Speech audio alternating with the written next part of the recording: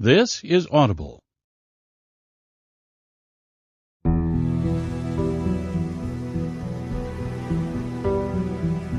Hachette Audio presents Absolute Power, written by David Baldacci, read by Scott Brick, preface read by the author.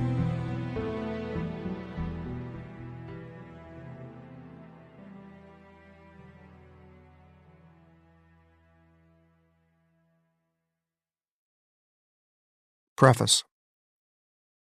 I was staring out a hotel window in Islip, New York at midnight. I was in Islip in my role as an attorney. I'd been sent there to review bank ground leases in connection with an acquisition.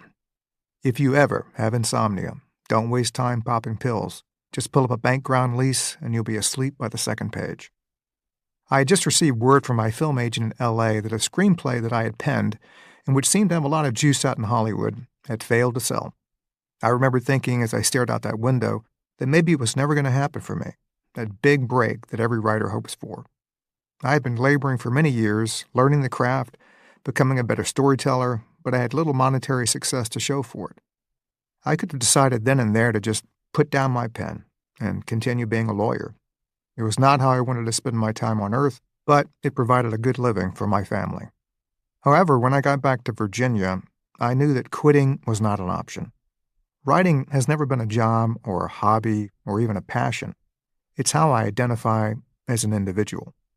Stopping would have been akin to erasing a substantial part of me from me. Then I had an idea for a writing challenge I had long been wanting to take on, a novel. My law office back then was within easy walking distance of the White House, and I would pass by and see the building and the guards and occasionally the presidential motorcade roll out. As a student of history, I knew that John F. Kennedy had conducted affairs at the White House while his wife was away, and I had been told that there were tunnels connecting the White House with both the Treasury Department on one side and the old Executive Office building on the other. So I began to wonder, what if one of these presidential trysts went terribly wrong, resulting in the president's Secret Service agents killing an innocent woman? That seemed to be a fascinating premise for an original novel, since it created intriguing moral challenges for everyone involved. Fueled by the potential, I spent 3 years in my spare time crafting the novel that became Absolute Power. I had gotten the idea for the title from the old Lord Acton quote, "Absolute power corrupts absolutely." What a prophet he was. With the novel finished, I found the names of 7 agents and sent it to them with a short query letter that said, "I guarantee that if you read the first page, you won't stop until you read the last." I knew that with that arrogant statement laid out, they would read the manuscript, if only to prove me wrong. 2 weeks later, 6 of the 7 agents wanted to represent me. I met the 7th one years later, and he lamented that his decision not to represent me was the biggest mistake he'd ever made. The book was sent out on a Monday night and was sold Tuesday morning for a record amount of money. When my agent called, I didn't believe him at first, because all I had known up to that point was rejection. When the CEO of the publisher phoned, I was convinced. I called my wife and told her that the novel was going to be published. She said excitedly, "That's great.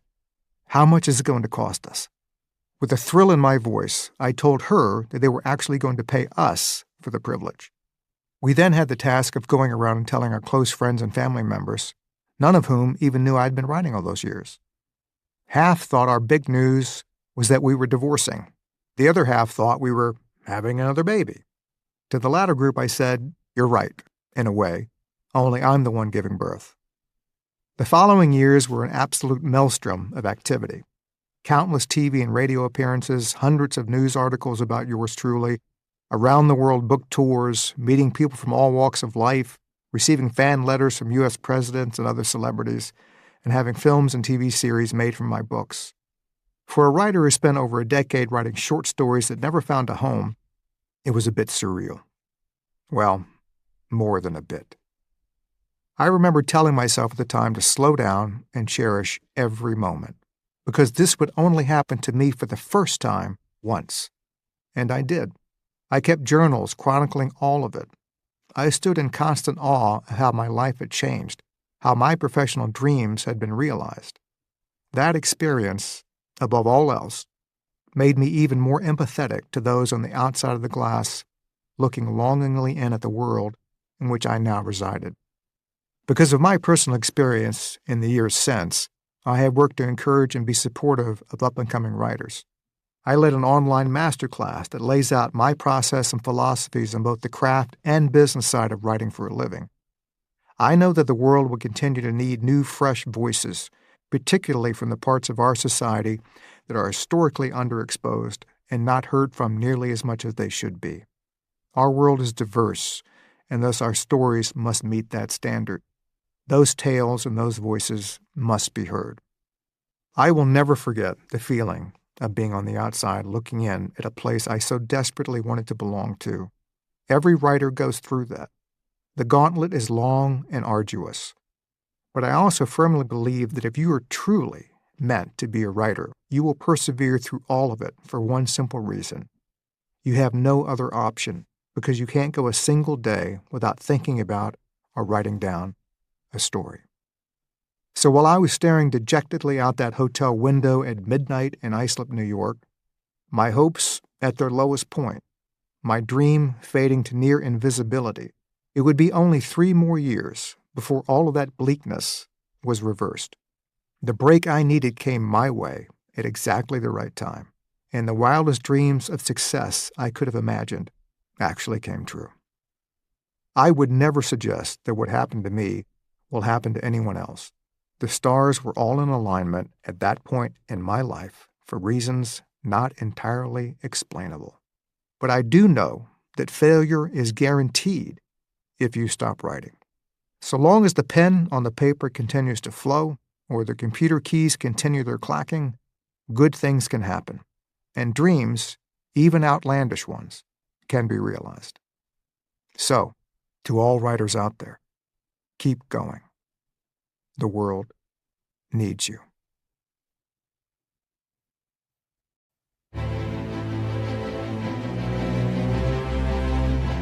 To Michelle, my dearest friend, my loving wife, my partner in crime, without you this dream would have remained a feeble glint in a weary eye. To my mother and father, no parents could have done any more. To my brother and sister, for putting up with a lot from their younger sibling, and still always being there for me.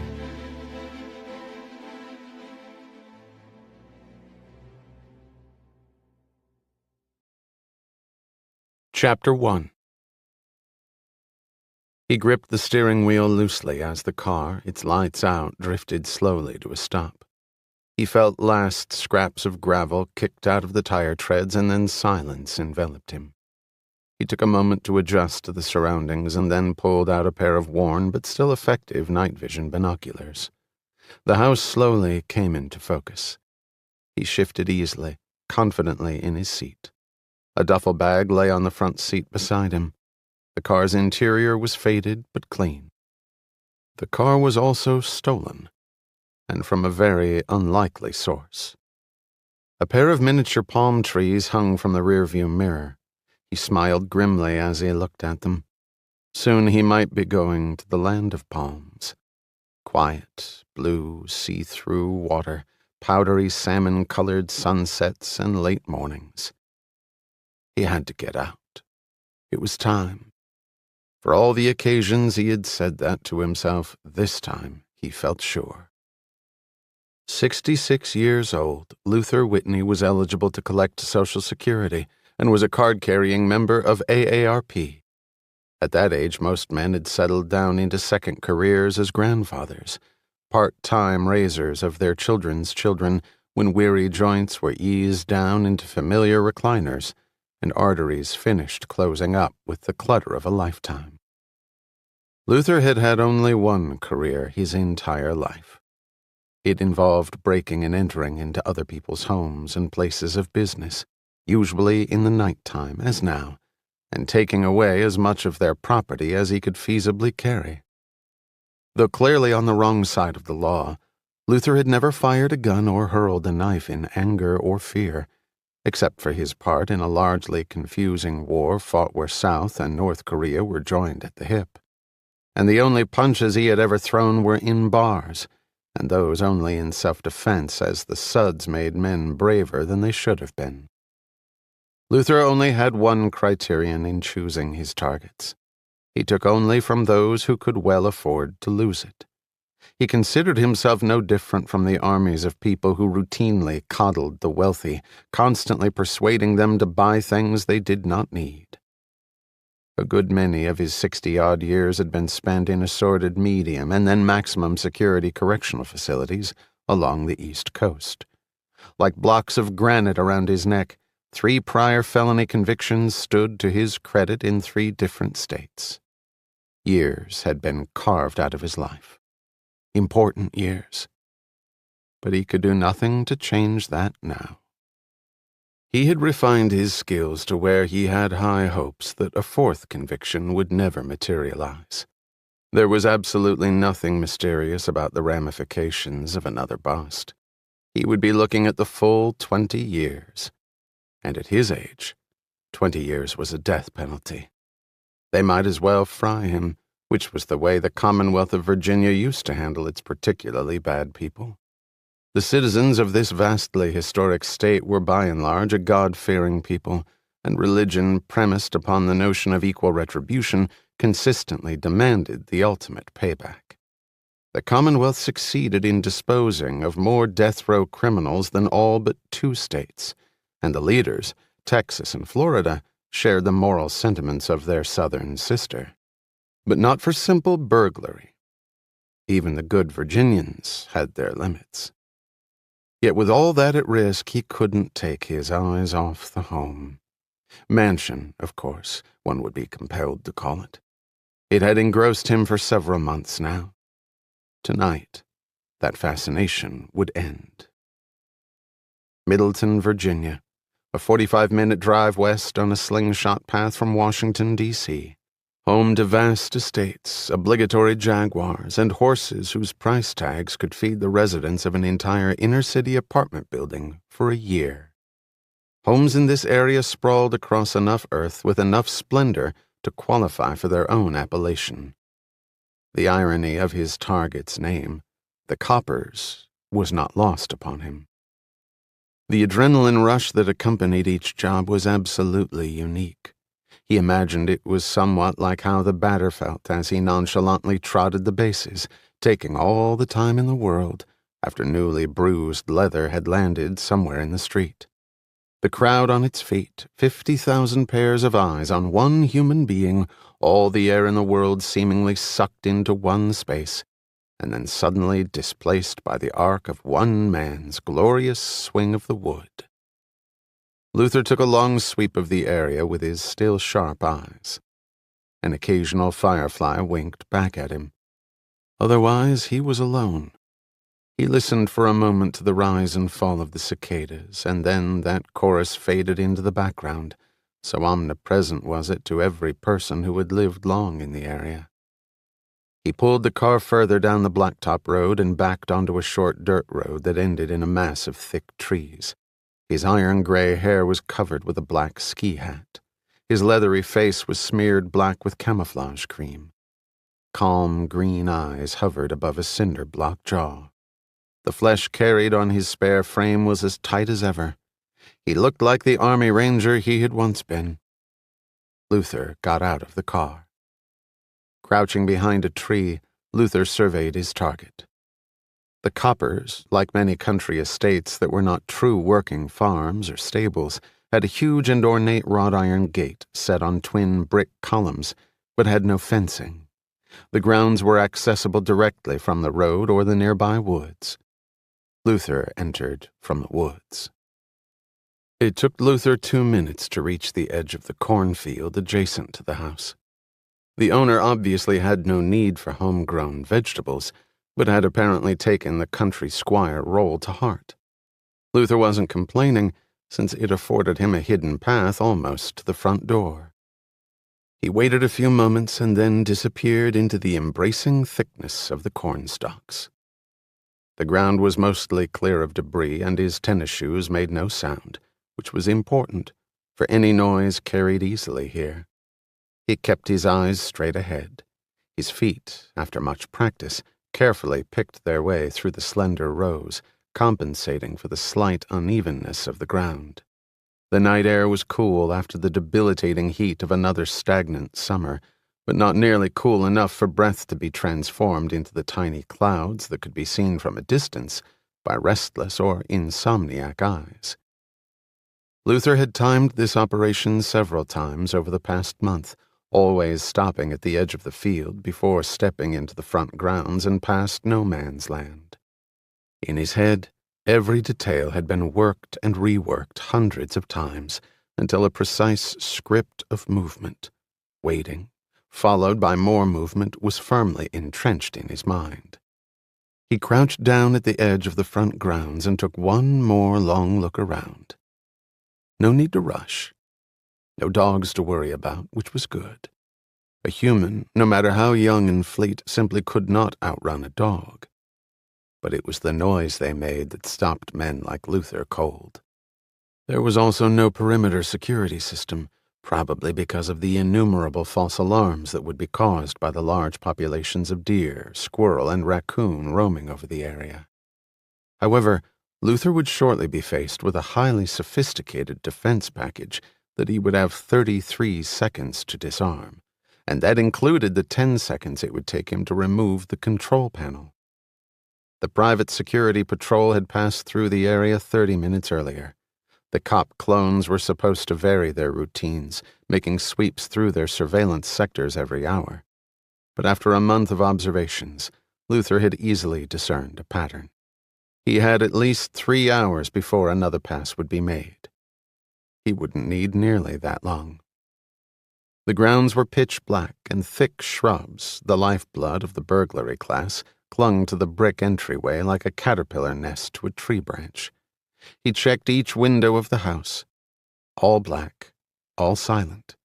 He had watched the caravan carrying the home's occupants parade out 2 days ago to point south, and carefully took inventory of all owners and personnel. The nearest estate was a good 2 miles away. He took a deep breath. He had planned everything out. But in this business, the simple fact was that you could never account for everything. He loosened the grips on his backpack and then glided out from the field in long, smooth strides across the lawn, and in 10 seconds was facing the thick, solid wood front door with reinforced steel framing, together with a locking system that was rated at the top of the charts for holding force. None of which concerned Luther in the least. He slipped a facsimile front door key out of his jacket pocket and inserted it into the keyhole without, however, turning it. He listened for another few seconds. Then he slipped off his backpack and changed his shoes so there would be no traces of mud. He readied his battery-operated screwdriver, which could reveal the circuitry he needed to fool 10 times faster than he could by hand.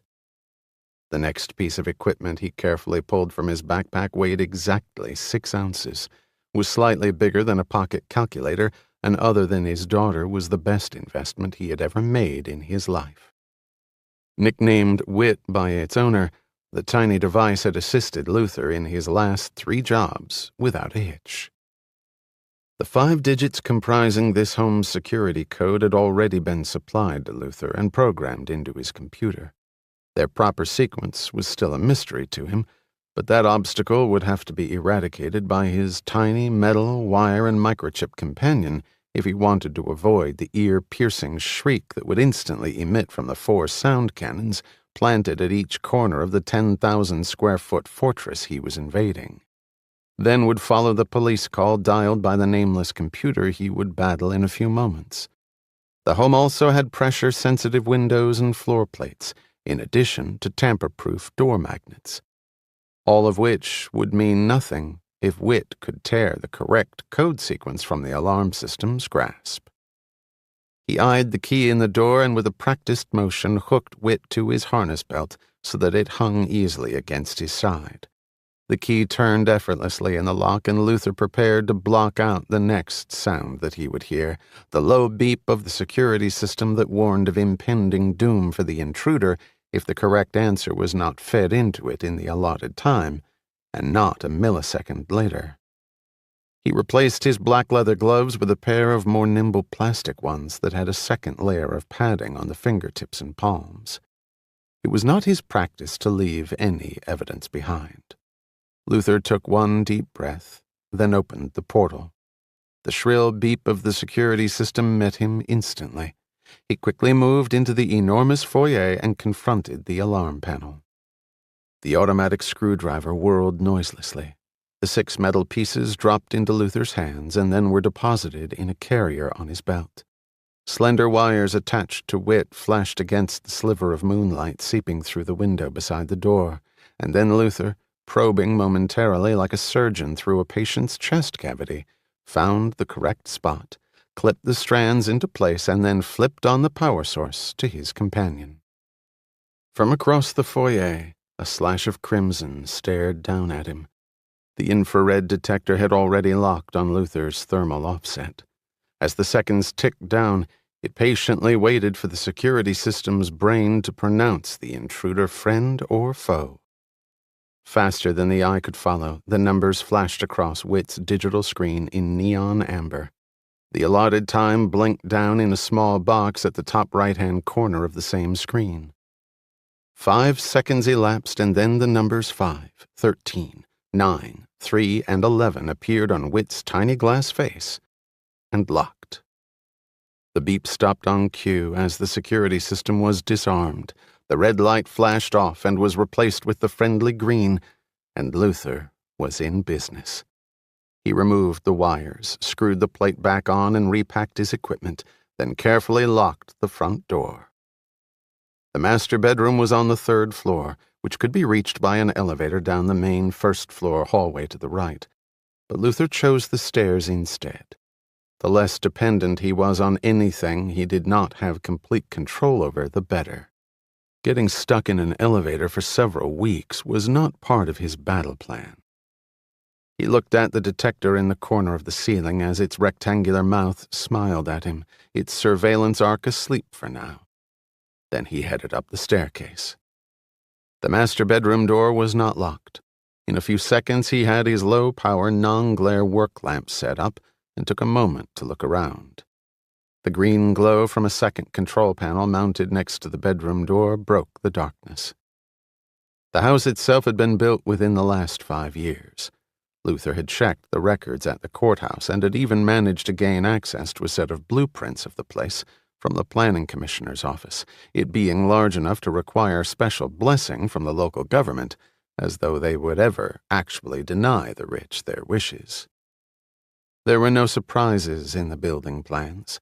It was a big, solid house, more than worth the multi-million-dollar price tag that had been paid in cash by its owner. Indeed, Luther had visited this home once before, in broad daylight, with people everywhere. He had been in this very room, and he had seen what he needed to see. And that was why he was here tonight. 6-inch crown molding peered down at him as he knelt next to the gigantic canopied bed. Next to the bed was a nightstand. On it were a small silver clock, the newest romance novel of the day, and an antique silver-plated letter opener with a thick leather handle. Everything about the place was big and expensive. There were 3 walk-in closets in the room, each about the size of Luther's living room.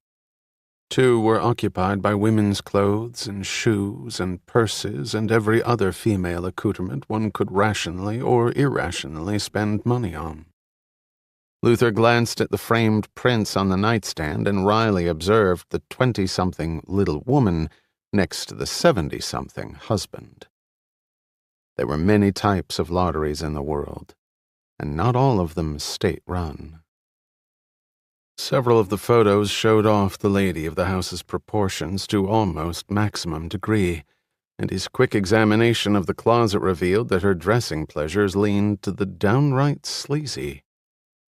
He looked up at the full-length mirror, studying the ornate carvings around its edges. He next surveyed the sides. It was a heavy, nifty bit of work, built right into the wall, or so it seemed, but Luther knew that hinges were carefully hidden into the slight recess 6 inches from the top and bottom. Luther looked back at the mirror. He had the distinct advantage of having seen a target like this full-length model a couple of years ago, although he hadn't planned to crack it. But you didn't ignore a second golden egg just because you had the first in hand. And that second golden egg had been worth about 50 thou. The prize on the other side of this private looking-glass, he figured, would be about 10 times that. Using brute force and the aid of a crowbar, he could overcome the locking system built into the mirror's carvings, but that would take precious time. And more than that, it would leave behind obvious signs of the place having been violated. And although the house was supposed to be empty for the next several weeks, one never knew. When he left the coppers, there would be no obvious evidence he had ever been there. Even upon their return, the owners might not check the vault for some time. In any event, he did not have to take the hard route. He walked quickly over to the large screen TV located against one wall of the vast chamber. The area was set up as a sitting room with matching chintz-covered chairs and a large coffee table. Luther looked at the 3 remotes lying there. One to work the TV, one for the VCR, and one that would cut his night's work by 90%. Each had a brand name on it. Each looked pretty much like the other, but a quick experiment showed that 2 worked their appropriate apparatus, and one did not. He walked back across the room, pointed the control at the mirror, and pushed the lone red button located at the bottom of the hardware. Ordinarily, that action meant the VCR was recording. Tonight, in this room, it meant the bank was opening for business for its one fortunate customer. Luther watched the door swing open easily, silently, on the now revealed no-maintenance hinges. From long habit, he replaced the control exactly where it had been, pulled a collapsible duffel bag out of his backpack, and entered the vault. As his light swept through the darkness, he was surprised to see an upholstered chair sitting in the middle of the room, which looked to be about 6 feet by 6 feet. On the chair's arm rested an identical remote, obviously a safeguard against being locked in by accident. Then his eyes took in the shelves down each side. The cash, bundled neatly, went in first, then the contents of the slender boxes that were definitely not costume jewelry. Luther counted about $200,000 worth of negotiable bonds and other securities, and 2 small boxes of antique coins and another of stamps, including one of an inverted figure that made Luther swallow hard. He ignored the blank checks and the boxes full of legal documents, which were worthless to him. His quick assessment ended at almost $2 million, probably more. He took one more look around, taking care not to miss any stray nook. The walls were thick. He figured they had to be fireproof, or as fireproof as man could make something. The place wasn't hermetically sealed. The air was fresh, not stale. Somebody could stay in here for days. The limo moved quickly down the road, followed by the van, each driver expert enough to accomplish this feat without the benefit of headlights. Inside the spacious back seat of the limo were a man and 2 women, one of whom was close to being drunk and who was doing her best to undress the man and herself right there, despite the gentle defensive efforts of her victim. The other woman sat across from them, tight-lipped, ostensibly trying to ignore the ridiculous spectacle, which included girlish giggling and much panting, but in reality she closely observed every detail of the pair's efforts. Her focus was on the large book that sat open in her lap, where appointments and notes battled each other for space, and the attention of the male sitting across from her, who took the opportunity of his companion wrenching off her spike heels to pour himself another drink. His capacity for alcohol was enormous. He could drink twice the amount he had already consumed tonight, and there would be no outward signs, no slurring of speech or impeded motor functions, which would have been deadly for a man in his position. She had to admire him, his obsessions, his truly raw edges, while at the same time his being able to project an image to the world that cried out purity and strength, normalcy, but at the same time, greatness. Every woman in America was in love with him, enamored with his classic good looks, immense self-assurance, and also what he represented, for all of them. And he returned that universal admiration with a passion, however misplaced, that astonished her. Unfortunately, that passion had never pointed itself in her direction, despite her subtle messages, the touches that lingered a shade too long, how she maneuvered to see him first thing in the morning when she looked her best, the sexual references used in their strategy sessions. But until that time came, and it would come, she kept telling herself, she would be patient. She looked out the window. This was taking too long. It threw everything else off. Her mouth curled up in displeasure. Luther heard the vehicles enter the front drive. He flitted to a window and followed the mini caravan as it went around the back, where it would be hidden from view from the front drive. He counted 4 people alighting from the limo, 1 from the van. His mind scrolled swiftly through possible identities. Too small a party for it to be the owners of the house. Too many for it to be someone simply checking on the place. He could not make out any faces. For one ironic instant, Luther debated whether the home was destined to be burgled twice on the same night. But that was too enormous a coincidence. In this business, like a lot of others, you played the percentages. Besides, criminals did not march up to their targets wearing clothing more suitable for a night on the town. He thought quickly as noises filtered up to him, presumably from outside the rear of the house. It took him a second to realize that his retreat was cut off and to calculate what his plan of action would be. Grabbing his bag, he raced to the alarm panel next to the bedroom door and activated the home's security system, silently thanking his memory for numbers. Then Luther slipped across to the vault and entered it, carefully closing the door behind him. He pushed himself as far back into the little room as he could. Now, he had to wait. He cursed his misfortune. Everything had been going so smoothly. Then he shook his head clear, forced himself to breathe regularly. It was like flying. The longer you did it, the greater your chance of something bad happening. He would just have to hope that the house's most recent arrivals would have no need to make a deposit in the private bank he was now occupying. A burst of laughter, and then the drum of voices filtered up to him, together with the loud beep from the alarm system, which sounded like a jet plane screeching directly over his head. Apparently there was slight confusion about the security code. A bead of sweat appeared on Luther's forehead as he envisioned the alarm exploding and the police wanting to examine every inch of the house just in case, starting with his little roost. He wondered how he would react as he listened to the mirrored door being opened, a light blazing in without the slightest possibility of missing him. The strange faces peering in, the drawn guns, the reading of his rights. He almost laughed. Trapped like a fucking rat, nowhere to go.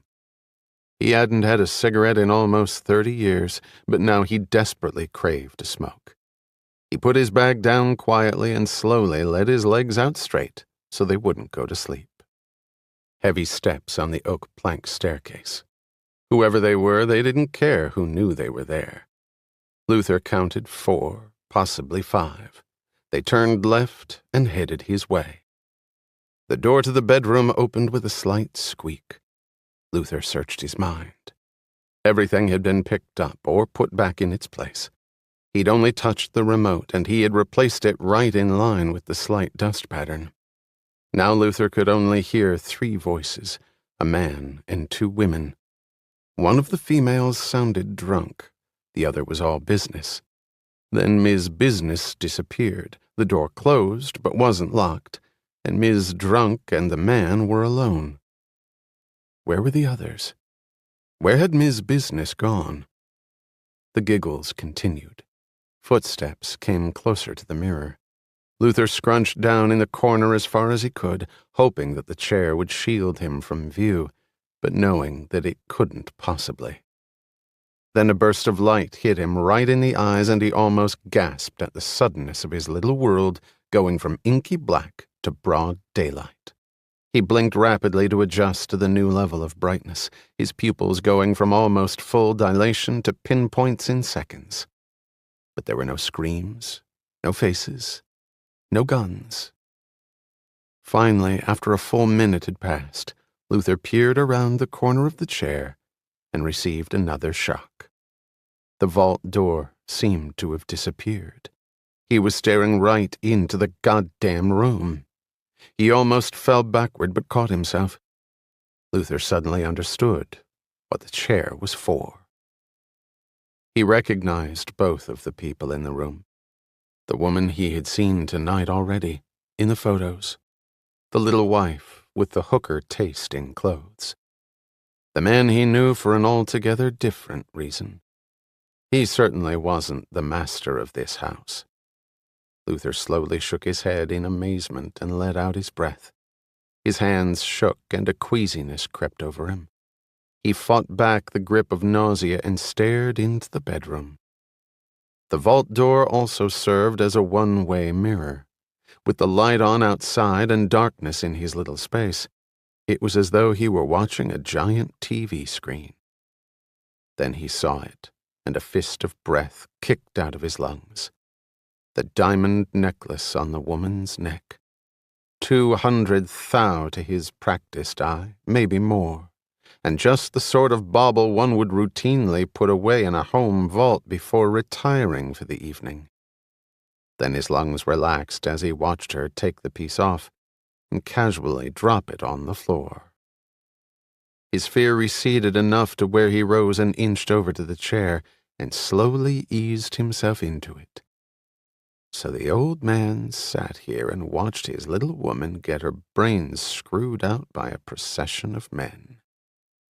From the looks of her, Luther figured that some members of that procession included young guys making minimum wage or hanging on to freedom by the width of a green card. But her gentleman caller tonight was in an altogether different class. He looked around, his ears focused for any sound of the other inhabitants of the house.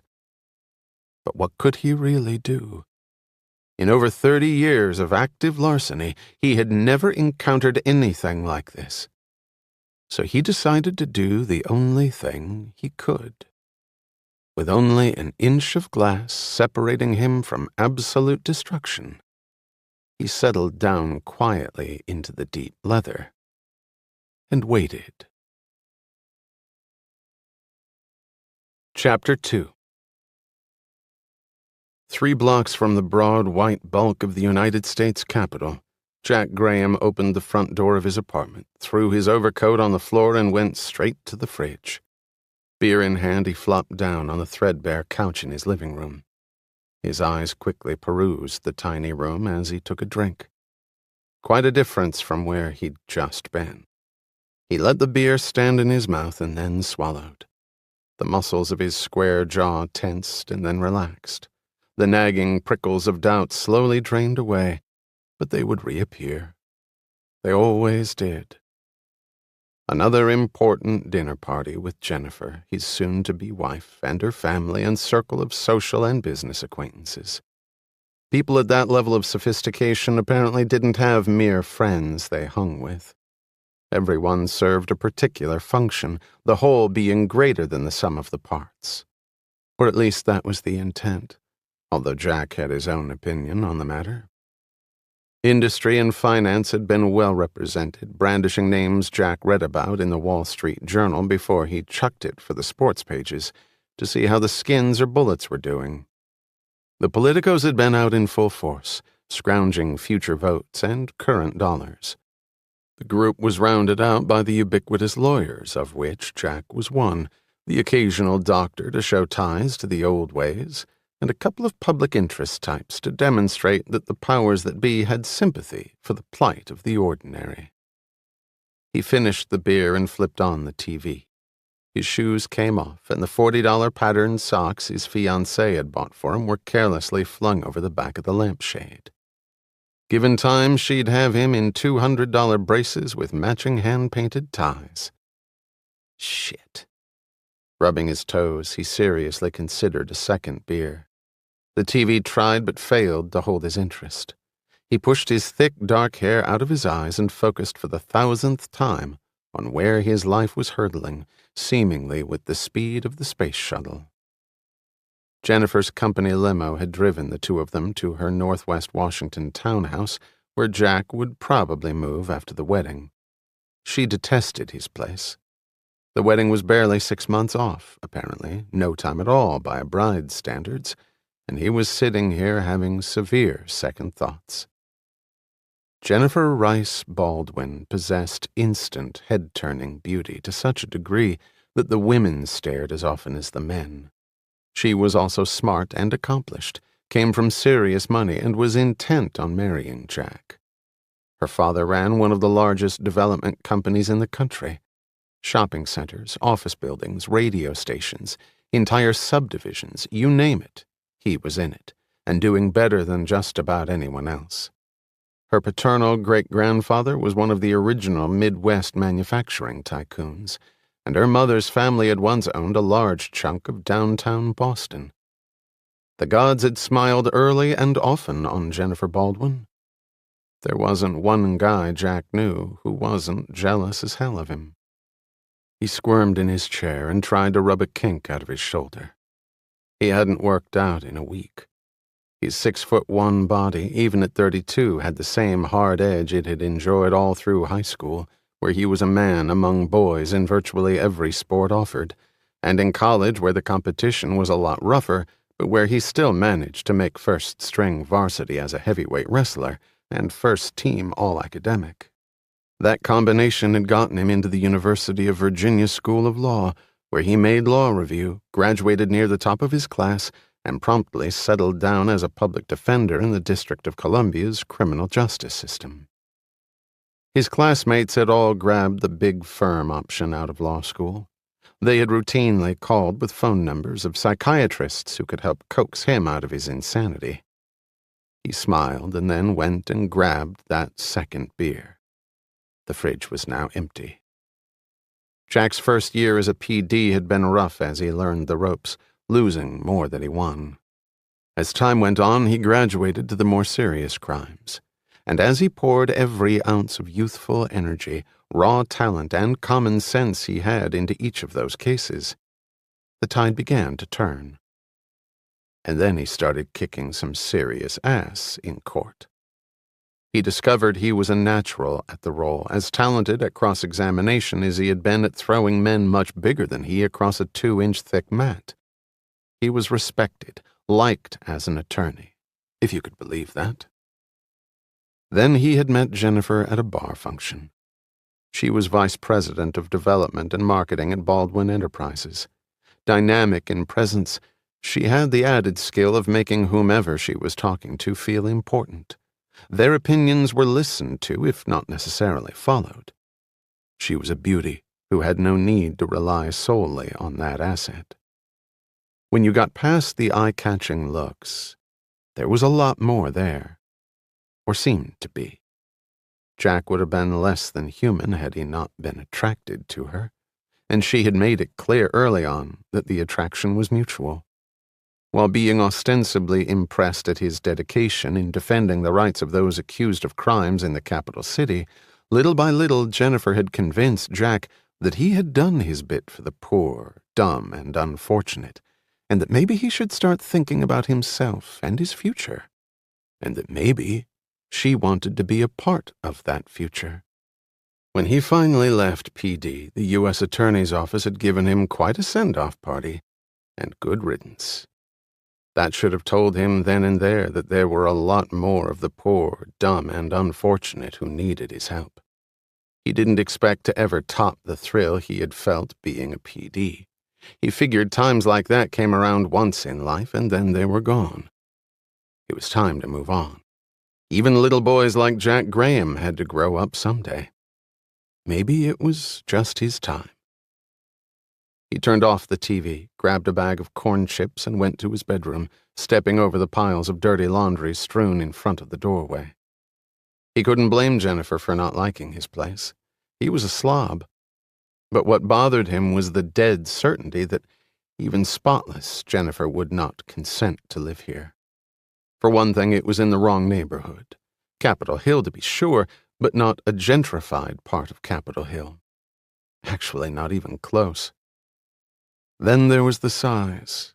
Her townhouse must have run 5,000 square feet, not counting the live-in maid's quarters and the two-car garage that housed her Jag and brand-new Range Rover, as if anybody living in D.C., with its traffic-strangled roads, needed a vehicle capable of driving up the vertical side of a 20,000-foot-high mountain. He had 4 rooms, if you counted the bathroom. He reached his bedroom, stripped off his clothes, and dropped into bed.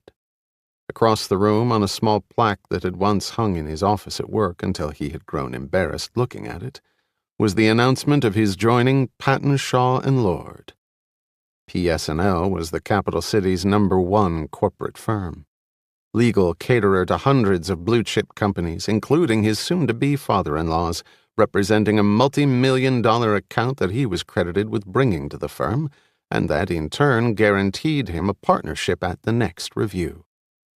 Partnerships at Patton Shaw were worth, on average, at least $500,000 a year. That was tip money for the Baldwins. But then he wasn't a Baldwin. At least, not yet. He pulled the blanket over him. The building's insulation left a lot to be desired. He popped a couple of aspirin and washed them down with the rest of a Coke that was sitting on his nightstand, then looked around the cramped, messy bedroom. It reminded him of his room growing up. It was a warm, friendly memory. Homes should look lived in. They should always give way to the screams of kids as they dashed from room to room in search of new adventures, of fresh objects to break. That was the other thing with Jennifer. She had made it clear that the sound of little feet was a distant project that was far from certain. Her career at her father's company was first and foremost in her mind and heart. Maybe more so, Jack felt, than he was. He rolled over and tried to close his eyes. The wind pushed against the window, and he glanced in that direction. He looked away, but then with a resigned air, his eyes drifted back over to the box. It held part of his collection of old trophies and awards from high school and college. But those items were not the object of his focus. In the semi-darkness, he reached out a long arm for the framed photo, decided against it, and then changed his mind again. He pulled it out. This had almost become a ritual. He never had to worry about his fiancée stumbling onto this particular possession of his, because she absolutely refused to enter his bedroom for longer than a minute.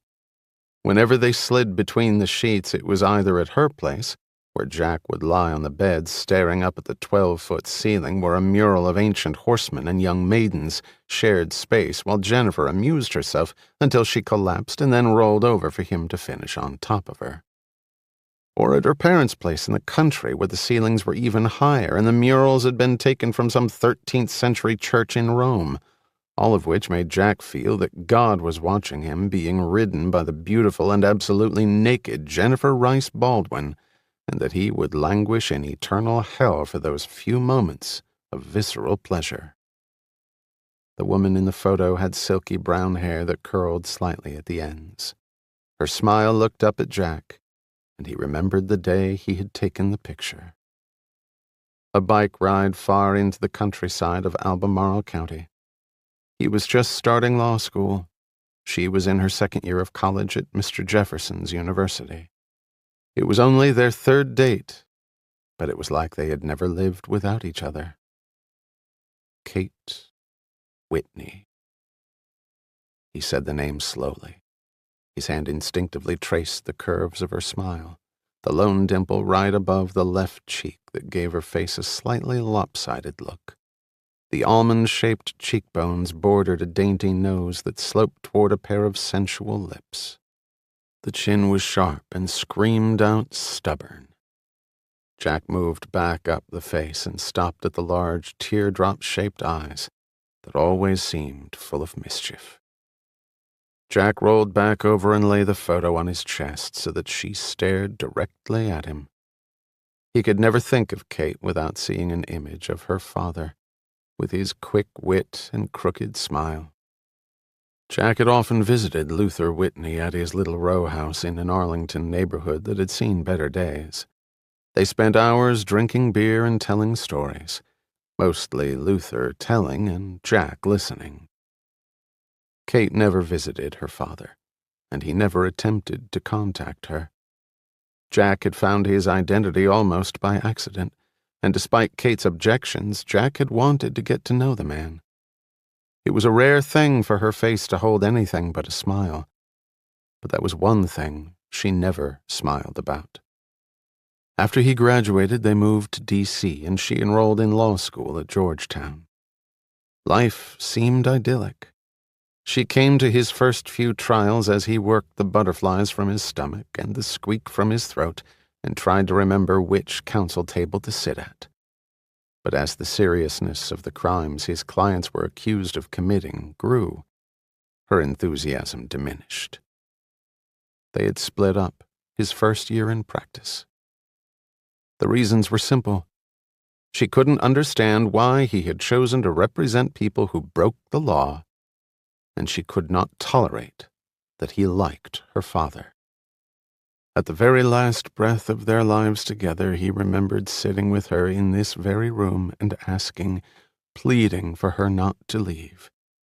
But she had, and that was 4 years ago, and he hadn't seen or heard from her since. He knew that she had taken a job with the Commonwealth Attorney's office in Alexandria, Virginia, where she was no doubt busily putting former clients of his behind bars for stomping on the laws of her adopted state. Other than that, Kate Whitney was a stranger to him. But lying there with her staring at him with a smile that told him a million things that he had never learned from the woman he was supposed to marry in 6 months, Jack wondered if Kate would remain a stranger to him, whether his life was destined to become far more complicated than he ever intended. He grabbed the phone and dialed. 4 rings, and he heard the voice. It had an edge that he didn't remember, or maybe it was new. The beep came and he started to leave a message, something funny, right out of the blue. But then right on cue, he got nervous and quickly hung up, his hands shaking, his breathing accelerated. He shook his head. Jesus Christ. He had done 5 Murder One cases, and he was shaking like a goddamn 16-year-old sucking up the courage to call his first date. Jack put the picture away and imagined what Kate was doing right that very minute. Probably still in her office pondering over how many years to take off somebody's life. Then Jack wondered about Luther. Was he at this very minute on the wrong side of someone's doorstep, or leaving with another bundle of financial joy slung over his back? What a family, Luther and Kate Whitney. So different and so much the same. As focused a pair as he had ever encountered, but their respective focuses occupied different galaxies. That last night, after Kate had walked out of his life, he had gone around to Luther's to say goodbye and to drink a last beer. They had sat in the small, well-tended garden, watching the clematis and ivy cling to the fence. The scent of lilacs and roses lay thick like a net over them. The old man had taken it all right, asked few questions, and wished Jack well. Some things did not work out. Luther understood that as well as anyone. But as Jack left that night, he had noticed the glistening in the old man's eyes. And then the door closed on that part of his life. Jack finally put out the light and closed his eyes with the knowledge that another tomorrow was close upon him. His pot of gold, his once-in-a-lifetime payoff, was one day closer to reality. It did not make for easy sleep. Chapter 3. As Luther stared through the glass, the thought struck him that the two made a very attractive couple. It was an absurd opinion to have under the circumstances, but that didn't make the conclusion any less valid. The man was tall, handsome, a very distinguished mid-40s. The woman could not have ventured far into her 20s. The hair was full and golden, the face oval and lovely, with a pair of enormous deep blue eyes that now looked up lovingly into the man's elegant countenance. He touched her smooth cheek. She nestled her lips against his hand. The man had 2 tumblers and filled them with the contents of the bottle he had brought with him. He handed the woman one. After a clink of glasses, their eyes firmly set on each other. He finished his drink in one swallow while she only managed a small sip of hers. Glasses put down, they embraced in the middle of the room. His hand slid down her backside and then back up to the bare shoulders. Her arms and shoulders were tanned and well-toned. He grasped her limbs admiringly as he leaned down to kiss her neck. Luther averted his eyes, embarrassed to be viewing this very personal encounter. A strange emotion to have when he was still clearly in danger of being caught. But he was not so old that he could not appreciate the tenderness, the passion that was slowly unfolding in front of him. As he raised his eyes up, he had to smile. The couple was now engaged in a slow dance around the room. The man was obviously well practiced at the endeavor. His partner was less so, but he gently led her through the simple paces until they again ended up beside the bed. The man paused to fill his glass again and then quickly drained it. The bottle was now empty. As his arms encircled her once more, she leaned into him, pulled at his coat, started to undo his tie. The man's hands drifted to the zipper of her dress and slowly headed south. The black dress slid down and she slowly stepped out of it, revealing black panties and thigh-high stockings, but no bra. She had the sort of body that made other women who didn't instantly jealous. Every curve was where it was supposed to be. Her waist Luther could have encircled with both hands touching. As she turned to the side to slide out of her stockings, Luther observed that the breasts were large, round, and full. The legs were lean and defined, probably from hours of daily exercise under the watchful eyes of a personal trainer. The man quickly undressed down to his boxers and sat on the side of the bed watching the woman as she took her time slipping out of her underwear. Her rear end was round and firm and creamy white against the backdrop of a flawless tan. With her last piece of clothing shed, a smile cut across the man's face. The white teeth were straight and thick. Despite the alcohol, his eyes seemed clear and focused. She smiled at his attention and slowly advanced. As she drew within his reach, his long arms gripped her, pulled her to him. She rubbed up and down against his chest. Again, Luther began to avert his eyes, wishing more than anything else that this spectacle would soon be over and that these people would leave. It would only take him a few minutes to return to his car, and this night would be filed away in his memory as a unique, if potentially disastrous, experience. That's when he saw the man grip the woman's buttocks hard and then slap them, again and again. Luther winced in vicarious pain at the repeated blows. The white skin now glowed red. But either the woman was too drunk to feel the pain or she enjoyed this sort of treatment, because her smile didn't fade. Luther felt his gut clench again as the man's fingers dug into the soft flesh. The man's mouth danced across her chest. She ran her finger through his thick hair as she positioned her body inside his legs. She closed her eyes, her mouth gathered into a contented smile. She arched her head back. Then she opened her eyes and attacked his mouth with hers. His strong fingers moved up from the abused buttocks and started to gently massage her back. Then he dug in hard until she winced and pulled back from him. She half smiled, and he stopped as she touched his fingers with hers. He turned his attention back to her breasts and suckled them. Her eyes closed once again as her breathing turned perceptibly to a low moan. The man moved his attention again to her neck. His eyes were wide open, looking across at where Luther sat, but with no idea of his presence. Luther stared at the man, at those eyes, and didn't like what he saw. Pools of darkness surrounded by red, like some sinister planet seen through a telescope. The thought struck him that the naked woman was in the grip of something not so gentle, not so loving as she probably anticipated. The woman finally grew impatient and pushed her lover down on the bed. Her legs straddled the man, giving Luther a view from behind that should have been reserved for her gynecologist and husband. She hoisted herself up, but then with a sudden burst of energy, he roughly pushed her aside and went on top of her, grabbing her legs and lifting them up until they were perpendicular with the bed. Luther stiffened in his chair at the man's next movement. He grabbed her by the neck and jerked her up, pulling her head between his legs. The suddenness of the act made her gasp, her mouth a bare inch from him there. Then he laughed and threw her back down. Dazed for a moment, she finally managed a weak smile and sat up on her elbows as he towered over her. He grabbed his erection with one hand, spreading her wide with the other.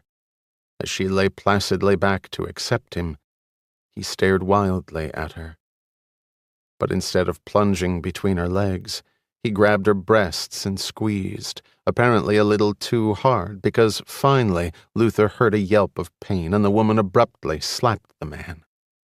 He let go and then slapped her back, viciously, and Luther saw a patch of blood emerge at the corner of her mouth and spill onto the thick, lipstick-coated lips.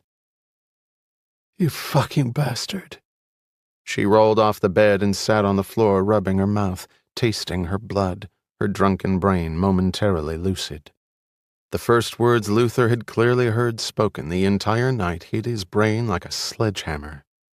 He stood up, inched toward the glass. The man grinned. Luther froze when he saw it. It was more like the snarl of a wild animal close to a kill than a human being.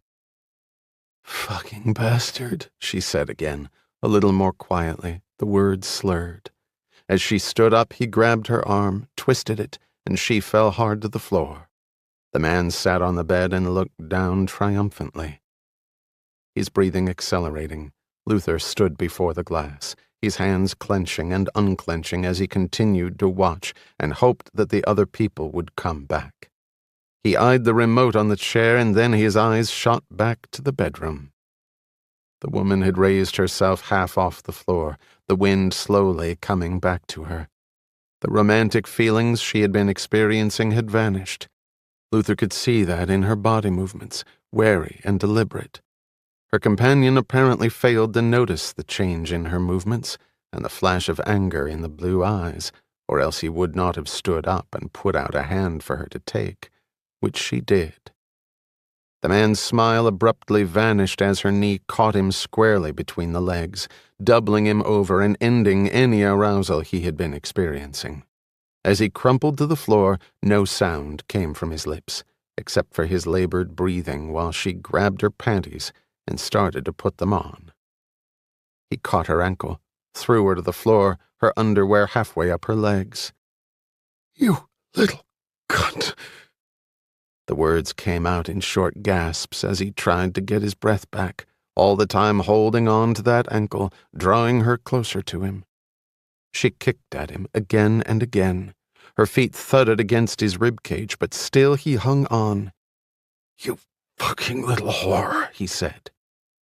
At the menace he heard in those words, Luther stepped toward the glass, one of his hands flying to its smooth surface as if to reach through it, to grab the man, make him let go. The man painfully dragged himself up, and his look made Luther's flesh turn cold. The man's hands gripped the woman's throat. Her brain, clouded by the alcohol, snapped back to high gear. Her eyes, now completely filled with fear, darted to the left and right as the pressure on her neck increased and her breath started to weaken. Her fingers clawed at his arms, scratching deeply. Luther saw the blood rise to the man's skin where she attacked him, but his grip did not loosen. She kicked and jerked her body, but he was almost twice her weight. Her attacker didn't budge. Luther again looked at the remote. He could open the door. He could stop this. But his legs would not move. He stared helplessly through the glass. Sweat poured from his forehead. Every pore in his body seemed to be erupting. His breath came in short bursts as his chest heaved. He placed both hands against the glass. Luther's breath stopped as the woman fixed on the nightstand for an instant. Then, with a frantic motion, she grabbed the letter opener, and with one blinding stroke she slashed the man's arm. He grunted in pain, let go, and grabbed his bloody arm. For one terrible instant he looked down at his wound, almost in disbelief that he had been damaged like that.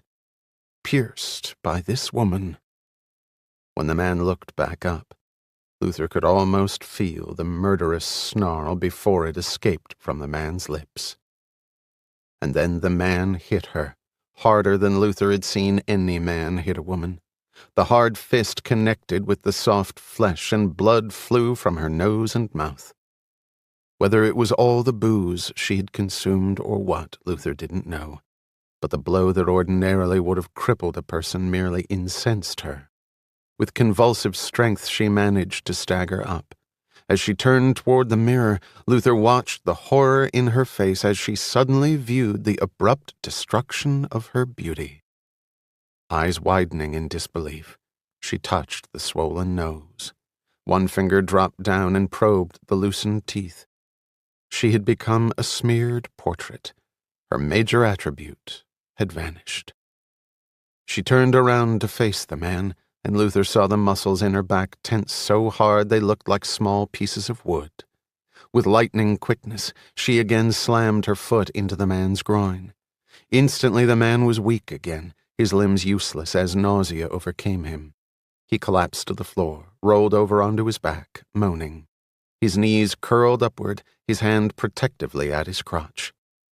With blood streaming down her face, with eyes that had gone from stark horror to homicidal in an instant, the woman dropped to her knees beside him and raised the letter opener high above her head. Luther grabbed the remote, took a step toward the door, his finger almost on the button. The man, seeing his life about to end as the letter opener plunged toward his chest, screamed with every bit of strength he had left. The call did not go unheeded. His body frozen in place, Luther's eyes darted to the bedroom door as it flew open. Two men, hair cropped short, crisp business suits not concealing impressive physiques, burst into the room, guns drawn. Before Luther could take another step, they had assessed the situation and made their decision. Both guns fired almost simultaneously. Kate Whitney sat in her office going over the file one more time. The guy had 4 priors and had been arrested but ultimately not charged on 6 other occasions because witnesses had been too frightened to talk or had ended up in trash dumpsters. He was a walking time bomb ready to explode on another victim, all of whom had been women. The current charge was murder during the commission of robbery and rape, which met the criteria for capital murder under Virginia's laws. And this time, she decided to go for the home run. Death. She had never asked for it before, but if anybody deserved it, this guy did, and the Commonwealth was not squeamish about authorizing it. Why allow him life when he had cruelly and savagely ended the one given to a 19-year-old college student who made the mistake of going to a shopping mall in broad daylight to pick up some nylons and a new pair of shoes? Kate rubbed her eyes and, using a rubber band from the pile on her desk, pulled her hair back into a rough ponytail. She looked around her small, plain office. The case files were piled high around the room, and for the millionth time she wondered if it would ever stop. Of course it wouldn't. If anything, it would get worse, and she could only do what she could do to stem the flow of blood. She would start with the execution of Roger Simmons, Jr., 22 years old and as hardened a criminal as she had ever confronted, and she had already faced an army of them in her as yet short career. She remembered the look he had given her that day in court. It was a countenance totally without remorse or caring or any other positive emotion. It was also a face without hope, an observation substantiated by his background history, which read like a horror story of a childhood. But that was not her problem. It seemed like the only one that wasn't. She shook her head and checked her watch. Well after midnight. She went to pour some more coffee. Her focus was starting to wander. The last staff attorney had left 5 hours ago. The cleaning crew had been gone for 3. She moved down the hallway in her stocking feet to the kitchen. If Charlie Manson were out and doing his thing now, he'd be one of her milder cases, an amateur compared to the monsters roaming loose today. Cup of coffee in hand, she walked back into her office and paused for a moment to look at her reflection in the window. With her job, looks were really unimportant. Hell, she hadn't been on a date in over a year. But she couldn't pull her eyes away. She was tall and slender, perhaps too skinny in certain areas, but her routine of running 4 miles every day had not changed while her caloric intake had steadily dwindled. Mostly she subsisted on bad coffee and crackers, although she limited herself to 2 cigarettes a day and was hoping with luck to quit altogether. She felt guilty about the abuse her body was taking with the endless hours and stress of moving from one horrific case to another. But what was she supposed to do? Quit because she didn't look like the women on the cover of Cosmopolitan? She consoled herself with the fact that their job 24 hours a day was to make themselves look good. Hers was to ensure that people who broke the law, who hurt others, were punished. Under any criteria, she reasoned she was doing far more productive things with her life. She swiped at her own mane. It needed to be cut, but where was the time to do that? The face was still relatively unmarked by the burden she found increasingly difficult to carry. Her 29-year-old face, after 4 years of 19-hour days and countless trials, had held its own. She sighed as she realized that probably would not last. In college, she had been the gracious recipient of turned heads, the cause of raised heartbeats and cold sweats. But as she got ready to enter her 30s, she realized that what she had taken for granted for so many years, that what she had in fact derided on so many occasions, would not be with her that much longer. And like so many things you took for granted or dismissed as unimportant, being able to quiet a room by your mere entrance was one she knew she was going to miss. That her looks had remained strong over the last few years was remarkable, considering she had done relatively little to preserve them. Good genes, that must be it. She was fortunate. But then she thought of her father, and decided that she wasn't very lucky at all in the genes department. A man who stole from others and then pretended to live a normal life. A man who deceived everyone, including his wife and daughter. A man you could not depend on to be there. She sat at her desk, took a quick sip of the hot coffee, poured in more sugar and looked at Mr. Simmons while she stirred the black depths of her nighttime stimulus. She picked up the phone, called home to check messages. There were 5. 2 from other lawyers, 1 from the policeman she would put on the stand against Mr. Simmons, and 1 from a staff investigator who liked to call her at odd hours with mostly useless information. She should change her telephone number. The last message was a hang-up. But she could hear very low breathing on the end. She could almost make out a word or two. Something in the sound was familiar, but she couldn't place it. People with nothing better to do. The coffee flowed through her veins. The file came back into focus. She glanced up at her little bookshelf. On top was an old photo of her deceased mother and 10-year-old Kate. Cut out from the picture was Luther Whitney. A big gap next to mother and daughter. A big nothing. Jesus Fucking Christ! The President of the United States sat up, one hand covering his limp and damaged privates, the other holding the letter opener that a moment before was to have been the instrument of his death. It had more than just his blood on it now. Jesus fucking Christ, Bill, you fucking killed her. The target of his barrage stooped to help him up while his companion checked the woman's condition, a perfunctory examination, considering 2 heavy-caliber bullets had blown through her brain. I'm sorry, sir. There wasn't time. I'm sorry, sir.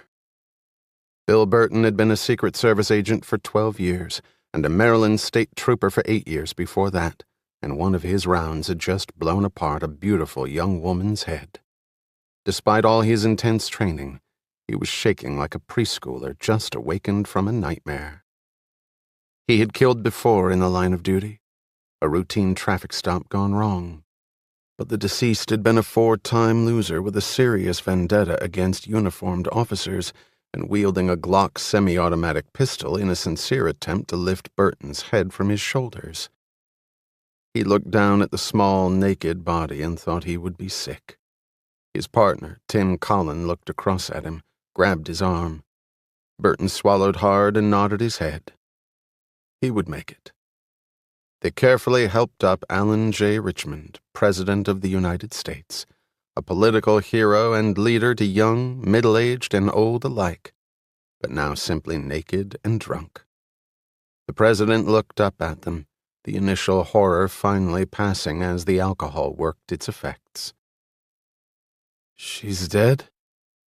The words were a little slurred. The eyes seemed to roll back in the head like loose marbles. Yes, sir. Collin answered crisply. You didn't let a question from the President go unanswered, drunk or not. Burton hung back now. He glanced at the woman again and then looked back at the President. That was their job.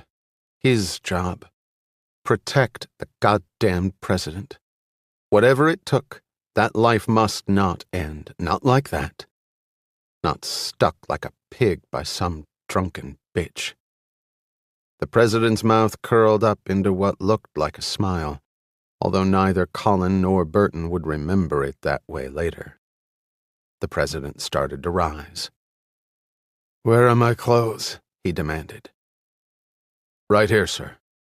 Burton, snapping back to attention, stooped to pick up the clothes. They were heavily spotted. Everything in the room seemed to be. With her.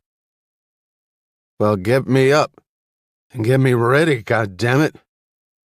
I've got a speech to give for somebody somewhere, don't I? He laughed shrilly. Burton looked at Collin and Collin looked at Burton. They both watched as the President passed out on the bed. At the sound of the explosions, Chief of Staff Gloria Russell had been in the bathroom on the first floor, as far away from that room as she could get. She had accompanied the President on many of these assignations, but rather than growing used to them, they disgusted her more each time. To imagine her boss, the most powerful man on the face of the earth, bedding all these celebrity whores, these political groupies. It was beyond comprehension, and yet she had almost learned to ignore it. Almost. She had pulled her pantyhose back up, grabbed her purse, flung open the door, run down the hallway, and even in heels took the steps 2 at a time. When she reached the bedroom door, Agent Burton stopped her. Ma'am, you don't want to see this. It's not pretty. She pushed past him and then stopped. Her first thought was to run back out, down the stairs, into the limo, out of there, out of the state, out of the miserable country. She wasn't sorry for Christy Sullivan, who'd wanted to get screwed by the President. That had been her goal for the last 2 years. Well, sometimes you don't get what you want. Sometimes you get a lot more. Russell steadied herself and faced off with Agent Collin. What the hell happened? Tim Collin was young, tough, and devoted to the man he was assigned to protect. He was trained to die defending the president, and there was no question in his mind that if the time came, he would. Several years had passed since he had tackled an assailant in the parking lot of a shopping center where then presidential candidate Alan Richmond had been making an appearance. Colin had had the potential assassin down on the asphalt and completely immobile before the guy had even gotten his gun fully out of his pocket, before anyone else had even reacted. To Colin, his only mission in life was to protect Alan Richmond. It took Agent Colin 1 minute to report the facts to Russell in succinct, cohesive sentences. Burton solemnly confirmed the account. It was either him or her, Ms. Russell. There was no other way to cut it. Burton instinctively glanced at the president, who still lay on the bed, oblivious to anything. They had covered the more strategic portion of his body with a sheet. "Do you mean to tell me you heard nothing? No sounds of violence before this?" She waved at the mess of the room. The agents looked at each other. They had heard many sounds emanating from bedrooms where their boss happened to be. Some might be construed as violent, some not. But everybody had always come out okay before. "Nothing unusual," Burton replied. "Then we heard the president scream, and we went in. That knife was maybe 3 inches from going into his chest. Only thing fast enough was a bullet." He stood as erect as he could and looked her right in the eye. He and Colin had done their job, and this woman wasn't going to tell them otherwise. No blame would be put on his shoulders. "There was a goddamn knife in the room?" She looked at Burton incredulously. "If it was up to me, the president wouldn't go out on these little excursions. Half the time he won't let us check anything out beforehand. We didn't get a chance to scope the room." He looked at her. "He's the president, ma'am," he added, for good measure, as if that justified everything. And for Russell it usually did, a fact Burton was well aware of. Russell looked around the room, taking in everything. She had been a tenured professor of political science at Stanford with a national reputation before answering the call in Alan Richmond's quest for the presidency. He was such a powerful force, everybody wanted to jump on his bandwagon. Currently Chief of Staff, with serious talk of becoming Secretary of State if Richmond won re-election, which everyone expected him to do with ease. Who knew? Maybe a Richmond-Russell ticket might be in the making. They made a brilliant combination. She was the strategist, he was the consummate campaigner. Their future grew brighter every day. But now she had a corpse and a drunken president inside a home that was supposed to be vacant. She felt the express train coming to a halt. Then her mind snapped back. Not over this little piece of human garbage. Not ever. Burton stirred. "You want me to call the police now, ma'am?" Russell looked at him like he had lost his mind. "Burton? Let me remind you that our job is to protect the president's interests at all times, and nothing, absolutely nothing, takes precedence over that. Is that clear?" "Ma'am, the lady's dead." "I think That's right. You and Colin shot the woman, and she's dead." After exploding from Russell's mouth, the words hung in the air. Colin rubbed his fingers together. A hand went instinctively to his holstered weapon. He stared at the late Mrs. Sullivan as if he could will her back to life. Burton flexed his burly shoulders, moved an inch closer to Russell so that the significant height difference was at its maximum. "If we hadn't fired, the president would be dead. That's our job, to keep the president safe and sound." "Right again, Burton. And now that you have prevented his death, How do you intend to explain to the police and the president's wife and your superiors and the lawyers and the media and the Congress and the financial markets and the country and the rest of the goddamn world why the president was here? What he was doing while he was here? And the circumstances that led up to you and Agent Cullen having to shoot the wife of one of the wealthiest and most influential men in the United States? Because if you call the police, if you call anybody, that is exactly what you will have to do. Now, if you are prepared to accept full responsibility for that undertaking, then pick up that phone over there and make that call. Burton's face changed color. He backed up a step, his superior size useless to him now. Cullen was frozen, watching the two square off. He had never seen anyone talk that way to Bill Burton.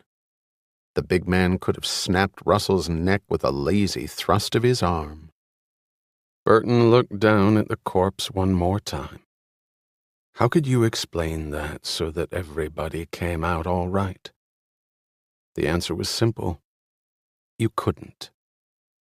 Russell watched his face carefully. Burton looked back at her.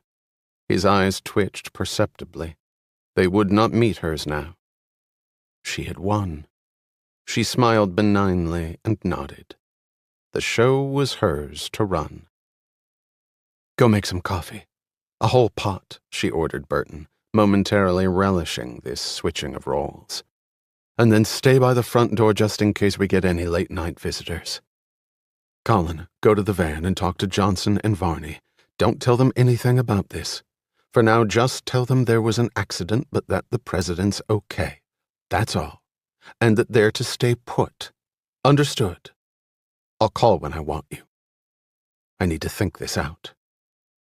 Burton and Colin nodded and headed out. Neither had been trained to ignore orders so authoritatively given. And Burton didn't want to be calling the shots on this one. They couldn't pay him enough to do that. Luther hadn't moved since the shots had blown apart the woman's head. He was afraid to. His feelings of shock had finally passed, but he found his eyes continually wandering to the floor and to what had once been a living, breathing human being. In all his years as a criminal, he had only seen one other person killed. A thrice-convicted pedophile whose spinal cord had collided with a 4-inch shiv wielded by an unsympathetic fellow inmate. The emotions sweeping over him now were totally different, as though he were the sole passenger on a ship that had sailed into a foreign harbor. Nothing looked or seemed familiar at all.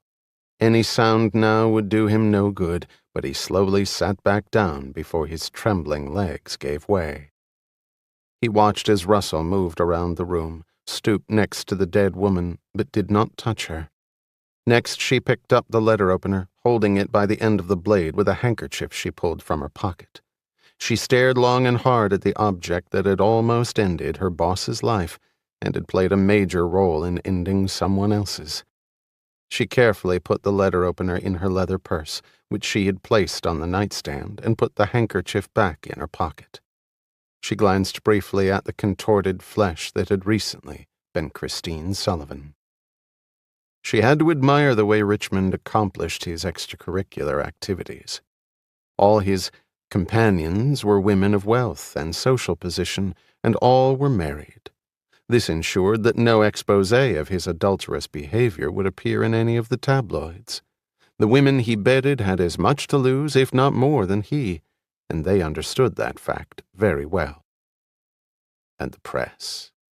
Russell smiled. In this day and age, the president lived under a never-ending barrage of scrutiny. He couldn't pee, smoke a cigar, or belch without the public knowing all of the most intimate details. Or so the public thought.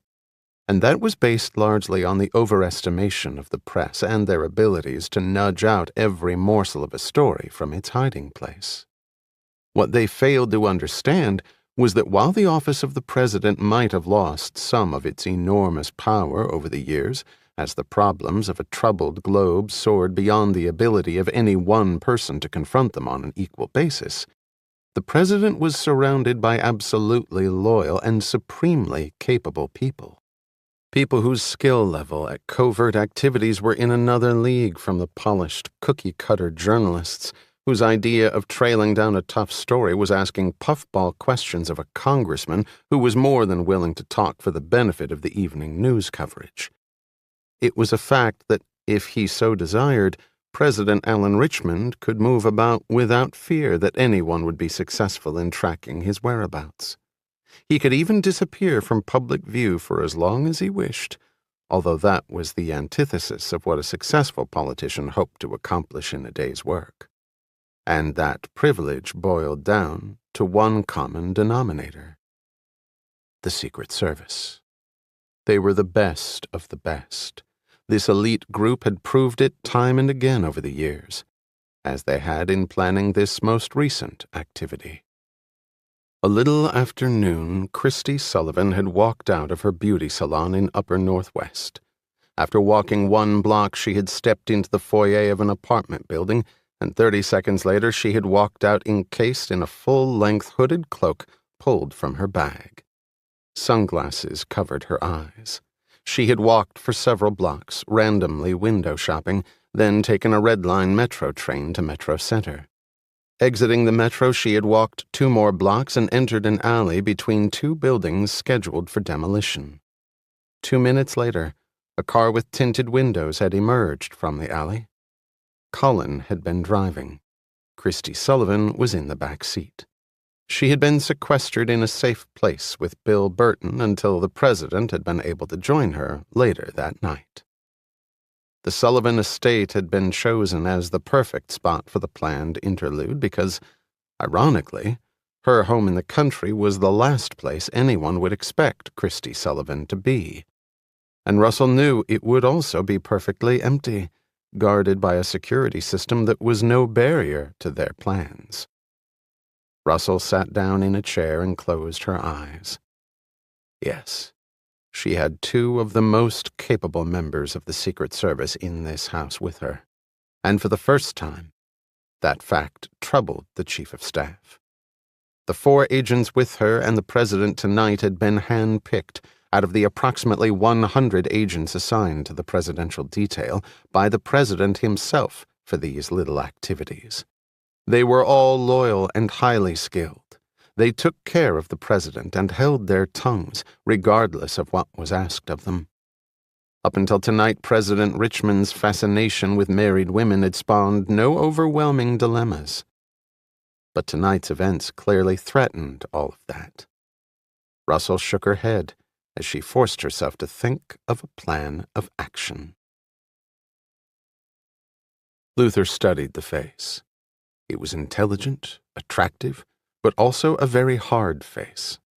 You could almost see the mental maneuvering as the forehead alternately wrinkled and then went lax. Time slipped by, and she didn't budge. Then Gloria Russell's eyes opened and moved across the room, not missing any detail.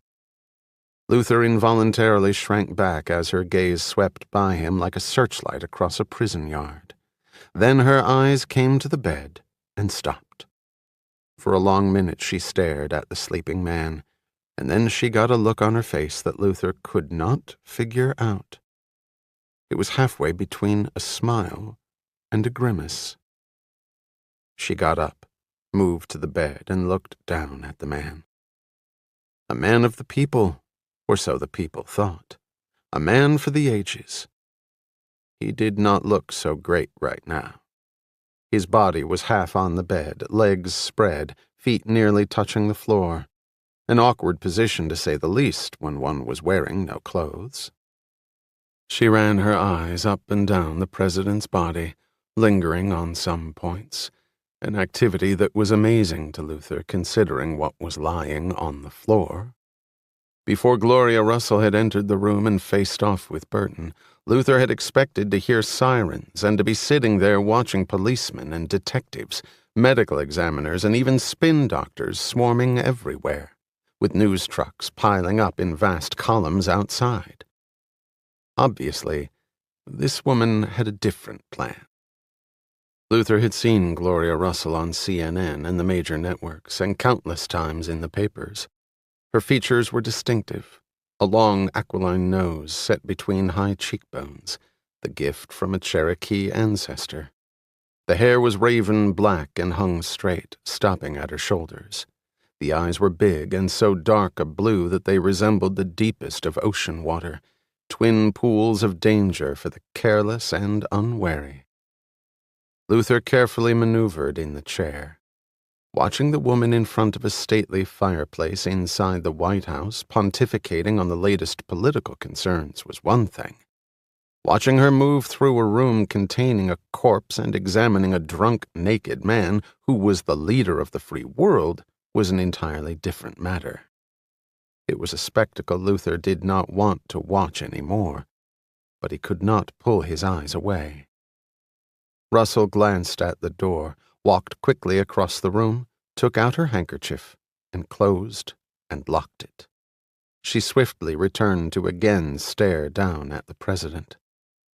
Her hand went out, and for a moment Luther cringed in anticipation, but she simply stroked the president's face. Luther relaxed, but then stiffened again as her hand moved down to his chest, lingering momentarily on the thick hair, and then dropped still lower to his flat stomach, which rose and fell evenly in his deep sleep. Then her hand moved lower, and she slowly pulled the sheet away and let it drop to the floor. Her hand reached down to his crotch and held there. Then she glanced at the door again and knelt down in front of the president. Now Luther had to close his eyes. He did not share the peculiar spectator interests of the house's owner. Several long minutes passed, and then Luther opened his eyes.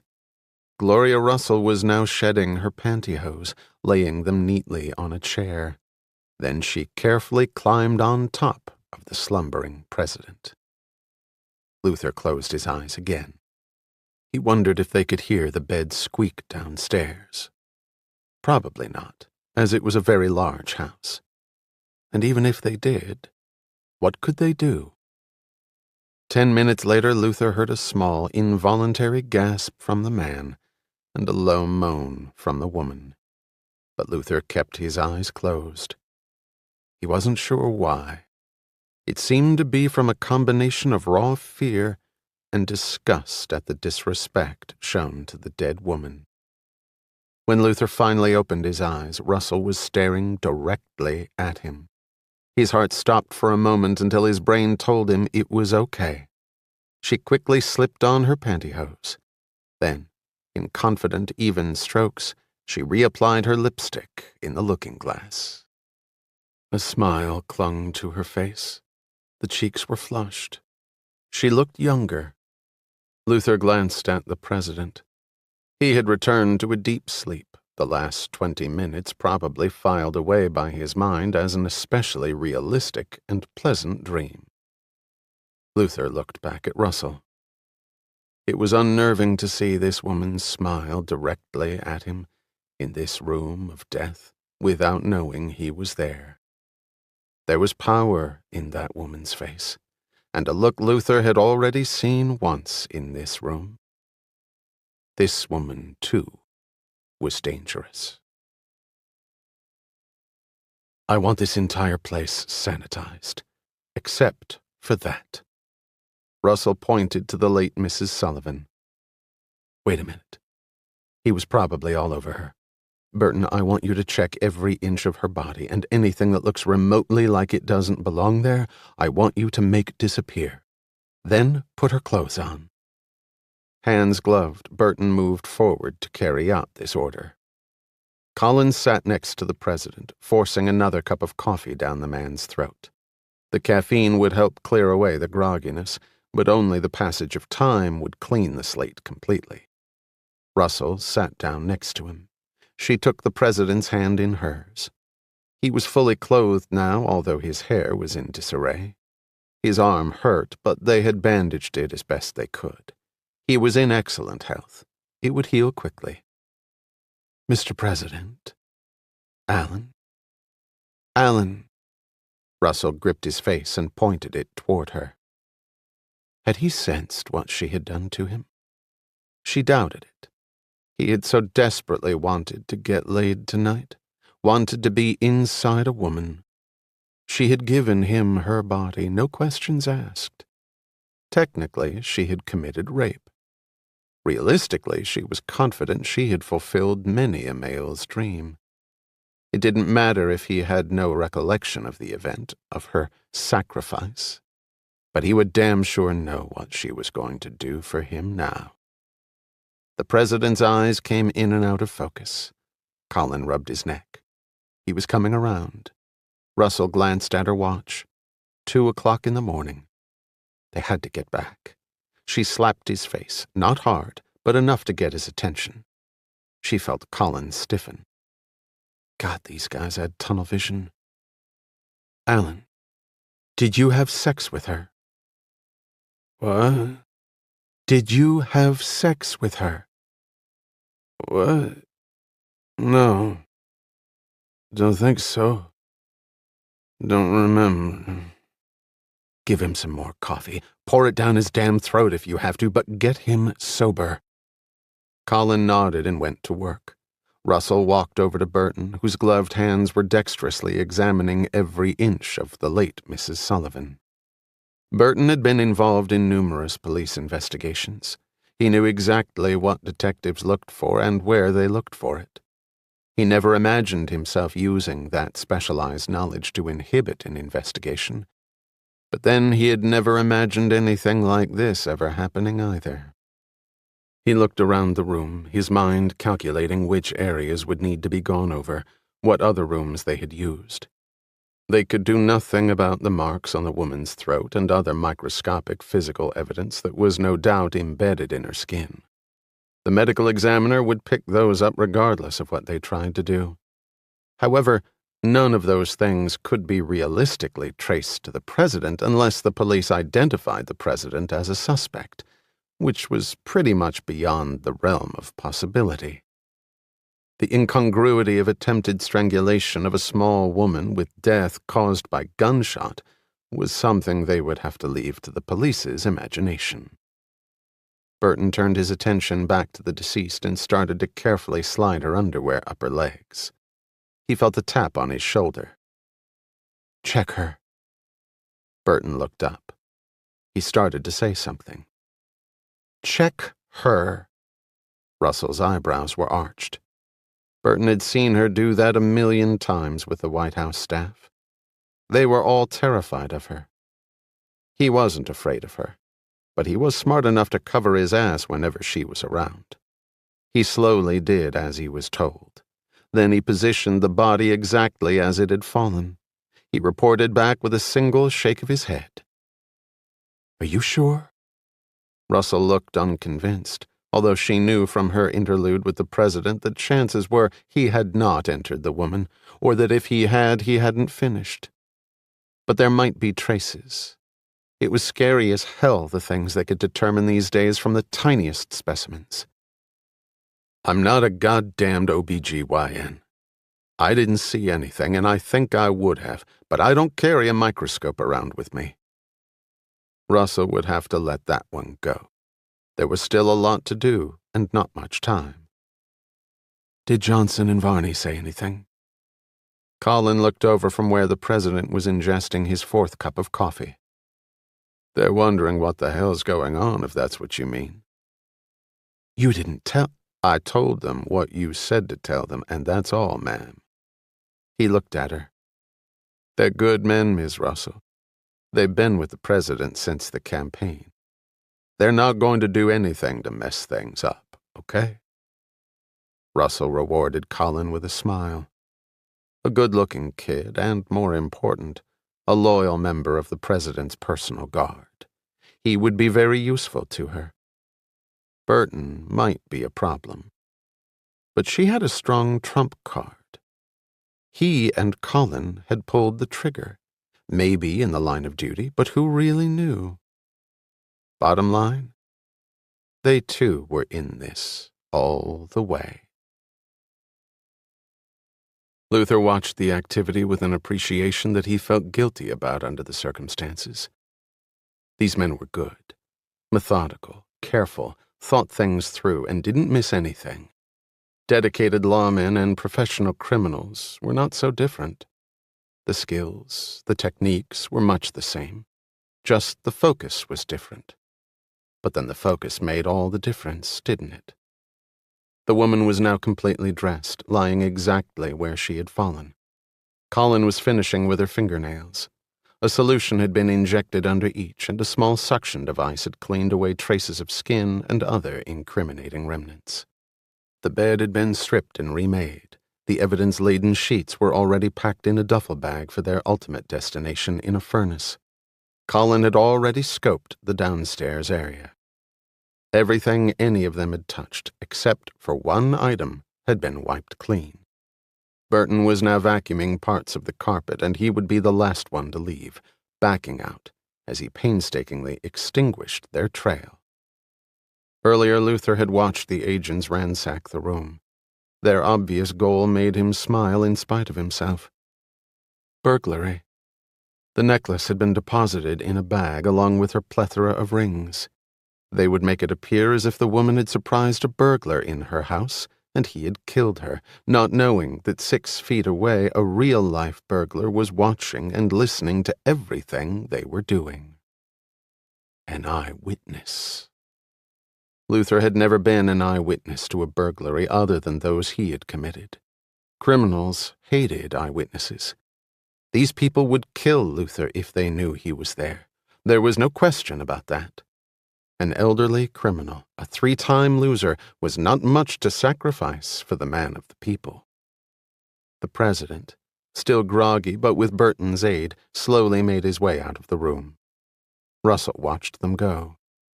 She did not notice Colin frantically searching the room. Finally, his sharp eyes fixed on Russell's purse on the nightstand. Poking out from the bag was about an inch of the letter opener's handle. Using a plastic bag, Colin quickly pulled out the letter opener and prepared to wipe it off. Luther involuntarily jerked as he watched Russell race over and grab Colin's hand. "Don't do that, Colin." Colin wasn't as sharp as Burton, and certainly wasn't in Russell's league. He looked puzzled. "This has his prints all over it, ma'am. Hers, too. Plus some other stuff, if you know what I mean. It's leather. It's soaked right in. Agent Colin, I was retained by the President as his strategic and tactical planner. What appears to you an obvious choice appears to me to require much more thought and deliberation. Until that analysis has been completed, you will not wipe that object down. You will put it in a proper container, and then you will give it to me." Colin started to protest, but Russell's menacing stare cut him off. He dutifully bagged the letter opener and handed it to her. "Please be careful with that, Miss Russell." "Tim, I am always careful." She rewarded him with another smile. He smiled back. She had never called him by his first name before. He had been unsure if she even knew it. He also observed, and not for the first time, that the chief of staff was a very good-looking woman. "Yes, ma'am." He began to pack up the equipment. "Tim." He looked back at her. She moved toward him, looked down, and then her eyes caught his. She spoke in low tones. She almost seemed embarrassed, Colin felt. "Tim, this is a very unique situation we're faced with. I need to feel my way a little bit. Do you understand?" Colin nodded. "I'd call this a unique situation. Scared the hell out of me when I saw that blade about to go into the president's chest." She touched his arm. Her fingernails were long and perfectly manicured. She held up the letter opener. "We need to keep this between us, Tim. Okay? Not the president. Not even Burton." "I don't know." She gripped his hand. "Tim, I really need your support on this. The president has no idea what happened, and I don't think Burton is looking at this too rationally right now. I need someone I can depend on. I need you, Tim. This is too important. You know that, don't you? I wouldn't ask you if I didn't think you could handle it." He smiled at the compliment, then looked squarely at her. "Okay, Miss Russell. Whatever you say." As Colin finished packing up, Russell looked at the bloody 7-inch piece of metal that had come so close to ending her political aspirations. If the president had been killed, there could have been no cover-up. An ugly word, cover-up, but often necessary in the world of high politics. She shivered slightly at the thought of the headlines. President found dead in bedroom of close friend's home. Wife arrested in slaying. Chief of Staff Gloria Russell held responsible by party leaders. But that had not happened. Would not happen. This thing she held in her hand was worth more than a mountain of weapons-grade plutonium, more than the total oil production of Saudi Arabia. With this in her possession, who knew? Perhaps even a Russell Richmond ticket.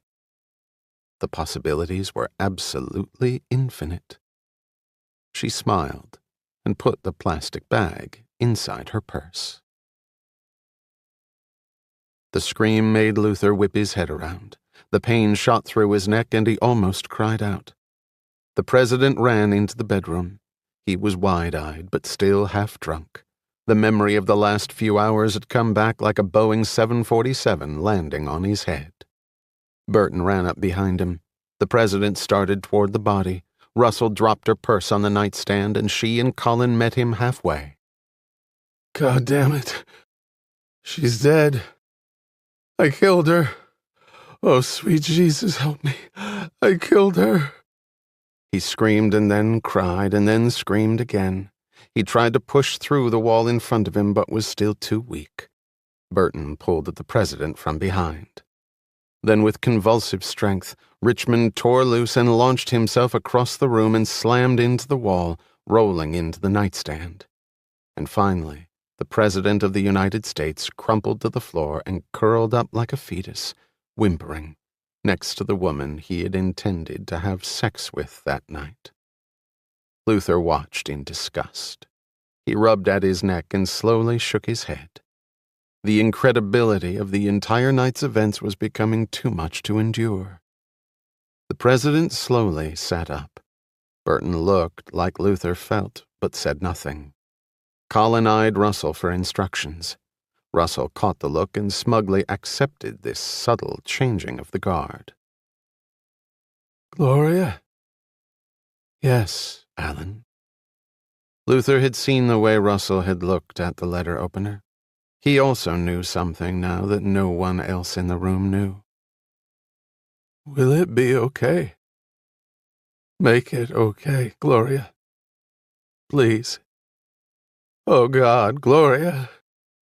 She rested her hand on his shoulder in her most reassuring manner, as she had done across hundreds of thousands of miles of campaign dust. "Everything's under control, Alan. I've got everything under control." The president was far too intoxicated to catch the meaning, but she didn't really care. Burton touched his radio earpiece, listening intently for a moment. He turned to Russell.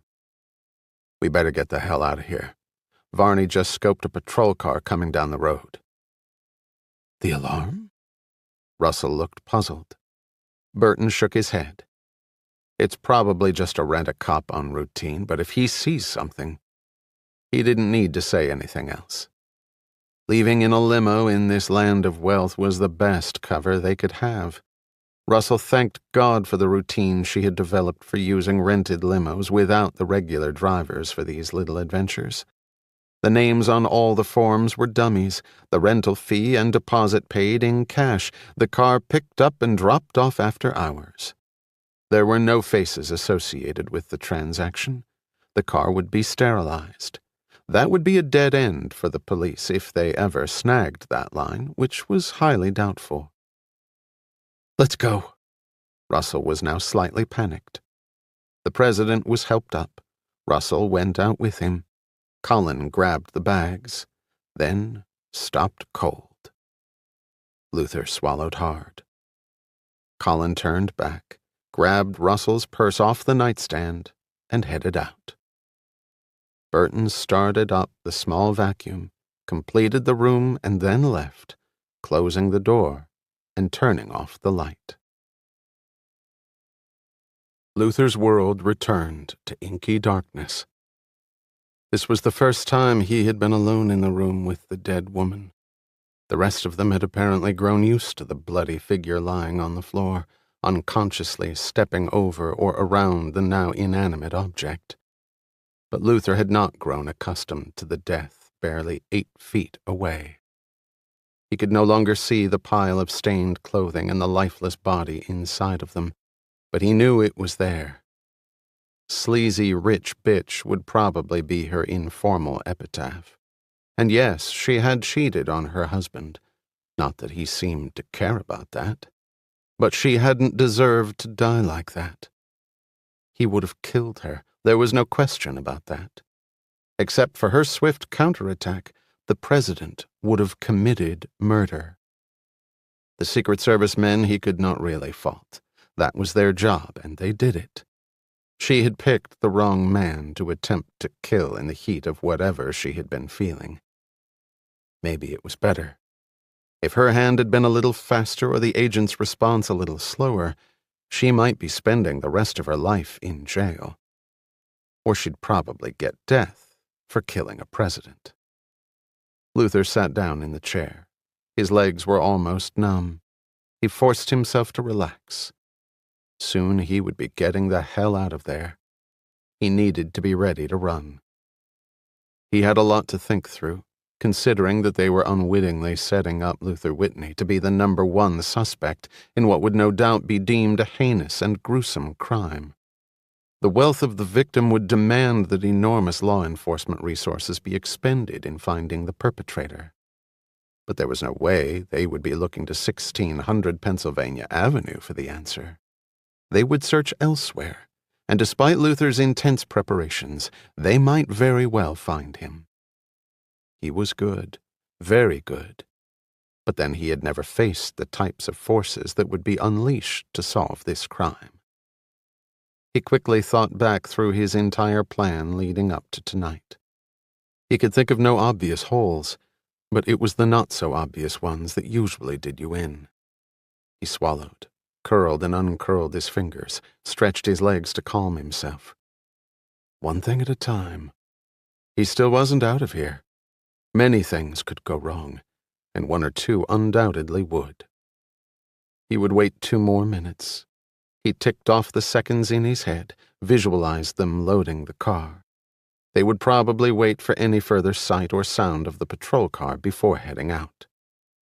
He carefully opened his bag. Inside were much of the contents of this room. He had almost forgotten that he had come here to steal, and in fact had stolen. His car was a good 1/4 mile away. He thanked God he had quit smoking all those years ago. He would need every ounce of lung capacity he could muster. How many Secret Service agents was he confronted with? At least 4. Shit. The mirrored door slowly opened and Luther stepped out into the room. He hit the remote 1 more time and then tossed it back onto the chair as the door swung closed. He eyed the window. He had already planned an alternate escape through that aperture. A 100-foot coil of extremely strong nylon rope, knotted every 6 inches, was in his bag. He made a wide berth around the body, careful not to step in any of the crimson, the position of which he had programmed into his memory. He glanced only once at the remains of Christine Sullivan. Her life could not be brought back. Luther was now faced with keeping his own intact. It took him a few seconds to reach the nightstand and probe down behind it. Luther's fingers clutched the plastic bag. The president's collision with the furniture had toppled Gloria Russell's purse on its side. The plastic bag and its immensely valuable occupant had fallen out and slid down behind the nightstand. Luther's finger nudged the blade of the letter opener through the plastic before secreting it in his duffel bag. He went quickly over to the window and carefully peered out. The limo and van were still there. That wasn't good. He went across to the other side of the room, took out his rope, secured it under the leg of the enormously heavy chest of drawers, and ran the line across to the other window, which would drop him at the opposite end of the house, hidden from the road. He carefully opened the window, praying for a well-oiled track, and was rewarded. He played out the rope and watched it snake down the brick side of the house. Gloria Russell looked up at the massive face of the mansion. There was real money there. Money and position that Christine Sullivan did not deserve.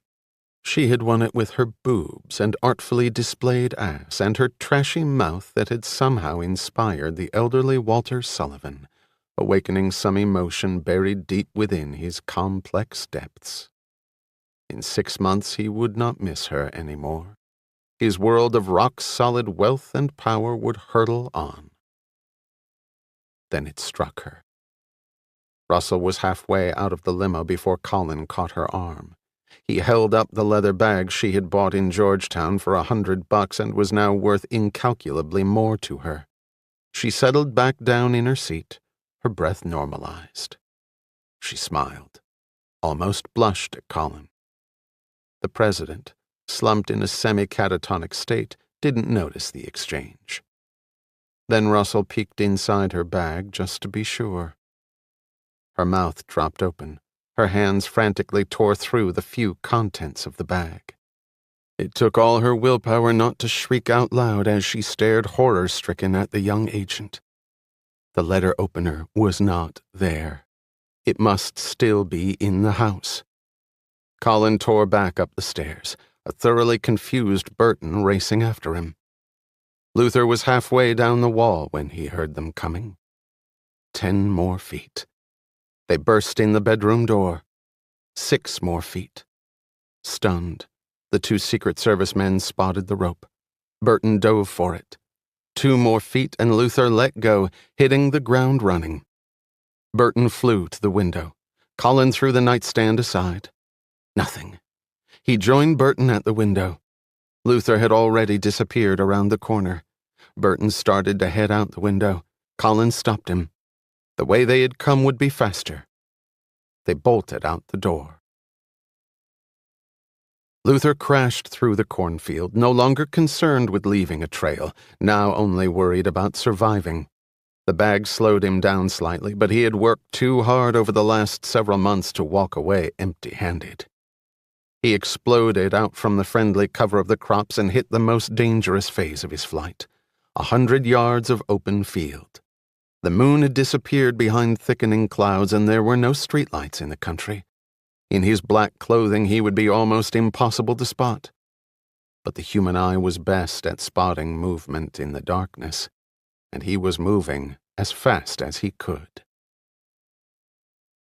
The 2 Secret Service agents stopped momentarily at the van. They emerged with Agent Varney and raced across the field.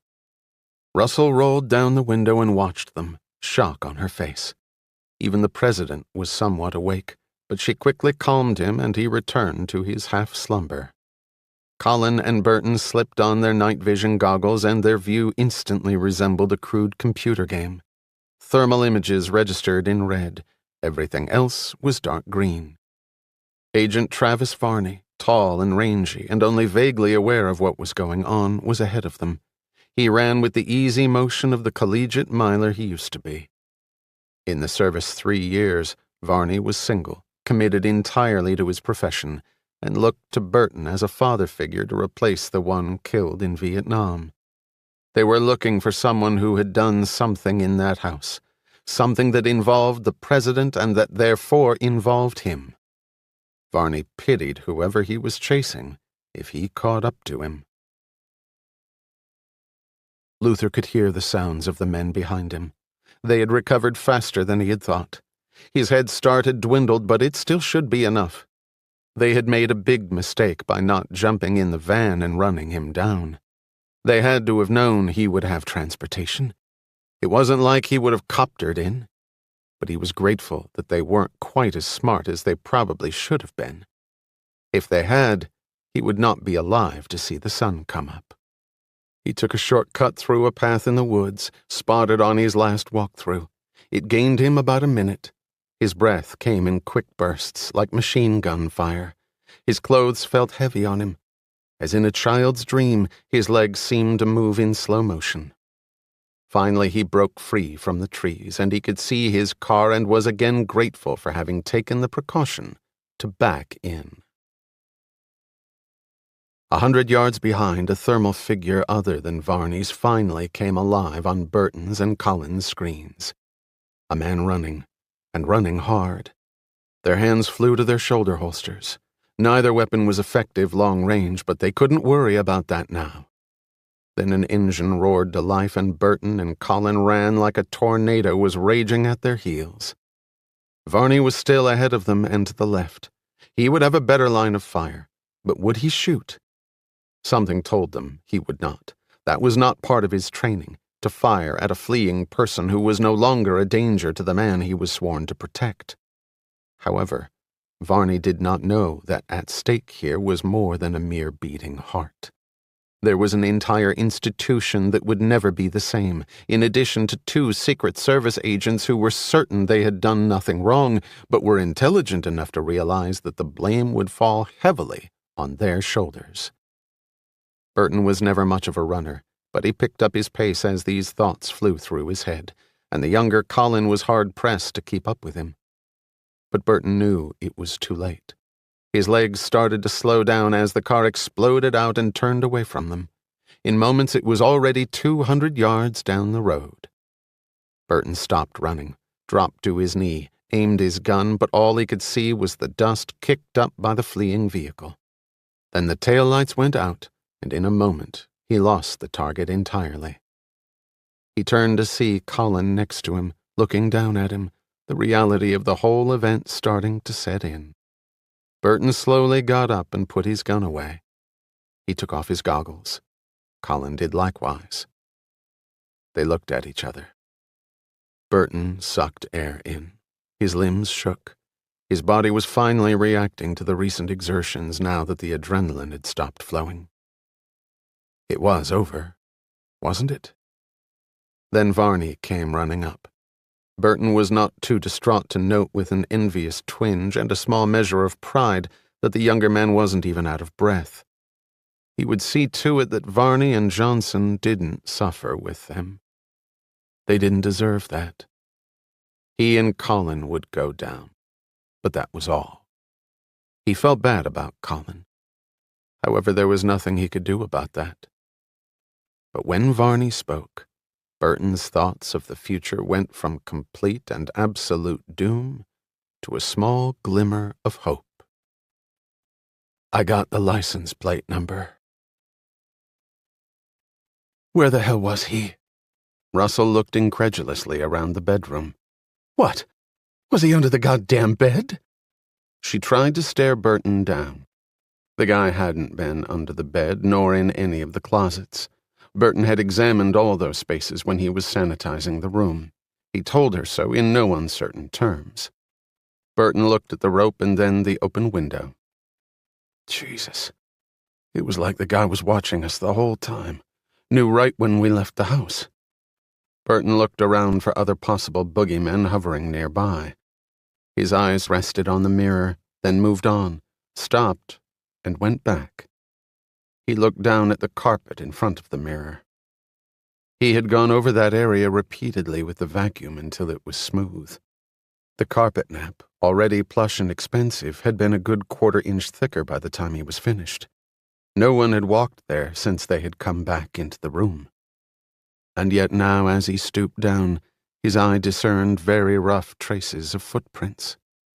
He hadn't noticed them before because now the whole section was matted down, as if something had swept out. He slapped on his gloves, rushed to the mirror, pulling and prying around its edges. He yelled to Colin to get some tools while Russell looked on stunned. Burton inserted the crowbar about midway down the side of the mirror, and he and Colin threw all their weight against the tool. The lock was not that strong, depending on deception rather than brute strength to safeguard its secrets. There was a grinding sound, and then a tear and a pop, and the door swung open. Burton plunged inside with Colin right behind. A light switch was on the wall. The room turned bright, and the men looked around. Russell peered in, saw the chair. As she looked around, her face froze on the inner side of the mirror door. She was staring right at the bed. The bed where a little while before. She rubbed her temples as a searing pain ripped through her skull.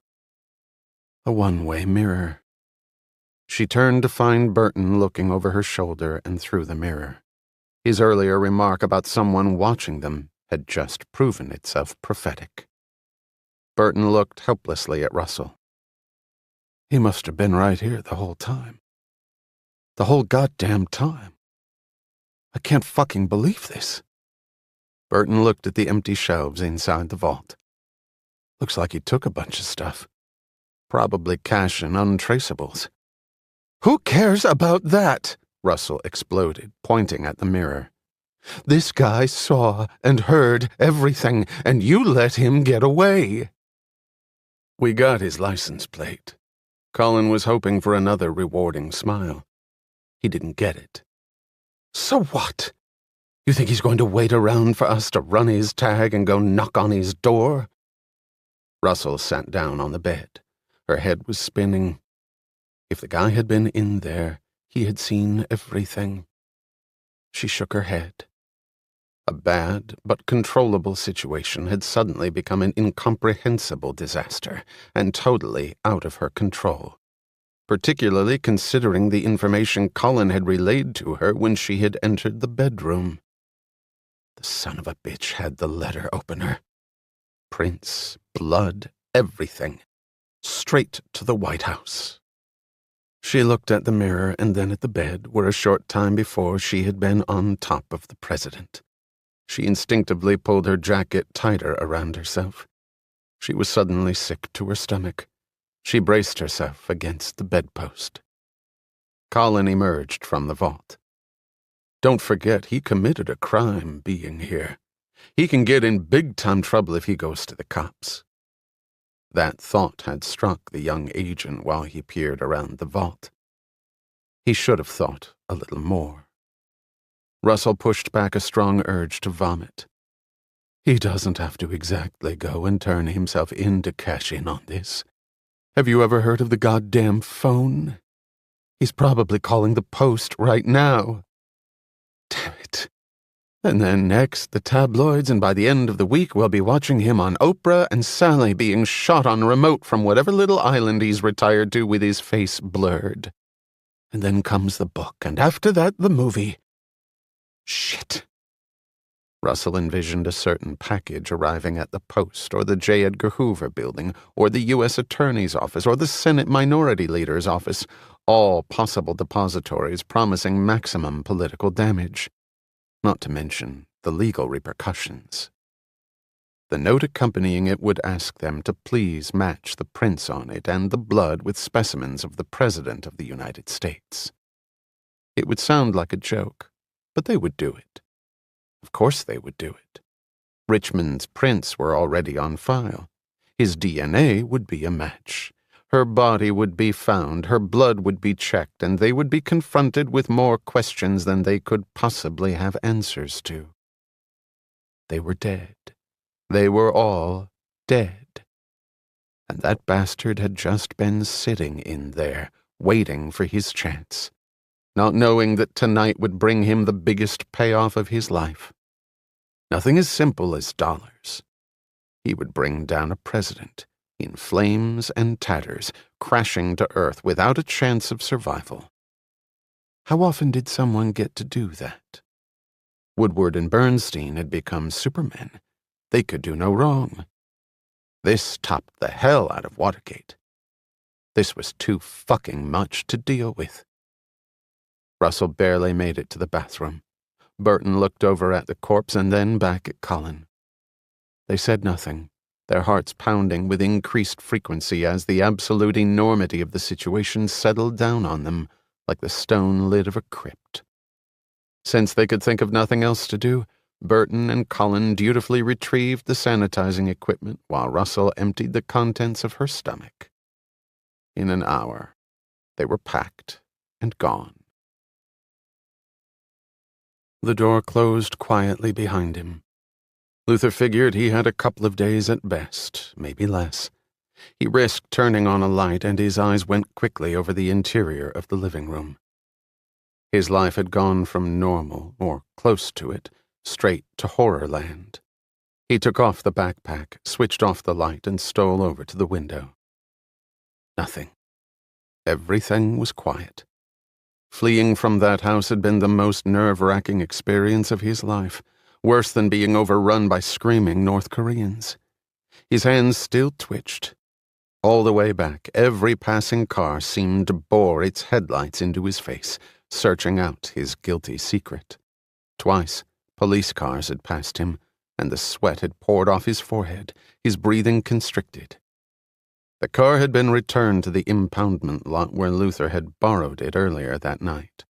The plate would get them nowhere, but something else could. He doubted they had gotten a look at him. Even if they had, they would only know generally his height and build. His age, race, and facial features would still be a mystery, and without that, they had nothing. And as fast as he had run, they probably figured him for a younger man. There was one open end, and he had thought about how to handle that on the ride back. For now, he packed up as much of the last 30 years as he could into 2 bags. He would not be coming back here. He would clear out his accounts tomorrow morning. That would give him the resources to run far away from here. He had faced more than his share of danger during his long life. But the choice between going up against the President of the United States or disappearing was a no-brainer. The night's haul was safely hidden away. 3 months of work for a prize that could end up getting him killed. He locked the door and disappeared into the night. Chapter 4.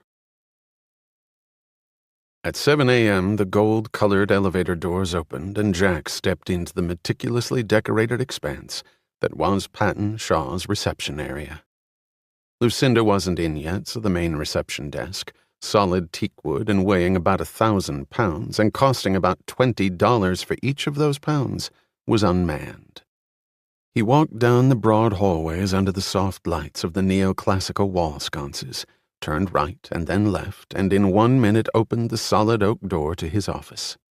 In the background, a smattering of ringing phones could be heard as the city woke up for business. 6 floors, well over 100,000 square feet, and one of the best addresses downtown, housing over 200 highly compensated attorneys, with a 2-story library, fully equipped gymnasium, sauna, women's and men's showers and lockers, 10 conference rooms, a supporting staff of several hundred, and, most important, a client list coveted by every other major firm in the country. That was the empire of Patton, Shaw, and Lord. The firm had weathered the miserable end to the 1980s, and then picked up speed after the recession had finally subsided. Now it was going full bore as many of its competitors had downsized. It was loaded with some of the best attorneys in virtually every field of law, or at least the fields that paid the best. Many had been scooped from other leading firms, enticed by signing bonuses and promises that no dollar would be spared when chasing a new piece of business. 3 senior partners had been tapped by the current administration for top-level positions. The firm had awarded them severance pay in excess of $2 million each, with the implicit understanding that after their government stint they would be back in harness, bringing with them tens of millions of dollars in legal business from their newly forged contacts. The firm's unwritten but strictly adhered to rule was that no new client matter would be accepted unless the minimum billing would exceed $100,000. Anything less, the management committee had decided, would be a waste of the firm's time. And they had no problem sticking to that rule and flourishing.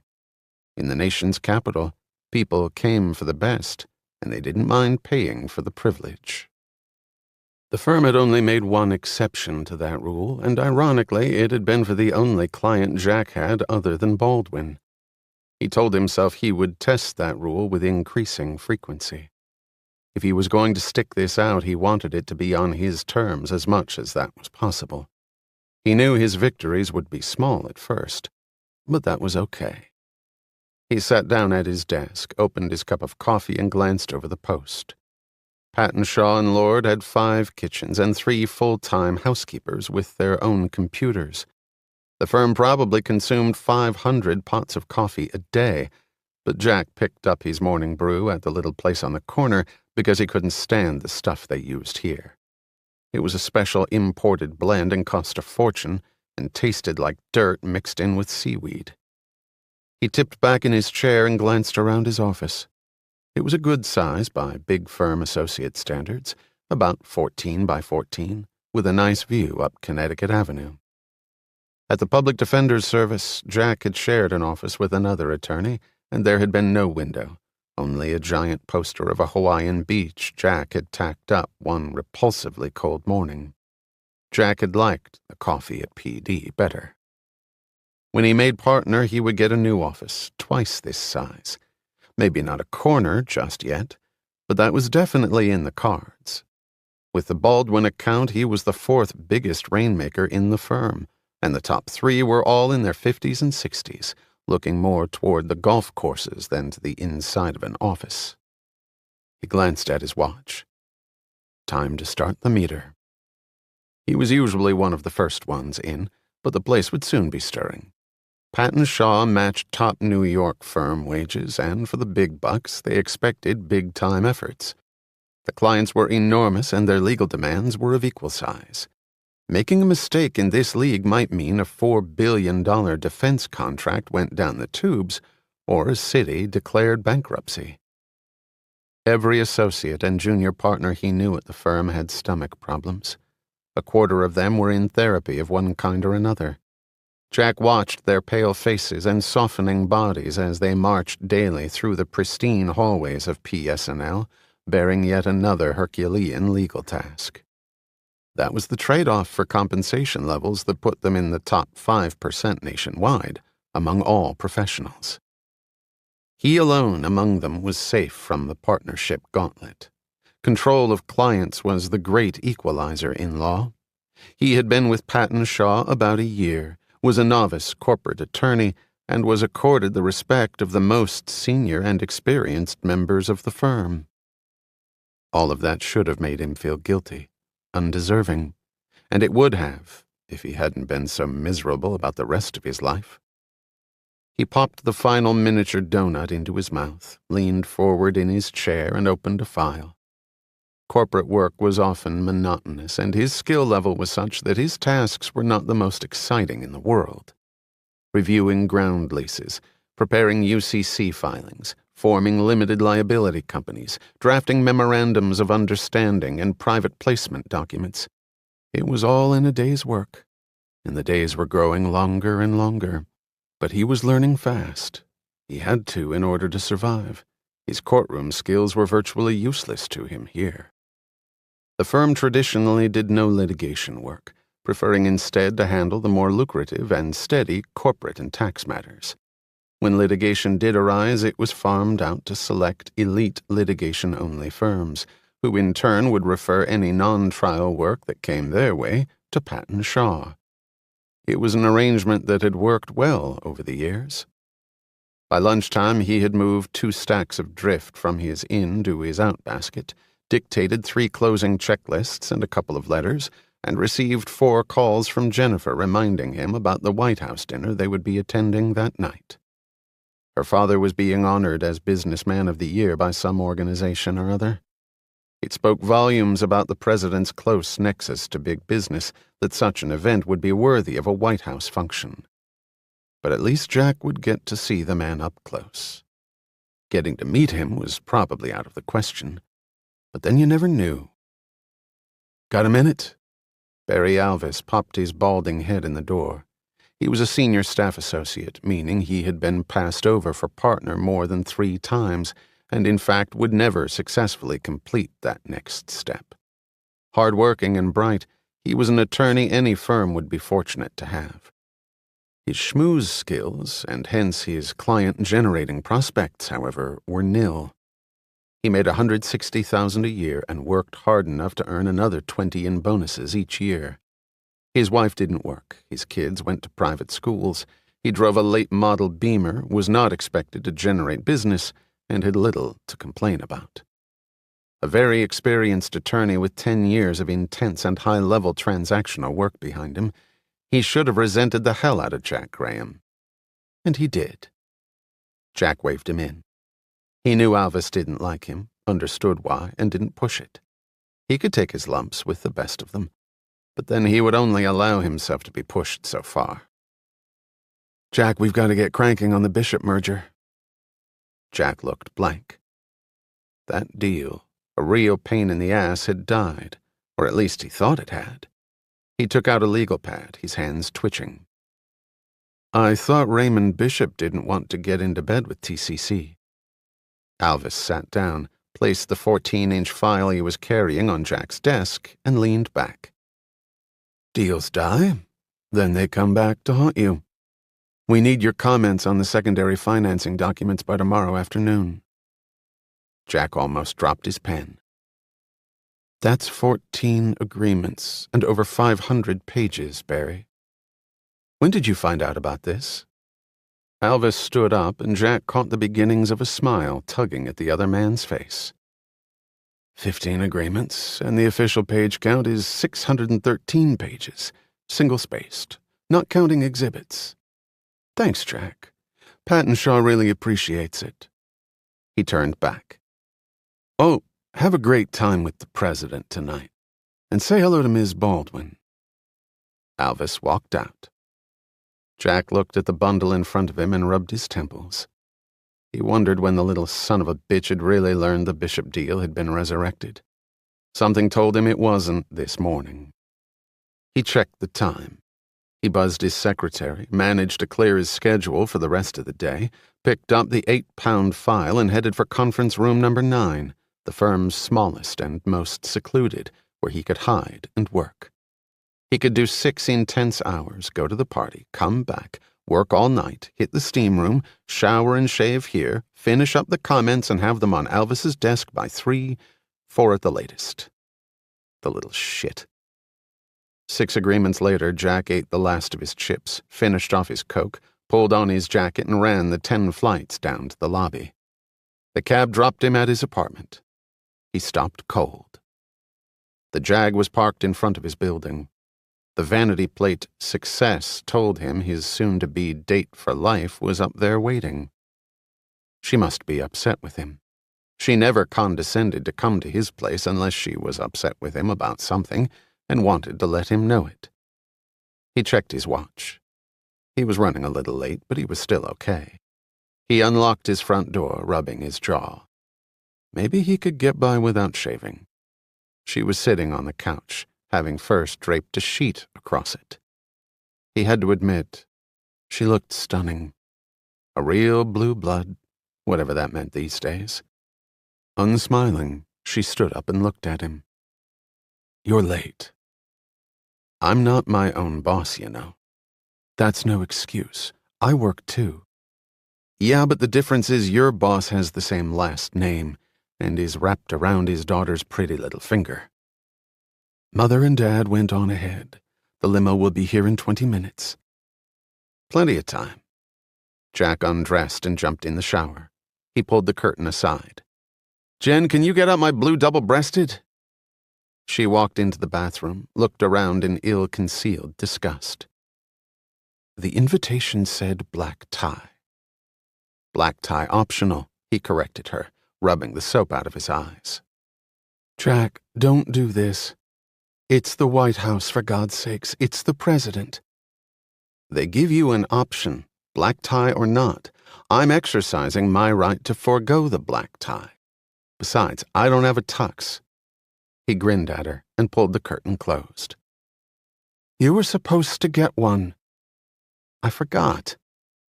Come on, Jen, for Christ's sakes. Nobody's going to be watching me. Nobody cares what I'll be wearing. Thank you. Thank you very much, Jack Graham. I ask you to do one little thing. Do you know how much those suckers cost? The soap was stinging his eyes. He thought of Barry Alvis and having to work all night and having to explain that fact to Jennifer and then to her father, and his voice got angrier. And how many times am I going to wear the goddamn thing? Once or twice a year? After we're married, we'll be attending a lot of functions where black tie isn't optional, it's mandatory. It's a good investment. I'd rather put my retirement funds into baseball cards.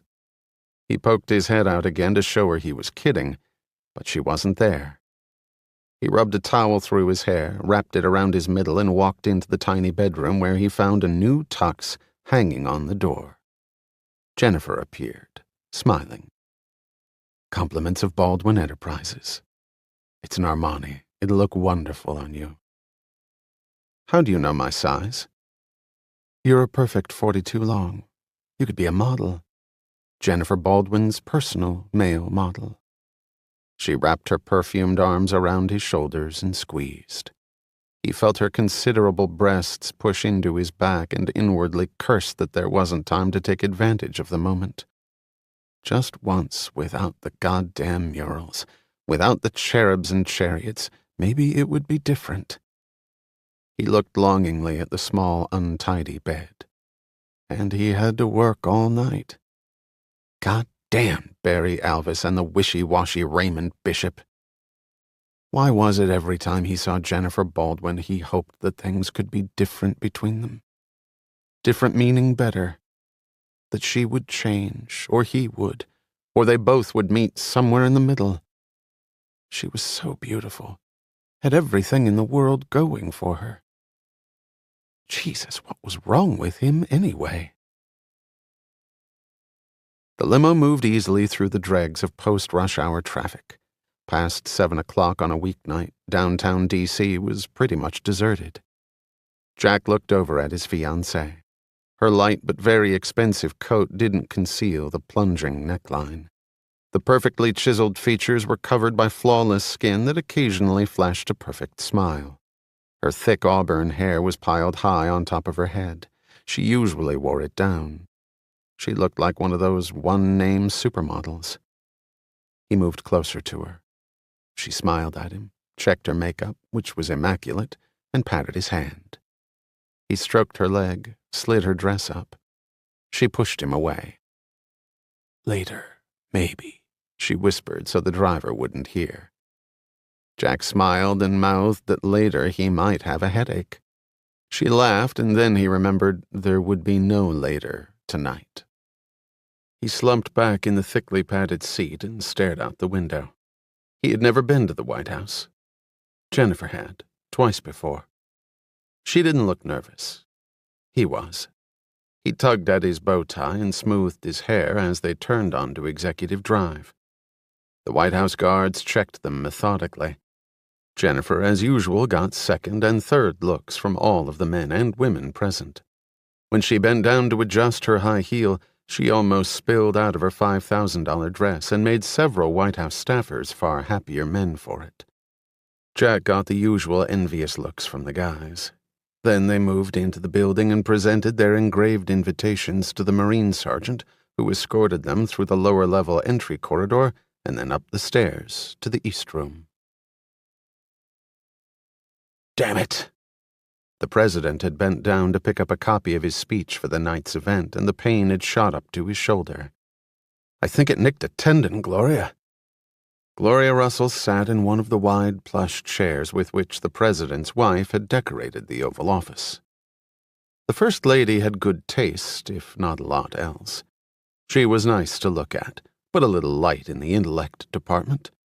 No challenge to the president's power, and an asset in the polls. Her family background was impeccable. Old money, old ties. The president's connection to the conservative wealth and influence segment of the country had not hurt his standing with the liberal contingent in the least, however, owing mainly to his charisma and skills at consensus building. And his good looks, which counted for a lot more than anyone cared to admit. A successful president had to be able to talk a good game, and this president's batting average was up there with Ted Williams's. I think I need to see a doctor.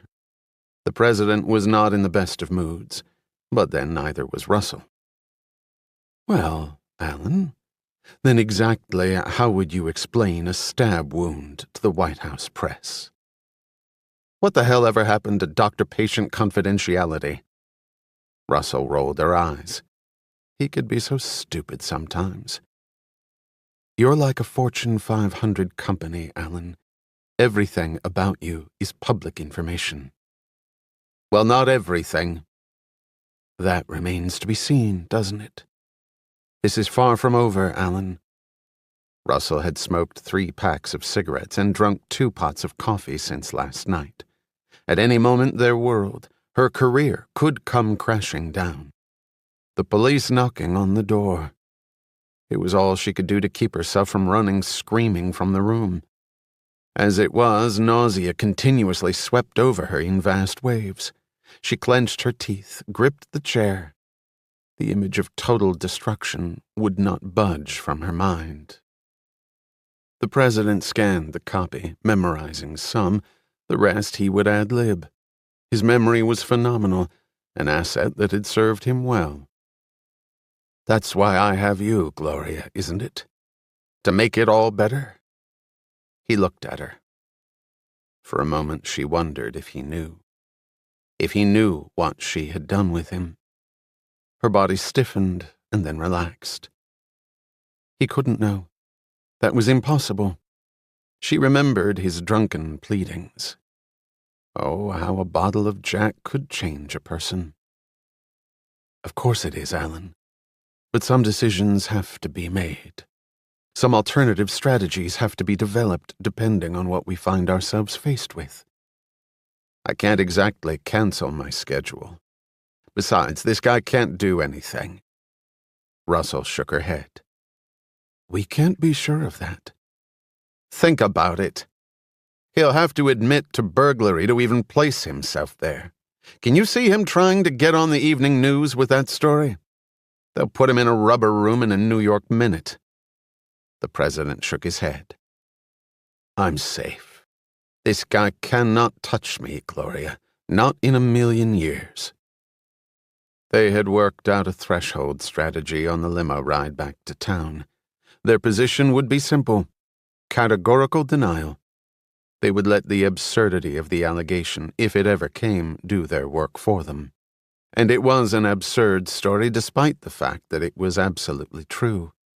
Sympathy from the White House for the poor, unbalanced, and admitted felon and his shame-faced family. There was, of course, another possibility, but Russell had chosen not to address that with the president just yet.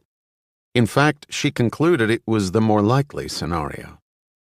It was really the only thing allowing her to function. Stranger things have happened. She looked at him. The place was cleaned, right? There's nothing left to find, right? Except her. There was a hint of nervousness in his voice. Right. Russell licked her lips. The president didn't know that the letter opener with his prints and blood on it was now in the possession of their felonious eyewitness. She stood up and paced. Of course, I can't speak about certain traces of sexual contact, but that wouldn't be linked to you in any event. Jesus. I can't even remember if we did it or not. It seems like I did. She couldn't help smiling at his remark. The president turned and looked at her. What about Burton and Colin? What about them? Have you talked to them? His message was clear enough. They have as much to lose as you, don't they, Alan?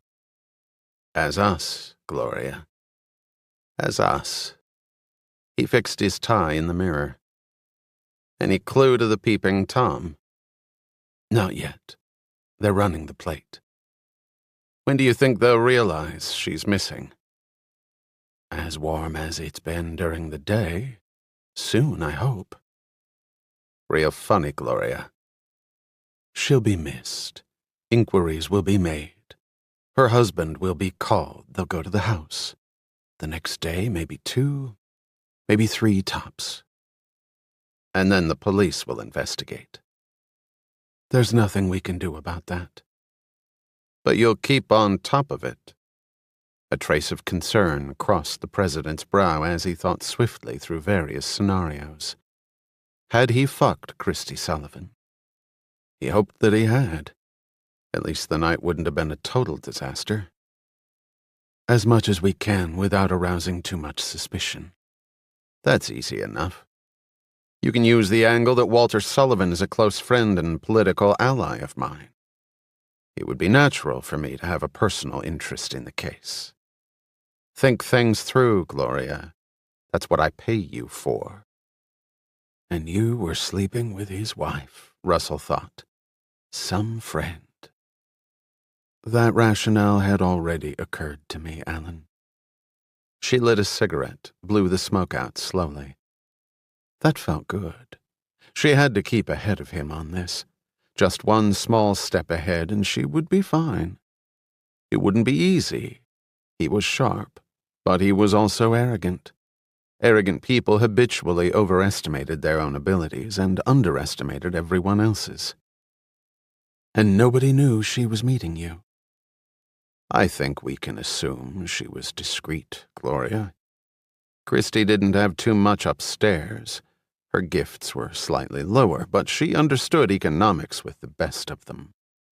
The president winked at his chief of staff. She had about $800 million to lose if her husband found out she was screwing around, even with the president. Russell knew about Walter Sullivan's odd viewing habits from the mirror and chair, but then again, for the assignations he didn't know about, didn't get to watch, who knew what his reaction would have been? Thank God it hadn't been Sullivan sitting there in the dark. I warned you, Alan, that one day your little extracurricular activities would get us into trouble. Richmond looked at her, disappointment on his features. Listen, you think I'm the first guy to hold this office to catch a little action on the side? Don't be so goddamn naive, Gloria. At least I'm a hell of a lot more discreet than some of my predecessors. I take the responsibilities of the job, and I take the perks. Understand? Russell nervously rubbed at her neck. Completely, Mr. President. So it's just this one guy who can't do anything. It only takes one to bring the house of cards tumbling down. Yeah? Well, there are a lot of people living in that house. Just remember that. I do, Chief. Every day. There was a knock at the door. Russell's deputy assistant leaned in. 5 minutes, sir. The president nodded and waved him off. Great timing on this presentation. Ransom Baldwin contributed heavily to your campaign, as did all of his friends. You don't have to explain political paybacks to me, sweetheart. Russell stood up and moved over to him. She took his good arm, looked intently at him. On his left cheek was a small scar, a souvenir from some shrapnel during a brief stint in the army toward the end of the Vietnam War. As his political career had taken off, the female consensus was that the tiny imperfection greatly enhanced his attractiveness. Russell found herself staring at that scar. Alan, I will do whatever it takes to protect your interest. You will get through this, but we need to work together. We're a team, Alan. We're a hell of a team. They can't take us down, not if we act together. The president studied her face for a brief moment, and then rewarded her with the smile that routinely accompanied front-page headlines. He pecked her on the cheek, squeezed her against him. She clung to him. I love you, Gloria. You're a trooper. He picked up his speech. It's showtime." He turned and walked out. Russell stared after his broad back, carefully rubbed at her cheek, and then followed him out. Jack looked around the overstated elegance of the immense East Room. The place was full of some of the most powerful men and women in the country. Skillful networking was taking place all around him, and all he could do was stand and gawk. He looked across the room and spied his fiancée cornering a congressman from some state out west, no doubt plying Baldwin Enterprises' needy case for the good legislator's assistance on riparian rights. His fiancée spent much of her time gaining access to holders of power at all levels. From county commissioners to Senate committee chairmen, Jennifer stroked the right egos, fed the right hands, and made certain that all the important players were in place when Baldwin Enterprises wanted another mammoth deal orchestrated. The doubling of the assets of her father's company during the last 5 years was due in no small part to her excelling at that task. In truth, what man was really safe from her? Ransom Baldwin, all 6 feet 5 inches, thick white hair and baritone voice, made his rounds, solidly shaking hands with politicians he already owned and rubbing elbows with the few he didn't as yet. The awards ceremony had been mercifully brief. Jack glanced at his watch. He would need to be getting back to the office soon. On the way over, Jennifer had mentioned a private party at the Willard Hotel at 11. He rubbed his face. Of all the friggin' luck. He was about to pull Jennifer aside to explain his early exit when the president walked up to her, was joined by her father, and a moment later, all 3 headed his way. Jack put his drink down and cleared his throat so he wouldn't sound like a complete fool when the words stumbled out of his mouth. Jennifer and her father were talking to the president like old friends, laughing, chatting, touching elbows like he was Cousin Ned in from Oklahoma. But this wasn't Cousin Ned. This was the President of the United States, for God's sakes. "So you're the lucky fellow." The president's smile was immediate and pleasant. They shook hands. He was as tall as Jack, and Jack admired that he had kept trim and fit with a job like his. "Jack Graham, Mr. President. It's an honor to meet you, sir."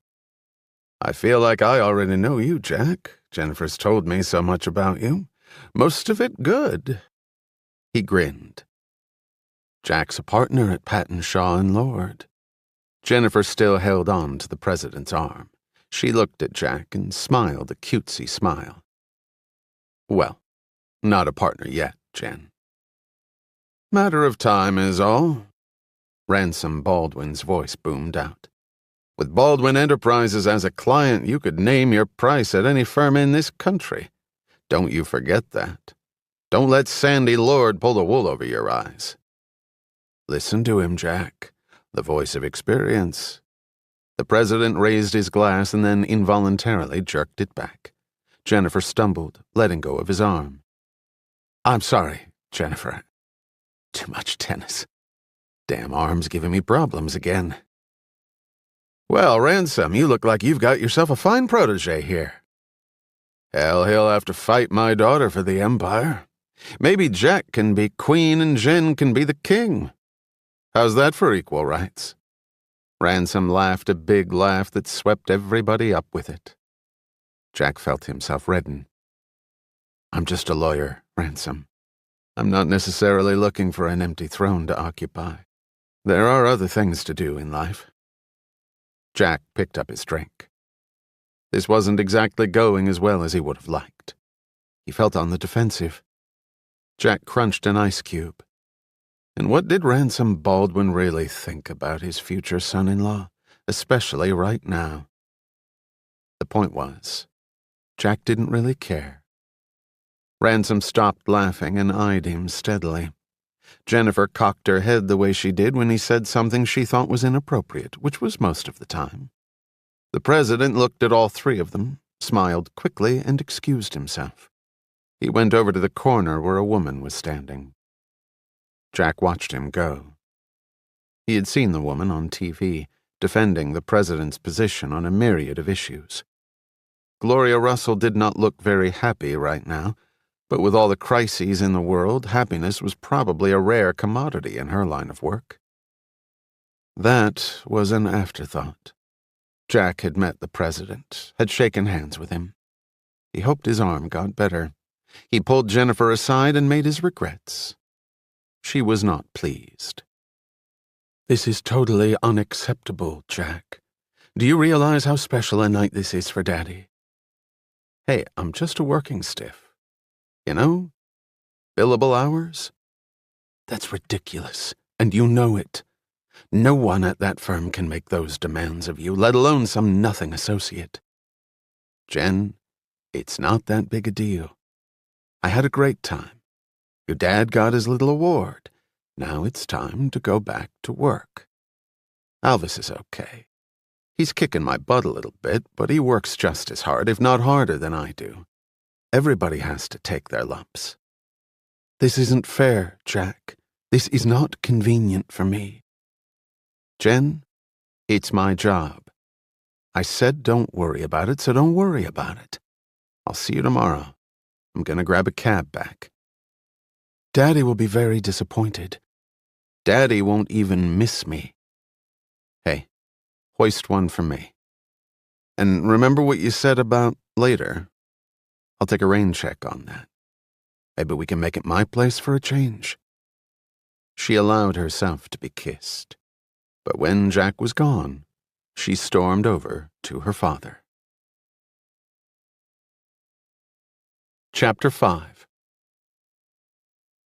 Kate Whitney pulled into the parking lot of her building. The grocery bag clunked against one leg, her overflowing briefcase against the other as she jogged up the 4 flights of stairs. Buildings in her price range had elevators, just not ones that worked on a consistent basis. She changed quickly into her running outfit, checked her messages, and headed back out.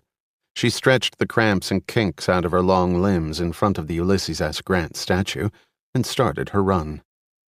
She headed west, past the Air and Space Museum, and then by the Smithsonian Castle that, with its towers and battlements and 12th century-style Italian architecture, looked more like a mad scientist's home than anything else. Her easy, methodical strides took her across the mall at its widest point, and she circled the Washington Monument twice. Her breath was coming a little quicker now. The sweat began to seep through her t-shirt and blot the Georgetown Law sweatshirt she was wearing. As she made her way along the fringes of the tidal basin, the crowds of people grew thicker. The early fall brought plane, bus, and carloads of people from across the country, hoping to miss the summer crush of tourists and the infamous Washington heat. As she swerved to avoid one errant child, she collided with another runner coming the other way. They went down in a tangle of arms and legs. Shit. The man rolled over quickly and then sprang back up. She started to get up, looked at him, an apology on her lips, and then abruptly sat back down. A long moment went by as camera-toting clans of Arkansans and Iowans danced around them. "Hello, Kate." Jack gave her a hand up and helped her to a spot under one of the now bare cherry blossom trees that encircled the tidal basin. The Jefferson Memorial sat big and imposing across the calm water, the tall silhouette of the country's 3rd president clearly visible inside the rotunda. Kate's ankle was starting to swell. She took off her shoe and sock and began to rub it out. "I didn't think you'd have time to run anymore, Jack." She looked over at him. No receding hairline, no paunch, no lines on the face. Time had stood still for Jack Graham. She had to admit it. He looked great. She, on the other hand, was an absolute and total disaster. She silently cursed herself for not getting that haircut, and then cursed herself again for even thinking that.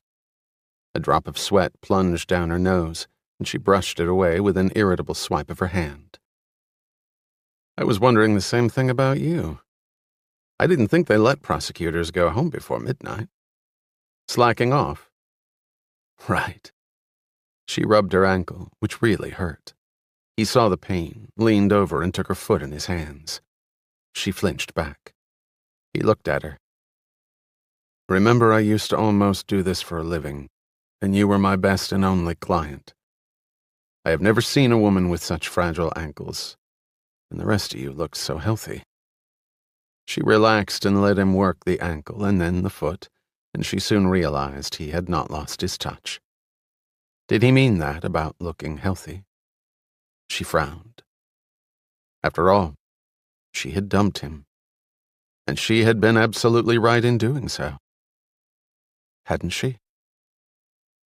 "I heard about Patton Shaw. Congratulations." Aw, shucks. Any lawyer with millions in legal business could have done the same thing. He smiled. "Yeah, I read about the engagement in the paper, too. Congratulations twice." He didn't smile at that one. She wondered why not. He quietly put her sock and shoe back on. He looked at her. "You're not going to be able to run for a day or two. It's pretty swollen. My car's right over there. I'll give you a lift. I'll just take a cab." "You trust a D.C. cabbie over me?" He feigned offense. "Besides, I don't see any pockets. You gonna negotiate a free ride? Good luck." She looked down at her shorts. Her key was in her sock. He had already eyed the bulge. He smiled at her dilemma. Her lips pressed together, her tongue slid along the bottom one. He remembered that habit from long ago. Although he hadn't seen it for years, it suddenly seemed like he had never been away. He stretched out his legs and stood up. "I'd float you alone, but I'm busted too." She got up, put an arm against his shoulder as she tested the ankle. "I thought private practice paid better than that." "It does. I've just never been able to handle money. You know that." That was true enough. She had always balanced the checkbook. Not that there was much to balance back then. He held on to one of her arms as she limped to his car, a 10-year-old Subaru wagon. She looked at it amazed. "You never got rid of this thing?" "Hey, there's a lot of miles left on it. Besides, it's full of history. See that stain right over there? Your Dairy Queen butterscotch-dipped ice cream cone, 1986, the night before my tax final. You couldn't sleep and I wouldn't study anymore. You remember? You took that curve too fast." "You have a bad case of selective memory. As I recall, you poured your milkshake down my back because I was complaining about the heat." "Oh, that too." They laughed and got in the car. She examined the stain more closely, looked around the interior. So much coming back to her in big, lumpy waves. She glanced at the back seat. Her eyebrows went up. If that space could only talk. She turned back to see him looking at her, and found herself blushing. They pulled off into the light traffic and headed east. Kate felt nervous, but not uncomfortable, as if it were 4 years ago and they had merely jumped in the car to get some coffee or the paper, or have breakfast at the corner in Charlottesville, or at one of the cafes sprinkled around Capitol Hill. But that was years ago, she had to remind herself. That was not the present. The present was very different. She rolled the window down slightly. Jack kept one eye on traffic and one eye on her. Their meeting hadn't been accidental. She had run on the mall, that very route, in fact, since they had moved to D.C. and lived in that little walk-up in Southeast near Eastern Market. That morning, Jack had woken up with a desperation he had not felt since Kate had left him 4 years ago, when it dawned on him about a week after she had gone that she wasn't coming back. Now, with his wedding looming ahead, he had decided that he had to see Kate somehow. He would not, could not let that light die out. Not yet. It was quite likely that he was the only one of the two who sensed any illumination left, and while he might not have the courage to leave a message on her answering machine, he had decided that if he was meant to find her out here on the mall amidst all the tourists and locals, then he would. He had let it go at that. Until their collision, he had been running for an hour, scanning the crowds, looking for the face in that framed photo. He had spotted her about 5 minutes before their abrupt meeting. If his heart rate hadn't already doubled because of the exercise, it would have hit that mark as soon as he saw her moving effortlessly along. He hadn't meant to sprain her ankle, but then that was why she was sitting in his car. It was the reason he was driving her home. Kate pulled her hair back and tied it in a ponytail, using a braid that had been on her wrist. "So how's work going?" "Okay." He did not want to talk about work. "How's your old man?" "You'd know better than me." She did not want to talk about her father. "I haven't seen him since—" "Lucky you." She lapsed into silence. Jack shook his head at the stupidity of bringing up Luther. He had hoped for a reconciliation between father and daughter over the years. That obviously had not happened. "I hear great things about you over at the Commonwealth's attorney." "Right. I'm serious." "Since when?" "Everyone grows up, Kate." "Not Jack Graham." "Please, God, no." He turned right onto Constitution and made his way toward Union Station. Then he caught himself. He knew which direction to go, a fact he did not want to share with her. "I'm kind of rambling here, Kate. Which way?" "I'm sorry. Around the Capitol, over to Maryland, and left on 3rd Street. "You like that area?" "On my salary, I like it just fine." "Let me guess. You're probably in Georgetown, right? One of those big federal townhouses with maids' quarters, right?" He shrugged. "I haven't moved. I'm in the same place." She stared at him. "Jack, what do you do with all of your money?" "I buy what I want. I just don't want that much." He stared back. "Hey, how about a Dairy Queen butterscotch-dipped ice cream cone?" "There's none to be had in this town. I've tried." He did a U-turn, grinned at the honkers, and roared off. "Apparently, counselor, you didn't try hard enough." 30 minutes later, he pulled into her parking lot. He ran around to help her out. The ankle had stiffened a little more. The butterscotch cone was almost gone. "I'll help you up." "You don't have to." "I busted your ankle. Help me relieve some of my guilt." "I've got it, Jack." That tone was very familiar to him, even after 4 years. He smiled wearily and stepped back. She was halfway up the stairs, moving slowly. He was getting back in his car when she turned around. "Jack?" He looked up. "Thanks for the ice cream." She went into the building. Driving off, Jack did not see the man standing near the little cluster of trees at the entrance to the parking lot. Luther emerged from the shadows of the trees and looked up at the apartment building. His appearance from 2 days ago had drastically changed. It was lucky his beard grew fast. His hair had been cut very short, and a hat covered what was left. Sunglasses obscured his intense eyes, and a bulky overcoat concealed the lean body. He had hoped to see her one more time before he left. He had been shocked to see Jack, but that was all right. He liked Jack. He huddled in his coat. The wind was picking up, and the chill was more than Washington usually carried at this time of year. He stared up at his daughter's apartment window. Apartment number 14. He knew it well. Had even been inside it on a number of occasions, unbeknownst to his daughter, of course. The standard front door lock was child's play for him. It would have taken longer for someone with a key to open it. He would sit in the chair in her living room and look around at 100 different things, all of them carrying years of memories, some good times, but mostly disappointments. Sometimes he would just close his eyes and examine all the different scents in the air. He knew what perfume she wore, very little and very nondescript. Her furniture was big, solid, and well-worn. Her refrigerator was routinely empty. He cringed when he viewed the meager and unhealthy contents of her cabinets. She kept things neat, but not perfect. The place looked lived in, as it should have. and she got a lot of calls. He would listen to some of them, leaving messages. They made him wish she had picked a different line of work. Being a criminal himself, he was well aware of the number of real crazy bastards out there. But it was too late for him to recommend a career change to his only child. He knew that it was a strange relationship to have with one's offspring, but Luther figured that was about all he deserved.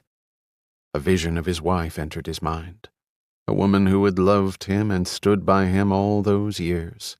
And for what? For pain and misery. And then an early death after she had arrived at her senses and divorced him.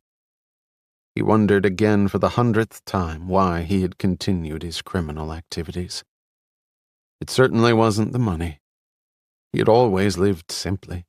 Much of the proceeds of his burglaries had been simply given away. His choice in life had driven his wife mad with worry and forced his daughter from his life. And for the 100th time he came away with no compelling answer to the question of why he continued to steal from the well-protected wealthy. Perhaps it was only to show that he could. He looked up once again at his daughter's apartment. He hadn't been there for her. Why should she be there for him? But he could not sever the bond entirely, even if she had.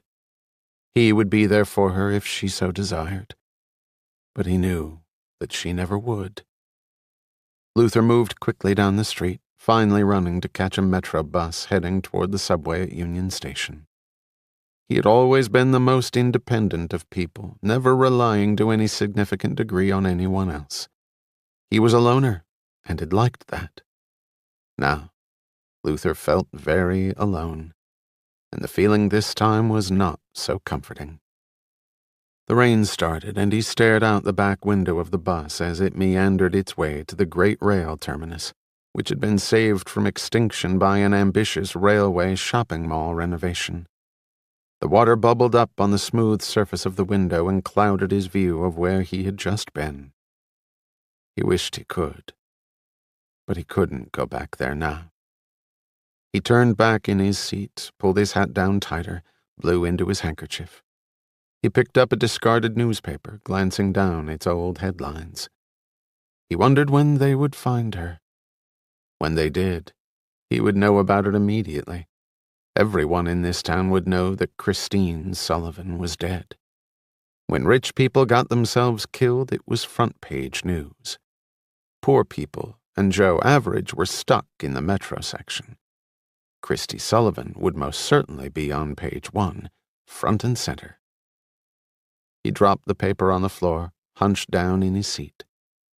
He needed to see a lawyer, and then he would be gone.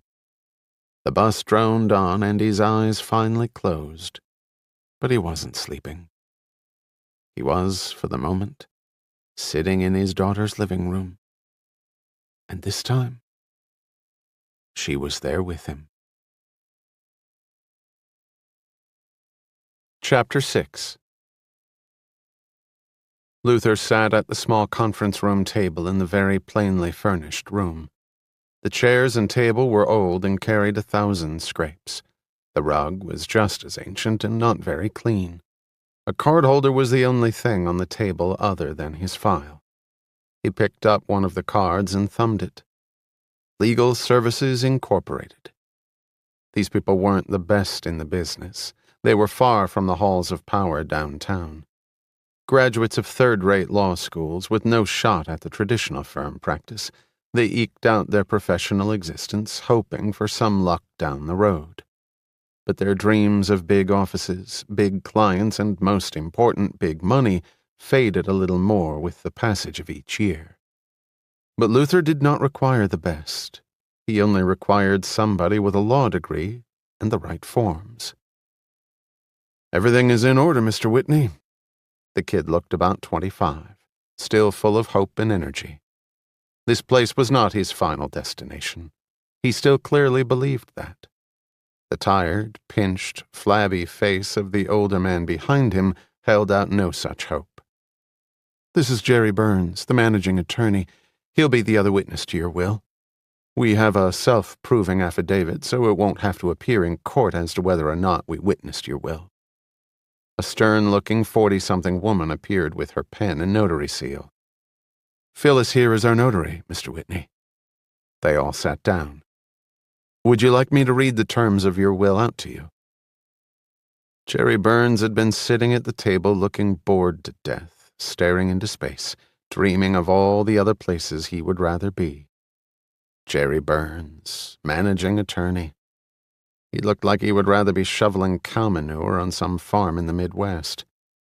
Now he glanced at his young colleague with disdain. "I've read it," Luther replied. "Fine," said Jerry Burns. "Why don't we get started?" 15 minutes later, Luther emerged from Legal Services Incorporated with 2 original copies of his last will and testament tucked in his coat pocket. Fucking lawyers. Couldn't piss, shit, or die without them. That was because lawyers made all the laws. They had the rest of them by the balls. Then he thought of Jack and smiled.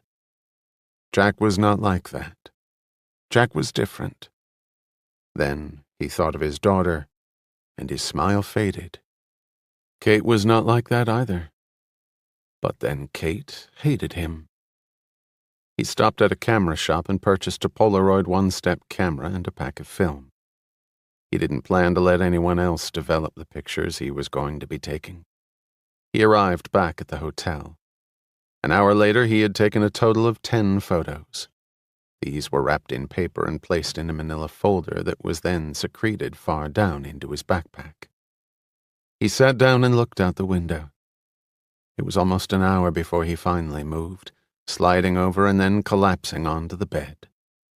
Some tough guy he was. Not so indifferent that he could not flinch at death, not be horrified by an event that had ripped the life out of someone who should have lived a lot longer.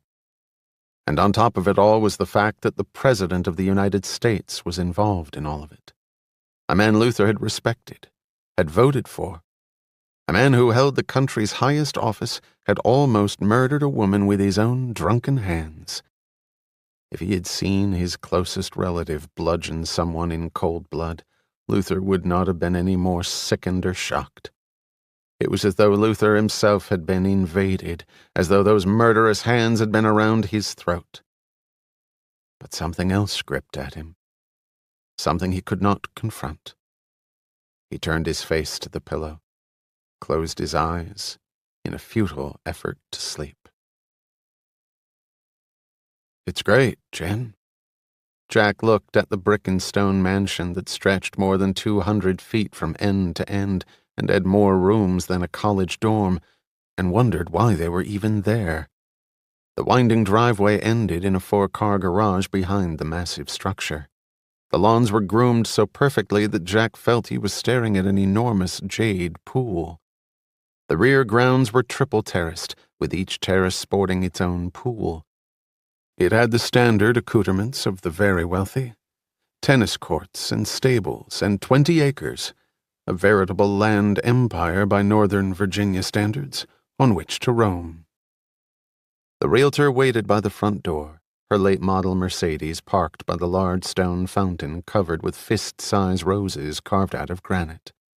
Commission dollars were being swiftly calculated and recalculated. Weren't they a terrific young couple? She had said that enough to where Jack's temples throbbed. Jennifer Baldwin took his arm, and 2 hours later their tour was finished. Jack walked over to the edge of the broad lawn and admired the thick woods, where an eclectic grouping of elm, spruce, maple, pine, and oak jostled for dominance. The leaves were beginning to turn, and Jack observed the beginnings of reds, yellows, and oranges dance across the face of the property they were considering. "So how much?" He felt he was entitled to ask that question. But this had to be out of their ballpark. His ballpark, anyway. He had to admit it was convenient. Only 45 rush-hour minutes from his office. But they couldn't touch this place. He looked expectantly at his fiancée. She looked nervous, played with her hair. $3.8 million. Jack's face went gray. $3,800,000. Dollars? Jack, it's worth 3 times that. Then why the hell are they selling it for $3,800,000? We can't afford it, Jen. Forget it. She answered him by rolling her eyes. She waved reassuringly to the realtor who sat in her car writing up the contract. Jen, I make $120,000 a year. You make about the same, maybe a little more. When you make partner? Right. My salary goes up, but not enough for this. We can't make the mortgage payments. I thought we were moving into your place anyway. It's not right for a married couple. Not right? It's a friggin' palace. He walked over to a forest green painted garden bench and sat down. She planted herself in front of him, arms crossed, a determined look on her face. Her summer tan was starting to fade. She wore a creamy brown fedora from under which her long hair tumbled across her shoulders. Her pants were perfectly tailored to her elegantly slender form. Polished leather boots encased her feet and disappeared under the pant legs. We won't be carrying a mortgage, Jack. He looked up at her. Really? What, are they giving us the place because we're such a terrific young couple?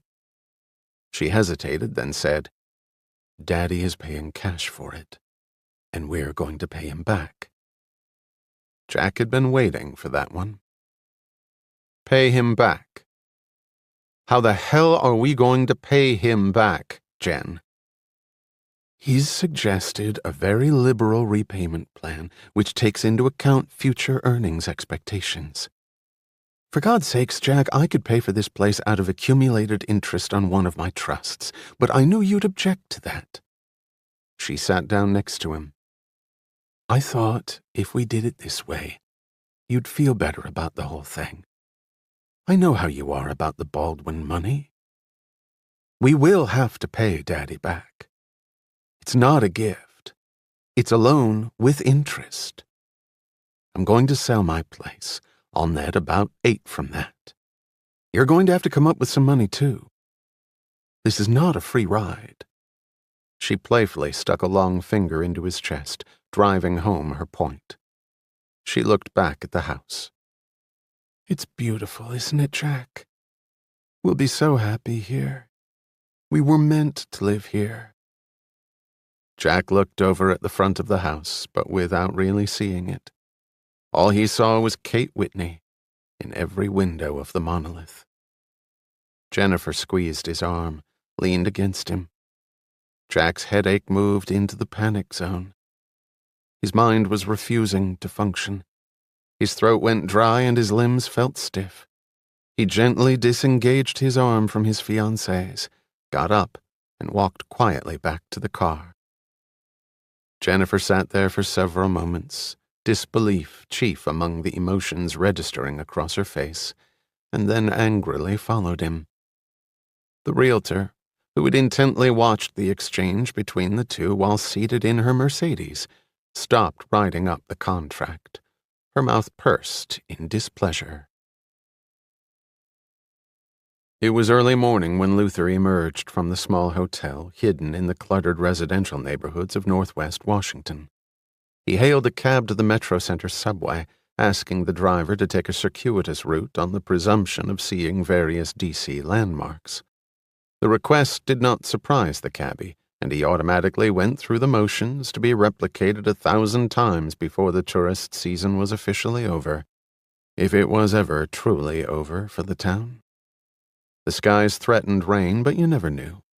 The unpredictable weather systems swirled and whipped across the region, either missing the city or falling hard on it before sliding into the Atlantic. Luther looked up at the darkness, which the newly risen sun could not penetrate. Would he even be alive 6 months from now? Maybe not. They could conceivably find him, despite his precautions. But he planned to enjoy the time he had left. The metro took him to Washington National Airport, where he took a shuttle bus across to the main terminal. He had pre-checked his luggage onto the American Airlines flight that would take him to Dallas-Fort Worth, where he would change airlines and then head to Miami. He would stay there overnight, and then another plane would drop him in Puerto Rico, and then a final flight would deposit him in Barbados. Everything was paid for in cash. His passport proclaimed him to be Arthur Lannis, age 65, from Michigan. He had a half-dozen such identifying documents, all professionally crafted and official-looking, and all absolutely phony. The passport was good for 8 more years and showed him to be well-traveled. He settled into the waiting area and pretended to scan a newspaper. The place was crowded and noisy, a typical weekday for the busy airport. Occasionally, Luther's eyes would rise over the paper to see if anyone was paying more than casual attention to him, but nothing registered. And he had been doing this long enough that something would have clicked if he had anything to worry about. His flight was called, his boarding pass was handed over, and he trudged down the ramp to the slender projectile that within 3 hours would deposit him in the heart of Texas. The Dallas-Fort Worth run was a busy one for American, but surprisingly he had an empty seat next to him. He took his coat off and laid it across the seat, daring anyone to trespass. He settled himself in and looked out the window. As they began to taxi to the takeoff runway, he could make out the tip of the Washington Monument over the thick, swirling mist of the clammy morning. Barely a mile from that point, his daughter would be getting up shortly to go to work, while her father was ascending into the clouds to begin a new life, somewhat ahead of schedule and not exactly easy in his mind. As the plane accelerated through the air, he looked at the terrain far below, noted the snaking of the Potomac until it was left behind. His thoughts went briefly to his long-dead wife, and then back to his very much alive daughter. He glanced up at the smiling, efficient face of the flight attendant and ordered coffee, and a minute later accepted the simple breakfast handed to him. He drank down the steaming liquid and then reached over and touched the surface of the window with its queer streaks and scratches. Wiping his glasses clean, he noted that his eyes were watering freely. He looked around quickly. Most passengers were finishing up their breakfast or reclining for a short nap before they landed. He pushed his tray up, undid his seat belt, and made his way to the lavatory. He looked at himself in the mirror. The eyes were swollen, red-blotched. The bags hung heavy. He had perceptibly aged in the last 36 hours. He ran water over his face, let the droplets gather around his mouth, and then splashed on some more. He wiped his eyes again. They were painful. He leaned against the tiny basin, tried to get his twitching muscles under control. Despite all his willpower, his mind wandered back to that room where he had seen a woman savagely beaten. The President of the United States was a drunk, an adulterer, and a woman-beater. He smiled to the press, kissed babies, and flirted with enchanted old women, held important meetings, flew around the world as his country's leader, and he was a fucking asshole who screwed married women, then beat them up, and then got them killed. What a package. It was more knowledge than one person should be carrying around. Luther felt very alone, and very mad. And the sorry thing was, the bastard was going to get away with it. Luther kept telling himself if he were 30 years younger, he would take this battle on. But he wasn't. His nerves were still stronger than most, but like river rock, they had eroded over the years. They were not what they were. At his age, battles became someone else's to fight, and win or lose. His time had finally come. He wasn't up to it. Even he had to understand that, to accept that reality. Luther looked at himself in the tiny mirror again. A sob swelled in his throat before it reached the surface and filled the small room. But no excuse would justify what he had not done. He had not opened that mirrored door. He had not flung that man off Christine Sullivan. He could have prevented the woman's death. That was the simple truth. She would still be alive if he had acted. He had traded his freedom, perhaps his life, for another's. For someone who could have used his help, who was fighting for her very life while Luther just watched. A human being who had barely lived a third of Luther's years. It had been a cowardly act, and that fact gripped him like some savage anaconda, threatening to explode every organ in his body. He bent low over the sink as his legs began to fail him. He was grateful for the collapse. He could not look at his reflection any more. As choppy air buffeted the plane, he was sick to his stomach. A few minutes elapsed, and he wet a paper towel with cold water and wiped it across his face and the back of his neck. He finally managed to stumble back to his seat. As the plane thundered on, his guilt grew with each passing mile.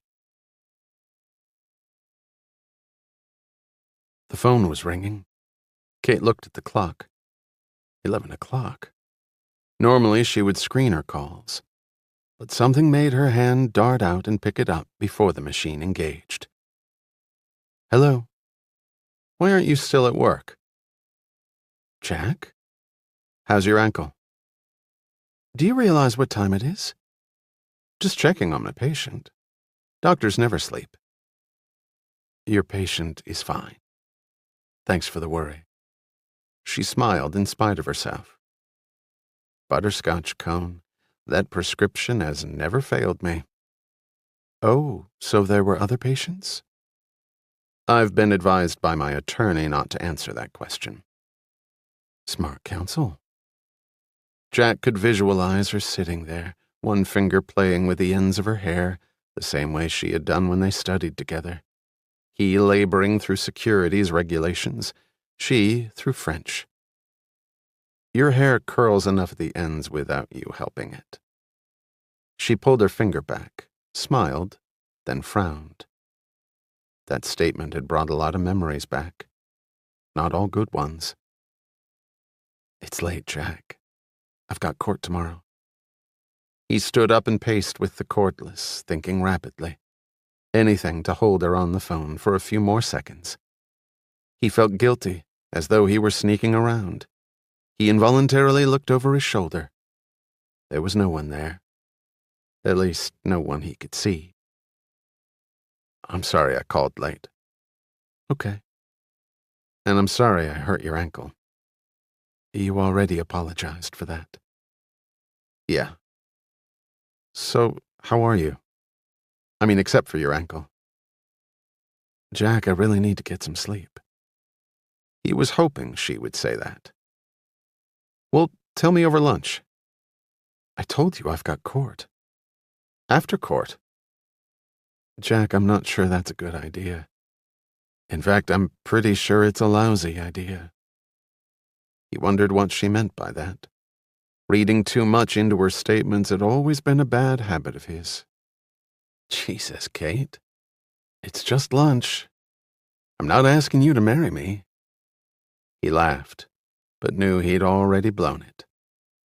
Kate was no longer fiddling with her hair. She too stood up. Her reflection caught in the hallway mirror. She pulled at the neck of her nightgown. The frown lines were prominent on her forehead. I'm sorry, he said quickly. I'm sorry, I didn't mean that. Look, it'll be my treat. I have to spend all that money on something. He was met with silence. In fact, he wasn't sure if she were still on the line. He had rehearsed this conversation for the last 2 hours. Every possible question, exchange, deviation. He'd be so smooth, she so understanding. They would hit it off so well. So far, absolutely nothing had gone according to plan. He fell back on his alternate plan. He decided to beg. Please, Kate. I'd really like to talk to you. Please. She sat back down, curled her legs under her, rubbed at her long toes. She took a deep breath. The years hadn't changed her as much as she had thought. Was that good or bad? Right now she had no way to deal with that question. When and where? Morton's? For lunch? He could see her incredulous face at the thought of the ultra-expensive restaurant, wondering what type of world he now lived in. Okay. How about the deli in Old Town near Founders Park around 2? We'll miss the lunchtime crowd. Better, but I can't promise.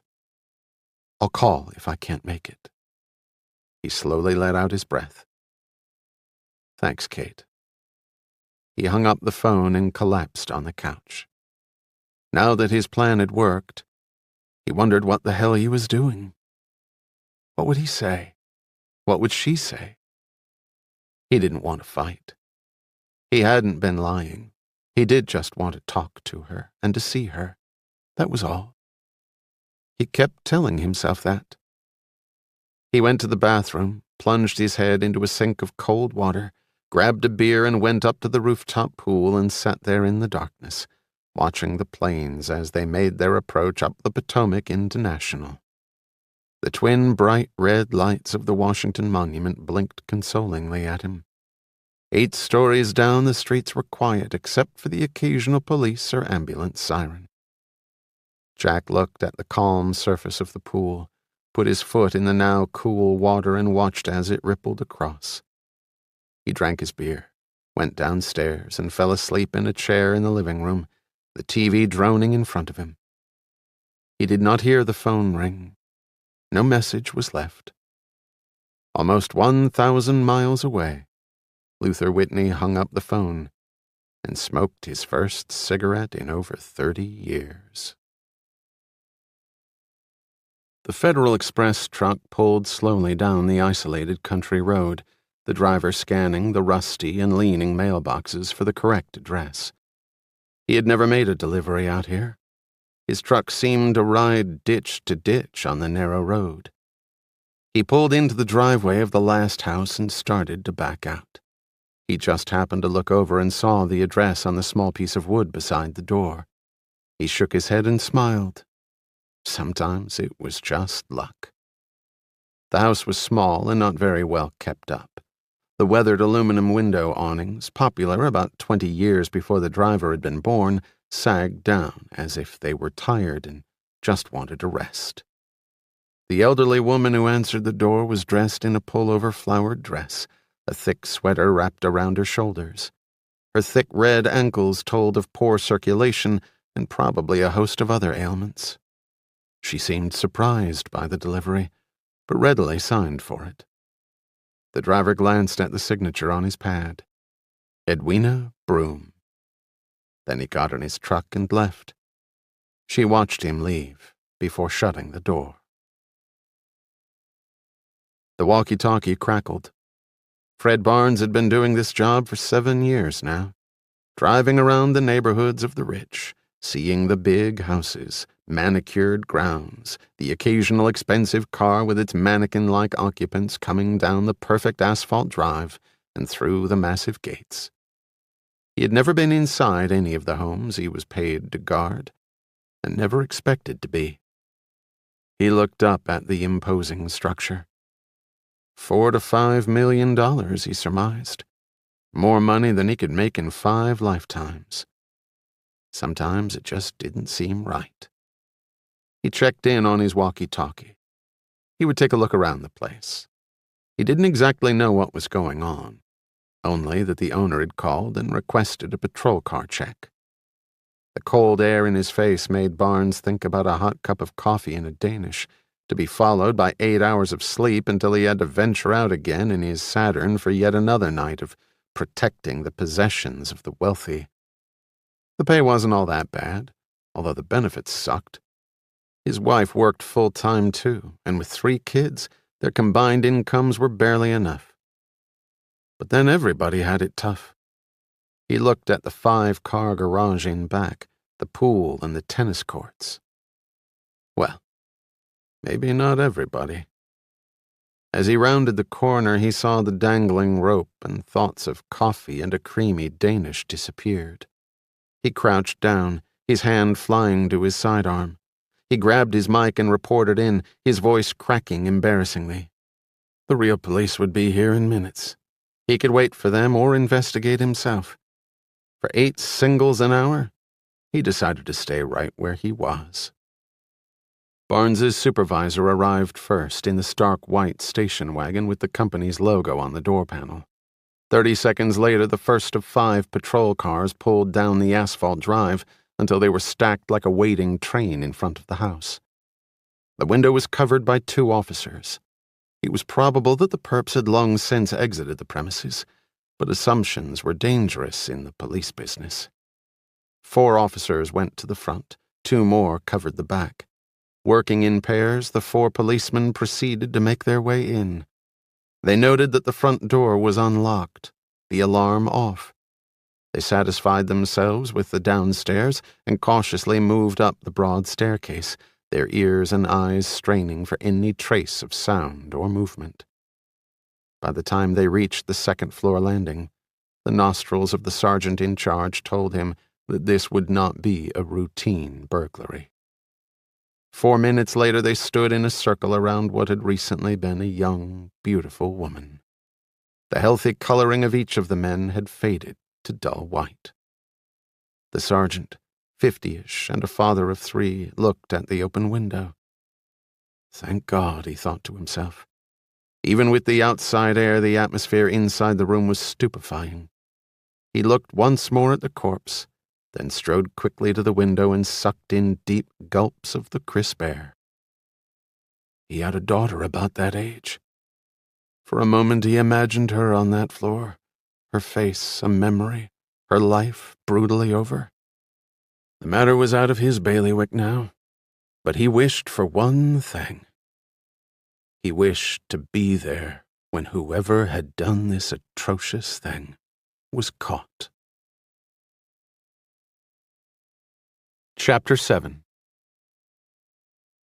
Seth Frank was simultaneously munching a piece of toast and attempting to tie his 6-year-old daughter's hair ribbons for school when the phone call came. His wife's look told him all he needed. She finished the ribbon. Seth cradled the phone while he finished knotting his tie, listening all the while to the calm, efficient tones of the dispatcher. 2 minutes later, he was in his car, the official bubble light needlessly stuck to the top of his department-issued Ford, and aqua-blue grille lights flashing ominously as he roared through the nearly deserted backroads of the county. Frank's tall, big-boned frame was beginning its inevitable journey to softness, and his curly black hair had seen more affluent days. At 41 years old, the father of 3 daughters who grew more complex and bewildering by the day, he had come to realize that not all that much in life made sense. But overall, he was a happy man. Life had dealt him no knockout punches. Yet, he had been in law enforcement long enough to know how abruptly that could change. Frank wadded up a piece of juicy fruit and slowly chewed it while compact rows of needle pines flew past his window. He had started his law enforcement career as a cop in some of the worst areas of New York City, where the statement "the value of life" was an oxymoron, and where he had seen virtually every way one person could kill another. He had eventually made detective, which had thrilled his wife. At least now he would arrive at crime scenes after the bad guys had departed. She slept better at night, knowing that the dreaded phone call would probably not come to destroy her life. That was as much as she could hope for, being married to a cop. Frank had finally been assigned to homicide, which was pretty much the ultimate challenge in his line of work. After a few years, he decided he liked the job and the challenge, but not at the rate of 7 corpses a day. So he had made the trek south to Virginia. He was senior homicide detective for the county of Middleton, which sounded better than it actually was, since he also happened to be the only homicide detective the county employed. But the relatively innocuous confines of the rustic Virginia county had not lent itself to much demanding work over that time. The per capita income levels in his jurisdiction were off the scale. People were murdered, but other than wives shooting husbands or vice versa, or inheritance-minded kids popping off their parents, there hadn't been much excitement. The perps in those cases were pretty self-evident, less mental work than legwork. The dispatcher's phone call promised to change all that. The road snaked past wooded area and then opened out onto fenced green fields where leggy thoroughbreds lazily faced the new morning. Behind impressive gates and long winding driveways were the residences of the fortunate few, who were actually very plentiful in Middleton. Frank concluded that he wasn't going to get any help from the neighbors on this one. Once inside their fortresses, they probably saw or heard nothing on the outside, which was undoubtedly the way they wanted it, and paid dearly for that privilege. As Frank approached the Sullivan estate, he straightened his tie in the rearview mirror and pushed back some stray wisps of hair. He had no particular affinity for the wealthy, nor did he dislike them. They were parts of the puzzle, a conundrum that was as far from a game as you could get, which led to the most satisfying part of his job. For amidst all the twists, turns, red herrings, and plain mistakes, there lurked an undeniable truism. If you killed another human being, you came within his domain, and you would be ultimately punished. What that punishment was, Frank usually did not care. What he did care about was that someone stand trial, and if convicted, that someone receive the meted penalty. Rich, poor, or in between. His skills may be somewhat dulled, but the instincts were still there. In the long run, he'd always go with the latter. As he pulled in the drive, he noticed a small combine chewing under the adjacent cornfield, its driver watching the police activity with a keen eye. That information would soon be passing through the area in rapid movements. The man had no way to know he was destroying evidence of a flight. Neither did Seth Frank as he climbed out of his car, threw on his jacket, and hustled through the front door. Hands deep in his pockets, his eyes moved slowly around the room, taking in each detail of the floor, walls, and venturing to the ceiling before coming back to the mirrored door and then to the spot where the deceased had lain for the last several days. Seth Frank said, "Take a lot of pics, Stu. Looks like we'll need it." The crime unit photographer paced through the room in discreet grids outward from the corpse in his effort to reproduce on film every aspect of the room, including its lone occupant. This would be followed by a videotaping of the entire crime scene, complete with a narrative. Not necessarily admissible in court, but it was invaluable to the investigation. As football players watched game films, detectives were more and more scrutinizing the videos for additional clues that might only be seized upon on the 8th, 10th, or 100th examination. The rope was still tied to the bureau and still disappeared out the window. Only now it was covered with black fingerprint powder, but there wouldn't be much there. One usually wore gloves to climb down a rope, even a knotted one. Sam Magruder, the officer in charge, approached, having just spent 2 minutes leaning out the window sucking in air.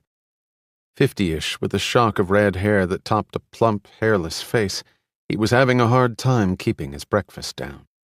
A large portable fan had been brought in and the windows were fully open. All the CD personnel wore floater masks, but the stench was still oppressive. Nature's parting laugh to the living. Beautiful 1 minute, rotting the next. Frank checked Magruder's notes, noted the greenish tint to the OIC's face. "Sam, if you'd stay away from the window, your sense of smell would go dead in about 4 minutes. You're just making it worse." "I know that, Seth. My brain tells me that, but my nose won't listen." "When did the husband phone in?" "This morning, 7:45 local time." Frank tried to make out the cop's scribbles. "And he's where?" "Barbados." Frank's head inclined. "How long?" "We're confirming it." "Do that. How many calling cards they leave, Laura?" Frank looked over at his ident technician, Laura Simon. She glanced up. "I'm not finding much, Seth." Frank walked over to her. "Come on, Laura. She's got to be all over the place." "How about her husband, the maid?" There's got to be usables everywhere. Not that I'm finding. You're shitting me. Simon, who took her work very seriously and was the best print lifter Frank had ever worked with, including at NYPD, looked almost apologetic. Carbon dusting powder was everywhere, and there was nothing? Contrary to popular belief, a lot of criminals left their prints at the scene of the crime. You just had to know where to look. Laura Simon knew where to look, and she was getting zip. Hopefully, they would get something after analysis back at the lab. Many latents just weren't visible no matter how many angles you hit them with the light. That's why they called them latents. You just powdered and taped everything you thought the perps might have touched, and you might get lucky. I've got a few things packaged to take back to the lab. After I use the ninhydrin and hit the rest with the superglue, I might have something for you. Simon dutifully returned to her work. Frank shook his head. Superglue, a cyanoacrylate, was probably the best method of fuming and could pull prints off things you couldn't believe. The problem was the damn process took time to work its magic. Time they didn't have. Come on, Laura. From the looks of the body, the bad guys have had enough of a head start. She looked at him. I've got another cyanoacrylate ester I've been wanting to use. That's faster.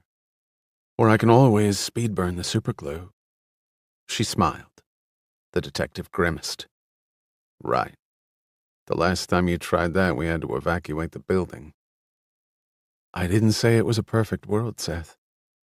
Magruder cleared his throat. Looks like we're dealing with some real professionals. Seth looked at the OIC sternly. They're not professionals, Sam. They're criminals. They're killers. It's not like they went to goddamn college to learn how to do this. No, sir. We sure it's the lady of the house? Frank inquired. Magruder pointed to the photo on the nightstand. Christine Sullivan. Of course, we'll get a positive ID. Any witnesses? No obvious ones. Haven't canvassed the neighbors yet. Gonna do that this morning. Frank proceeded to make copious notes of the room and its occupant's condition, and then made a detailed sketch of the room and its contents. A good defense attorney could make any unprepared prosecution witness look like a candidate for the silly putty factory. Being unprepared meant guilty people went free. Frank had learned the only lesson he would ever need on the subject as a rookie cop and the first on the scene of a breaking and entering. He had never been more embarrassed or depressed in his life as he had when he had gotten off the witness stand, his testimony torn to shreds and actually used as the basis to get the defendant off. If he had been able to wear his .38 in court, the world would have had one fewer lawyer that day. Frank crossed the room to where the deputy medical examiner, a beefy, white-haired man who was perspiring heavily despite the morning chill outside, was lowering the skirt on the corpse. Frank knelt down and examined one of the small, baggy-clad hands, then glanced at the woman's face. It looked like it had been beaten black and blue. The clothing was soaked through with her body fluids. With death comes an almost immediate relaxing of the sphincters. The resulting smell combination was not pleasant. Luckily, the insect infestation was minimal despite the open window. Even though a forensic entomologist could usually ascertain time of death more accurately than could a pathologist, no detective, despite the increased accuracy, ever relished the thought of examining a human body that had become an insect buffet. "Got an approximate yet?" Frank asked the medical examiner. My rectal thermometer isn't going to be much use to me.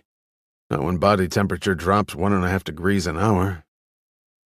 72 to 84 hours. I'll have a better number for you after I open her up. The ME straightened up.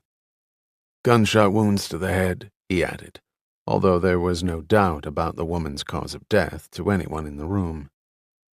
I noticed the marks on her neck. The medical examiner looked at Frank keenly for a moment and then shrugged.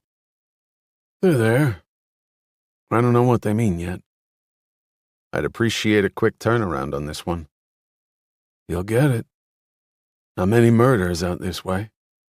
They usually get a priority, you know. The detective winced slightly at the remark. The medical examiner looked at him. "Hope you enjoy dealing with the press.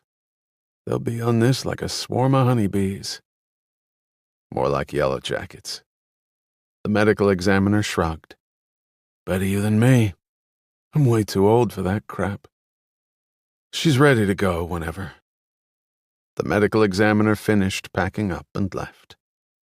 Frank held the small hand up to his face, looked at the professionally manicured nails.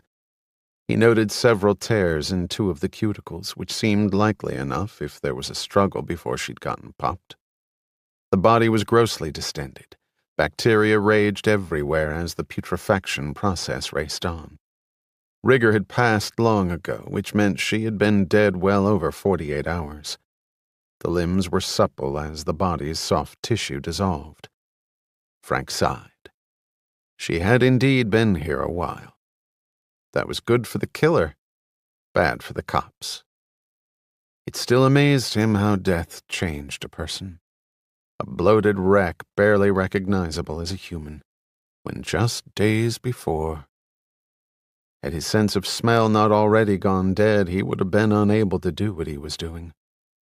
But that came with being a homicide detective. All your clients were dead. He carefully held the deceased's head up, turning each side to the light. 2 small entry wounds on the right side, 1 large, ragged exit hole on the left. They were looking at heavy caliber stuff. Stu had already gotten pictures of the wounds from several different angles, including from directly overhead. The circular abrasion collars and the absence of burns or tattooing on the skin's surface led Frank to conclude that the shots had been fired from over 2 feet away. Small-caliber contact wounds, those fired muzzle to flesh, and near-contact wounds fired from a distance of less than 2 inches from the target could duplicate the types of entry wounds present on the victim. But there would be powder residue deep in the tissues along the bullet track if they were looking at a contact wound. The autopsy would definitely answer that question. Next, Frank looked at the contusion on the left side of her jaw. It was partially hidden by the natural blistering of the body as it decomposed, but Frank had seen enough corpses to tell the difference. The surface of the skin there was a curious amalgamation of green, brown, and black. A big blow had done that. A man? That was confusing. He called Stu over to take pictures of the area with a color scale. Then he laid the head back down with the reverence the deceased deserved, even under the largely clinical circumstances.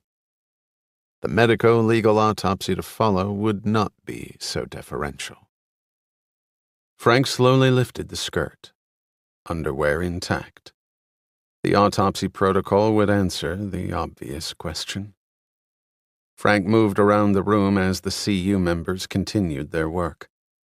One thing about living in a rich, although largely rural county, the tax base was more than enough to support a first-rate, if relatively small, crime scene unit, complete with all the latest technology and devices that theoretically made catching bad people easier. The victim had fallen on her left side, away from the door. Knees tucked partially under her, left arm stretched out, the other against her right hip. Her face was pointed east, perpendicular with the right side of the bed. She was almost in a fetal position. Frank rubbed his nose. From beginning to end, back to the beginning. Nobody ever knew how they were going to eventually exit this old world, did they? With Simon's help, he did the triangulation of the body's location. The tape measure made a screeching sound as it unwound. It sounded somehow unholy in this room of death. He looked at the doorway and the position of the body. He and Simon performed a preliminary trajectory path of the shots. That indicated the shots most probably came from the doorway, which, with a burglary, you'd expect the other way around if the perp was caught in the act. However, there was another piece of evidence that would pretty much confirm which way the slugs had traveled. Frank again kneeled next to the body. There were no drag marks across the carpet, and the bloodstains and spray patterns indicated the deceased was shot at the spot she had fallen. Frank carefully turned to the body, again lifting up the skirt. Post-mortem, blood settles to the lowest portions of the body, a condition called livor mortis. After 4 to 6 hours, the livor mortis remains fixed in position.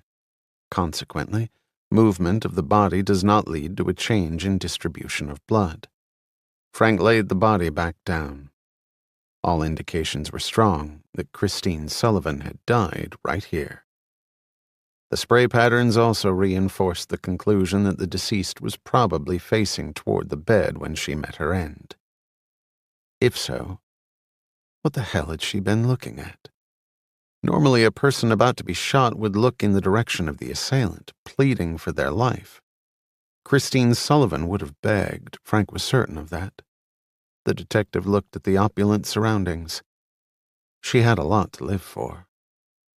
He eyed the carpet carefully, his face barely inches from its surface. The spray patterns were irregularly distributed, as though something had been lying in front of or to the side of the deceased. That could prove to be important later on. Much had been written about spray patterns. Frank respected their usefulness, but tried not to read too much into them. But if something had partially shielded the carpet from the blood, he would want to know what that something was. Also, the absence of spotting on her dress puzzled him. He would catalog that one away. It might mean something, too. Simon opened her rape kit and, with Frank's assistance, swabbed the deceased's vagina. Next, they combed through both the hair on her head and her pubic hair, with nothing readily apparent in the way of foreign substances. Next, they bagged the victim's clothing. Frank looked over the body minutely. He glanced at Simon. She read his mind. "There's not going to be any, Seth. Indulge me, Laurie." Simon dutifully lugged her print kit over and applied powder to the corpse's wrists, breasts, neck, and inside upper arms. After a few seconds, she looked at Frank and slowly shook her head. She bagged what they did find. He watched as the body was wrapped in a white sheet, deposited in a body pouch, and taken outside where a silent ambulance would transport Christine Sullivan to a place everyone prayed they would never have to go. He next viewed the vault, noted the chair and remote. Dust patterns on the floor of the vault had been disturbed. Simon had already covered the area. There was a smudge of dust on the chair seat. The vault had been forced, though. The door and wall were heavily marked where the lock had been broken. They would cut out the levered piece of evidence, see if they could get a tool print. Frank looked back through the vault door and shook his head. One-way mirror. That was real nice. In the bedroom, too. He couldn't wait to meet the man of the house.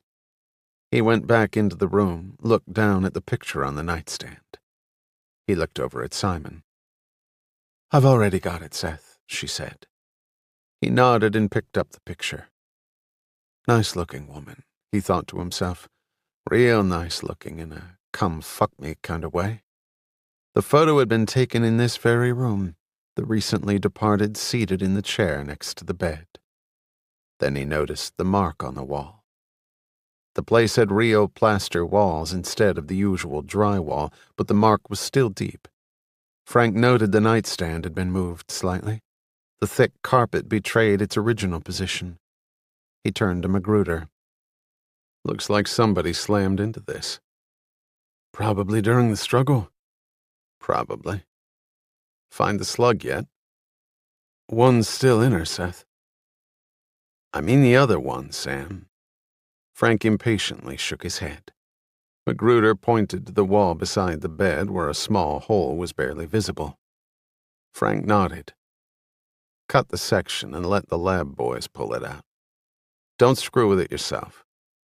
Twice in the last year, ballistics had been rendered useless because an overzealous uniform had scraped a bullet out of a wall, ruining the striations. "Any brass?" Magruder shook his head. "If the murder weapon ejected any spent shells, they've been picked up." He turned to Simon. "Any treasures from the evac?" The evidence vacuum was a highly powerful machine that Utilizing a series of filters was used to comb the carpet and other materials for fibers, hairs, and other small objects that more often than not turned out big dividends, because if the perps couldn't see 'em, they weren't going to try to remove 'em. Magruder tried to joke. "My carpet should be that clean." Frank looked at his CD team. "Did we find any trace, people?" They all looked at one another, not knowing if Frank was kidding or not. They were still wondering when he walked out of the room and went downstairs. A representative from the alarm company was talking with a uniformed officer at the front door. A CU member was packing the plate and wires in plastic evidence bags. Frank was shown where the paint had been slightly chipped, and an almost microscopic metal shard indicated that the panel had been removed. On the wiring were small tooth-like indentations. The security rep looked admiringly at the lawbreaker's handiwork. Magruder joined them, his color slowly returning. The rep was nodding his head. "Yep, they probably used a counter. Looks that way anyway." Seth looked at him. "What's that?" "Computer-assisted method of ramming massive numbers of combinations into the system's recognition bank until they hit the right combo. You know, like they do to bust the ATMs. Frank looked at the gutted panel and then back at the man. "I'm surprised a place like this wouldn't have a more sophisticated system." "It is a sophisticated system." The rep sounded defensive. "A lot of crooks using computers these days." "Yeah, but the thing is, this baby has a 15-digit base, not a 10, and a 43-second delay. You don't hit it, the gate comes crashing down." Frank rubbed his nose. He would have to go home and shower. The stench of death, warmed over several days in a hot room, left its indelible mark on your clothes, hair, and skin. And sinuses. "So?" Frank asked. "So? The portable models you'd most likely have to use on a job like this can't crunch enough combos through in 30 seconds or so. Shit, based on a 15-digit configuration, you're looking at over 1.3 trillion in possibilities. It's not like the guy's going to be lugging around a PC." The OIC piped in. "Why 30 seconds? Frank answered. "They needed some time to get the plate off, Sam." He turned back to the security man. "So what are you saying?" "I'm saying that if he knocked this system over with a numbers cruncher, then he had already eliminated some of the possible digits from the process. Maybe half, maybe more. I mean, maybe you got a system that'll do it all right, or they might have rigged something up that could pop this cage. But you're not talking cheap hardware, and you're not talking some bozos off the street that walked into a Radio Shack and came out with a calculator. I mean, they're making computers faster and smaller every day, but you gotta realize that the speed of your hardware doesn't solve the problem. You gotta factor in how fast the security system's computer will respond back to all the combos flowing in. It's probably gonna be a lot slower than your equipment. And then you got a big problem. Bottom line, if I were these guys, I'd want a nice comfort zone. You know what I'm saying? In their line of work, you don't get second chances." Frank looked at the man's uniform and then back at the panel. If the guy was right, he knew what that meant. His line of thinking had already moved in that direction by virtue of the fact that the front door had not been forced or even nominally tampered with. The security company rep continued, "I mean, we could eliminate the possibility entirely. We have systems that refuse to react to massive combos being forced down their throat. Computers would be jack shit useless. Problem is, those systems are so sensitive to interference, they were also routinely slamming down on owners who couldn't seem to remember their numbers on the first or second try. Hell, we were getting hit with so many false alarms the police departments were starting to fine us. Go fucking figure." Frank thanked him and then moved through the rest of the house. Whoever had committed these crimes knew what they were doing. This was not going to be a quick one. Good pre-crime planning usually meant equally good post-planning. but they probably hadn't counted on blowing away the lady of the house. Frank suddenly leaned against a doorway and pondered the word used by his friend the medical examiner. Wounds. Chapter 8. Jack was early. His watch showed 1:35.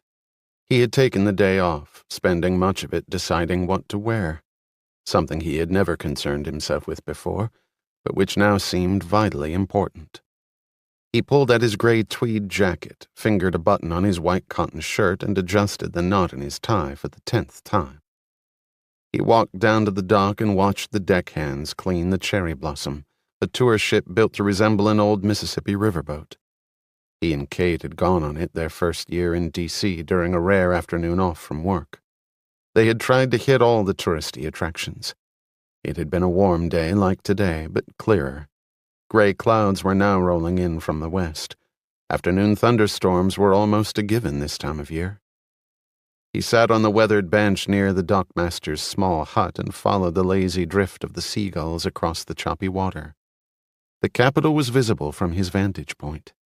Lady Liberty, minus the collective filth of over 130 years of residing outdoors thanks to a recent cleaning, stood imperiously on top of the famous dome. People in this town were encased in grime over time, Jack thought to himself. It just came with the territory. Jack's musings turned to Sandy Lord, the firm's most prolific rainmaker and the biggest ego Patton Shaw had ever seen. Sandy was close to being an institution in the legal and political circles of D.C. The other partners dropped his name as though he had just that moment stepped down from Mount Sinai with his own version of the 10 Commandments, which would have commenced with, "Thou shalt make Patton Shaw and Lord partners as much money as possible." Ironically, Sandy Lord was part of the attraction when Ransom Baldwin had mentioned the firm. Lord was one of the best, if not the best, example of a power lawyer the city had to offer, and it had dozens in that league. The possibilities were limitless for Jack. Whether those possibilities included his personal happiness, he was far from certain. He was also not certain what he expected from this lunch. What he was sure about was that he wanted to see Kate Whitney. He wanted that very much. It seemed as though the closer his marriage came, the more he was emotionally retreating. And where more likely a spot to retreat than to the woman he had asked to marry him over 4 years ago? He shuddered as that memory engulfed him. He was terrified of marrying Jennifer Baldwin, terrified that his life would soon become unrecognizable to him. Something made him turn. He wasn't sure what exactly. But she was standing there, at the edge of the pier, watching him.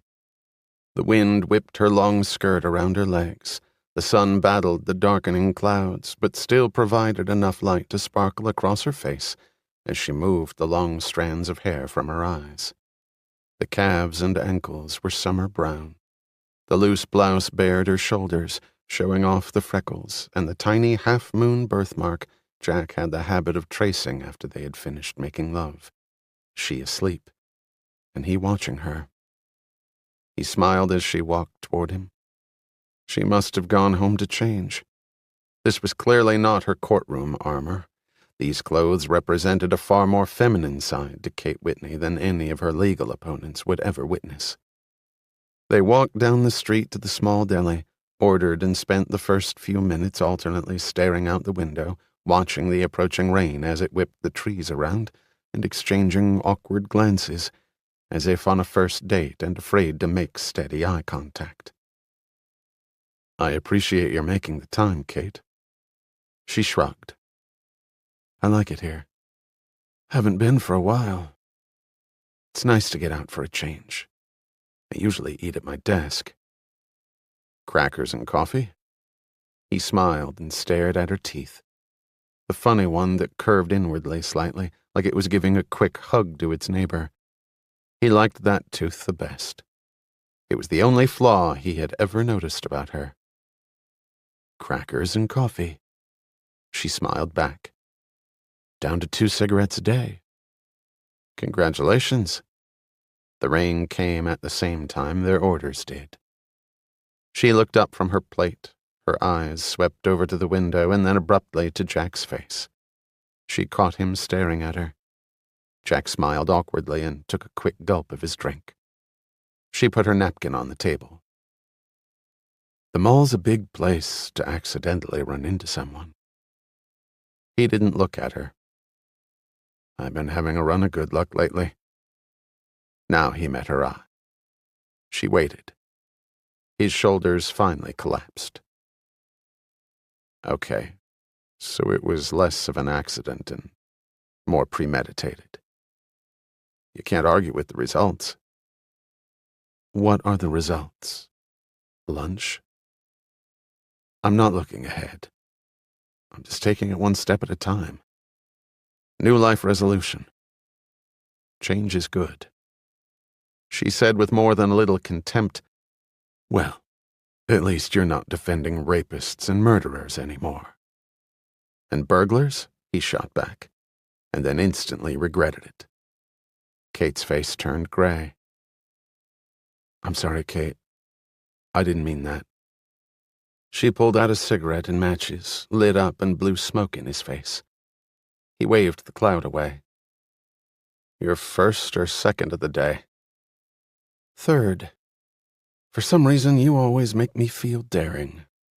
She stared at the window, crossed her legs. Her foot touched his knee, and she quickly jerked it back. She stabbed out her cigarette and stood up, grabbing her purse. I have to get back to work. How much do I owe you? He stared at her. I invited you to lunch, which you haven't even eaten. She pulled out a 10 and tossed it down on the table and headed for the door. Jack threw another 10 down and raced after her. Kate! He caught up to her just outside the deli. The rain had stiffened, and despite holding his jacket over their heads, they were quickly soaked. She didn't seem to notice. She climbed in her car. He jumped in the passenger side. She looked at him. I really have to get back. Jack took a deep breath, wiped the moisture off his face. The heavy rain drummed on the car's exterior. He felt it all slipping away. He was far from sure how to handle this situation. But he had to say something. Come on, Kate. We're dripping wet. It's almost 3 o'clock. Let's go get cleaned up and hit a movie. No, we can drive out to the country. Remember the Windsor Inn? She looked at him, absolute astonishment on her features. Jack, by any chance, have you discussed this with the woman you're engaged to marry? Jack looked down. What was he supposed to say? That he was not in love with Jennifer Baldwin, despite having asked her to marry him? Right at that moment, he could not even recall asking her.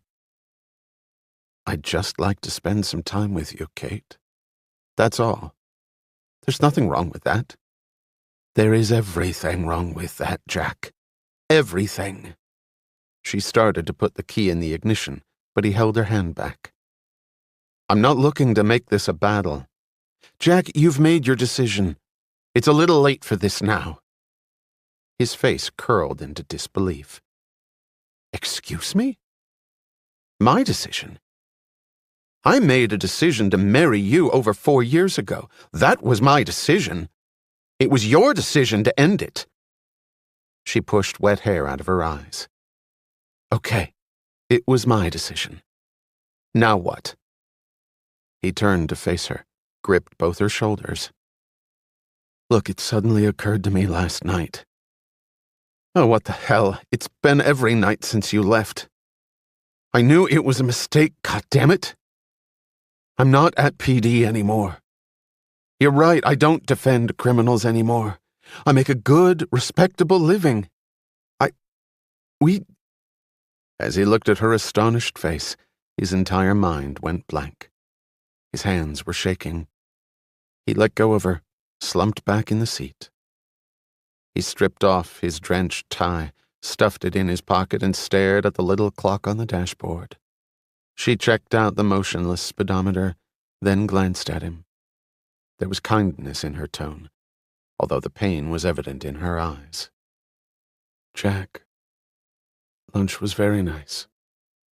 It was good to see you. But that's as far as we can go. I'm sorry. She bit her lip, a movement he didn't see because he was getting out of the car. He poked his head back in. Have a good life, Kate. You ever need anything, call me. She watched his thick shoulders as he walked through the steady rain, got in his car, and drove off. She sat for several minutes. A tear traced its way down her cheek. She angrily flicked it away, put the car in gear, and drove off in the opposite direction. The next morning, Jack picked up the phone and then slowly put it back down. What was the point, really? He had been in the office since 6, wiped out his backlog of high-priority work, and moved on to projects that had been on the back burner for weeks. He looked out the window. The sun ricocheted off the concrete and brick edifices. He rubbed the glare out of his eyes and pulled the blinds down. Kate was not going to suddenly plunge back into his life, and he had to adjust to that. He had spent the night turning every possible scenario over in his head, most wildly unrealistic. He shrugged. Things like this happened to men and women every day in every country in the world. Things sometimes did not work out, even if you wanted them to more than anything else. You couldn't will someone to love you back. You had to move on. He had plenty to move on to. Maybe it was time for him to enjoy the future he knew he did have. He sat down at his desk and methodically moved through 2 more projects, a joint venture for which he was doing low-level, no-brain grunt work, and a project for the only client he had other than Baldwin, Tar Crimson.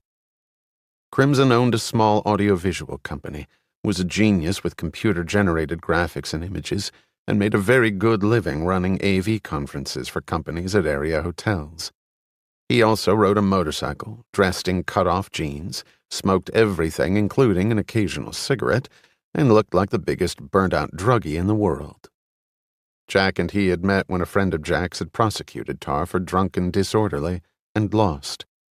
Tar had come in dressed in a 3-piece suit, briefcase, and neatly trimmed hair and beard, and argued persuasively that the officer's testimony was biased because the bust was outside a Grateful Dead concert, that the field test was inadmissible because the cop had not given the proper verbal warnings, and lastly because an improperly functioning piece of equipment had been used to administer the test.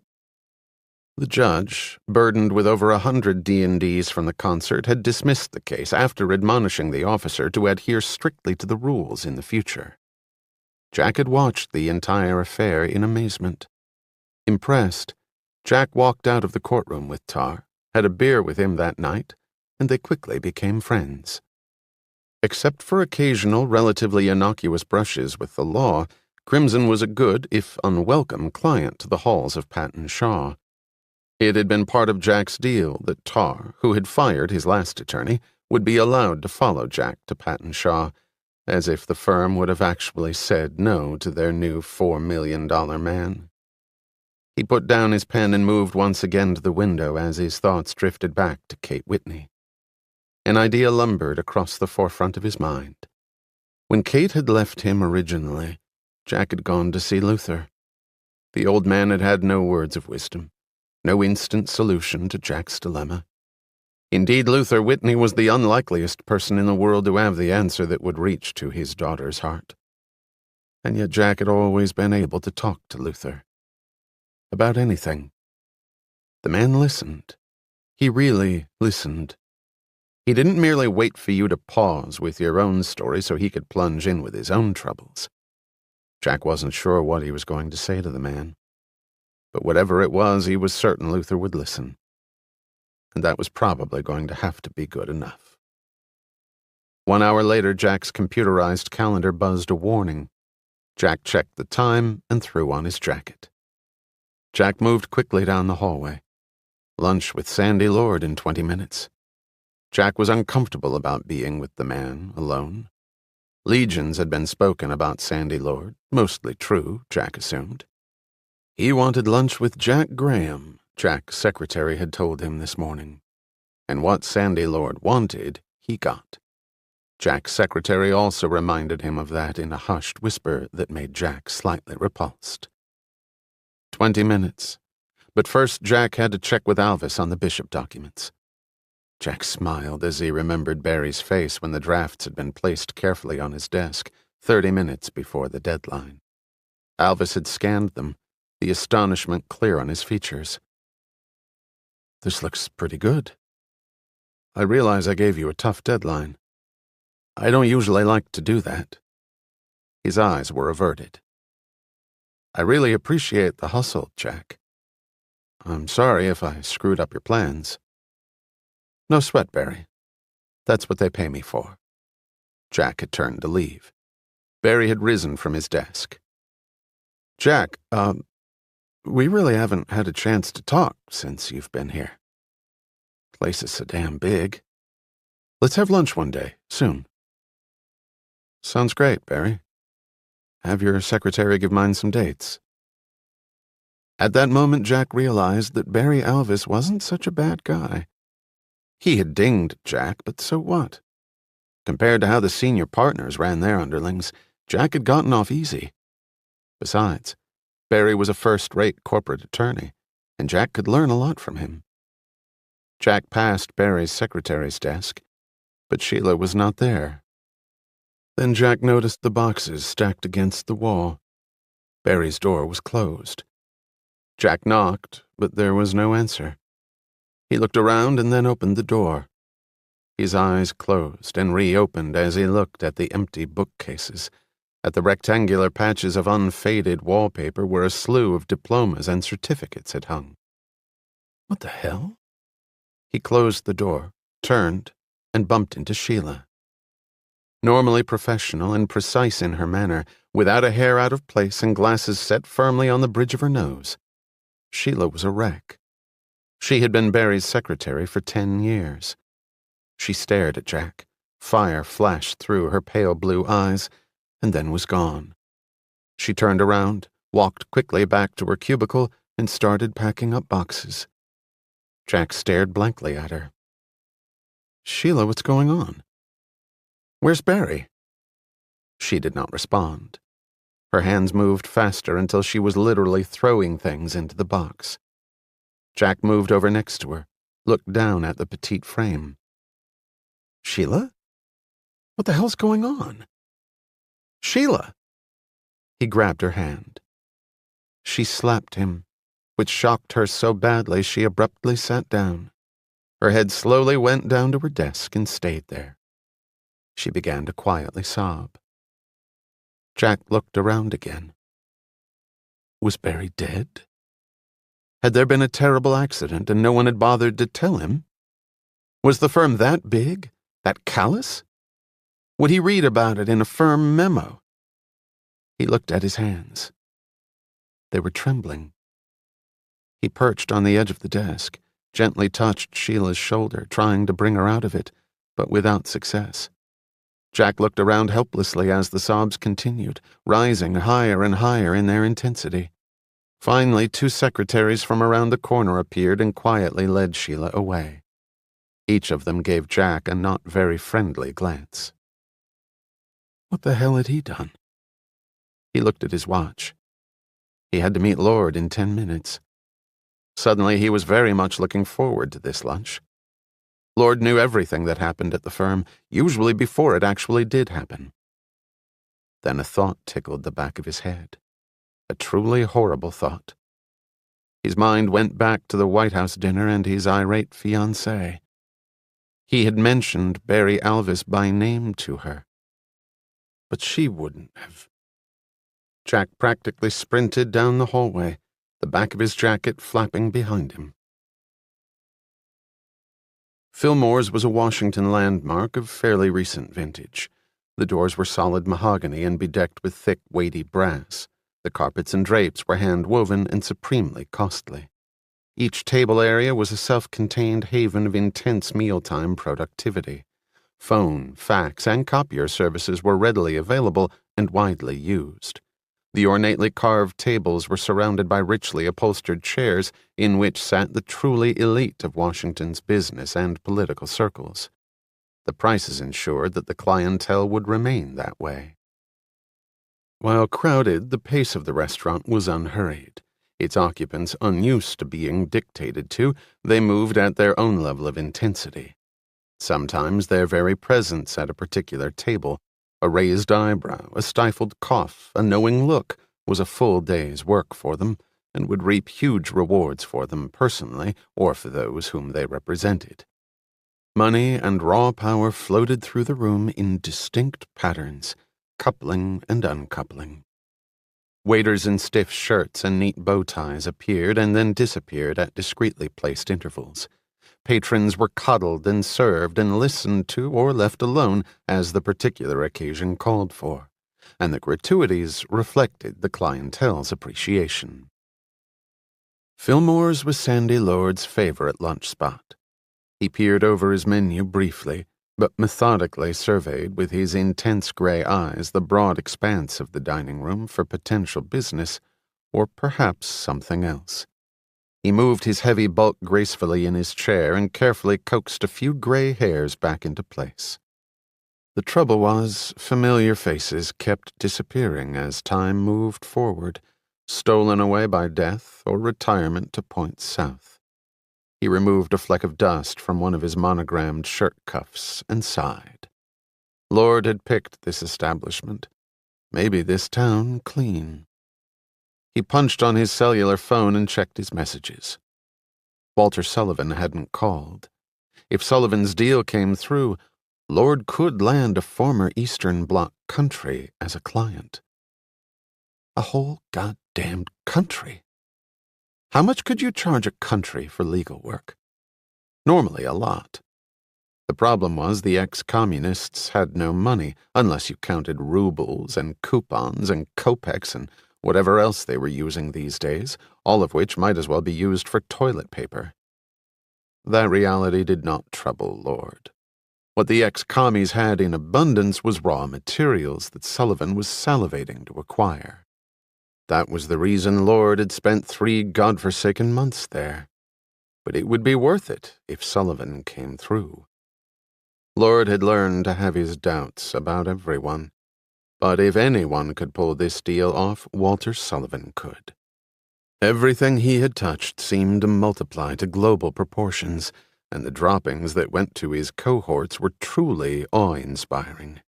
And at almost 80, the old man hadn't slowed a step. He worked 15-hour days, was married to a 20-something babe right out of a drive-in movie. He was right this minute in Barbados, where he had flown the 3 highest-ranking politicos for a little business and entertainment Western style. Sullivan would call, and Sandy's short but select client list would grow by 1. But what a one it would be. Lord took note of the young woman in the painfully short skirt and tiptoe heels strolling across the dining room. She smiled at him. He returned the look with slightly elevated eyebrows, a favorite signal of his because of its ambiguity. She was a congressional liaison for one of the big 16th Street associations, not that he cared about her occupation.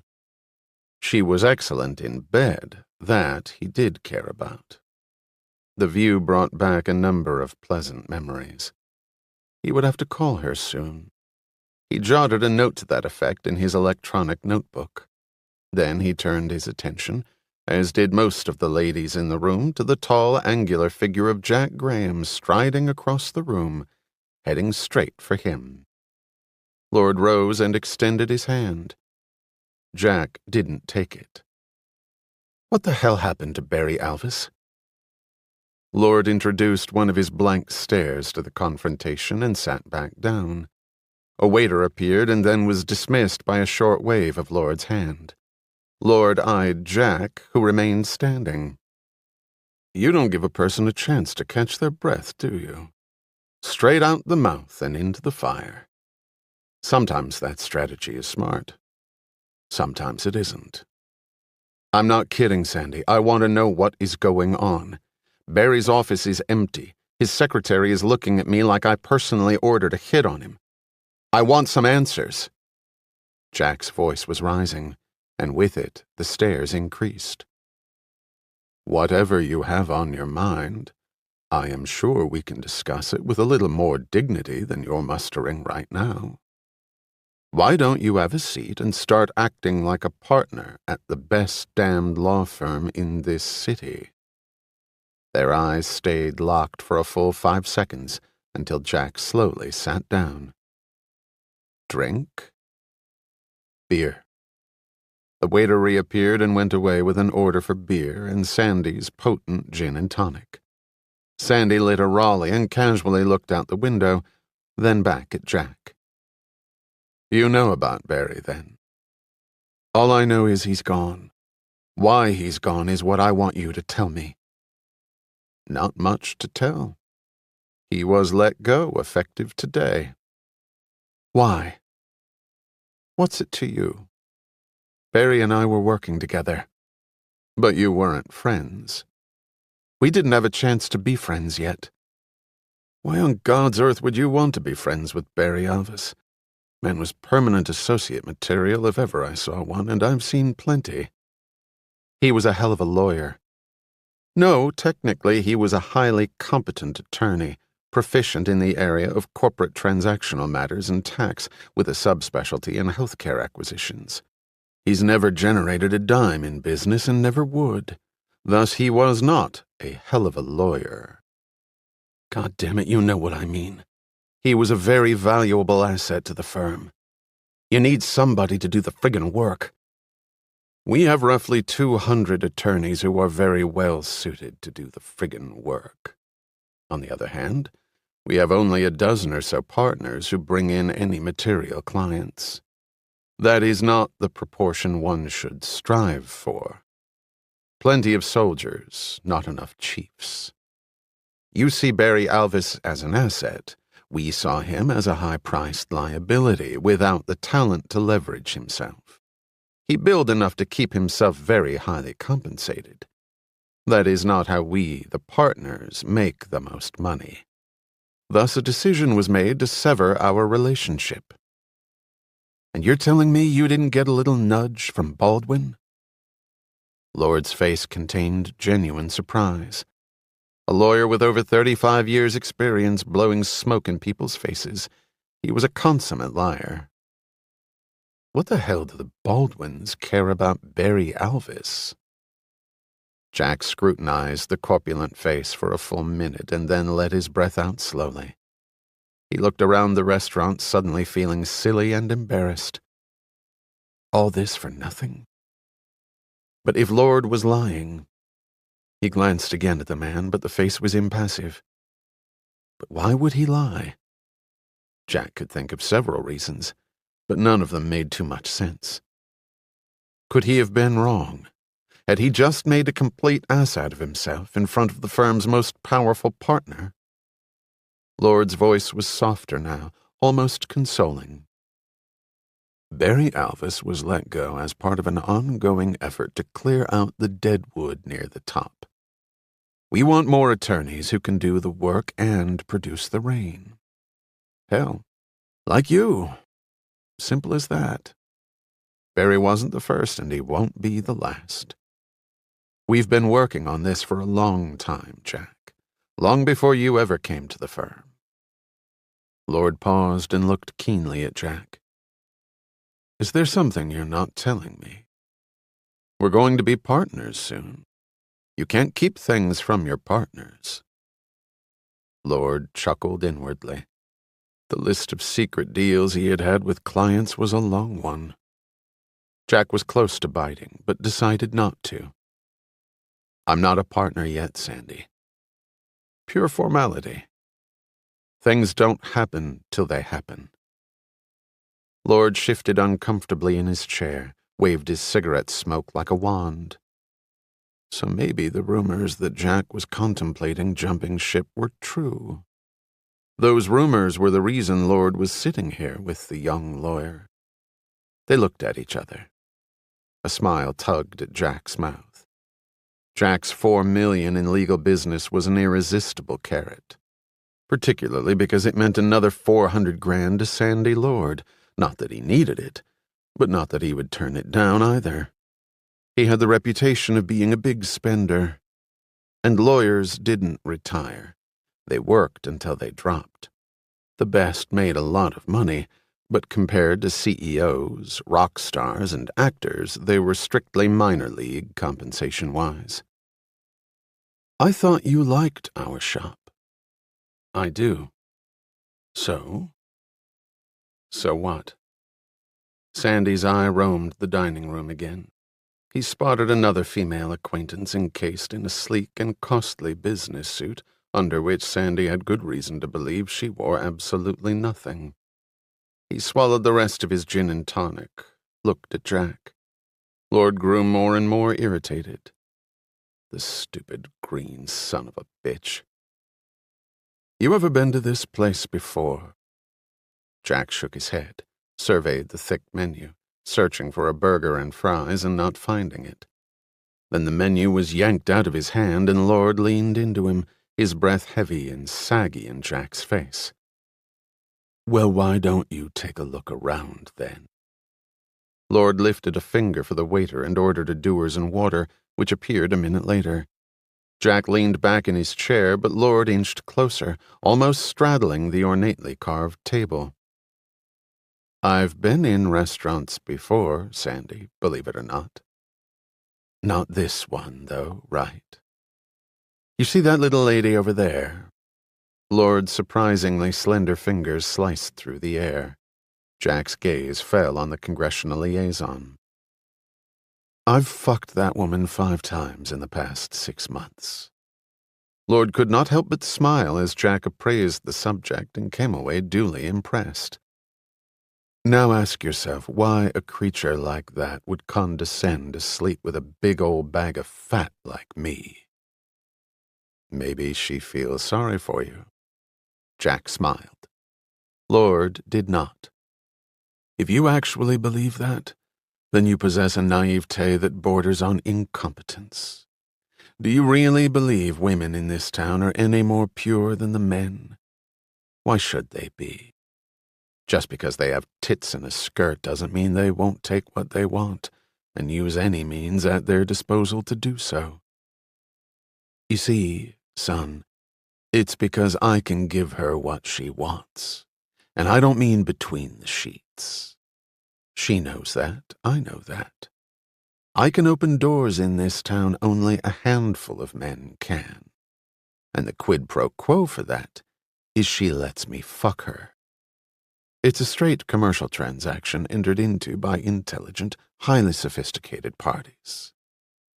How about that? How about it? Lord sat back in his chair, lit a fresh cigarette, and blew precise rings to the ceiling. He picked at his lip and chuckled to himself. Something funny, Sandy? I was just now thinking how you probably got a kick out of people like me when you were in law school. Thinking how you were never going to be like me. Gonna go defend illegal aliens wanting political asylum or do death row appeals for poor sons of bitches who've butchered a few too many people and blamed it on getting spanked by their mama when they were bad. Now come on, tell the truth. You did that, didn't you? Jack loosened his tie, took a sip of beer. He had seen Lord in action before.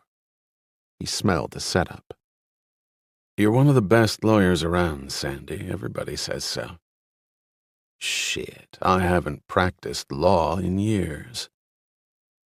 Whatever works for you. What works for you, Jack? Jack felt a slight but perceptible clinch in his gut as he heard his name pass through Lord's lips. It suggested a coming intimacy that had startled him, despite Jack's knowledge of its inevitability. Partner? Jack took a breath and shrugged. Who knows what they want to be when they grow up?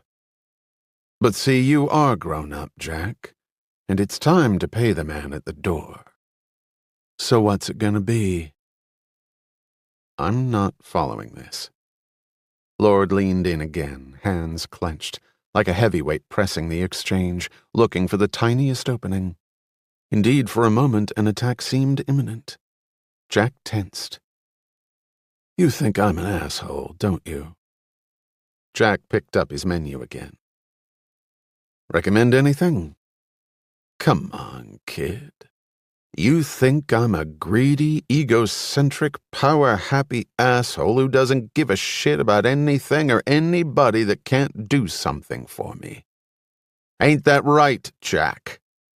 Lord's voice was rising, his thick body half out of his chair. He pushed Jack's menu back down to the table. Jack nervously scanned the room, but no one seemed to be paying attention, which meant every word of the exchange was being carefully absorbed and dissected. Lord's red eyes focused directly on Jack's, pulling them to him. "I am, you know. That's exactly what I am, Jack." Lord settled back in his chair, triumphant. He grinned. Jack felt inclined to smile in spite of the repulsiveness. Jack relaxed a notch. Almost as if sensing that slight release, Lord slid his chair over next to Jack's, crowding him. For a moment, Jack seriously contemplated decking the older man. Enough was enough. "That's right. I'm all those things, Jack. All those things and more. Much more. But you know what, Jack? That's who I am. I don't try to disguise it or explain it. Every son of a bitch that has ever met me has come away knowing exactly who and what I was. I believe in what I do. There's no bullshit there." Lord took a deep breath and then slowly let it out. Jack shook his head, trying to clear it. "What about you, Jack?" "What about me?" "Who are you, Jack? What do you believe in, if anything?" "I've got 12 years at Catholic school. I've got to believe in something." Lord shook his head wearily. "You're disappointing me. I heard you were a bright kid. Either my reports are wrong or you've got that shit-eating grin on your face because you're afraid of what you might say." Jack grasped Lord's wrist in a vice-like grip. "What the fuck do you want from me?" Lord smiled and gently tapped Jack's hand until the grip was released. "You like these kinds of places? With Baldwin as a client, you'll be eating in places like this until your arteries are hard as drill bits. In about 40 years, you'll keel over in some sand trap in the Caribbean and leave behind some young and suddenly rich third time around honey. But you'll die happy, believe me. One place is the same as another to me." Lord's hand came down hard on the table. This time several heads did turn. The maitre d' glanced in their direction, trying to conceal his apprehension behind his thick mustache and quiet air of competence. "That's my whole goddamn point, son. That goddamned ambivalence of yours." His voice lowered, but he continued to lean into Jack, crowding him. "One place is definitely not the same as another. You have the key to this place, you know. Your key is Baldwin and that nice-looking daughter of his. Now the question becomes, will you or won't you open that door? Which query, interestingly enough, leads us right back to my original question. What do you believe in, Jack? Because if you do not believe in this," Lord spread his arms wide, "if you do not want to become the Sandy Lord of the next generation, if you wake up at night and laugh at or curse my little idiosyncrasies, my assholeness, if you will, if you really and truly believe you are above that, if you really hate wailing away at Ms. Baldwin, and if you don't see one single item on that menu that you care for, then why don't you tell me to fuck off? And get up and walk out that door there, your head high, your conscience clear, and your beliefs intact. Because frankly, this game is far too important and intensely played for the uncommitted." Lord slumped back in his chair, his mass extrapolating outward until it fully engulfed the space. Outside the restaurant, a truly beautiful fall day was unfolding. Neither rain nor excessive humidity marred the blue sky's perfectness. The gentle breeze rustled discarded newspapers. The torrid pace of the city seemed to have momentarily slowed a notch. Down the street at Lafayette Park, sun-seekers lay in the grass, hoping for a few more moments of tan before the really cold weather set in. Bike messengers on break prowled the area looking for unconcealed legs and blouses open just to peek. Inside the restaurant, Jack Graham and Sandy Lord were staring at each other. "You don't pull any punches, do you?" "I don't have time for that, Jack. Not for the last 20 years. If I didn't believe you could handle the direct approach, I would have just bullshit you and let it go." "What do you want me to say?" "All I want to know is whether you're in or out. The truth is, with Baldwin, you could go to any other shop in town. You chose us, I'm presuming, because you like what you saw." "Baldwin recommended you." "He's a smart man. Lots of people would follow his lead. You've been with us 1 year. If you choose to stay, you'll be made a partner. Frankly, the 12-month wait was purely a formality to see if we were a good fit. After that, you will never have any financial concerns, not counting your future wife's considerable moneys.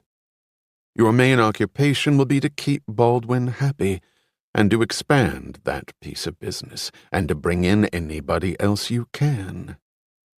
Because let's face it, Jack, the only security any lawyer has are the clients he controls.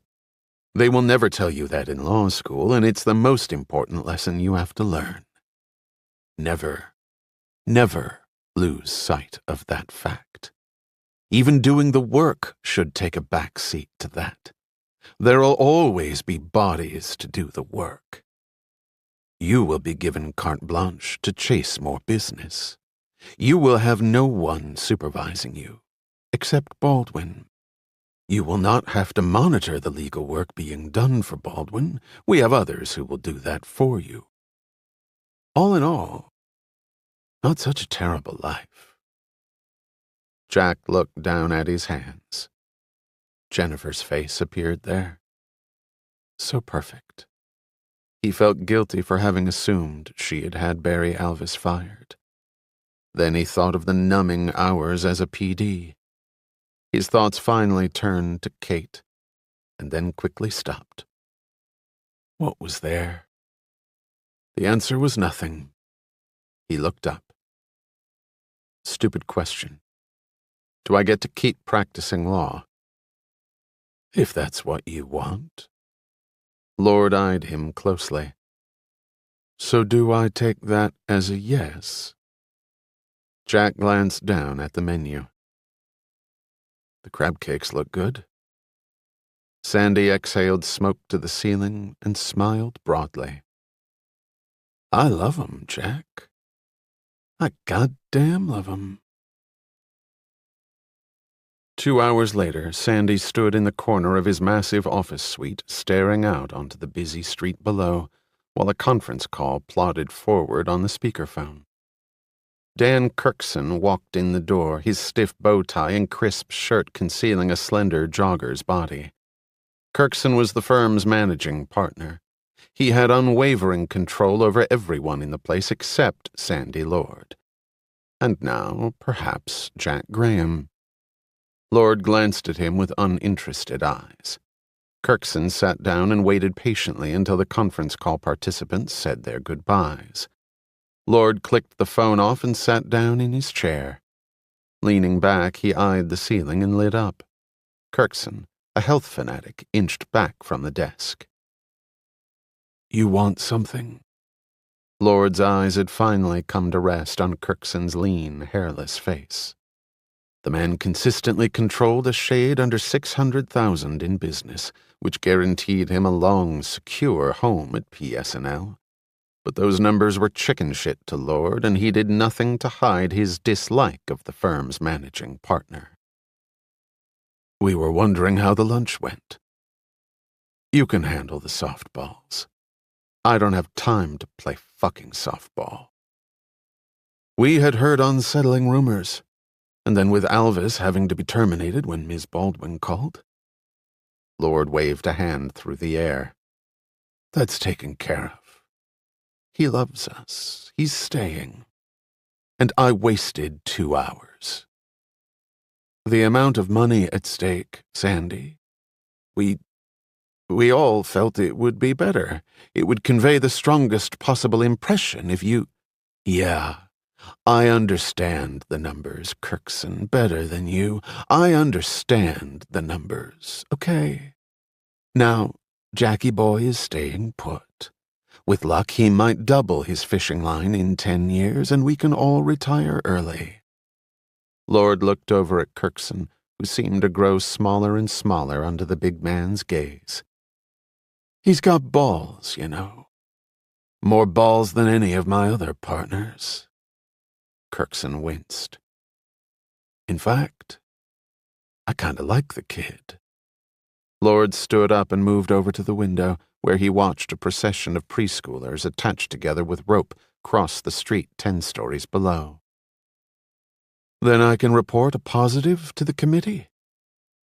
You can report any goddamn thing you like. Just remember one thing. Don't you boys ever bother me with one of these things again, unless it's really, really important. You understand me? Lord glanced once more at Kirkson, and then his eyes returned to the window. Sullivan still had not called. That was not good. He could see his country slipping away, like the little bodies disappearing around the corner. Gone. Thank you, Sandy. Yeah. Chapter 9. Walter Sullivan stared at the face, or what was left of it. The exposed foot showed the official morgue toe tag. While his entourage waited outside, he quietly sat alone with her. The identification had already been formally made. The police had gone off to update their records, the reporters to file their stories.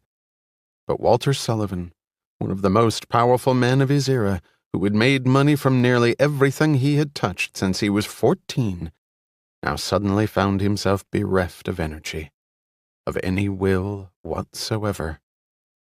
The press had had a field day with him and Christie after his marriage of 47 years had ended in the death of his first wife. But at almost 80 years old, he had just wanted something young and alive. After so much death, he had wanted something that would most certainly outlive him. With close friends and loved ones dying around him, he had passed his tolerance level as a mourner. Growing old was not easy, even for the very rich. But Christie Sullivan had not survived him, and he was going to do something about that. It was fortunate that he was largely ignorant of what lay ahead for the remains of his late wife. It was a necessary process that was not in the least designed to comfort the victim's family. As soon as Walter Sullivan left the room, a technician would enter and wheel the late Mrs. Sullivan into the autopsy room. There she would be weighed and have her height confirmed. She would be photographed, first fully clothed and then in the nude, then X-rayed and fingerprinted. A complete external exam would be conducted with the intent of noting and obtaining as much usable evidence and as many clues as possible from the body. Fluids would be taken and sent to toxicology for drug and alcohol screens and other testing. A Y incision would split her body shoulder to shoulder, chest to genitals. A horrific chasm for even the veteran observer. Every organ would be analyzed and weighed, her genitalia checked for signs of sexual intercourse or damage. Every trace of semen, blood, or foreign hair would be sent for DNA typing. Her head would be examined, wound patterns traced. Then a saw would make an intermastoid incision over the top of the skull, cutting through the scalp and down to the bone. Next, the front quadrant of the skull would be cut away and the brain removed through the frontal craniotomy and examined. the one slug would be extracted, marked for chain of custody purposes, and held for ballistics. Once that process was completed, Walter Sullivan would be given back his wife. Toxicology would verify the contents of her stomach and traces of foreign substances in her blood and urine. The autopsy protocol would be prepared, listing the cause and mechanism of death and all relevant findings, and the official opinion of the medical examiner. The autopsy protocol, together with all photographs, x-rays, fingerprints, toxicology reports, and any other information constituting the entire case file, would be deposited with the detective in charge. Walter Sullivan finally rose, covered the remains of his deceased wife, and left. From behind yet another one-way mirror, the detective's eyes followed the bereaved husband as he left the room. Then Seth Frank put on his hat and quietly exited. Conference room number 1, the largest in the firm, held a prominent center position right behind the reception area. Now, behind the thick sliding doors, a meeting of the entire partnership had just convened. Between Sandy Lord and another senior partner sat Jack Graham. His partnership not yet official, but protocol was not important today, and Lord had insisted. Coffee was poured by the housekeeping staff, danishes and muffins were distributed around, and then the help retreated, closing the doors behind them. All heads turned to Dan Kirkson. He sipped his juice, tapped his mouth affectedly with his napkin, and rose. As I'm sure you've heard by now, a terrible tragedy has befallen one of our most... Kirkson glanced quickly at Lord. Or should I say, our most significant client. Jack looked around the 60-foot marble-top table. Most heads remained trained on Kirkson. A few others were filled in on the events by whispers from their neighbor. Jack had seen the headlines. He had never worked on any of Sullivan's matters, but he knew they were extensive enough to occupy 40 attorneys at the firm on almost a full-time basis. He was, by far, Patton Shaw's biggest client. Kirkson continued. The police are investigating the matter thoroughly. As yet, there have been no developments in the case. Kirkson paused, glanced again at Lord, and then continued. As one can imagine, this is a very distressing time for Walter. To make matters as easy as possible for him during this time, we are asking all attorneys to pay particular attention to any Sullivan-related matters, and hopefully to nip any potential problem in the bud before it escalates. Further, while we do not believe that this is anything other than a routine burglary with a very unfortunate result, and is in no way connected to any of Walter's business affairs, we are asking each of you to be alert for any unusual signs in any of the dealings in which you are engaged on Walter's behalf. Any suspicious activity is to be reported immediately to either myself or Sandy. A number of heads turned toward Lord, who was looking at the ceiling in his customary fashion. 3 cigarette butts lay in the ashtray in front of him, the remains of a Bloody Mary beside it. Ron Day, from the International Law section, spoke up. His neatly trimmed hair framed an owlish face partially obscured by slender oval spectacles. This isn't a terrorist thing, is it? I've been putting together a string of Middle Eastern joint ventures for Sullivan's Kuwaiti subsidiary, and those people operate under their own rules, I can tell you that. Should I be worried for my personal safety? I'm on a flight this evening for Riyadh. Lord swiveled his head around until his eyes fell on Day. Sometimes it surprised him how myopic, if not downright idiotic, many of his partners were. Day was a service partner whose main, and in Lord's mind only, strength was his ability to speak 7 languages and politely kiss the ass of the Saudis. I wouldn't worry about that, Ron. If this is an international conspiracy, you're not important enough to dick around with. And if they do target you, you'll be dead before you ever see it coming. Day fiddled with his necktie as an uneasy mirth quietly circled the table. "Thank you for the clarification, Sandy." "You're welcome, Ron." Kirkson cleared his throat. "Rest assured that everything that can be done to solve this heinous crime is being done.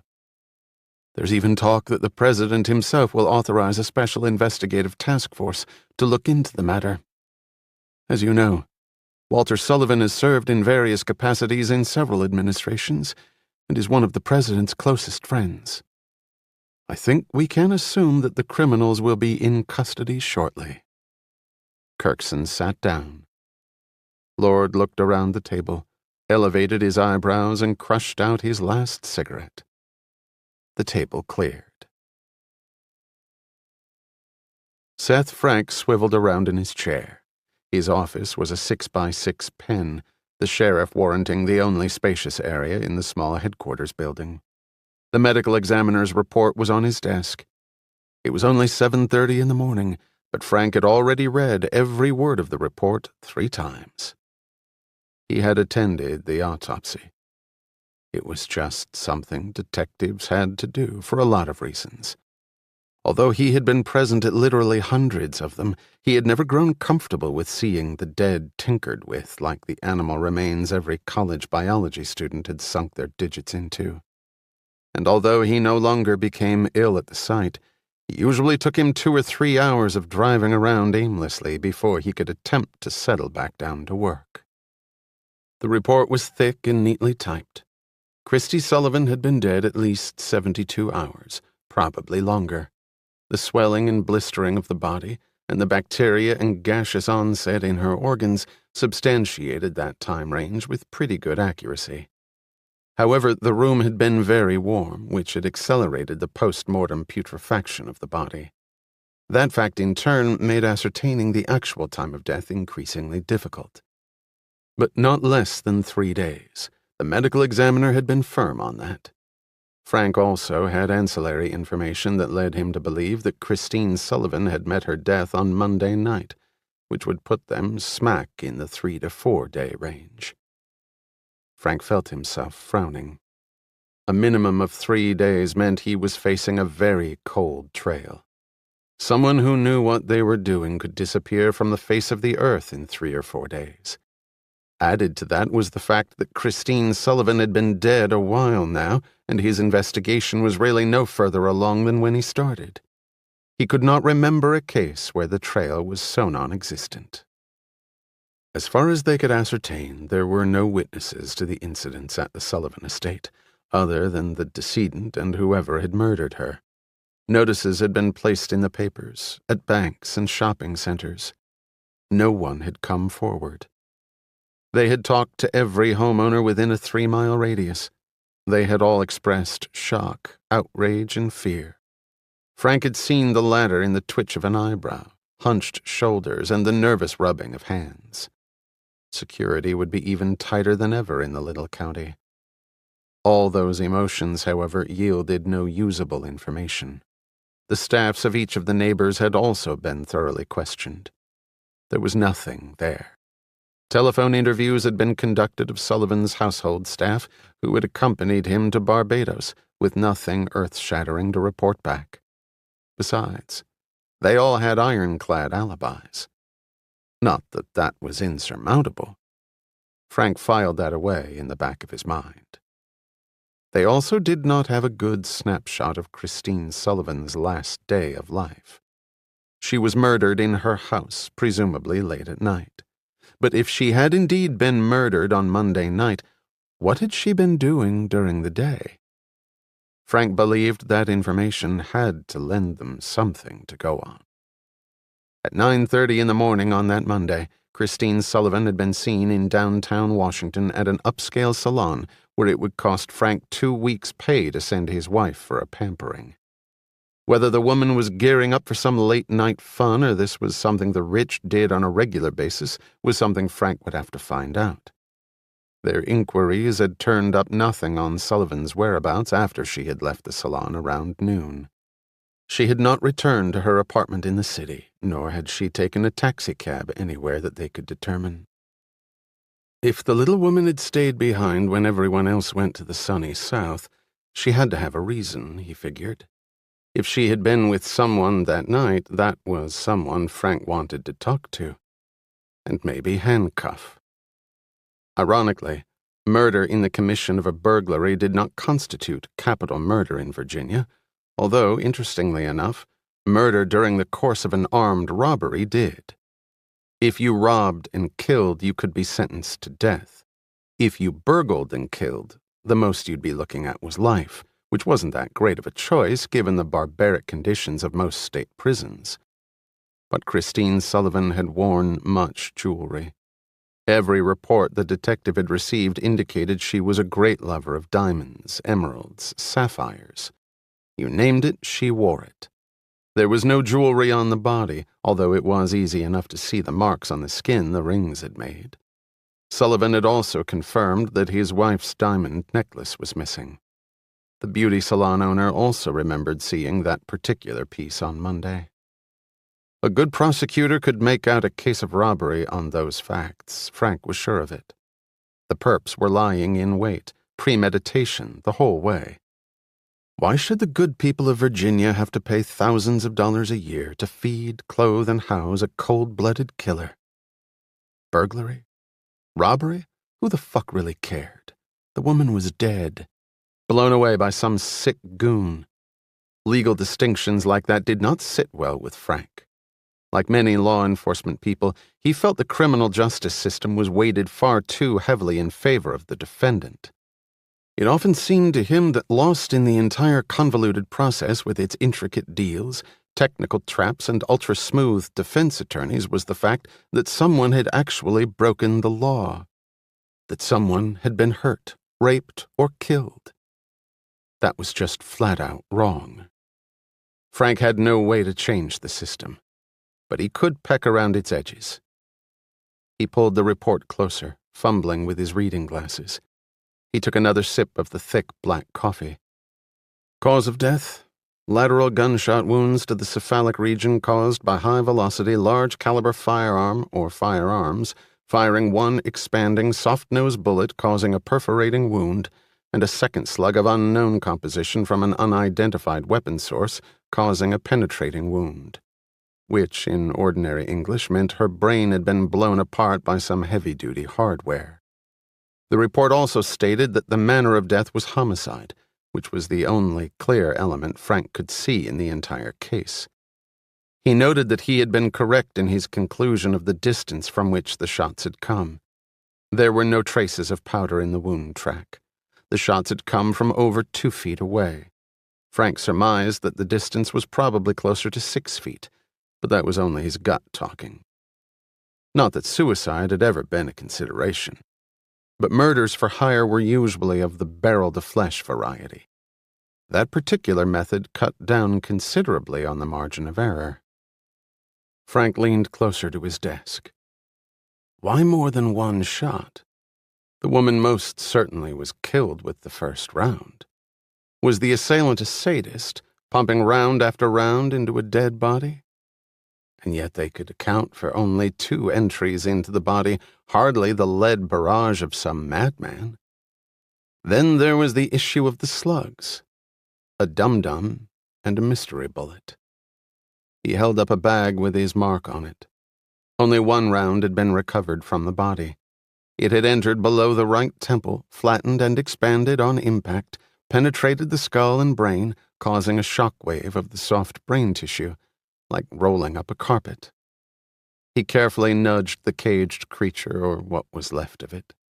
A gruesome projectile that was designed to flatten upon impact and then proceed to rip apart everything in its path. It had worked as designed on Christine Sullivan. Problem was dum-dums were everywhere now, and the projectile deformity had been immense. Ballistics had been next to useless. The second round had entered a half-inch above the other, traversed the entire brain, and exited the other side, leaving a gaping hole much larger than the entrance wound. The bone and tissue damage had been considerable. This bullet's resting place had given them all a surprise. A half-inch hole in the wall against the bed. Ordinarily, after having cut out the piece of plaster, the lab personnel, using special tools, would have extracted the slug, being careful to preserve the grooving of the bullet, which would enable them to narrow down the make of gun from which it was fired, and hopefully to eventually match it to a particular piece of ordnance. Fingerprints and ballistics identification were as close to certain as you got in this business. Except in this case, while the hole was there was no slug in the hole, and no other slug in the room. When the lab had called him to report that finding, Seth Frank had gone down to see for himself. That was as angry as he had gotten in a long time. Why go to the trouble of digging out a slug when you still had one in the corpse? What would the second slug show that the first wouldn't? There were possibilities. Frank made some notes. The missing bullet could be a different caliber or type, which probably would show there were at least 2 assailants. Strong as his imagination was, Frank could not realistically envision one person wielding a gun in each hand and popping off at the woman. So now he had a probable 2 suspects. That would also explain the different entry, exit, and internal wound patterns. The tumbling dum-dum's entry hole was larger than the other slugs, so the second slug wasn't a hollow or soft nose. It had blown right through her head, leaving a tunnel half the width of a pinky in its wake. Projectile deformity had probably been minimal, which was meaningless since he didn't have the damn slug. He looked over his initial scene notes. He was in the collection of information stage. He hoped he would not be stuck there forever. At least he didn't have to worry about the statute of limitations expiring on this one. He looked at the report one more time, and his frown returned. He picked up his phone and dialed. 10 minutes later, he was sitting across from the medical examiner in the latter's office. The big man pried at his cuticles with an old scalpel and finally glanced up at Frank. Strangulation marks, or at least attempted strangulation. Understand the trachea wasn't crushed, although there was some swelling and hemorrhaging in the tissue, and I found evidence of a slight fracture of the hyoid bone. Got traces of petechia in the conjunctiva of the eyelids, too. Non-ligature. It's all in the protocol. Frank turned that over in his mind. Petechia, or tiny hemorrhages in the conjunctiva, or mucous membrane of the eyes and eyelids, could be caused by strangulation and the resulting pressure on the brain. Frank leaned forward in his chair, looked at the degrees lining the wall, proclaiming the man opposite from him to be a long, dedicated student of forensic pathology. Man or woman? The medical examiner shrugged at the inquiry. Hard to tell. Human skin isn't a stellar surface for prints, as you know. In fact, it's pretty impossible except in a few discrete areas. And after about half a day, if there was anything there, it won't be any more. Hard to imagine, though, a woman trying to strangle another woman with her bare hands, but it's happened. Doesn't take much pressure to crush a trachea, but bare-handed strangling's usually a macho method of inflicting death. In 100 strangling cases, I've never seen one where it was proved that a woman committed it. This was from the front, too, he added. Mano a mano. You'd have to be pretty damn confident of your strength advantage. My educated guess? It was a man, for what a guess is worth. The report also says there were contusions and bruises on the left side of her jaw, loosened teeth, and cuts on the inside of her mouth. Looks like somebody belted her a good one. One of the molars almost penetrated her cheek. Frank glanced at his case file. The second bullet? The damage inflicted leads me to believe it's a large caliber, just like the first. Any guesses on the first? That's all it would be. Maybe .357, .41. Could have been a 9mm, too. Jesus, you saw the slug. Damn thing was flat as a pancake with half of it dispersed through her brain tissue and fluid. No lands, grooves, twists. Even if you find a probable firearm, you're not going to get a match there. If we can find the other one, we might be in business. Maybe not.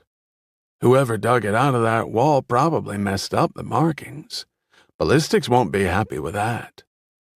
Yeah, but it might just have some of the deceased's hair, blood, and skin embedded in the nose. That's some trace I'd love to get my hands on. The M.E. rubbed his chin thoughtfully. That's true. But you've got to find it first. Which we probably won't. Frank smiled. You never know. The two men looked at each other, knowing full well that there was no way in hell they were going to find the other slug. Even if they did, they couldn't place it at the murder scene unless it had trace evidence of the deceased on it, or they could find the gun that had fired it and placed the weapon at the murder scene. A potential double whammy. Find any brass? Frank shook his head. Then you got no pinprick either, Seth. The medical examiner was referring to the unique imprint left by the firing pin of a gun on the base of the shell casing. Never said it would be easy. By the way, state guys giving you room to breathe on this one? The medical examiner smiled. Remarkably silent. Now, if it had been Walter Sullivan getting whacked, who knows? I already filed my report in Richmond. Then Frank said the question he had really come to ask. Why 2 shots? The medical examiner stopped picking his cuticle, put down his scalpel, and looked at Frank. Why not? His eyes crinkled. He was in the unenviable position of being more than competent for the opportunities presented him in the quiet county. One of approximately 500 deputy medical examiners in the Commonwealth, he enjoyed a thriving general practice, but had a personal fascination with both police investigations and forensic pathology. Before settling into a quiet life in Virginia, he had served as a deputy coroner for Los Angeles County for almost 20 years.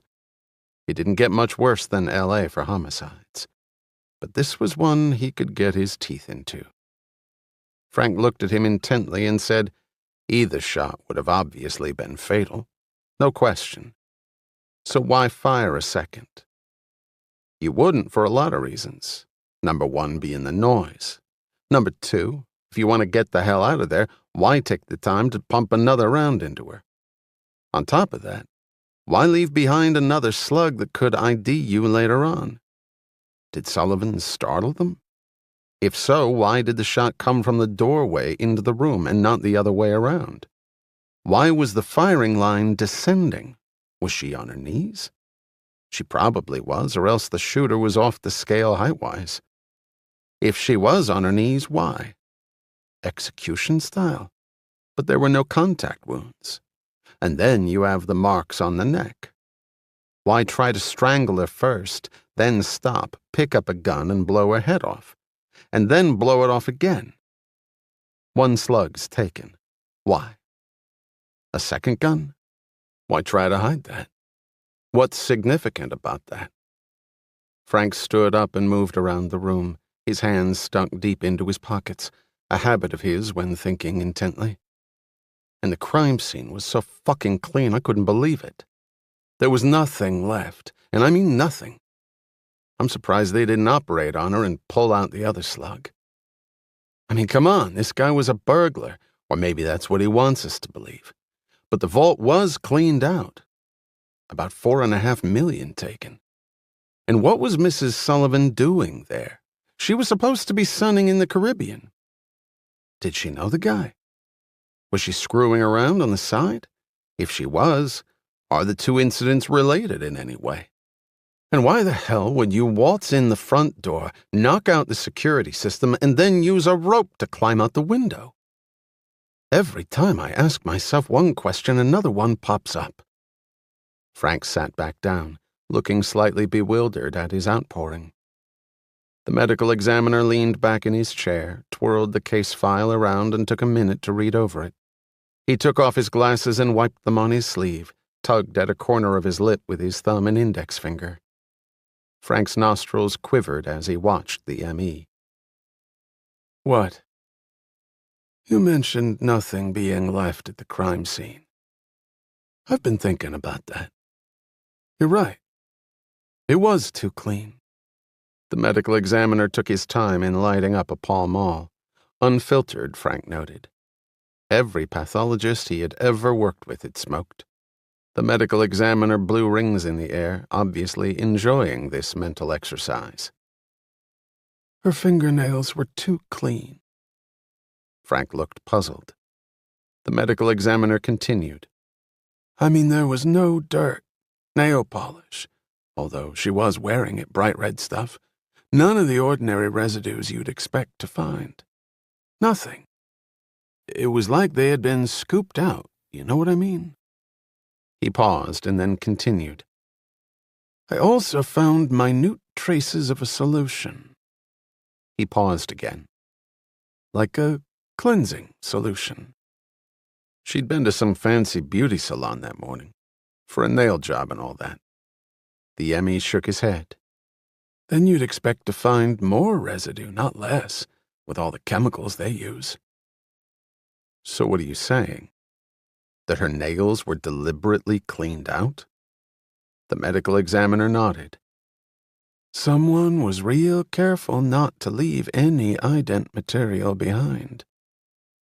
Which means they were paranoid about being identified somehow by the physical evidence. Most perps are, Seth. To a degree. But squirting out fingernails and leaving a place so clean our evac came up basically empty is a little much. Frank scanned the report. You also found traces of oil on her palms? The M.E. nodded, looked closely at the detective. A preservative protective compound. You know, like you'd use on fabrics, leathers, stuff like that. So she may have been holding something and the residue was left there. Yep. Although we can't be sure exactly when the oil came to be on her hands. The medical examiner put his glasses back on. You think she knew the person, Seth? None of the evidence points that way, unless she invited him over to burglarize the place. The medical examiner had a sudden inspiration. Maybe she set up the burglary. You know? Tired of the old man. Brings in the new bedroom buddy to conveniently steal their nest egg and it's off to fairy tale land. Frank considered the theory. Except they have a falling out, or there's a double cross all along and she gets the business end of some serious lead. It fits the facts, Seth. Frank shook his head. From all accounts, the deceased loved being Mrs. Walter Sullivan. More than the money, if you know what I mean. She got to rub shoulders and probably other parts of her anatomy with famous people all over the world. Pretty heady for somebody who used to flip burgers at a Burger King. The M.E. stared at him. You're kidding. The detective smiled. 80-year-old billionaires sometimes get strange ideas. It's like, where does the 800-pound gorilla sit? Anywhere he damn well pleases. The medical examiner grinned and shook his head. Billionaire? What would he do with $1 billion? He looked down at the ink blotter on his desk. Then he put out his cigarette and looked back at the report, then at Frank. He cleared his throat. I think the second slug was a semi or full metal jacket. Frank loosened his tie, put his elbows on the desk. Okay. The medical examiner went on. It blew through the right temporal bone of the cranium and burst through the left parietal bone, leaving an exit wound over twice the size of the entry. So you're saying definitely 2 guns? Not unless the guy was chambering different types of ammo in the same gun. He looked keenly at the detective. That doesn't seem to surprise you, Seth. It would have an hour ago. It doesn't now. So we probably have 2 perps.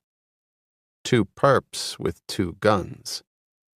And a lady, how big? The medical examiner didn't need to refer to his notes. 62 inches tall, 105 pounds. So a little woman and 2 probable male perps with heavy caliber hardware who try to strangle her, beat her up, and then both open fire on her, killing her. The medical examiner rubbed at his chin. The facts were more than a little puzzling. Frank glanced at the report. "You're sure the strangulation marks and beating came before death?" The medical examiner looked offended. "Positive. Pretty mess, isn't it?" Frank flipped through the report, making notes as he went. "You could say that. No attempted rape. Nothing like that." The medical examiner didn't answer. Finally, Frank looked up at him, took off his glasses, put them down on the desk, and leaned back, sipping the black coffee he had been offered earlier. "The report doesn't say anything about a sexual assault," he reminded his friend. The medical examiner finally stirred. "The report's correct. There was no sexual assault. No trace of seminal fluid. No evidence of penetration. No overt bruising. All that leads me to conclude, officially, that no sexual assault occurred." "So? You're not satisfied with that conclusion?" Frank looked at him expectantly. The medical examiner took a sip of coffee, stretched out his long arms until he felt a comforting pop deep within the confines of his aging body, and then leaned forward. "Your wife ever go in for a gynecological exam?" "Sure. Doesn't every woman?" "You'd be surprised," the medical examiner replied dryly, then continued.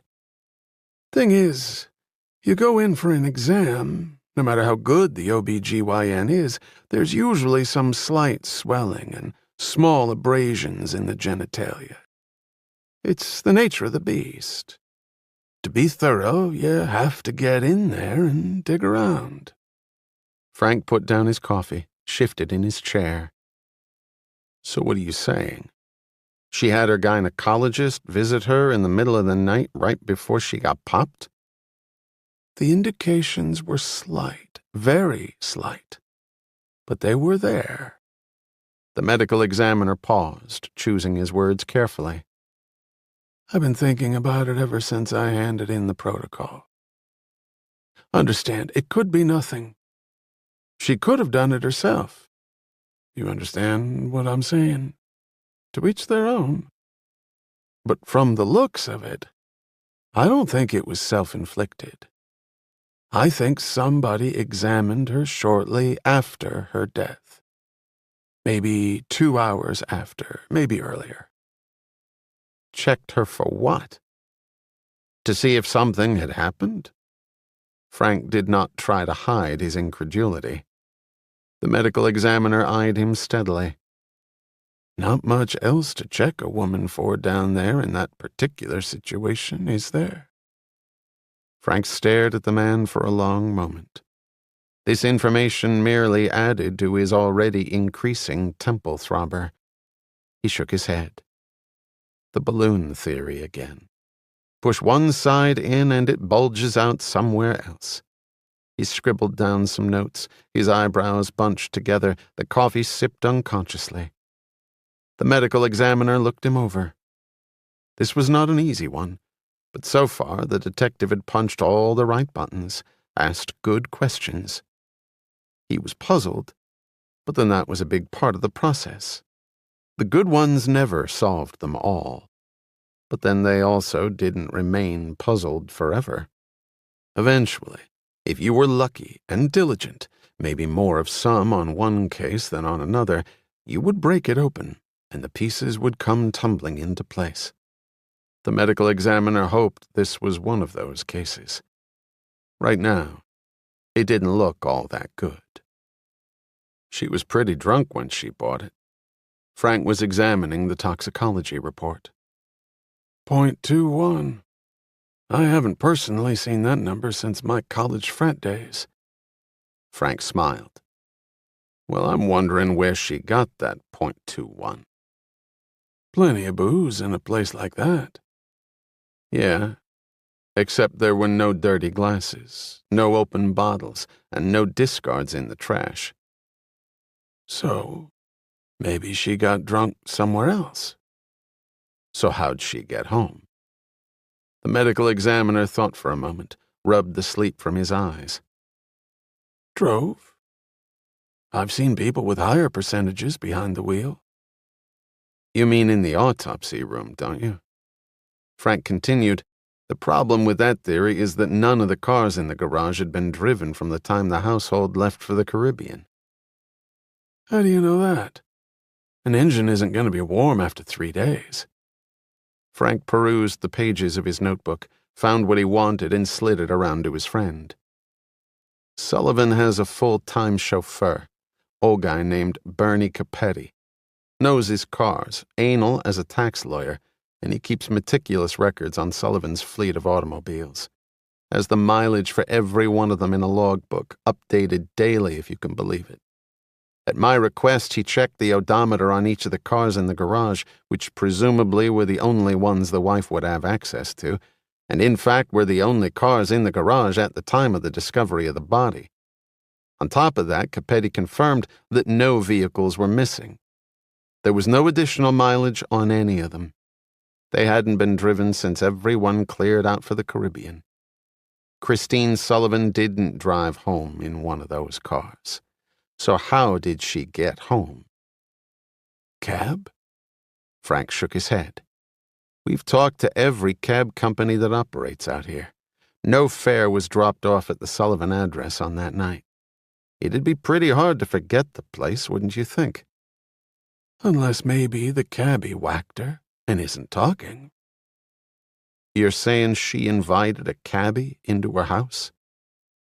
I'm saying she was drunk and probably didn't know what the hell she was doing. That doesn't jibe with the fact that the alarm system was tampered with, or that there was a rope dangling outside her window, or that we're probably talking about 2 perps. I've never seen a cab driven by 2 cabbies. A thought struck Frank, and he scribbled in his notebook. He was certain Christine Sullivan had been driven home by someone she knew. Since that person or persons had not come forward, Frank thought he had a pretty good idea why they hadn't. And exiting out the window via a rope instead of the way they'd entered, through the front door, meant that something had caused the killers to rush. The most obvious reason was the private security patrol, but the security guard on duty that night had not reported anything out of the ordinary. The perps didn't know that, however. The mere sight of the patrol car might have prompted such a hasty exit. The medical examiner leaned back in his chair, unsure of what to say. He spread out his hands. Any suspects? Frank finished writing.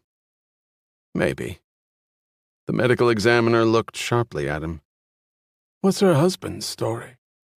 One of the richest guys in the country. The world. Frank put his notebook away, picked up the report, drained the last of his coffee. She decided to opt out on the way to the airport. Her husband believes she went to stay at their Watergate apartment in town. That fact has been confirmed. Their jet was scheduled to pick her up in 3 days and take her down to the Sullivan estate outside of Bridgetown, Barbados. When she didn't show at the airport, Sullivan got worried and started calling. That's his story. She give him any reason for the change in plan? Not that he's telling me. Rich guys can afford the best. Make it look like a burglary while they're 4,000 miles away, swinging in a hammock, sipping island bug juice. Think he's one of them? Frank stared at the wall for a long moment. His thoughts went back to the memory of Walter Sullivan sitting quietly next to his wife at the morgue. How he looked when he had no reason to believe anyone was watching. Frank looked at the medical examiner, then got up to leave. No, I don't. Chapter 10. Bill Burton was sitting in the White House Secret Service command post. He slowly put down the newspaper, his third of the morning. Each carried a follow-up account of the murder of Christine Sullivan. The facts were virtually the same as the initial stories. Apparently, there were no new developments. He had talked to Varney and Johnson. Had a cookout over the weekend at his place. Just him, Colin, and their 2 fellow agents.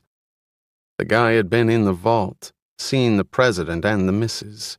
The man had come out, knocked out the president, killed the lady, and gotten away despite the best efforts of Burton and Colin. That story didn't exactly match the actual sequence of events that night, but both men had unfailingly accepted Burton's version of the occurrence.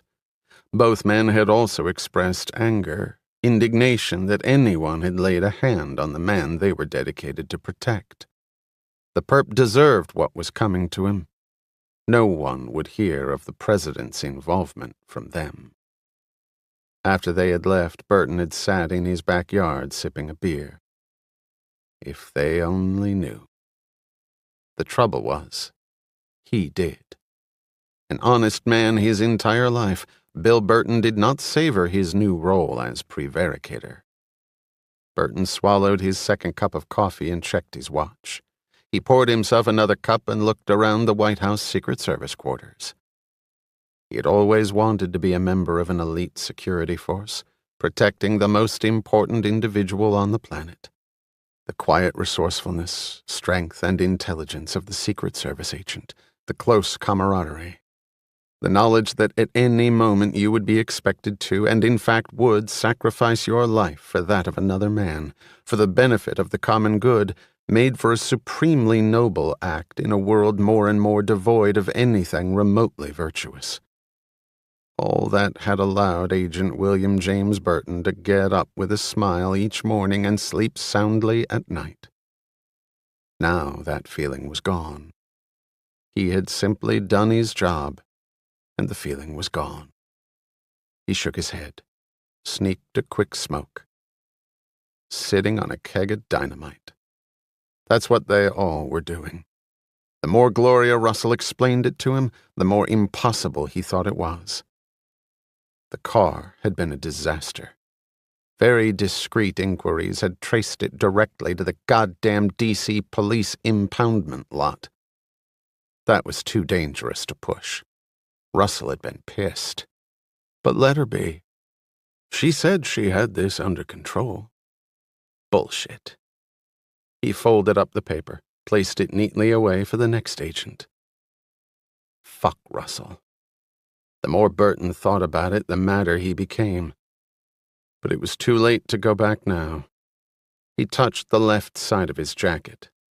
His .357, filled with cement, along with Collins's 9mm, was at the bottom of the Severn River at the most remote point they could find. To most, perhaps, an unnecessary precaution, but to Burton, no precaution was unnecessary. The police had one useless slug and would never find the other. Even if they could, the barrel on his new pistol would be squeaky clean. Burton wasn't worried about the ballistics department of the local Virginia police bringing him down. Burton hung his head as the events of that night raced through his mind.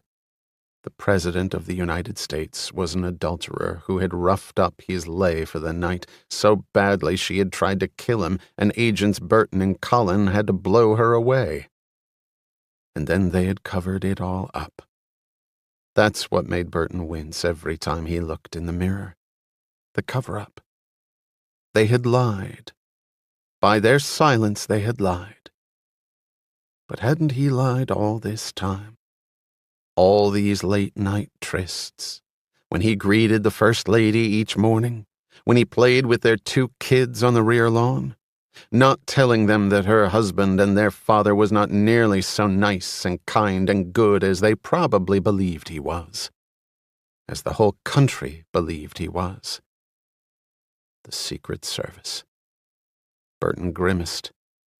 It was an apt title for an unlikely reason.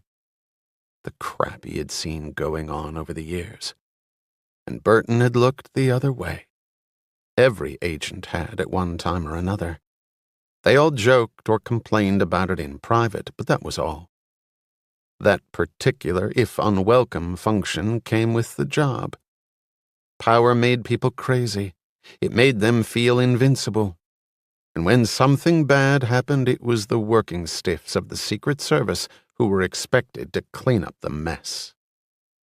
Several times Burton had picked up the phone to call the director of the Secret Service, tell him the whole story, try to cut his losses. But each time he had put the phone back down, unable to say the words that would end his career and, in essence, his life. And with each passing day, Burton's hopes grew a little brighter that it might all blow over, even though his common sense told him that could not possibly happen. Now it was too late to tell the truth, he felt. Calling in a day or two later with the story might be explained away. But not now. His thoughts turned back to the investigation of Christine Sullivan's death. Burton had read with great interest the findings of the autopsy, courtesy of the local police at the request of the president, who was so distraught over the tragedy. Fuck him, too. A shattered jaw and strangulation marks. His and Colin's shots had not inflicted those injuries. She had good reason to want to kill him. But Burton couldn't let that happen. Under no circumstances could he let that happen. There were few absolutes anymore, but that was sure as hell one of them. He had done the right thing. Burton told himself that 1,000 times. The very action he had trained virtually his entire adult life for. The ordinary person couldn't understand, could never possibly comprehend how an agent would think or feel if something bad went down on their watch. He had talked to one of Kennedy's agents a long time ago. The man had never gotten over Dallas. Walking right beside the president's limo, nothing he could do, and the president had died. Right in front of his eyes, the president's head had been blown apart. Nothing he could do. But there was always something. Always another precaution you could have taken. Turned to the left instead of the right. Watched one building more closely than you had. Scanned the crowd with a little more intensity. Kennedy's guy had never been the same. Quit the service. Divorced. Finished his human existence in obscurity in some rat's hole in Mississippi, but still living in Dallas for the last 20 years of his life. That would never happen to Bill Burton. That was why he had hurled his body in front of Alan Richmond's predecessor 6 years ago and caught twin .38 caliber steel jackets for his trouble despite his body armor, one through the shoulder, the other through the forearm. Miraculously, neither had struck any vital organs or arteries, leaving Burton only with a number of scars and the heartfelt gratitude of an entire country. And more important, the adulation of his fellow agents. And that was why he had fired upon Christine Sullivan. And he would do the same thing today. He would kill her as often as it took. Pull the trigger. Watch the 160-grain bullets slam into the side of the head at over 1,200 feet per second. The young life over. Her choice, not his. Dead. He went back to work. While he still could. Chief of Staff Russell walked briskly down the corridor. She had just finished briefing the president's press secretary on the appropriate spin for the Russia-Ukraine conflict. The bare politics of the matter dictated backing Russia, but bare politics rarely controlled the decision-making process in the Richmond administration. The Russian bear had all the intercontinental nuclear forces now, but Ukraine was in a much better position to become a major trade player with the Western countries. What had tipped the scales in Ukraine's favor was the fact that Walter Sullivan, the good and now grieving friend of the president, was homing in on a major deal with that country. Sullivan and friends, through various networks, had contributed approximately $12 million to Richmond's campaign and garnered him virtually every major endorsement he needed in his quest for the Oval Office. There was no way he could not make a significant payback on that kind of effect. Hence, the United States would back Ukraine. Russell looked at her watch, counting her blessings that there were independent reasons for siding with Kiev over Moscow, although she felt sure Richmond would have come out the same way regardless. He did not forget loyalty. Favors must be returned. A president just happened to be in a position to return them on a massive, global scale. One major problem out of the way, she settled down at the desk and turned her attention to a growing list of crises. 15 minutes into her political juggling, Russell rose and slowly walked over to the window. Life went on in Washington, much like it had for 200 years. Factions were scattered everywhere, pouring money, massive intellects, and established heavyweights into the business of politics, which essentially meant screwing others before they got around to screwing you. Russell understood that game better than most. She also loved and excelled at it. This was clearly her element, and she was as happy as she'd been in years. Being unmarried and childless had started to worry her. The piles of professional accolades had grown monotonous and hollow.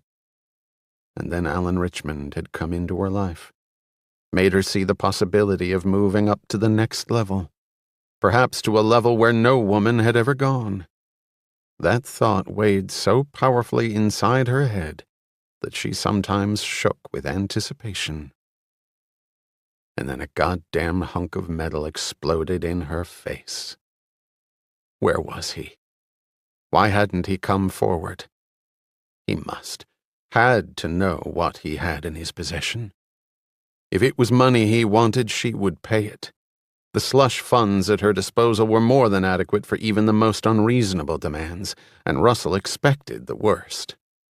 That was one of the wonderful things about the White House. No one really knew how much money it actually took to run the place. That was because so many agencies contributed parts of their budget and personnel to help the White House function. With so much financial confusion, administrations rarely had to worry about finding money for even the most outrageous purchases. No, Russell thought to herself, money would be the least of her worries. She had many others to concern herself with, however. Did the man know that the president was totally oblivious to the situation? That was what was tearing Russell's stomach apart. What if he tried to communicate with the president directly and not with her? She started to shake and plopped down in a chair by the window. Richmond would immediately recognize Russell's intentions. There was no question of that. He was arrogant, but no fool. And then he would destroy her. Just like that. And she would be defenseless. There would be no good exposing him. She couldn't prove a thing. Her word against his. And she would be relegated to the political toxic waste dump, condemned and then, worst of all, forgotten. She had to find him. Somehow get a message to him that he must work through her. There was only one person who could help her do that. She sat back down at her desk, collected herself, and resumed working. This was no time to panic. Right now, she needed to be stronger than she had ever been in her life. She could still make it, still control the outcome if she just kept her nerves in check, used the first-rate mind God had bestowed upon her. She could get out of this mess. She knew where she had to start. The mechanism that she had chosen to use would strike anyone who knew Gloria Russell as particularly odd. But there was a side to the Chief of Staff that would surprise those few who claimed to know her well. Her professional career had always come foremost, to the detriment of every other facet of her life, including the personal and the sexual relationships that were spawned from that area of one's life. But Gloria Russell considered herself a very desirable woman. Indeed, she possessed a feminine side that was in the sharpest contrast to her official shroud. That the years were going by, and rapidly, only increased the apprehension she had been starting to feel regarding this imbalance in her life.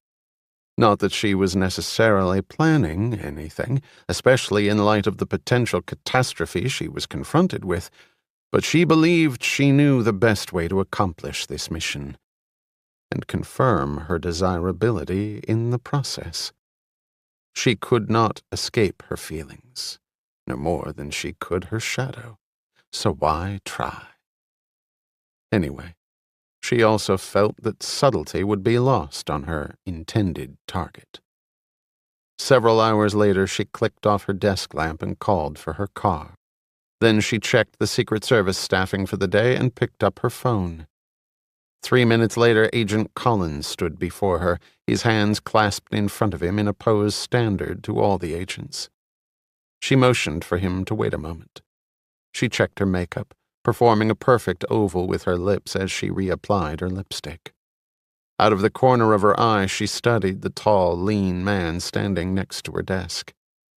The magazine cover looks would have been difficult for any woman to consciously ignore. That his profession also dictated that he lived on the brink of danger and could indeed be dangerous himself only added favorably to the total package. Like the bad boys in high school, girls always seemed to be drawn to, if only to escape momentarily the dullness of their own existence. Tim Collin, she surmised with reasonable confidence, must have broken many a female heart in his relatively short life. Her calendar was clear tonight, a rarity. She pushed her chair back and slipped into her heels. She didn't see Agent Collin as his eyes shifted to her legs and then quickly back to stare straight ahead. Had she seen, she would have been pleased, not least of all for the obvious reason. The President will be giving a press conference next week at the Middleton Courthouse, Tim. Yes, ma'am. 9:35 a.m. We're working on the preliminaries right now. His eyes stared straight ahead. Do you find that a little unusual? Collin looked at her. How so, ma'am? It's after working hours. You can call me Gloria.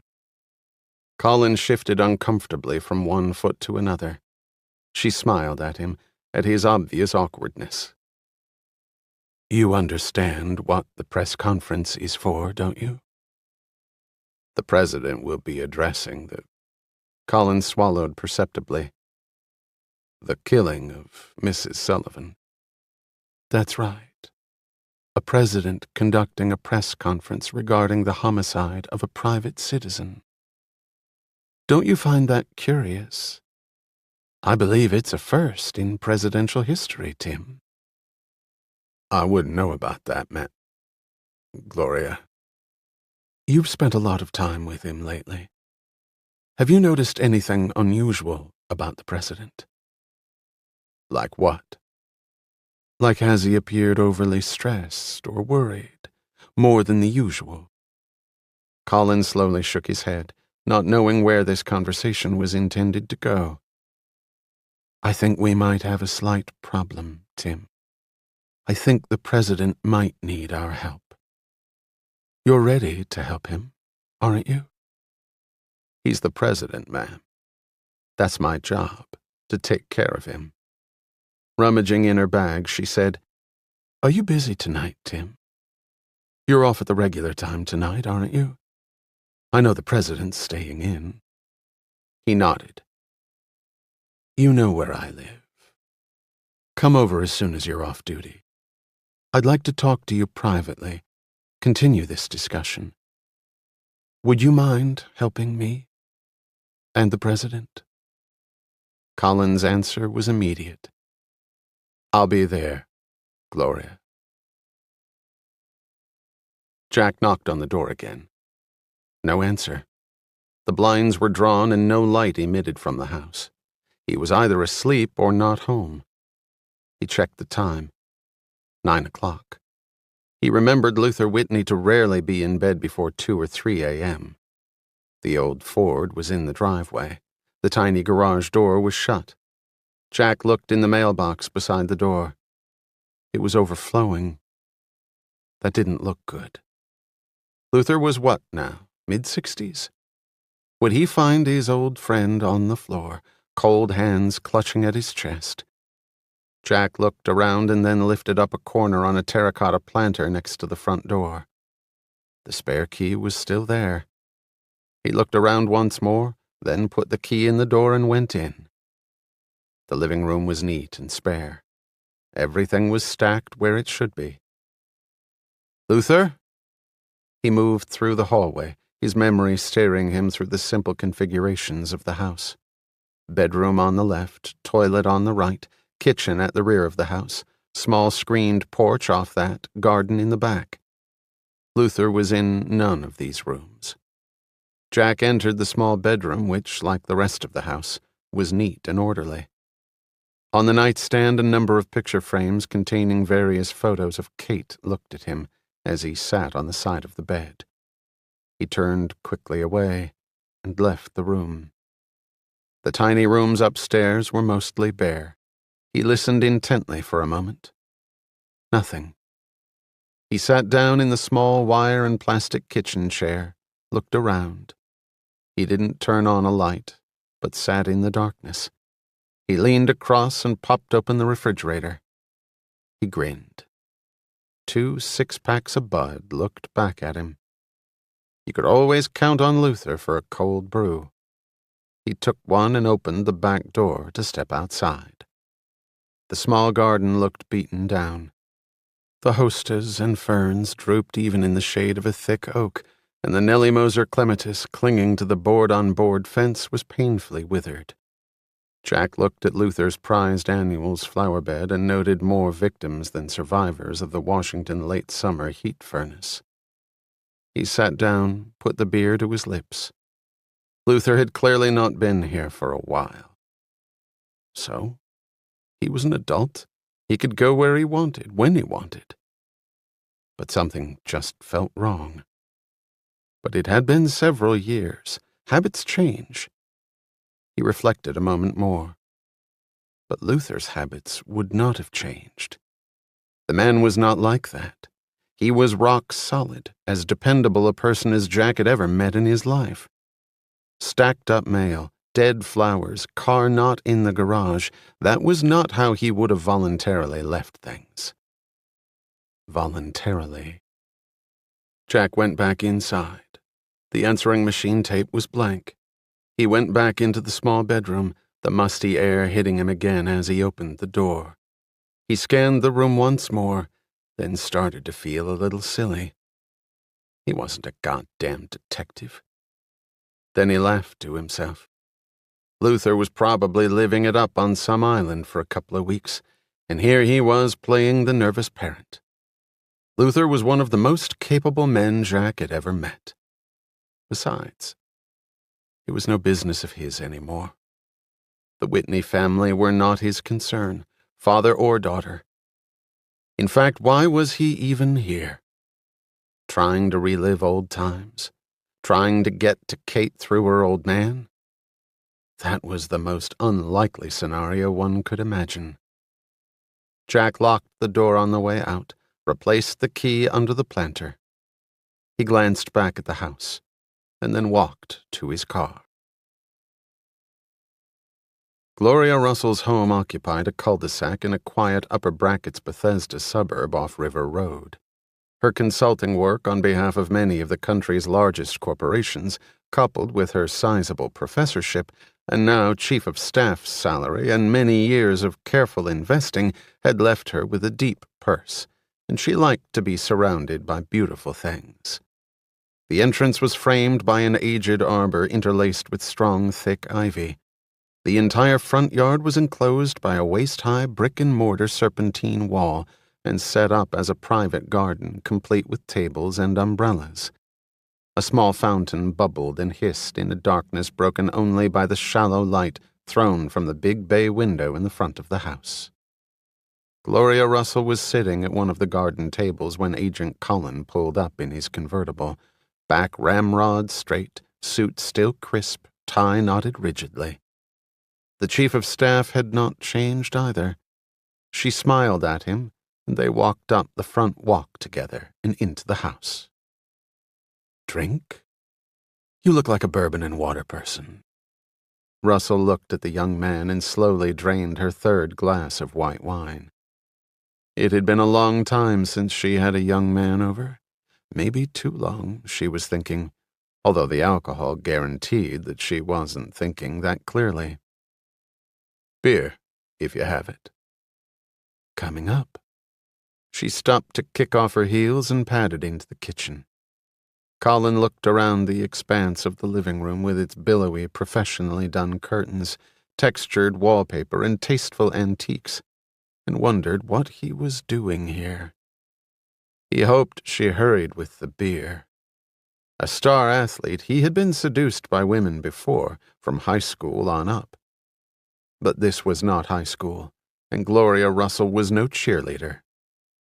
He decided he would not be able to endure the night without a heavy buzz. He had wanted to tell Burton about it, but something had made him keep quiet. Burton had been acting aloof and moody. What they had done was not wrong. He knew the circumstances were awkward, and an action that would ordinarily have brought them praise from the entire country had to be kept secret. He had regretted killing the woman, but there were no other options. Death happened. Tragedies occurred all the time. It was her time. Christine Sullivan's number had just come up. A few moments later, he was sipping his beer and checking out the Chief of Staff's derriere as she fluffed up a pillow on the broad couch before sitting down. She smiled at him, delicately sipped her wine. "How long have you been in the service, Tim?" "Almost 6 years." "You've risen quickly. The President thinks quite a lot of you. He's never forgotten that you saved his life." "I appreciate that. I really do." She took another sip of wine and ran her eyes over him. He sat erect. His obvious nervousness amused her. She finished her examination and came away very impressed. Her attention had not been lost on the young agent, who was now hiding his discomfort by examining the numerous paintings that adorned the walls. "Nice stuff." He pointed at the artwork. She smiled at him, watched him hurriedly gulp his beer. Nice stuff. She had been thinking the same thing. "Let's go sit where it's more comfortable, Tim." Russell stood up and looked down at him. He was led from the living room through a long, narrow hallway and then through double doors into a large sitting room. The lights came on by themselves, and Colin noted that through another set of double doors the Chief of Staff's bed was clearly visible. "Would you mind if I take a minute to change? I've been in this suit long enough." Colin watched as she went into her bedroom. She did not close the doors all the way. A sliver of the room was visible from where he was sitting. He turned his head away, tried to focus all his attention on the scrolls and designs of an antique fireplace screen that would be seeing activity soon. He finished his beer and instantly wanted another one. He lay back in the thick cushions. He tried not to, but could hear every sound she made. Finally, he couldn't resist it. He turned his head and looked straight through the open doorway. With a pinch of regret, he saw nothing. At first. Then she moved across the opening. It was only a moment, as she lingered by the end of the bed to pick up some article of clothing. Chief of Staff Gloria Russell parading naked in front of him sent a jolt through Colin, although he had been expecting it, or something close to it. The night's agenda confirmed, Colin turned his head away, more slowly than he probably should have. He licked the top of the beer can, absorbing the last few drops of the amber liquid. He felt the butt of his new weapon dig against his chest. Normally, the mass of metal felt comforting against his skin. Now, it just hurt. He wondered about fraternization rules. Members of the First Family had been known to become quite attached to their Secret Service agents. Over the years, there had always been talk of fooling around, but the official policy was clear on that point. Were Colin discovered in this room with a naked Chief of Staff in her bedroom, his career would be short-lived. He thought rapidly.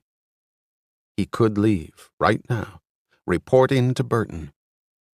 But how would that look? Russell would deny it all. Colin would look like a fool, and his career would probably be over anyway. She had brought him here for a reason. She said the president needed his help. He wondered now who he would really be helping. And for the first time, Agent Colin felt trapped. Trapped. Where his athleticism, his quick wits, and his 9mm were useless to him. Intellectually, he was no match for the woman. In the official power structure, he was so far below her, it was like he stared up from an abyss with a telescope and still couldn't glimpse the bottom of her high heels. It promised to be a long night.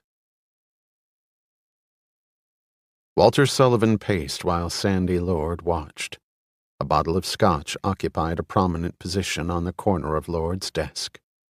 Outside, the darkness was marred by the dull glow of street lamps.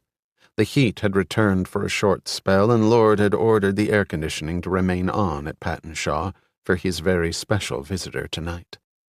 That visitor stopped his pacing and stared down the street where a half-dozen blocks away sat the familiar white building, home to Alan Richmond, and one of the keys to Sullivan and Lord's grand scheme. Sullivan, however, was not thinking about business tonight. Lord was, but he was far too cunning to show it. Tonight he was here for his friend, to listen to the grief, the outpouring, to let Sullivan mourn his little hooker. The quicker that was done, the sooner they could get down to what really mattered, the next deal. It was a beautiful service.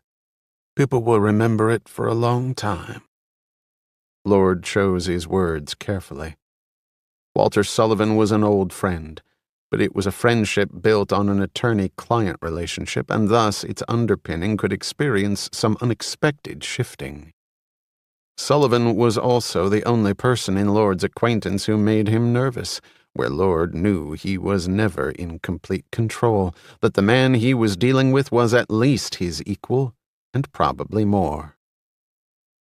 Yes, it was. Sullivan continued to look down the street. He believed that he had finally convinced the police that the one-way mirror was not connected to the crime. Whether they were completely convinced was another matter. In any event, it had been quite an embarrassing moment for a man not accustomed to such. The detective, Sullivan couldn't remember his name, had not given Sullivan the respect he deserved, and that had angered the older man. If anything, he had earned the respect of everyone. It did not help matters that Sullivan did not feel the least bit confident in the local police's abilities to find the persons responsible. He shook his head as his thoughts returned to the mirror. At least it had not been disclosed to the press. That was attention Sullivan could not tolerate.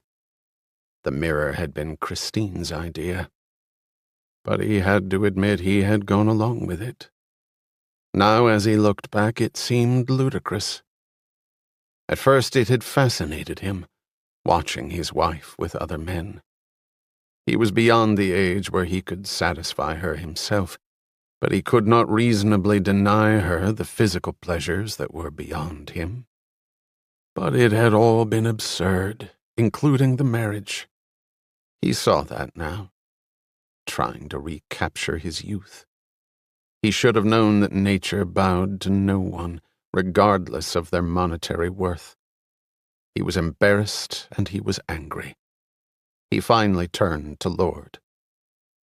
I'm not certain that I have confidence in the detective in charge. How can we get the Federals involved? Lord put his glass down, lifted a cigar from a box hidden within the recesses of his desk, and slowly unwrapped it. Homicide of a private citizen isn't grounds for a federal investigation. Richmond is getting involved. Fluff, if you ask me. Sullivan shook his massive head. No. He seemed genuinely concerned. Maybe. Don't count on that concern lingering for too long. He has 1,000 cans of worms to handle. I want the people responsible for this caught, Sandy. I understand that, Walter. Of all people, I understand that. They will be. You have to be patient. These guys weren't nickel and dimers. They knew what they were doing. But everybody makes mistakes. They'll go to trial, mark my words. And then what? Life imprisonment, correct? Sullivan said contemptuously. It's probably not going to be a capital murder case, so life is what they'll end up getting. But no chance of parole, Walter, believe me. They'll never breathe another drop of free air. And getting a little prick in the arm might seem real desirable after a few years of getting bent over every night. Sullivan sat down and stared at his friend. Walter Sullivan wanted no part of any trial, where all the details of the crime would be revealed. He winced at the thought of all of it being rehashed. Strangers knowing intimate details of his life and that of his deceased wife. He could not bear that. He just wanted the men caught. He would arrange the rest. Lord had said the Commonwealth of Virginia would imprison for life the persons responsible. Walter Sullivan decided right then and there that he would save the Commonwealth the cost of that lengthy incarceration.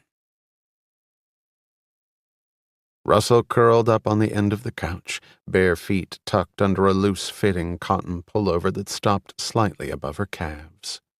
Her ample cleavage peeked at him where the fabric suddenly dipped. Colin had fetched himself 2 more beers and poured her another glass of wine from the bottle he had brought with him. His head was now slightly warm, as though a small fire were burning inside. The necktie was now loosened. The jacket and gun lay on the opposite couch. She had fingered it as he had taken it off. It's so heavy. You get used to it. She did not ask the question he was usually confronted with. She knew he had killed someone. Would you really take a bullet for the president? She looked at him through drooping eyelids. She had to remain focused, she kept telling herself. That had not stopped her from leading the young man to the very threshold of her bed. She felt a large measure of her control slipping away. With a masterful effort, she started to regain it. What the hell was she doing? At a crisis point in her life, and she was acting like a prostitute. She needn't approach the issue in this way. She knew that. The tugging she was feeling from another sector of her being was disrupting her decision-making processes. She could not allow that. Not now.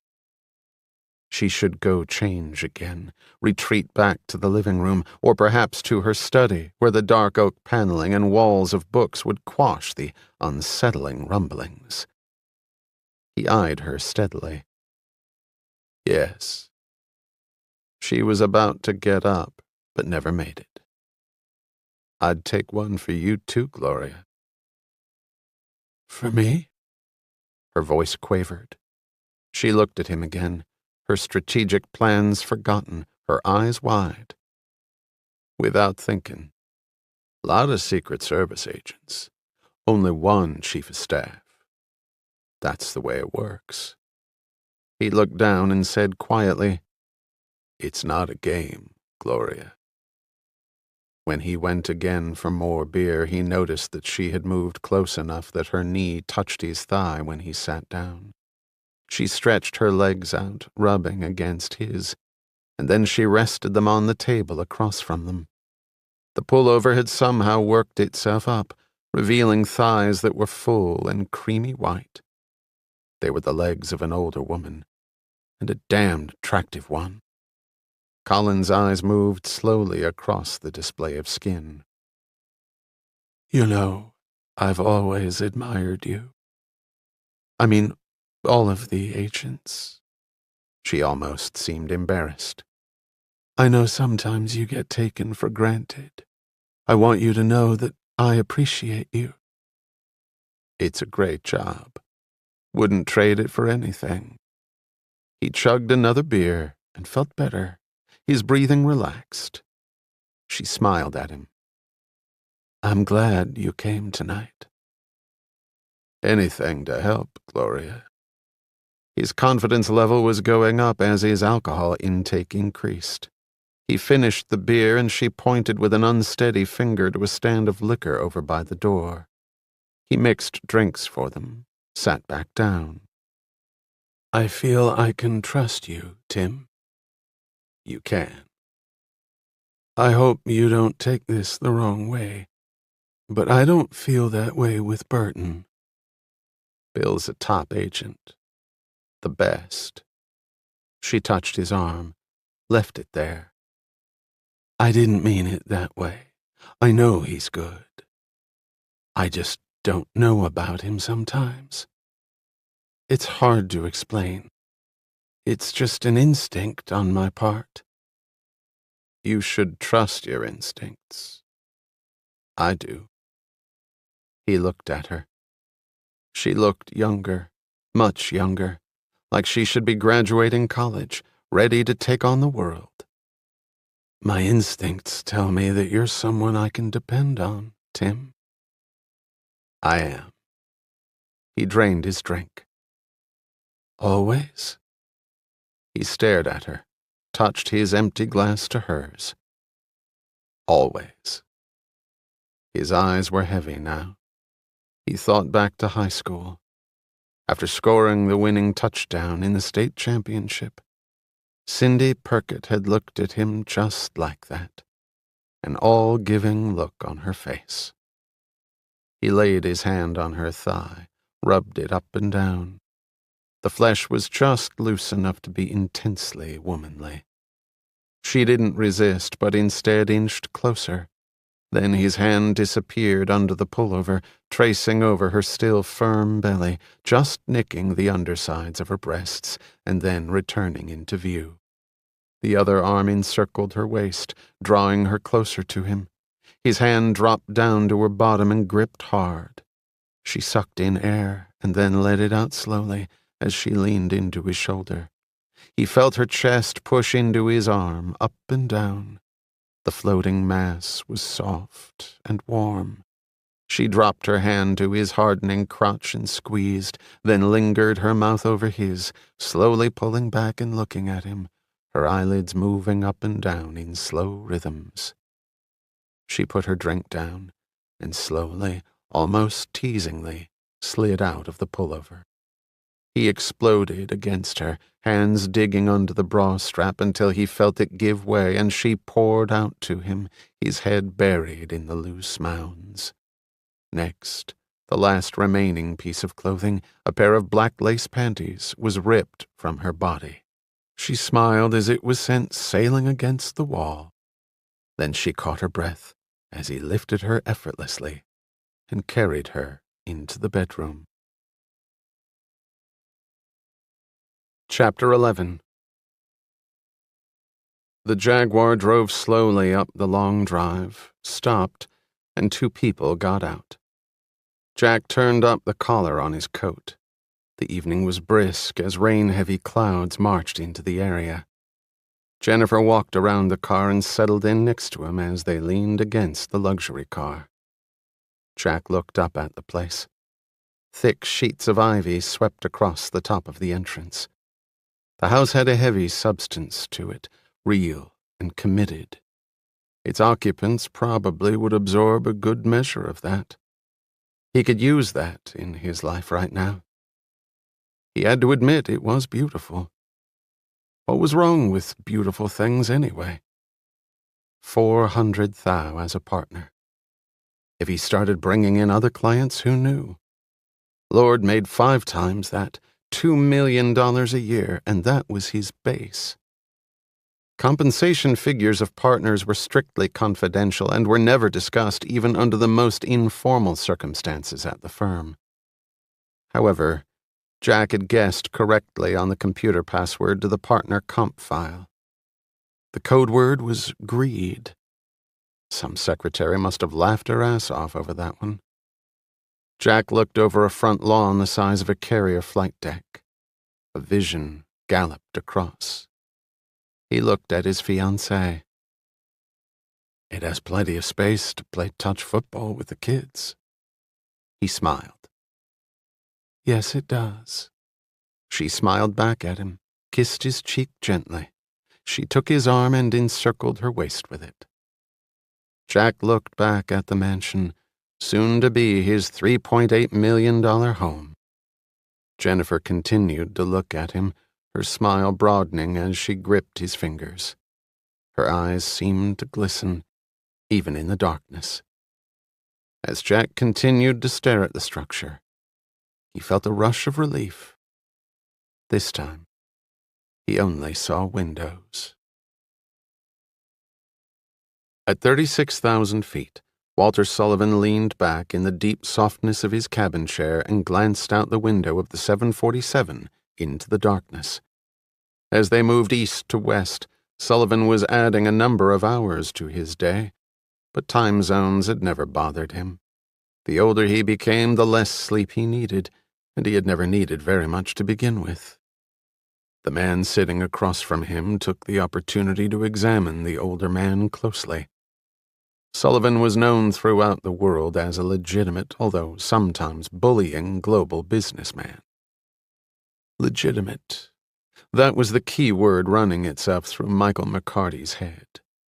Legitimate businessmen typically had no need of, nor desire to speak with, gentlemen in McCarty's profession. But when one is alerted through the most discreet channels that one of the wealthiest men on earth desired a meeting with you, then you attended. McCarty had not become one of the world's foremost assassins because he particularly enjoyed the work. He particularly enjoyed the money, and with it, the luxuries that money inspired. McCarty's added advantage was the fact that he appeared to be a businessman himself. Ivy League good looks, which wasn't too far afield, since he held a degree in international politics from Dartmouth.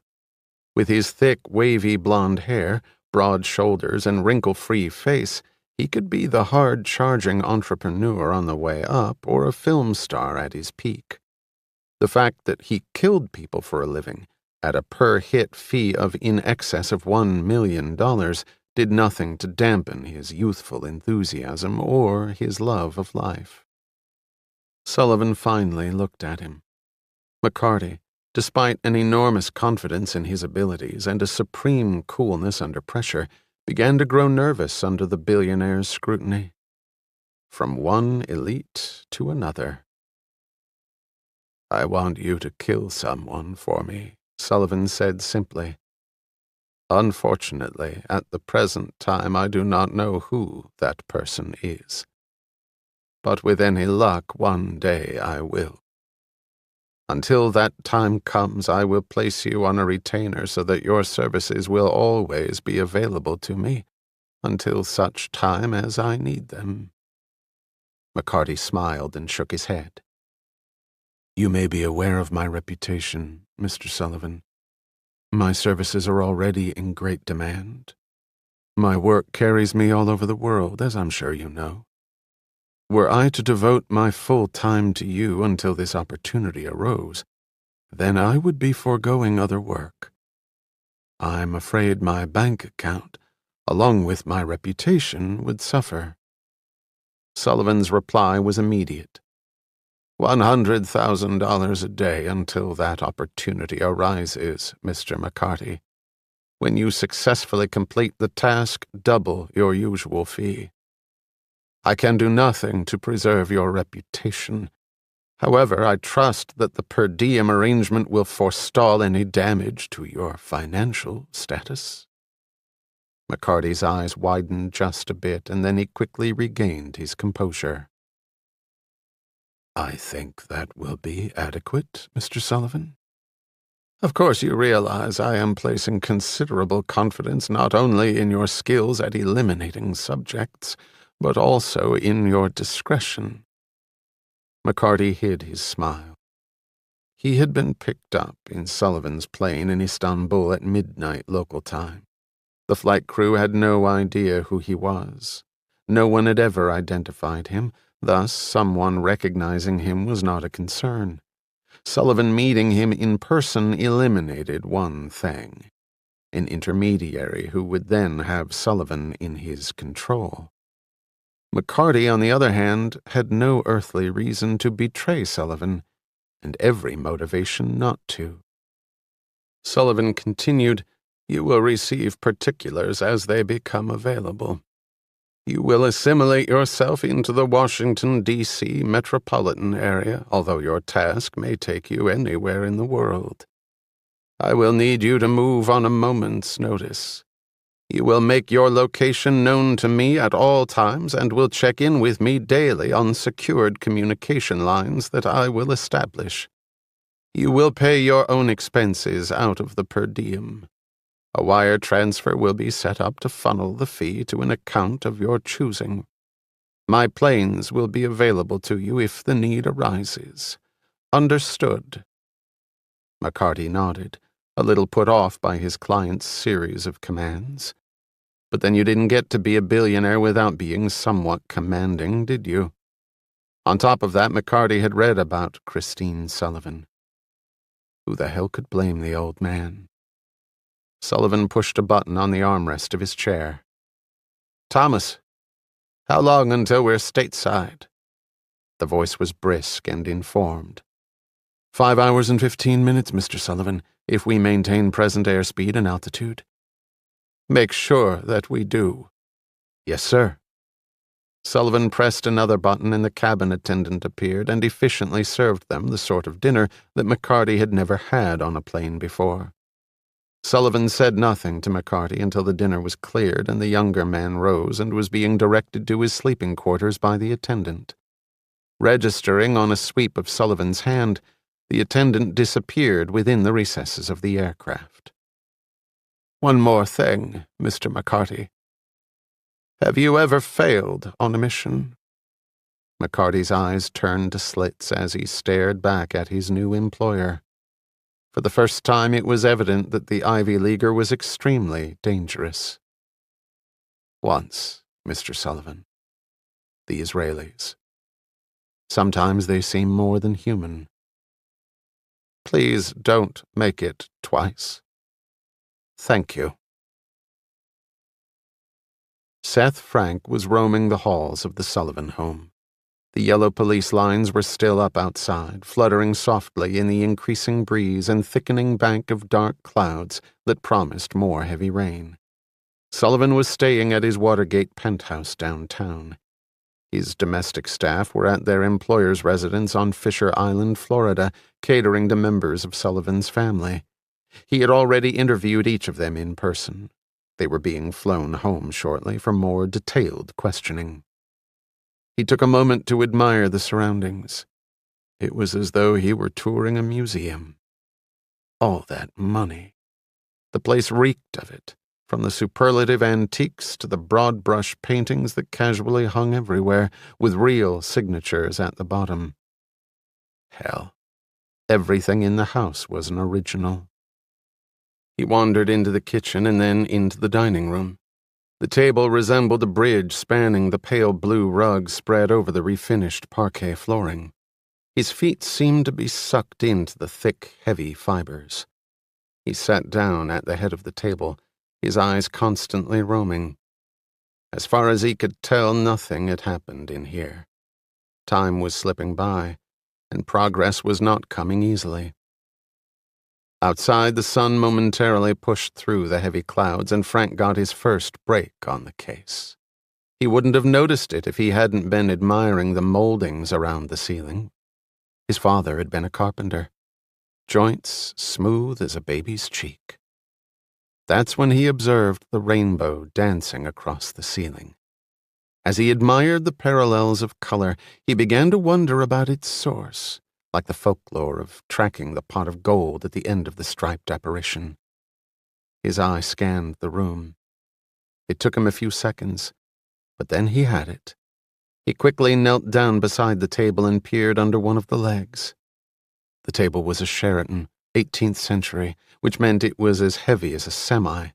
It took him 2 tries, and perspiration broke across his forehead, a trickle entering his right eye and making him tear for a moment, but he finally managed to budge the table and pull it out.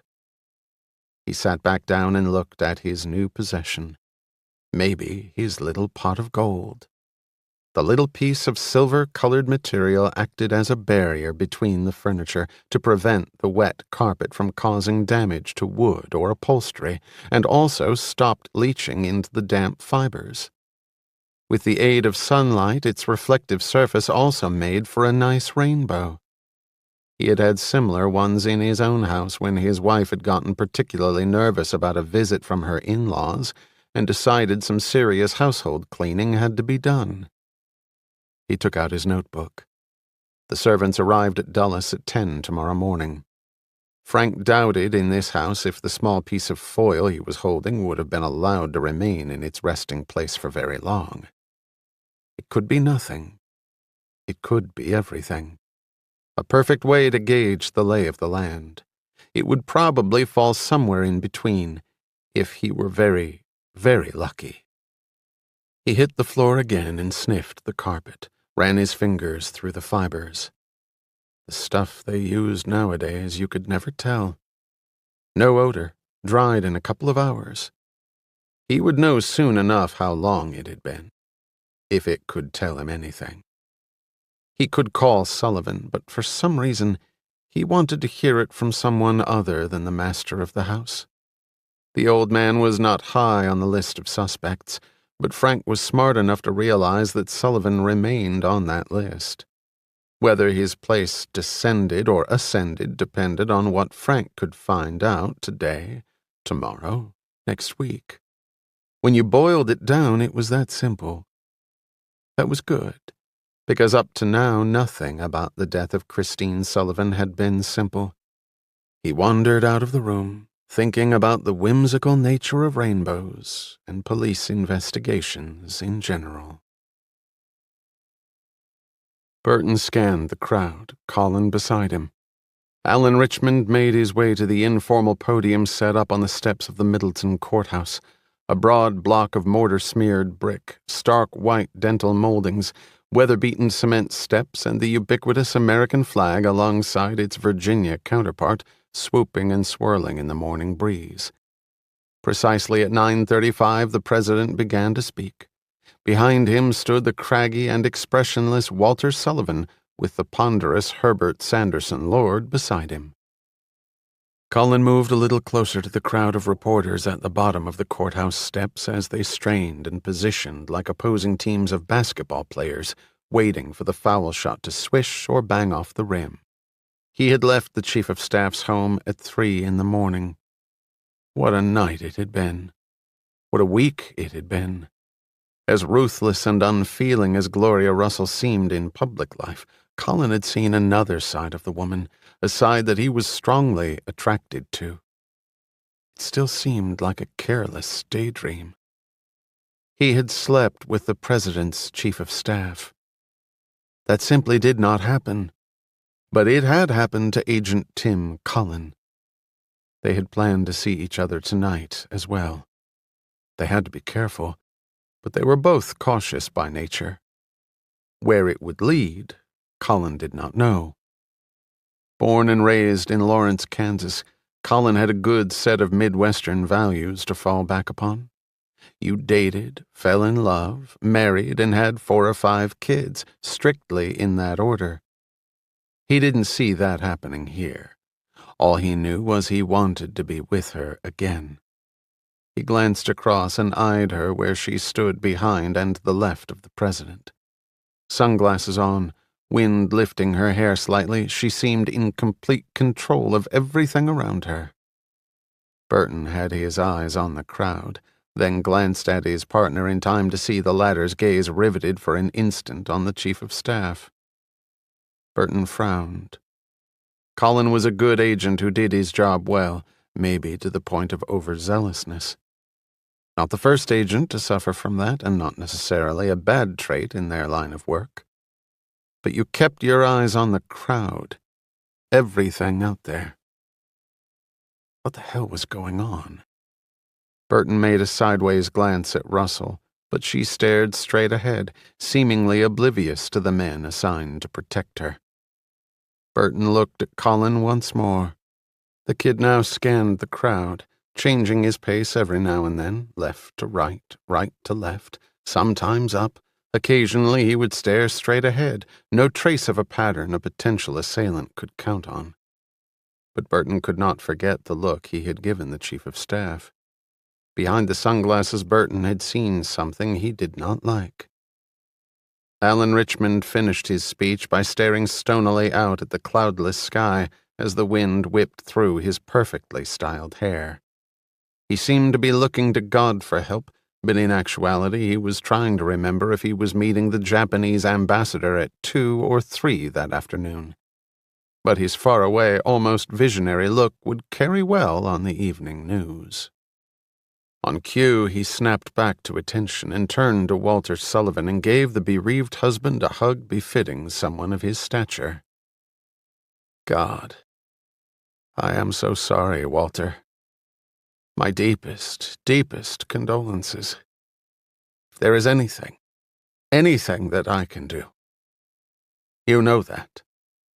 Sullivan held on to the hand that was offered to him, and his legs began to shake until 2 of his entourage invisibly supported him with a quick thrust of sinewy arms. Thank you, Mr. President. Alan, please, Walter. Friend to friend now. Thank you, Alan.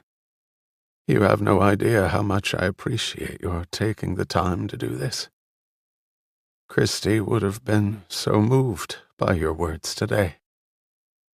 Only Gloria Russell, who was watching the pair closely, noticed the slight twinge of a smirk at the corner of her boss's cheek.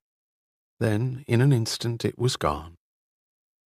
I know there are really no words I can say to do justice to what you're feeling, Walter. It seems more and more that things in this world happen for no purpose. Except for her sudden illness, this never would have happened. I can't explain why things like this occur. No one can. But I want you to know that I am here for you when you need me. Anytime, any place. We've been through so much together, and you've certainly helped me through some pretty rough times. Your friendship has always been important to me, Alan. I won't forget this. Richmond slid an arm around the old man's shoulders. In the background, microphones dangled on long poles. Like giant rods and reels, they surrounded the pair despite the collective efforts of the men's respective entourages. Walter, I'm going to get involved in this. I know some people will say it's not my job, and in my position I can't become personally involved with anything. But God damn it, Walter, you're my friend, and I'm not going to just let this slide away. The people responsible for this are going to pay. The 2 men embraced once more as the photographers popped away. The 20-foot antennas sprouting from the fleet of news trucks dutifully broadcast this tender moment to the world. Another example of President Alan Richmond being more than just a president.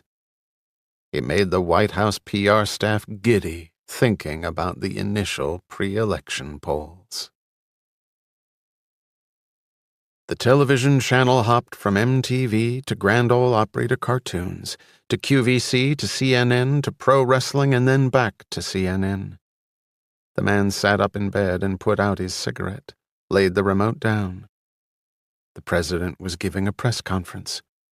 He looked stern and appropriately appalled at the abominable murder of Christine Sullivan, wife of billionaire Walter Sullivan, one of the president's closest friends, and its symbolism of the growing lawlessness in this country.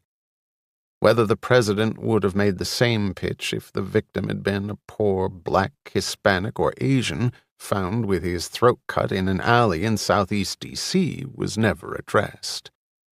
The president spoke in firm, crisp tones with the perfect trace of anger, of toughness. The violence must stop. The people must feel safe in their homes, or at their estates in this particular case. It was an impressive scene, a thoughtful and caring president. The reporters were eating it up, asking all the right questions. The television showed Chief of Staff Gloria Russell, dressed in black, nodding approvingly when the president hit key points in his views on crime and punishment. The police fraternity and AARP vote was locked up for the next election. 40 million votes, well worth the morning drive out. She would not have been so happy if she knew who was watching them right this minute, whose eyes bored into every inch of flesh on both her and the president's faces, as the memories of that night, never far from the surface, welled up like an oil fire, spewing heat and potential destruction in all directions. The flight to Barbados had been uneventful. The Airbus was a vast ship whose massive engines had effortlessly ripped the plane from the ground in San Juan, Puerto Rico, and in a few minutes they had hit their cruising altitude of 36,000 feet. The plane was packed, San Juan acting as a feeder for tourists bound for the clusters of islands that made up the Caribbean vacation strip. Passengers from Oregon and New York and all points in between looked at the wall of black clouds as the plane banked left and moved away from the remnants of an early-season tropical storm that had never hit hurricane status. A metal stairway met them as they departed the aircraft. A car, tiny by American standards, shepherded 5 of them on the wrong side of the road as they left the airport and headed into Bridgetown, the capital of the former British colony, which had retained strong traces of its long colonialism in its speech, dress, and mannerisms. In melodious tones the driver informed them of the many wonders of the tiny island, pointing out the pirate ship tour as the Skull and Crossbones ship pounded through still rough seas. On its deck, pale but reddening tourists were plied with rum punch in such levels that they would all be very drunk and or very sick by the time they returned to the dock later that afternoon. In the back seat, 2 couples from Des Moines made excited plans and chirrupy patters of conversation. The older man who sat in the front seat staring out the windshield had his thoughts mired 2,000 miles north. Once or twice he checked where they were headed, instinctively craving the lay of the land. The major landmarks were relatively few. The island was barely 21 miles long and 14 miles across at its widest point. The near-constant 85-degree heat was ameliorated by the continual breeze, its sound eventually disappearing into one's subconscious, but always nearby, like a faded but still potent dream. The hotel was an American standard Hilton built on a man-made beach that jutted out on one end of the island. Its staff was well-trained, courteous, and more than willing to leave you alone if that was desired. While most of the guests gave themselves wholeheartedly to the pampering efforts, one patron shunned contact, leaving his room only to wander to isolated areas of the white beach or the mountainous Atlantic Ocean side of the island. The rest of the time was spent in his room, lights set low, TV on, room service trays littering the carpet and wicker furnishings. On the first day there, Luther had grabbed a cab from in front of the hotel and taken a ride north, almost to the edge of the ocean, where atop one of the island's numerous hills stood the Sullivan estate. Luther's selection of Barbados had not been arbitrary. "You know Mr. Sullivan? He's not here. Went back to America." The cabbie's lyrical tones had brought Luther out of his trance. The massive iron gates at the bottom of the grassy hill hid a long, winding drive up to the mansion, which with its salmon-colored stucco walls and 18-foot-high white marble columns looked strangely appropriate in the lush greenery, like an enormous pink rose jutting out from the bushes.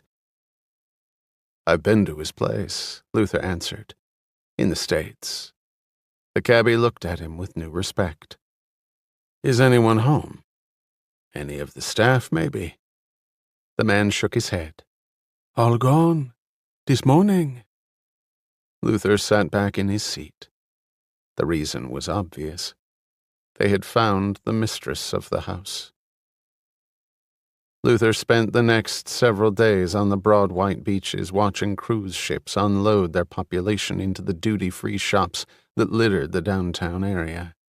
Dreadlocked residents of the island made their rounds with their battered briefcases housing watches, perfumes, and other counterfeit paraphernalia. For $5 you could watch an islander cut up an aloe leaf and pour its rich liquid into a small glass bottle for use when the sun started to nip at tender white skin that had lain dormant and unblemished behind suits and blouses.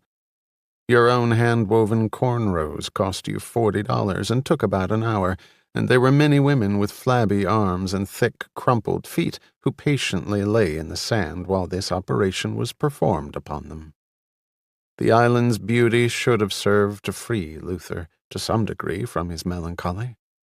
And finally, the warming sun, gentle breezes, and low-key approach to life of the island populace had eroded his nervous agitation to where he occasionally smiled at a passerby, spoke monosyllables to the bartender, and sipped his mixed drinks far into the night while lying on the beach, the surf pounding into the darkness and gently lifting him away from his nightmare.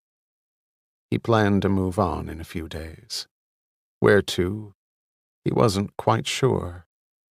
And then the channel hopping stopped at the CNN broadcast, and Luther, like a battered fish on an unbreakable line, was sent reeling toward what he had spent several $1,000s and traveled several thousand miles trying to escape. Russell stumbled out of bed and walked over to the bureau, fumbled for a pack of cigarettes. They'll cut 10 years off your life. Colin rolled over and watched her naked machinations with amusement. This job's already done that. She lit up, inhaled deeply for several seconds, put the smoke out, and climbed back in bed, snuggling butt first to Colin, smiling contentedly as she was wrapped up in his long, muscular arms. The press conference went well, don't you think? She could feel him thinking it through. He was fairly transparent. Without the sunglasses, they all were, she felt. As long as they don't find out what really happened. She turned to face him, traced her finger along his neck, making a V against his smooth chest. Richmond's chest had been hairy, some of the tufts turning gray, curling at the edges. Colin's was like a baby's bottom, but she could feel the hard muscle beneath the skin.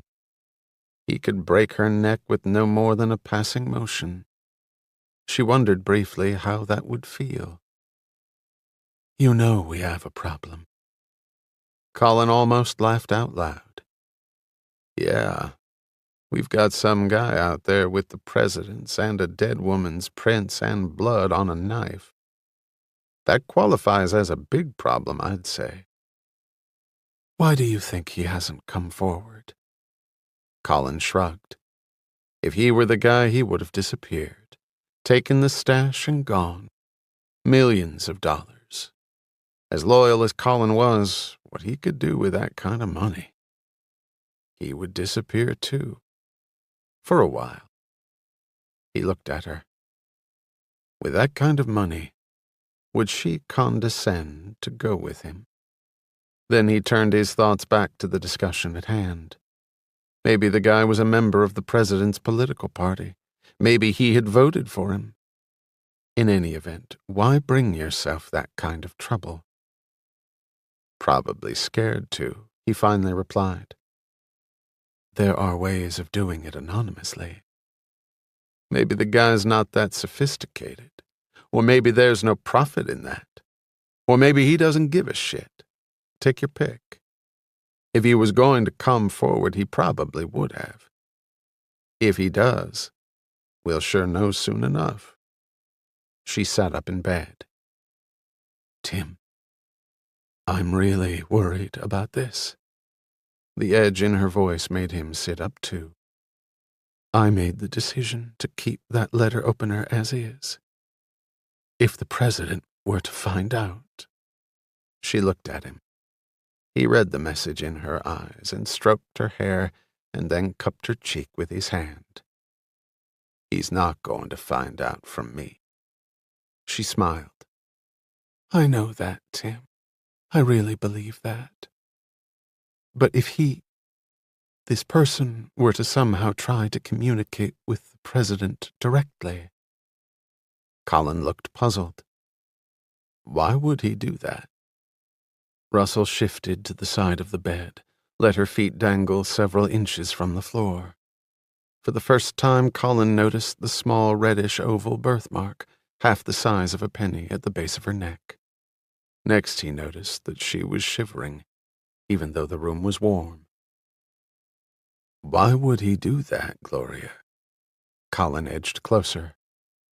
She spoke to the bedroom wall. "Has it occurred to you that letter opener represents one of the most valuable objects in the world?" She turned to him, rubbed his hair, smiled at the vacant expression that was slowly coming to a conclusion. "Blackmail?" She nodded at him. "How do you blackmail the goddamn president?" She got up, threw a loose robe around her shoulders, and poured another drink from the almost empty decanter. "Being president doesn't make you immune from blackmail attempts, Tim. Hell, it just gives you that much more to lose. Or gain." She slowly stirred her drink, sat down on a couch, and tipped her glass back, the liquid warm and soothing going down. She had been drinking much more than usual lately. Not that her performance had been impaired, but she would have to watch it, especially at this level, at this critical point. But she decided she would watch it tomorrow. Tonight, with the weight of political disaster lurking above her shoulders and a young, handsome man in her bed, she would drink. She felt 15 years younger. Every passing moment with him made her feel more beautiful. She would not forget her primary goal, but who was to say she couldn't enjoy herself? "What do you want me to do?" Colin looked at her. Russell had been waiting for that. Her young, handsome Secret Service agent, a modern white knight like the kind she read about as a wide-eyed girl. She looked at him as the drink dangled from her fingers. She used her other hand to slowly pull off her robe and let it drop to the floor. There was time enough, especially for a 37-year-old woman who had never had a serious relationship with a man. Time enough for everything. The drink soothed away her fear, her paranoia, and with it her cautiousness, all of which she needed in abundance. But not tonight. "There is something you can do for me. But I'll tell you in the morning." She smiled, lay back on the couch, and put out her hand. Obediently he rose and went to her. A few moments later, the only sounds were intermingled groans and the persistent squeaks of the overwrought couch. A half block down the street from Russell's home, Bill Burton sat in his wife's nondescript Bonneville and cradled a can of Diet Coke between his knees. Occasionally he would glance at the house that he had observed his partner entering at 12:14 a.m., and where he'd caught a glimpse of the chief of staff in attire that didn't indicate the visit was a business one. With his long-range lens, he had gotten 2 pictures of that particular scene that Russell would have killed to get her hands on. The lights in the house had moved progressively from room to room until they reached the east side of the place, when all lights were dramatically extinguished. Burton looked at the dormant tail lights of his partner's car. The kid had made a mistake. Being here. This was a career ender, maybe for both him and Russell. Burton thought back to that night. Colin racing back to the house. Russell white as a sheet. Why? In all the confusion, Burton had forgotten to ask. And then they were smashing through cornfields after someone who shouldn't have been there, but sure as hell had been. But Colin had gone back in that house for a reason, and Burton decided it was time he found out what that reason was. He had a dim feeling of a conspiracy slowly evolving. Since he had been excluded from participating, he naturally concluded that he was probably not intended to benefit from that conspiracy. Not for one moment did he believe that Russell was interested solely in what was behind his partner's zipper. She was not that type, not by a long shot. Everything she did had a purpose, an important purpose. A good fuck from a young buck was not nearly important enough. Another 2 hours passed. Burton looked at his watch and then stiffened as he saw Colin open the front door, move slowly down the walk, and get in his car. As he drove by, Burton ducked down in his seat, feeling slightly guilty at this surveillance of a fellow agent. He watched the wink of a turn signal as the Ford made its way out of the high-priced area. Burton looked back up at the house. A light came on in what probably was the living room. It was late, but apparently the lady of the house was still going strong. Her stamina was legendary around the White House. Burton briefly wondered if she exhibited that same endurance between the sheets. 2 minutes later, the street was empty. The light in the house remained on. Chapter 12. The plane landed and thundered to a stop on the short strip of tarmac constituting National Airport's main runway, hit an immediate left a few hundred yards from the tiny inlet that accessed the Potomac for the swarms of weekend boat enthusiasts, and taxied to gate number 9. An airport security officer was answering questions from a group of anxious, camera-toting tourists and did not observe the man walking rapidly past him. Not that identification was going to be made anyway. Luther's return trip had followed the circuity of his exit, a stopover in Miami, and then Dallas-Fort Worth. He grabbed a cab and watched the south-moving rush-hour traffic on the George Washington Parkway as weary commuters threaded their way home. The skies promised more rain, and the wind whipped through the tree-lined parkway, meandering lazily on its parallel course with the Potomac. Planes periodically rocketed into the air, banking left and rapidly disappearing into the clouds. One more battle beckoned Luther. The image of a righteously indignant President Richmond pounding the lectern in his impassioned speech against violence, his smug chief of staff by his side, was the one constant in Luther's life now. The old, tired, and fearful man who had fled the country was no longer tired, no longer fearful. The overriding guilt at allowing a young woman to die had been replaced with an overriding hate, an anger that surged through every nerve in his body. If he was to be of sorts Christine Sullivan's avenging angel, he would perform that task with every ounce of energy and every shred of ingenuity he had left. Luther settled back into his seat, munched on some crackers saved from the plane trip, and wondered if Gloria Russell was any good at playing chicken. Seth Frank glanced out the car window. His personal interviews of Walter Sullivan's household staff had revealed 2 things of interest, the first of which was the business enterprise Frank was now parked in front of. The second could keep. Housed in a long, gray concrete building in a heavy commercial area of Springfield just outside the Beltway, Metro Steam Cleaner's sign proclaimed that it had been in business since 1949. That was stability that meant nothing to Frank. A lot of long-standing, legitimate businesses were now money-laundering fronts for organized crime, both mafia, Chinese, and America's own homegrown versions.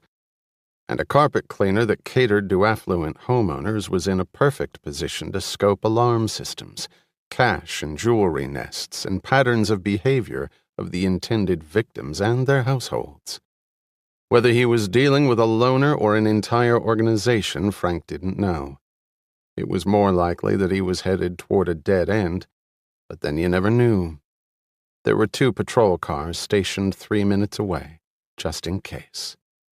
Frank got out of his car. That would have been Rogers, Budazinski, and Jerome Pettis. Yep, August 30th, 9 a.m., 3 floors. Damn house was so big it took all day even with 3 guys. George Patterson consulted his record book while Frank's eyes took in the grimy office. Can I speak to them? You can to Pettis. The other 2 are gone. Permanently? Patterson nodded. How long had they been with you? Patterson's eyes scanned his employment log. Jerome's been with me 5 years. He's one of my best people. Rogers was about 2 months. I think he moved out of the area. Budazinski had been with us about 4 weeks. Pretty short stays. Hell, that's the nature of the business. Spend $1,000 training these guys and wham, they're gone. It's not a career-type job, you know what I mean? It's hot, dirty work. And the pay ain't exactly gonna put you on the Riviera, you hear what I'm saying? You got addresses for them? Frank took out his notebook. Well, like I said, Rogers moved. Pettis is in today, if you want to talk to him. He's got a job to do out in McLean in about a half hour. He's back loading his truck now. Who decides which crew goes to which house? I do. All the time? Patterson hesitated. Well, I got guys who specialize in different stuff. Who specializes in the high-dollar areas? Jerome. Like I said, he's my best guy. How did the other 2 get assigned to him? I don't know. We juggle stuff like that. Depends on who shows up for work sometimes. You remember any of those 3 being particularly interested in visiting the Sullivan place? Patterson shook his head. What about Budazinski? You got an address on him? Patterson consulted a notebook crammed with paper and wrote on a slip of paper. It's over in Arlington. Don't know if he's still there. I'll want their employment file. Social security numbers, birth dates, job history, all that stuff. Sally can get that for you. She's the gal up front. Thanks. You got photos of these guys? Patterson looked at Frank like he was nuts. Are you kidding? This ain't the FBI for crying out loud. Can you give me a description? Frank asked patiently. I've got 65 employees and a turnover rate of over 60%. I usually don't even see the guy after he's hired. Everybody starts to look the same after a while anyway. Pettis will remember. Anything else you think might help me? Patterson shook his head. You think one of them might have killed that woman? Frank stood up and stretched. I don't know. What do you think? Hey, I get all kinds in here. Nothing surprises me anymore. Frank turned to leave, then turned back. Oh, by the way, I'll want records of all homes and establishments cleaned by your firm in Middleton in the last 2 years. Patterson exploded out of his chair. What the fuck for? You have the records? Yeah, I got 'em. Good. Let me know when they're ready. Have a good one. Jerome Pettis was a tall, cadaverous black man in his early 40s with a perpetual cigarette hanging from his mouth. Frank watched admiringly as the man methodically loaded the heavy cleaning equipment with a practiced hand. His blue jumpsuit announced that he was a senior technician with Metro. He didn't look at Frank, kept his eyes on his work. All around them in the huge garage, white vans were being similarly loaded. A couple of men stared over at Frank, but quickly returned to their work. Mr. Patterson said you had some questions. Frank parked himself on the van's front bumper. A few. You did a job at Walter Sullivan's home in Middleton on August 30th of this year. Pettis's brow furrowed. August? Hell, I do about 4 homes a day.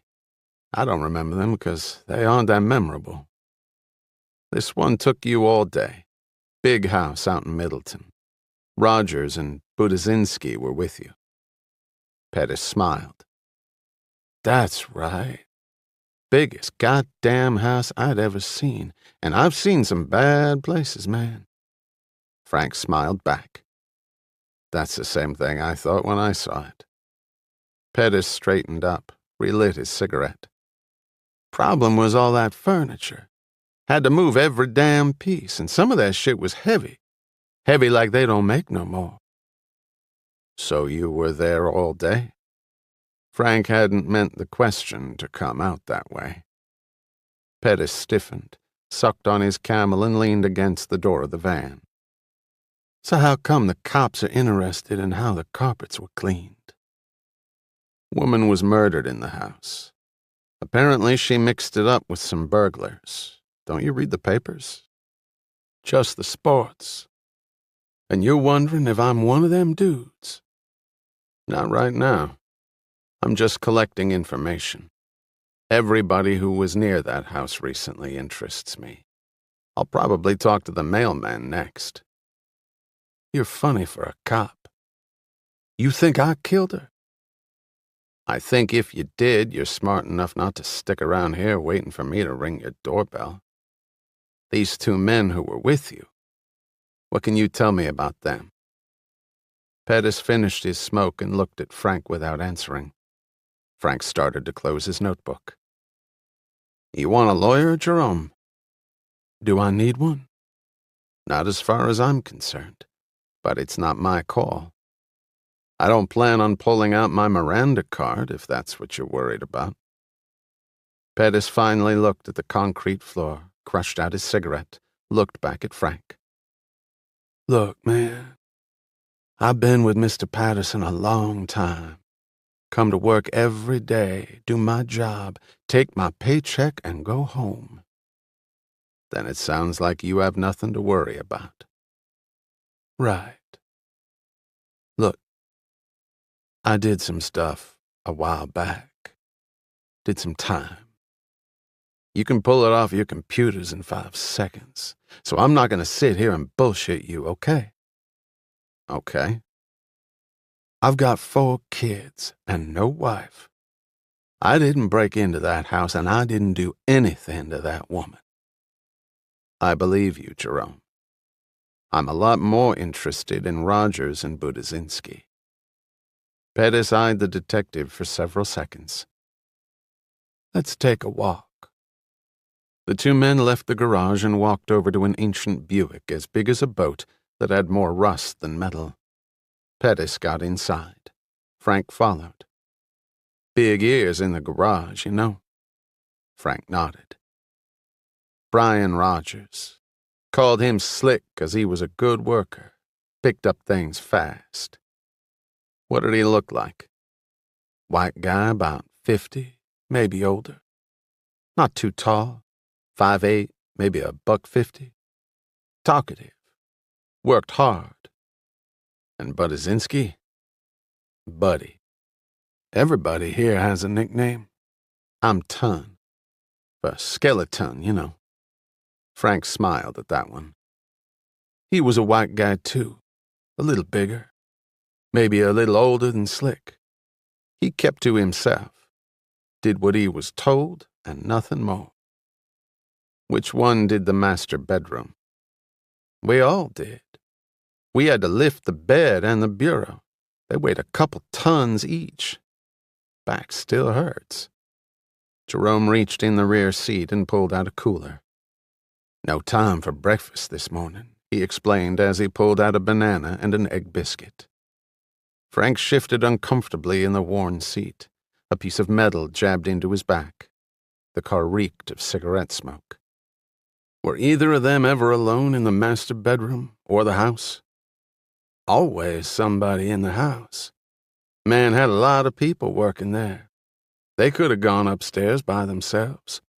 I never kept a watch on them. Wasn't my job, you know. How'd Rogers and Budzinski come to be working with you that day? Jerome thought for a moment. I'm not sure, come to think of it. I know it was an early job. It must have just been they were the first ones here. Sometimes that's all it takes. So if they knew ahead of time you were going to do a place like that early, And they got here before everyone else. They could hook on with you? Yeah, I guess they could. Man, we just look for bodies, you know what I'm saying? Don't take no brain surgeon to do this shit. When was the last time you saw them? The other man scrunched up his face, bit into his banana. Couple of months ago. Maybe longer. Buddy left first, never said why. Guys come and go all the time. I've been here longer than anybody except Mr. Patterson. Slick moved away, I think. Nowhere. I remember him saying something about Kansas. Some construction work. He used to be a carpenter. Got laid off up here when commercial went belly up. Good with his hands.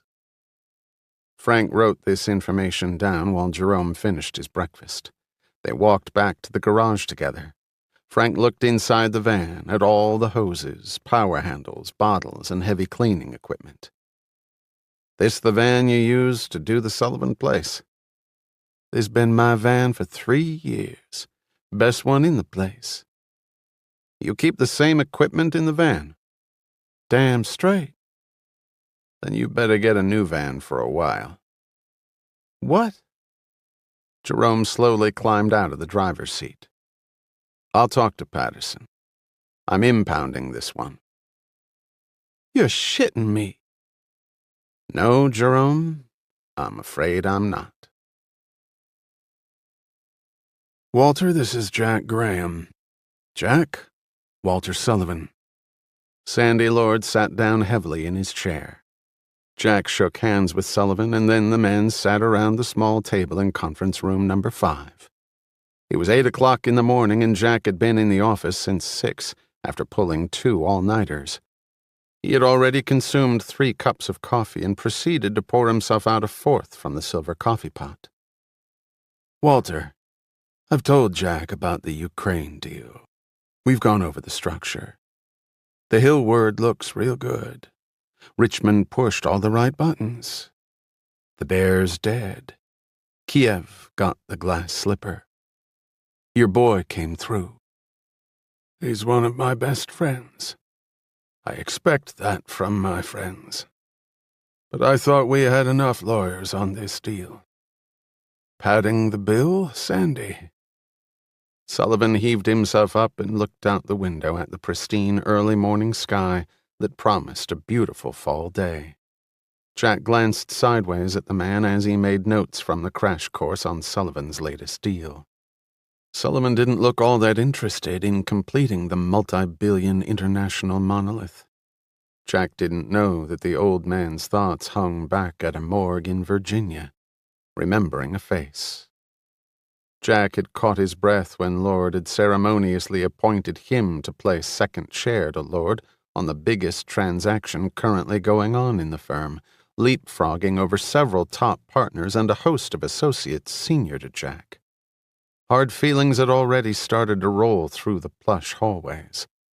At this point, Jack didn't care. They didn't have Ransom Baldwin as a client. Regardless of how he had gotten it, he had reign, substantial reign. He was tired of feeling guilty for his position.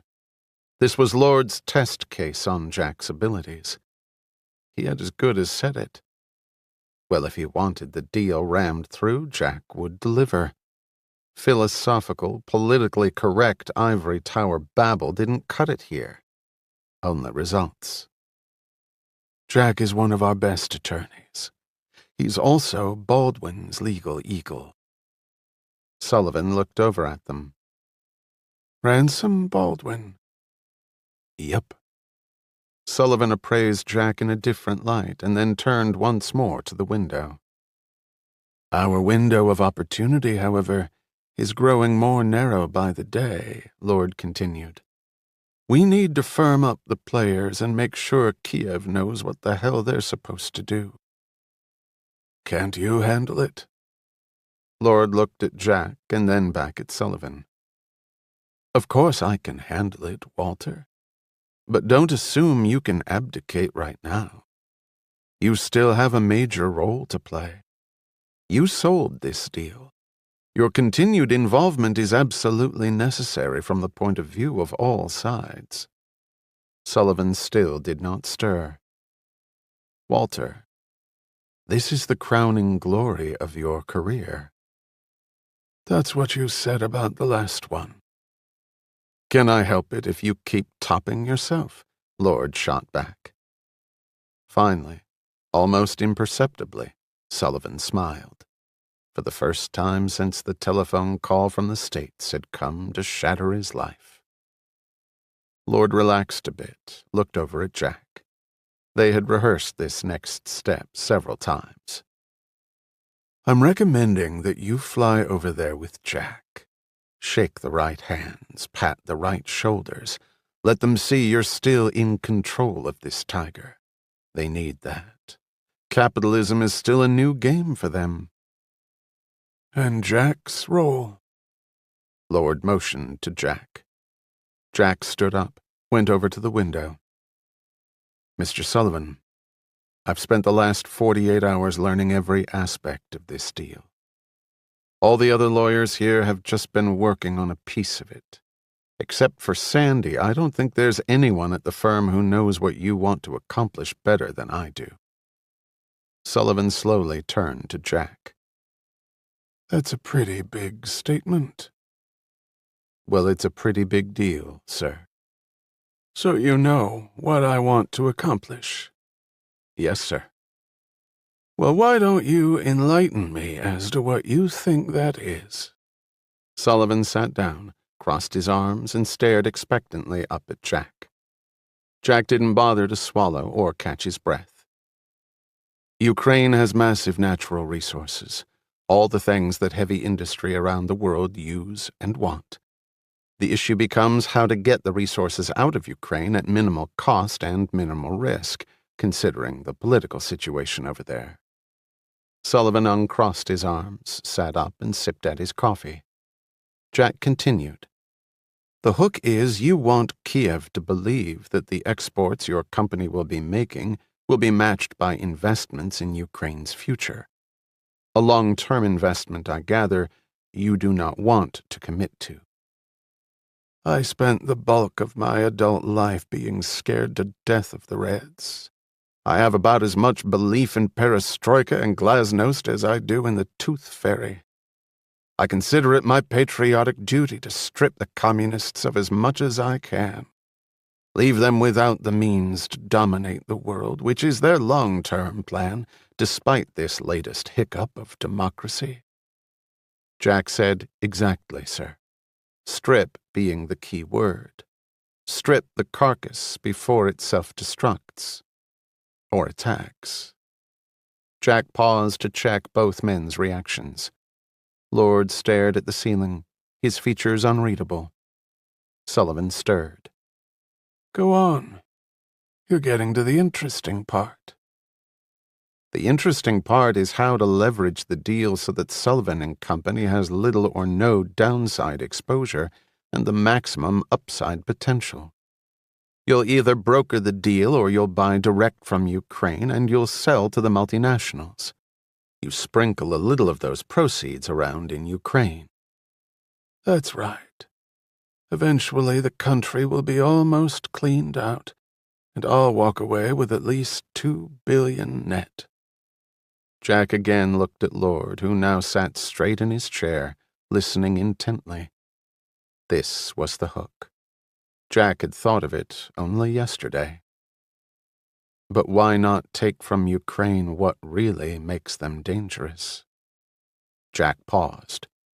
"And triple your net at the same time." Sullivan stared intently at him. "How?" "IRBMs. Intermediate-range ballistic missiles. Ukraine has a shitload of them. And now that the '94 Non-Proliferation Treaty fell apart, those nukes are a major headache for the West again." "So what are you suggesting? That I buy the goddamn things? What the hell would I do with them?"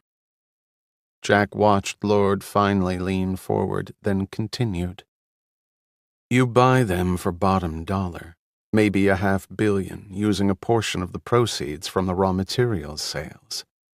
You will buy them using dollars, which can then be used by Ukraine to purchase other necessities in the world markets. Why bottom dollar? Every Middle Eastern country will be bidding on them. But Ukraine can't sell to them. The G7 countries would never allow it. If Ukraine did, they'd be cut out of the EU and other Western markets, and if that happens, they're dead. So I buy them, and sell them to whom? Jack couldn't help but grin. To us. The United States. $6 billion is a conservative estimate on their worth. Hell, the weapons-grade plutonium those babies contain is priceless. The rest of the G7s would probably pitch in a few billion. It's your relationship with Kiev that makes this whole thing work. They look to you as their savior. Sullivan looked stunned. He started to rise and then thought better of it. Even to him, the amounts of money potentially out there were staggering. But he had enough money. More than enough. But to remove part of the nuclear equation from the collective miseries of the world? And this was whose idea? Sullivan looked at Lord as he asked the question. Lord pointed at Jack. Sullivan leaned back in his chair and looked up at the young man. Then he rose with a swiftness that startled Jack. The billionaire took Jack's hand in an iron grip. You're going places, young man. Mind if I tag along? Lord beamed like a father. Jack couldn't stop smiling. He had started to forget what it was like to hit one out of the park. After Sullivan departed, Jack and Sandy sat at the table. Finally, Sandy said, I recognize it was not an easy assignment. How do you feel? Jack couldn't help but grin. Like I just slept with the prettiest girl in high school. Kinda tingling all over. Lord laughed and stood up. You'd better go home and get some rest. Sullivan's probably calling his pilot from the car. At least we got his mind off the bitch. Jack didn't hear the last part as he quickly left the room. For now, for once in a long time, he felt good. No worries, just possibilities. Endless possibilities. That night he sat up late telling a very enthusiastic Jennifer Baldwin all about it. Afterward, over a very chilled bottle of champagne and a platter of oysters specially delivered to her townhouse, the couple had the most gratifying sex of their courtship. For once, the high ceilings and murals did not bother Jack. In fact, he was growing to like them. Chapter 13. The White House receives millions of pieces of non-official mail each year. Each item is carefully screened and appropriately processed, the whole task handled by an in-house staff with assistance and supervision by the Secret Service. The 2 envelopes were addressed to Gloria Russell, which was somewhat unusual since most of this type of correspondence was addressed to the President or members of the First Family, or frequently the First Pet, which currently happened to be a golden retriever named Barney. The handwriting on each was in block letters, the envelopes white and cheap and thus widely available. Russell got to them about 12 o'clock on a day that had been going pretty well up until then. Inside one was a single sheet of paper, and inside the other was an item she had stared at for some minutes. Written on the paper, again in block letters, were the words, Question. What constitutes high crimes and misdemeanors? Answer. I don't think you want to find out. Valuable item available. More to follow, Chief. Signed, Not a Secret Admirer. Even though she had expected it, in fact had desperately wanted to receive it, she still could feel her heartbeat increase to where it pounded against the wall of her chest.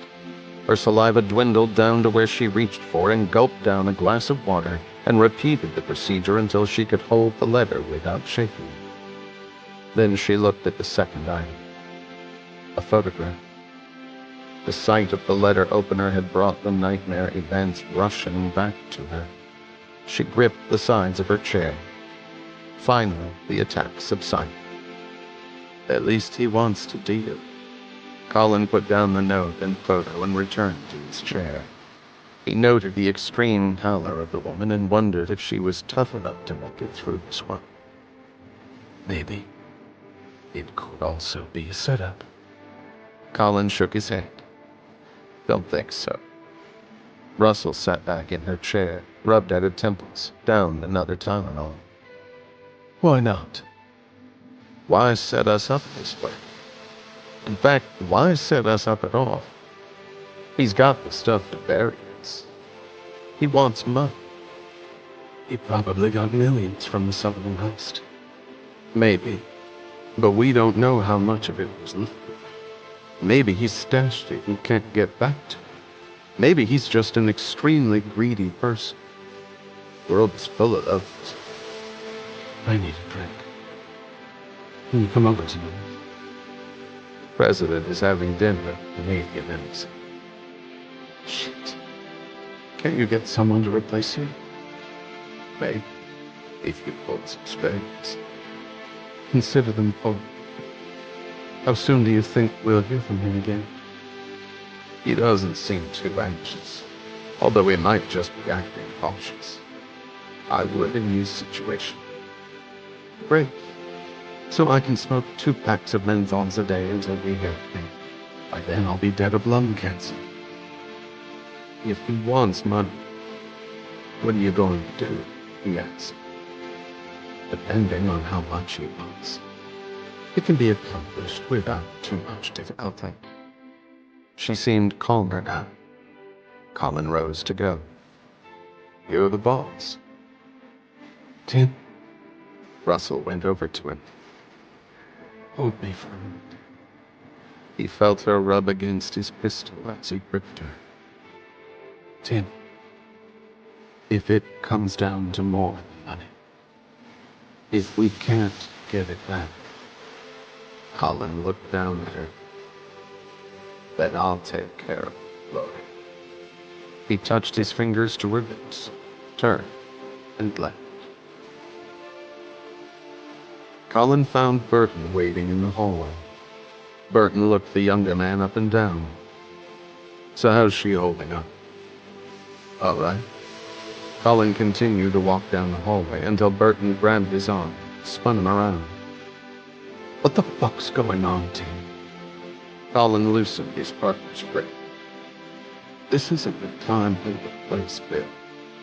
Well, tell me the time and the place and I'll be there because we need to talk. What about? You gonna fucking play stupid with me? He roughly pulled Colin to a corner. I want you to think real clearly about that woman in there. She doesn't give a shit about you or me or anybody else. The only thing she cares about is saving her own little ass. I don't know what kind of story she's spinning on you, and I don't know what you two are cooking up, but I'm telling you to be careful. I don't want to see you throw everything away over her. I appreciate the concern, but I know what I'm doing, Bill. Do you, Tim? Does fucking the chief of staff come within the purview of a Secret Service agent's responsibilities? Why don't you show me where that is in the manual? I'd like to read it for myself. And while we're talking about it, why don't you enlighten me about what the hell we went back into that house for? Because we ain't got it, and I guess I know who does. My ass is on the line here too, Tim. If I'm going down, I'd like to know why. An aide passed by in the hallway and stared strangely at the two men. Burton smiled and nodded and then returned his attention to Colin. Come on, Tim. What the hell would you do if you were me? The young man looked at his friend and his face slowly relaxed from the hard line he normally wore while on duty. If he were in Burton's position, what would he do? The answer was easy. He'd kick some ass until people started talking. Burton was his friend, had proven it time and again. What the man was saying about Russell was probably true. Colin's reasoning hadn't totally evaporated in the presence of silk lingerie. "You got time for a cup of coffee, Bill?" Frank walked down the 2 flights of stairs, turned right, and opened the door to the crime lab.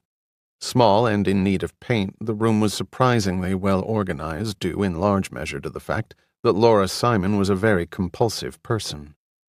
Frank imagined her home to be every bit as neat and well kept, despite the presence of 2 preschoolers that kept her sufficiently haggard. Around the room were stacked unused evidence kits with their unbroken orange seals creating a bit of color against the drab, chipping gray walls. Cardboard boxes, carefully labeled, were piled in another corner. In yet another corner was a small floor safe that held the few physical items requiring additional security measures. Next to it was a refrigerator that housed evidence requiring a temperature-controlled environment. He watched her small back as it curved over a microscope at the far end of the room. "You rang?" Frank leaned over. On the glass slide were small fragments of some substance. He couldn't imagine spending his days looking at microscopic pieces of who knew what. But he was also fully aware that what Laura Simon did was an enormously important contribution to the conviction process. "Look at this." Simon motioned him over to the lens. Frank removed his glasses, which he had forgotten were still on. He glanced down and then raised his head back up. "Laura, you know I never know what I'm looking at. What is it?" "It's a sample of carpet taken from the Sullivans' bedroom. We didn't get it on the initial search. Picked it up later." "So? What's significant about it?" Frank had learned to listen very attentively to this tech. "The carpet in the bedroom is one of those very high-priced models that cost about $200 a square foot. The carpet just for the bedroom must have run them almost $250,000. Jesus Christ!" Frank popped another piece of gum in his mouth. Trying to quit smoking was rotting his teeth and adding to his waistline. $250 for something you walk on? It's incredibly durable. You could roll a tank across it and it would just spring back. It's only been there about 2 years. They did a bunch of renovation back then." "Renovation? The house is only a few years old." "That's when the deceased married Walter Sullivan." "Oh. Women like to make their own statement about those things, Seth. Actually, she had good taste in carpets." "Okay. So where does her good taste get us?" "Look at the fibers again." Frank sighed but obeyed the request. "You see at the very tips?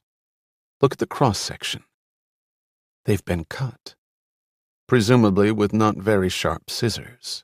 The cut is pretty ragged, although, like I said, these fibers are like iron."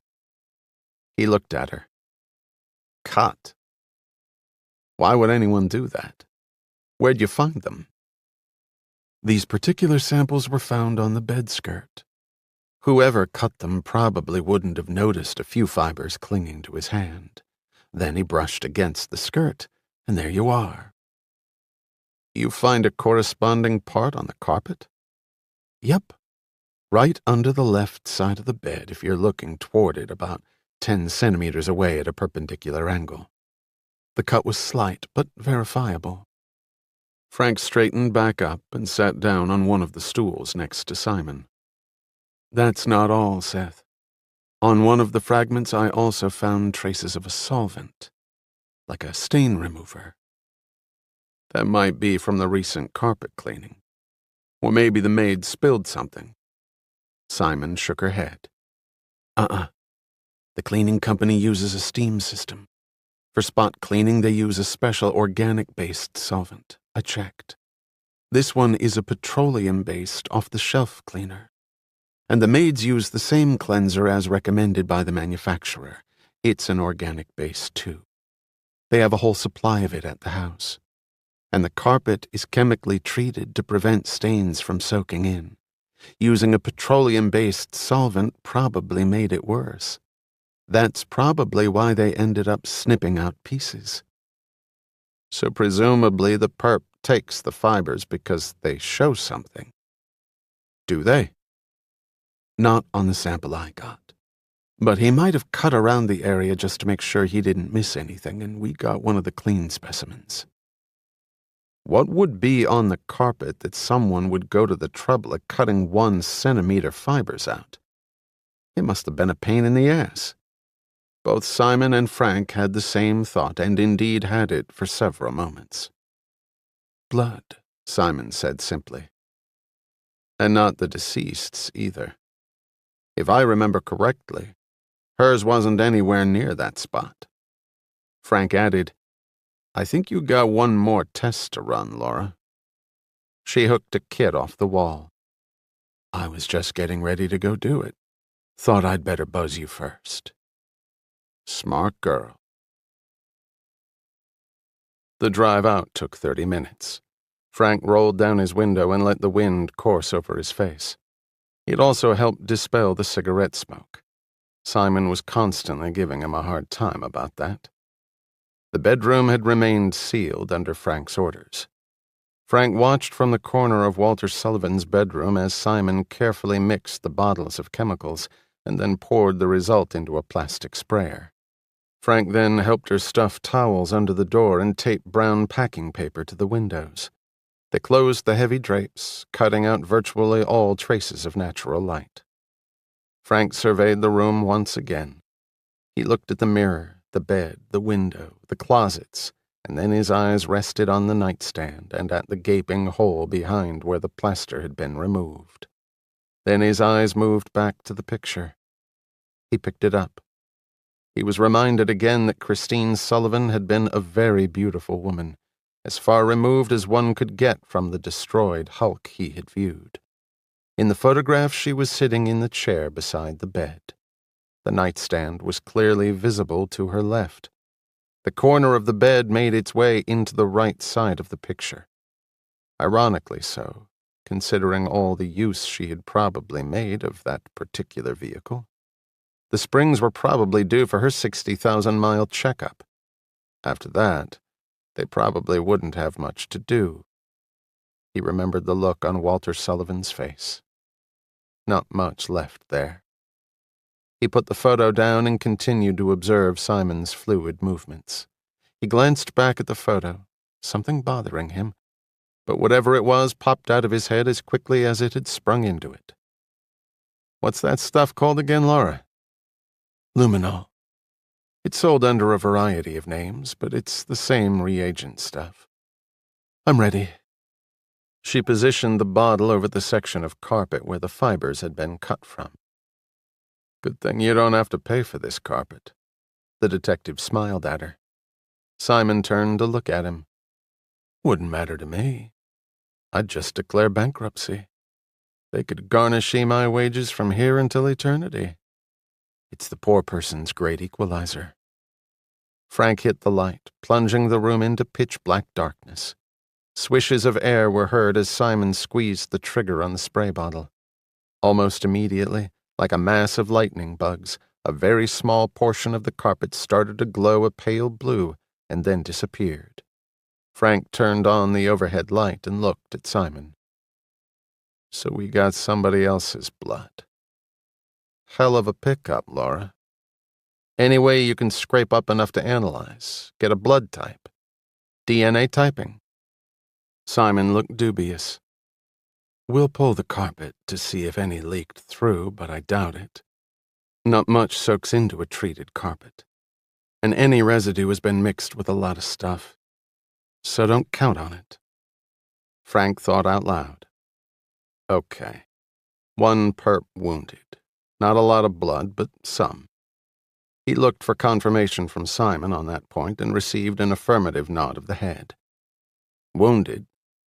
But with what? She had nothing in her hand when we found her. Simon read his mind. And as sudden as her death was, we're probably talking cadaveric spasm. To get it out of her hand, they would have almost had to break her fingers. Frank finished the thought. And there was no sign of that on the autopsy. Unless the impact of the slugs caused her hand to fly open. How often does that happen? Once is enough for this case. Okay, let's assume she had a weapon, and now that weapon is missing. What kind of weapon might it have been? Simon considered this as she repacked her kit. You probably could rule out a gun. She should have been able to get a round off, and there were no powder burns on her hands. They couldn't have scraped those off without leaving a trail. Good. Plus, there's no evidence she ever had a gun registered to her, and we've already confirmed that there are no guns in the house. So, no gun. Maybe a knife, then. Can't tell what kind of wound it made, but maybe a slash, probably superficial. The number of fibers that were snipped out was small, so we're not talking life-threatening. So she stabbed one of the perps, maybe in the arm or leg. Then they backed up and shot her? Was she stabbed as she was dying? Frank corrected himself. No, she died instantly. She stabs one of them in another room, runs in here, and then gets shot. Standing over her, the wounded perp drips some blood. Except the vault's in here. The more likely scenario is that she surprised them in the act. Right. Except remember the shots came from the doorway into the room and fired down. Who surprised who? That's what keeps bugging the ever-loving shit out of me. So why take the knife, if that's what it was? 'Cause it IDs somebody, somehow. Prince? Simon's nostrils quivered as she thought of the physical evidence lurking out there. Frank nodded. That's how I read it. Was the late Mrs. Sullivan in the habit of keeping a knife with her? Frank responded by slapping his hand to his forehead so hard it made Simon wince. She watched as he rushed over to the nightstand and picked up the photo. He shook his head and handed it to her. There's your goddamn knife. Simon looked at the photo. In it, resting on the nightstand, was a long, leather-handled letter opener. The leather also explains the oily residue on the palms. Frank paused at the front door on the way out. He looked at the security control panel, which had been restored to its operating condition. Then he broke into a smile as an elusive thought finally trickled to the surface. Laura, you got the fluorescent lamp in the trunk? Yeah, why? You mind getting it? Puzzled, Simon did so. She returned to the foyer and plugged it in. Shine it right on the number keys. What was revealed under the fluorescent light made Frank smile again. God damn, that's good. What does it mean?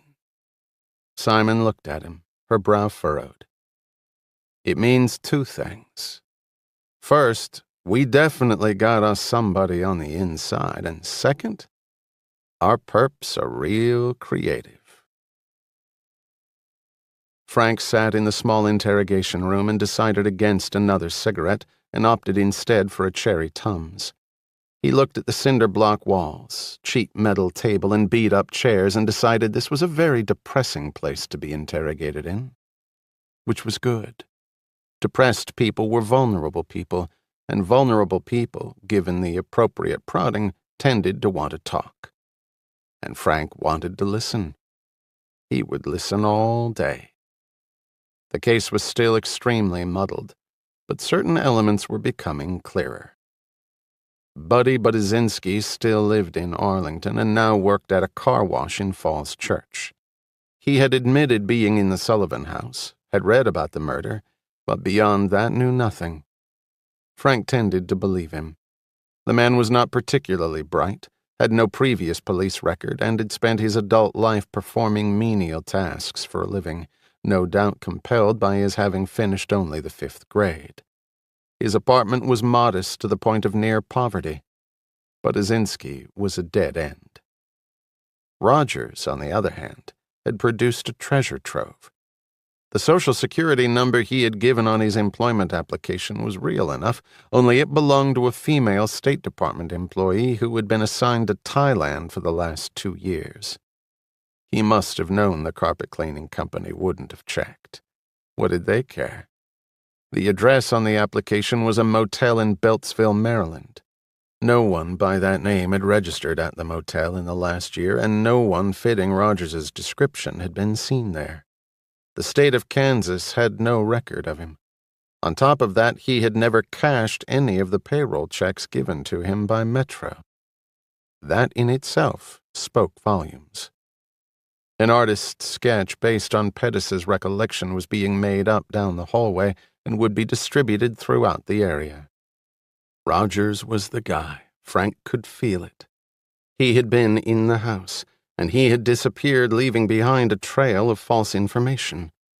Simon was right this minute painstakingly examining Pettis's van in the hopes that Rogers's prints were still lurking somewhere within. They had no prints to match at the crime scene, but if they could ident Rogers, then dollars to donuts he had priors, and Frank's case would finally be forming. It would take a great leap forward if the person he was waiting for would decide to cooperate. And Walter Sullivan had confirmed that an antique letter opener from his bedroom was indeed missing. Frank feverishly hoped to be able to lay his hands on that potential evidentiary gold mine. Frank had imparted his theory to Sullivan about his wife stabbing her attacker with that instrument. The old man hadn't seemed to register the information. Frank had briefly wondered if Sullivan was losing it. The detective checked his list of employees at Sullivan's residence once more, although by now he knew them all by heart. There was only one he was really interested in. The security company rep's statement kept coming back to him. The variations generated by 15 digits to get a 5-digit code in the correct sequence was impossible for a portable computer to crunch in the very brief time allowed, particularly if you factored in a less than blazing fast response from the security system's computer. In order to do it, you had to eliminate some of the possibles. How did you do that? An examination of the keypad showed that a chemical, Frank couldn't remember the exact name, although Simon had recognized it, which was revealed only under fluorescent light, had been applied to each of the number keys. Frank leaned back and envisioned Walter Sullivan, or the butler, or whoever's job it was to set the alarm, going down and entering the code. The finger would hit the proper keys, 5 of them, and the alarm would be set. The person would walk away, completely unaware that he or she now had a small tracing of chemical, invisible to the naked eye and odorless, on their finger. And more important, they would be totally ignorant of the fact that they had just revealed the numbers comprising the security code. Under fluorescent light, the perps would be able to tell which numbers had been entered because the chemical would be smeared on those keys. With that information, it was up to the computer to deliver the correct sequence, which the security rep was certain it could do in the allotted time, once given the elimination of 99.9% of the possible combos. Now the question remained, who had applied the chemical? Frank at first had considered that Rogers, or whatever his real name was, might have done it while at the house, but the facts against that conclusion were overwhelming. First, the house was always filled with people, and to even the most unobservant, a stranger lurking around an alarm panel would arouse suspicion. Second, the entry foyer was large and open, and the most unsecluded spot in the house. Lastly, the application would take some time and care, and Rogers didn't have that luxury. Even the slightest suspicion, the most fleeting glance, and his whole plan could be ruined. The person who had thought this one up was not the type to take that sort of risk. Rogers hadn't done it. Frank was pretty sure he knew who did. Upon first glance, the woman appeared so thin as to convey the impression of emaciation, perhaps due to cancer. On second glance, the good color in the cheeks, the light bone structure, and the graceful way she moved led to the conclusion that she was very lean but otherwise healthy. "Please sit down, Miss Broom. I appreciate your coming down." The woman nodded and slid into one of the seats. She wore a flowery skirt that ended mid-calf. A single strand of large fake pearls encircled her neck. Her hair was tied in a neat bun. Some of the strands at the top of her forehead were beginning to turn a silvery gray, like ink leaching onto paper. Going on the smooth skin and absence of wrinkles, Frank would have put her age at about 39. Actually, she was some years older. "I thought you were already done with me, Mr. Frank." "Please call me Seth." "You smoke?" She shook her head. "I've just got a few follow-up questions. Routine. You're not the only one. I understand you're leaving Mr. Sullivan's employment." She noticeably swallowed, looked down, and then back up. "I was close, so to speak, to Mrs. Sullivan. It's hard now, you know." Her voice trailed off. I know it is. It was terrible. Awful." Frank paused for a moment. "You've been with the Sullivans how long now?" "A little over a year." "You do the cleaning and—" "I help do the cleaning. There's 4 of us, Sally, Rebecca, and me. Karen Taylor, she does the cooking. I also looked after Mrs. Sullivan's things for her, too. Her clothes and whatnot. I was sort of her assistant, I guess you could say. Mr. Sullivan had his own person, Richard." "Would you like some coffee?" Frank didn't wait for her to answer. He got up and opened the door to the interrogation room. "Hey, Molly, can you bring me a couple of Javas?" He turned to Ms. Broom. "Black? Cream?" "Black." "Make it 2 pures, Molly. Thanks." He shut the door and sat back down. Damn chill in the air. I can't seem to stay warm. He tapped the rough wall. This cinder block doesn't help much. "So you were saying about Mrs. Sullivan?" "She was really nice to me. I mean, she would talk to me about things.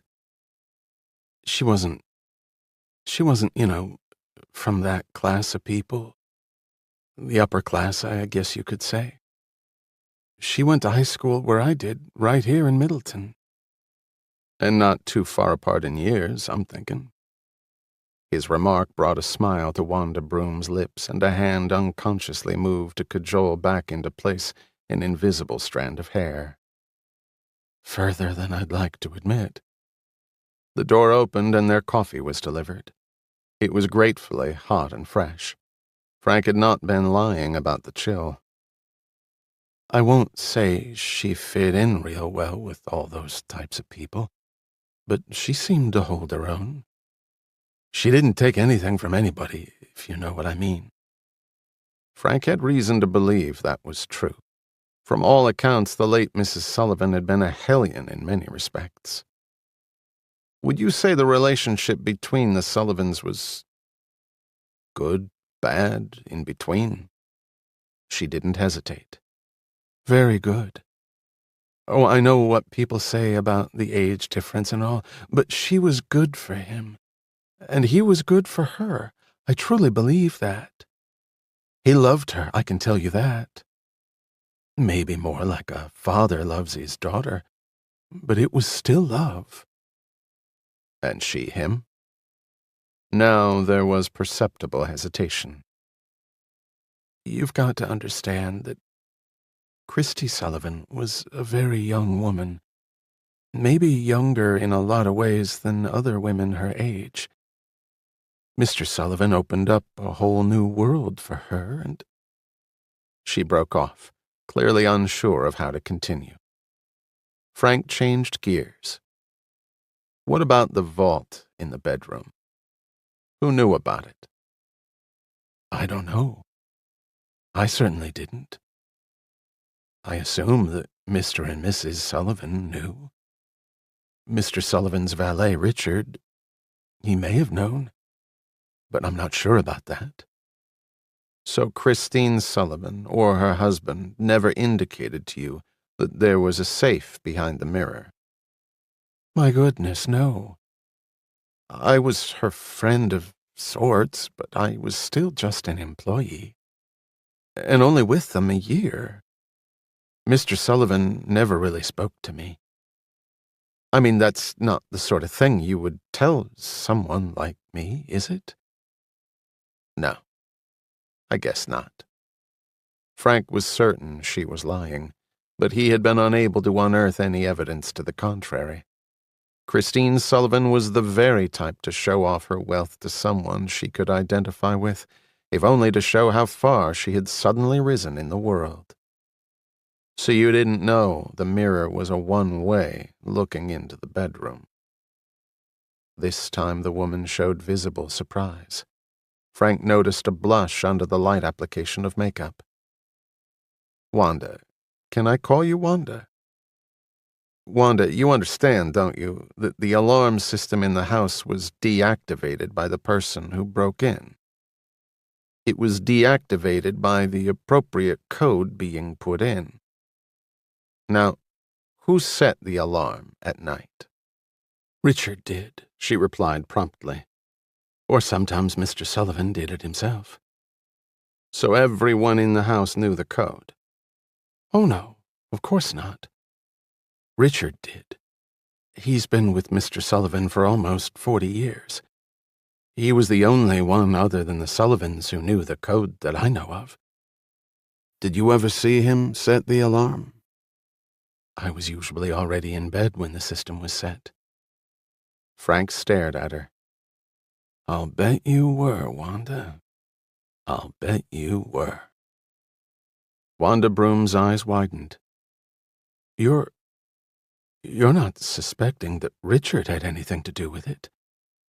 Well, Wanda, somehow, somebody who wasn't supposed to be able to disarmed that alarm system. And naturally, suspicion falls on anyone who had access to that code. Wanda Broom looked like she might start to cry, then composed herself. Richard is almost 70 years old. Then he's probably in need of a nice little nest egg. You understand what I'm telling you is to be held in the strictest confidence, of course. She nodded, and at the same time wiped her nose. The coffee, untouched, was now sipped in quick little bursts. Frank continued. And until someone can explain to me how that security system was accessed, then I'm going to have to explore the avenues that make the most sense to me. He continued to look at her. He had spent the past day finding out everything he could about Wanda Broom. It was a fairly average story, except for one twist. She was 44 years old, twice divorced, with 2 grown children. She lived in the servants' wing with the rest of the in-house staff. About 4 miles away, her mother, aged 81, lived in a modest, somewhat run-down home, existing comfortably on Social Security and her husband's railroad pension. Broom had been employed by the Sullivans, as she said, for about a year, which was what initially had drawn Frank's attention. She was by far the newest member of the house's staff. That in itself didn't mean much, but by all accounts Sullivan treated his help very well, and there was something to be said for the loyalty of long-standing, well-paid employees. Wanda Broom looked like she could be very loyal, too. The question was, to whom? The twist was that Wanda Broom had spent some time in prison more than 20 years ago for embezzlement when she had worked as a bookkeeper for a doctor in Pittsburgh. The other servants were squeaky clean. So she was capable of breaking the law, and she had spent time on the inside. Her name back then had been Wanda Jackson. She had divorced Jackson when she got out, or rather he had dropped her. There was no record of arrest since then. With the name change and the conviction far in the past, if the Sullivans had done a background check, they might not have turned up anything. Or maybe they didn't care. From all sources, Wanda Broom had been an honest, hard-working citizen these last 20 years. Frank wondered what had changed that. "Is there anything you can remember or think of that might help me, Wanda?"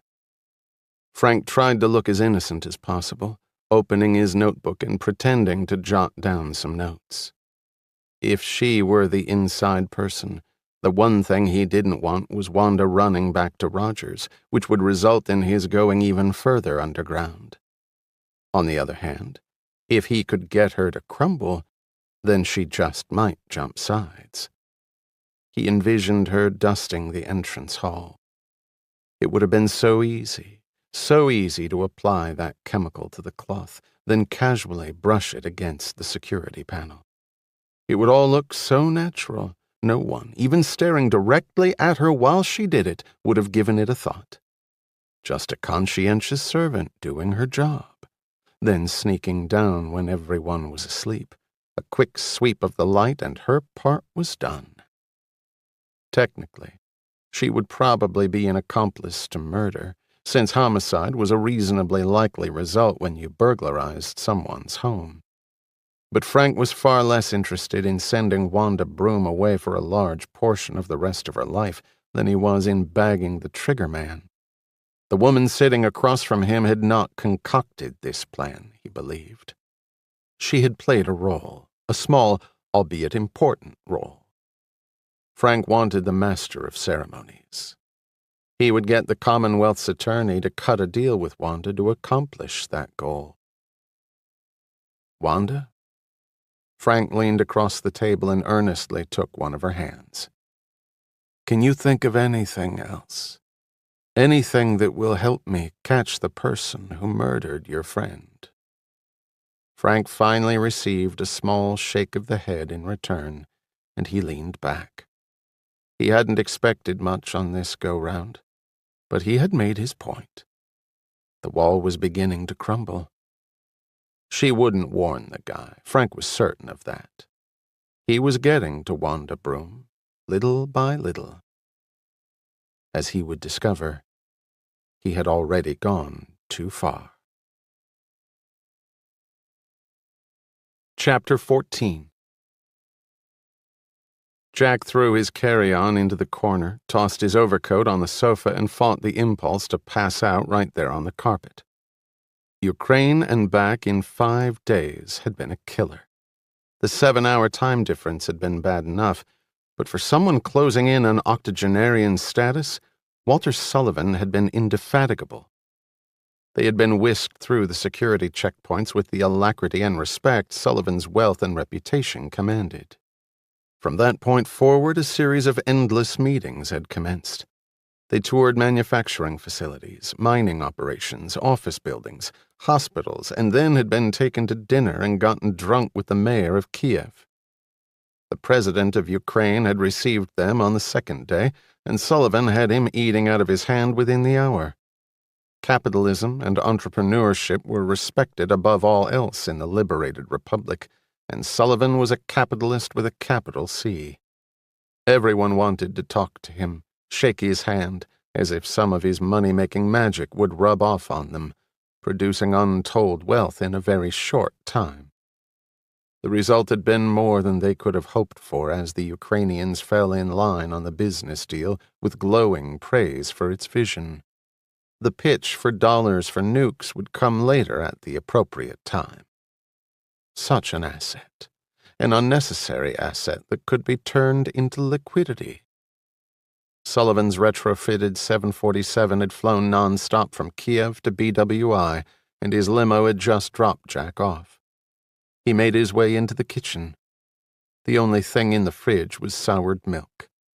The Ukrainian food had been good but was heavy, and after the first couple of days he only picked at his meals. And there had been way too much booze. Apparently business could not be conducted without it. He rubbed his head, tussling with sleep deprivation of massive proportion. In fact, he was too tired to sleep. But he was hungry. He checked his watch. His internal clock said it was almost 8 a.m. His watch proclaimed that it was well after midnight. While D.C. was not the Big Apple in its ability to cater to any appetite or interest no matter the time of day or night, there were a few places where Jack could get some decent food on a weeknight despite the lateness of the hour. As he struggled into his overcoat, the phone rang. The machine was on. Jack started to go out, then hesitated. He listened to the perfunctory message followed by the beep. "Jack?" A voice swarmed up on him, from out of the past, like a ball held under water until it's free and explodes to the surface. He snatched up the phone. "Luther?" The restaurant was hardly more than a hole in the wall, which made it one of Jack's favorites. Any reasonable concoction of food could be gotten there at any time, day or night. It was a place that Jennifer Baldwin would never set foot inside, and one that he and Kate had frequented. A short time ago, the results of that comparison would have disturbed him, but he had made up his mind, and he didn't intend on revisiting the question. Life was not perfect, and you could spend your entire life waiting for that perfection. He was not going to do that. Jack wolfed down scrambled eggs, bacon, and 4 pieces of toast. The fresh coffee burned his throat going down. After 5 days of instant Java and bottled water, it tasted wonderful. Jack looked across at Luther, who sipped on his coffee and alternated between looking out the dirty plate-glass window onto the dark street and passing his eye around the small, grimy interior. Jack put his coffee down. "You look tired." "So do you, Jack." "I've been out of the country." "Me too." That explained the condition of the yard and the mail. A needless worry. Jack pushed the plate away and waved for a refill on his coffee. "I went by your place the other day." "Why was that?" Jack had expected the question. Luther Whitney had never taken anything other than the direct approach. But anticipation was one thing, having a ready answer another. Jack shrugged. "I don't know. Just wanted to see you, I guess. It's been a while." Luther nodded agreement. "You seeing Kate again?" Jack swallowed a mouthful of coffee before answering. His temples started to throb. "No. Why?" "I thought I saw you two together a while back." "We sort of ran into each other. That's all." Jack couldn't tell exactly, but Luther looked upset with that answer. He noticed Jack watching him closely, then smiled. "Used to be. You were the only way I could find out if my little girl was doing okay. You were my pipeline of information, Jack. You ever consider just talking to her directly, Luther? You know that might be worth a shot. The years are going by." Luther waved the suggestion off and stared out the window again. Jack looked him over.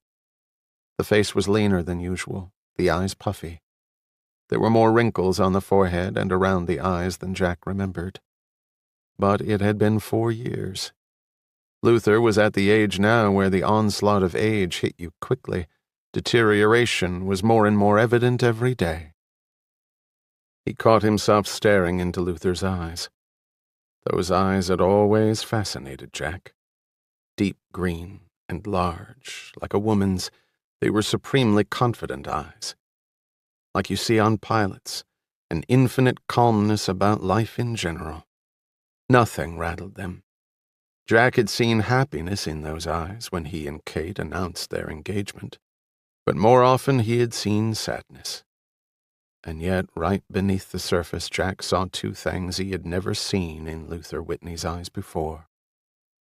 He saw fear, and he saw hatred, and he wasn't sure which one bothered him the most. "Luther, are you in trouble?" Luther took out his wallet and, despite Jack's protests, paid for the food. "Let's take a walk." A taxi-cab ride took them to the mall, and they walked in silence to a bench across from the Smithsonian Castle. The chilly night air settled in on them, and Jack pulled up the collar of his coat. Jack sat while Luther stood and lit a cigarette. That's new. Jack looked at the smoke curving up slowly in the clear night air. At my age, who gives a shit? Luther flung the match down and buried it in the dirt with his foot. He sat down. Jack, I want you to do me a favor. Okay. You haven't heard the favor yet. Luther suddenly stood up. You mind walking? My joints are getting stiff. They had passed the Washington Monument and were headed toward the Capitol when Luther broke the silence. I'm in kind of a jam, Jack. It's not so bad now, but I got a feeling it's going to get worse, and that might happen sooner rather than later. Luther didn't look at him. He seemed to be staring ahead at the massive dome of the Capitol. I'm not sure how things are going to play out right now, but if it goes the way I think it's going to go, then I'm going to need a lawyer. And I want you, Jack. I don't want no bullshitter, and I don't want no baby lawyer. You're the best defense lawyer I've ever seen, and I've seen a lot of them, up close and personal. I don't do that anymore, Luther. I push paper, do deals. It struck Jack at that moment that he was more a businessman than a lawyer. That thought was not an especially pleasing one. Luther did not seem to hear him. It won't be a freebie. I'll pay you. But I want someone I can trust, and you're the only one I trust, Jack. Luther stopped walking and turned to the younger man, waiting for an answer. Luther, you want to tell me what's going on? Luther shook his head vigorously. Not unless I have to. That wouldn't do you or anybody else any good. He stared at Jack intently until it made him uncomfortable. I gotta tell you, Jack, if you're my lawyer on this, it's gonna get kinda hairy. What do you mean? I mean, people could get hurt on this one, Jack. Really hurt. Like not coming back hurt. Jack stopped walking. If you've got some guys like that on your butt, it might be better to cut a deal now, get immunity, and disappear in a witness protection program. Lots of people do. It's not an original idea. Luther laughed out loud, laughed until he choked and ended up doubled over, coughing up the little that was in his stomach. Jack helped him back up. He could feel the older man's limbs trembling. He did not realize they were trembling with rage. This outburst was so out of character for the man that Jack felt his flesh crawl. He realized he was perspiring despite watching his breath produce small clouds in the late-night chill. Luther composed himself. He took a deep breath and looked almost embarrassed. Thanks for the advice. Send me a bill. I gotta go. Go? Where the hell are you going? I want to know what's going on, Luther. If something should happen to me... God damn it, Luther! I'm growing real tired of this cloak and dagger shit. Luther's eyes became slits. The confidence suddenly returned with a touch of ferocity. Everything I do is for a reason, Jack. If I'm not telling you the whole scoop now, you better believe it's for a goddamn good reason. You may not understand it now, but the way I'm doing it is to keep you as safe as I can. I wouldn't be involving you at all except I needed to know if you'd go to bat for me when and if I needed you. Because if you won't, forget this conversation ever happened, and forget you ever knew me. You can't be serious. Serious as shit, Jack. The men stood looking at each other. The trees behind Luther's head had shed most of their leaves. Their bare branches reached to the skies, like bursts of dark lightning frozen in place. I'll be there, Luther. Luther's hands swiftly settled into Jack's, and the next minute Luther Whitney disappeared into the shadows. The cab dropped Jack off in front of the apartment building.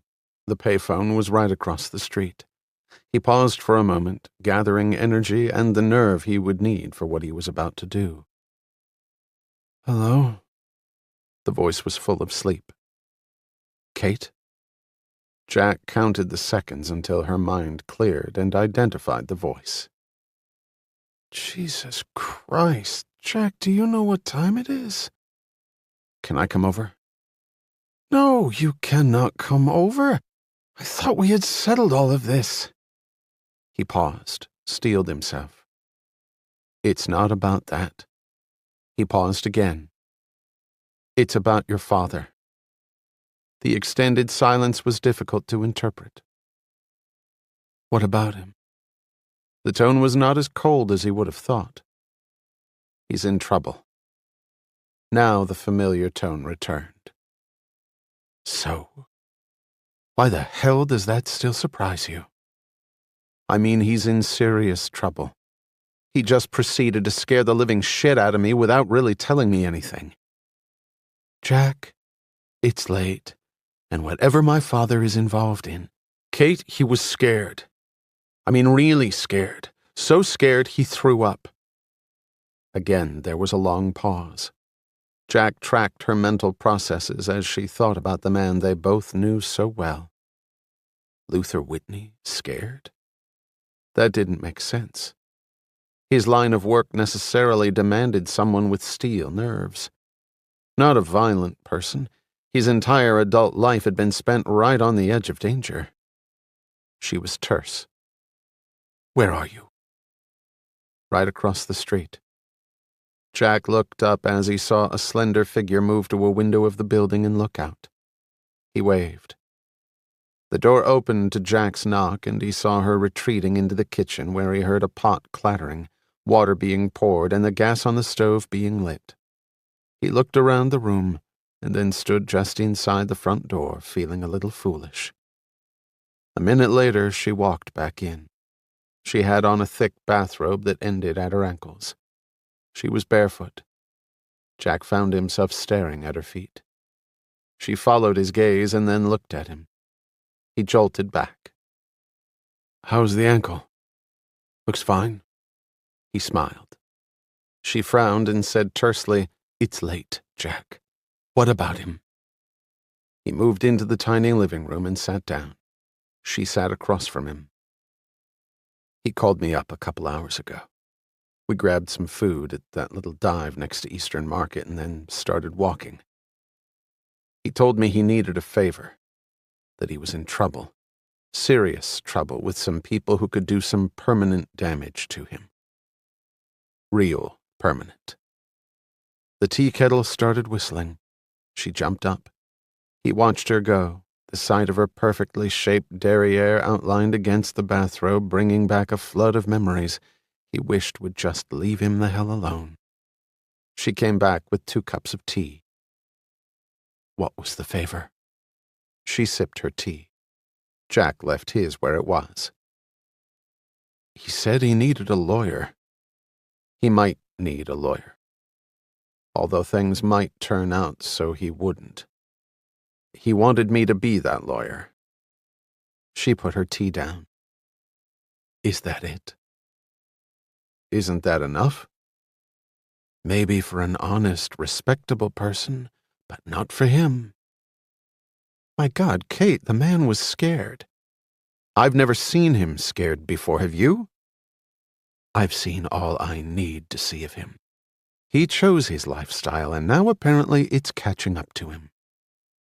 "He's your father, for Christ's sakes." "Jack, I don't want to have this conversation." She started to get up. "What if something happens to him? Then what?" She looked at him coldly. "Then it happens. That's not my problem." Jack got up and started to leave. Then he turned back, his face red with anger. "I'll tell you how the funeral service goes.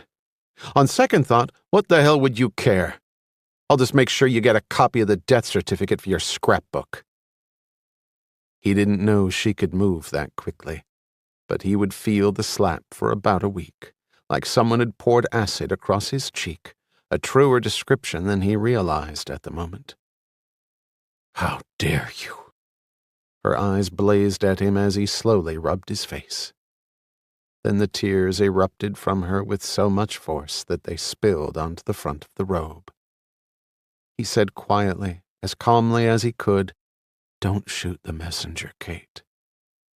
I told Luther, and I'm telling you, life is way too short for this crap. I lost both my parents a long time ago. Okay, you have reasons for not liking the guy. Fine. That's up to you. But the old man loves you and cares about you, and regardless of how you think he's screwed up your life, you have to respect that love. That's my advice to you. Take it or leave it." He moved toward the door, but she again got there before him. "You don't know anything about it." "Fine, I don't know anything about it. Go back to bed. I'm sure you'll fall right asleep. Nothing important on your mind."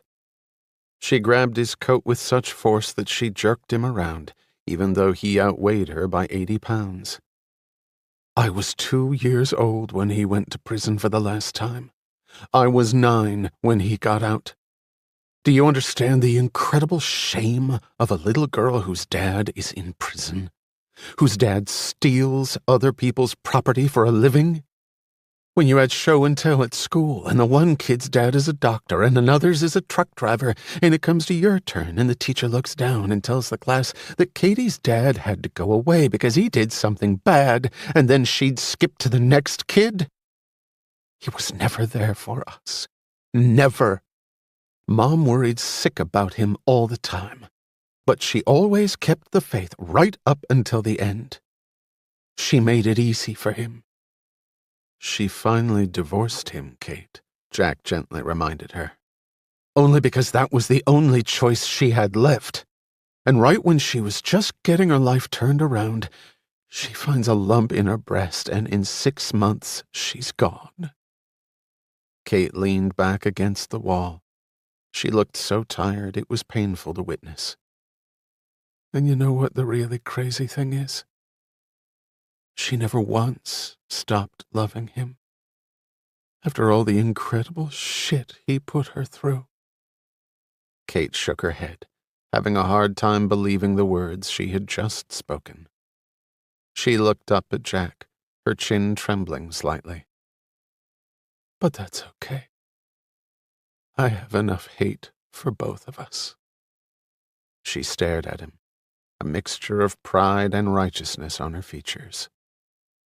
Jack didn't know if it was the complete exhaustion he was feeling or the fact that for so many years what he was about to say had been pent up inside him. Years of watching this charade and brushing it aside in favor of the beauty and vivaciousness of the woman across from him. His vision of perfection. "Is that your idea of justice, Kate? Enough hate balanced against enough love and everything equals out?" She stepped back. "What are you talking about?" He moved forward as she continued to retreat into the small room. "I've listened to this goddamn martyrdom of yours until I'm sick of it. You think you're some perfect defender of the hurt and victimized. Nothing comes above that. Not you, not me, not your father. The only reason you're out there prosecuting every son of a bitch that comes into your sights is because your father hurt you. Every time you convict somebody, that's another nail in your old man's heart." Her hand flew to his face. He caught it, gripped it. "Your whole adult life has been spent getting back at him. For all the wrongs, for all the hurt, for never being there for you." He squeezed her hand until he heard her gasp. "Did you ever once stop to think that maybe you were never there for him?" He let go of her hand as she stood there, staring at him, a look on her face he had never seen before. "Do you understand that Luther loves you so much that he's never tried to contact you? Never tried to be a part of your life because he knows that's how you want it? His only child living a few miles away from him, and he's completely cut out of her life. Did you ever think about how he feels? Did your hate ever let you do that?" She didn't answer. "Don't you ever wonder why your mother loved him? Is your picture of Luther Whitney so goddamn distorted that you can't see why she loved him?" He grabbed her shoulders, shook her. "Does your goddamn hatred ever let you be compassionate? Does it ever let you love anything, Kate?" He pushed her away. She stumbled backward, her eyes locked on his face. He hesitated for a moment. "The fact is, lady, you don't deserve him." He paused and then decided to finish. "You don't deserve to be loved." In one furious instant, her teeth gnashed, her face contorted into rage. She screamed and flew at him, hammering her fists into his chest, slapping his face. He felt none of her blows as the tears slid down her cheeks. Her assault stopped as quickly as it started. Her arms like lead, they clutched at his coat, holding on. That's when the heaves started and she sank to the floor, the tears bursting from her, the sobs echoing through the tiny space. He lifted her up and placed her gently on the couch. He knelt beside her, letting her cry, and she did so for a long time, her body repeatedly tensing and then going limp until he felt himself growing weak, his hands clammy. He finally wrapped his arms around her, laid his chest against her side. Her thin fingers clutched tightly to his coat as both their bodies shook together for a long time. When it was over, she sat up slowly, her face red, splotchy. Jack stepped back. She refused to look at him. "Get out, Jack." "Kate, get out!" Despite her scream, the voice was fragile, battered. She covered her face in her hands. He turned and walked out the door.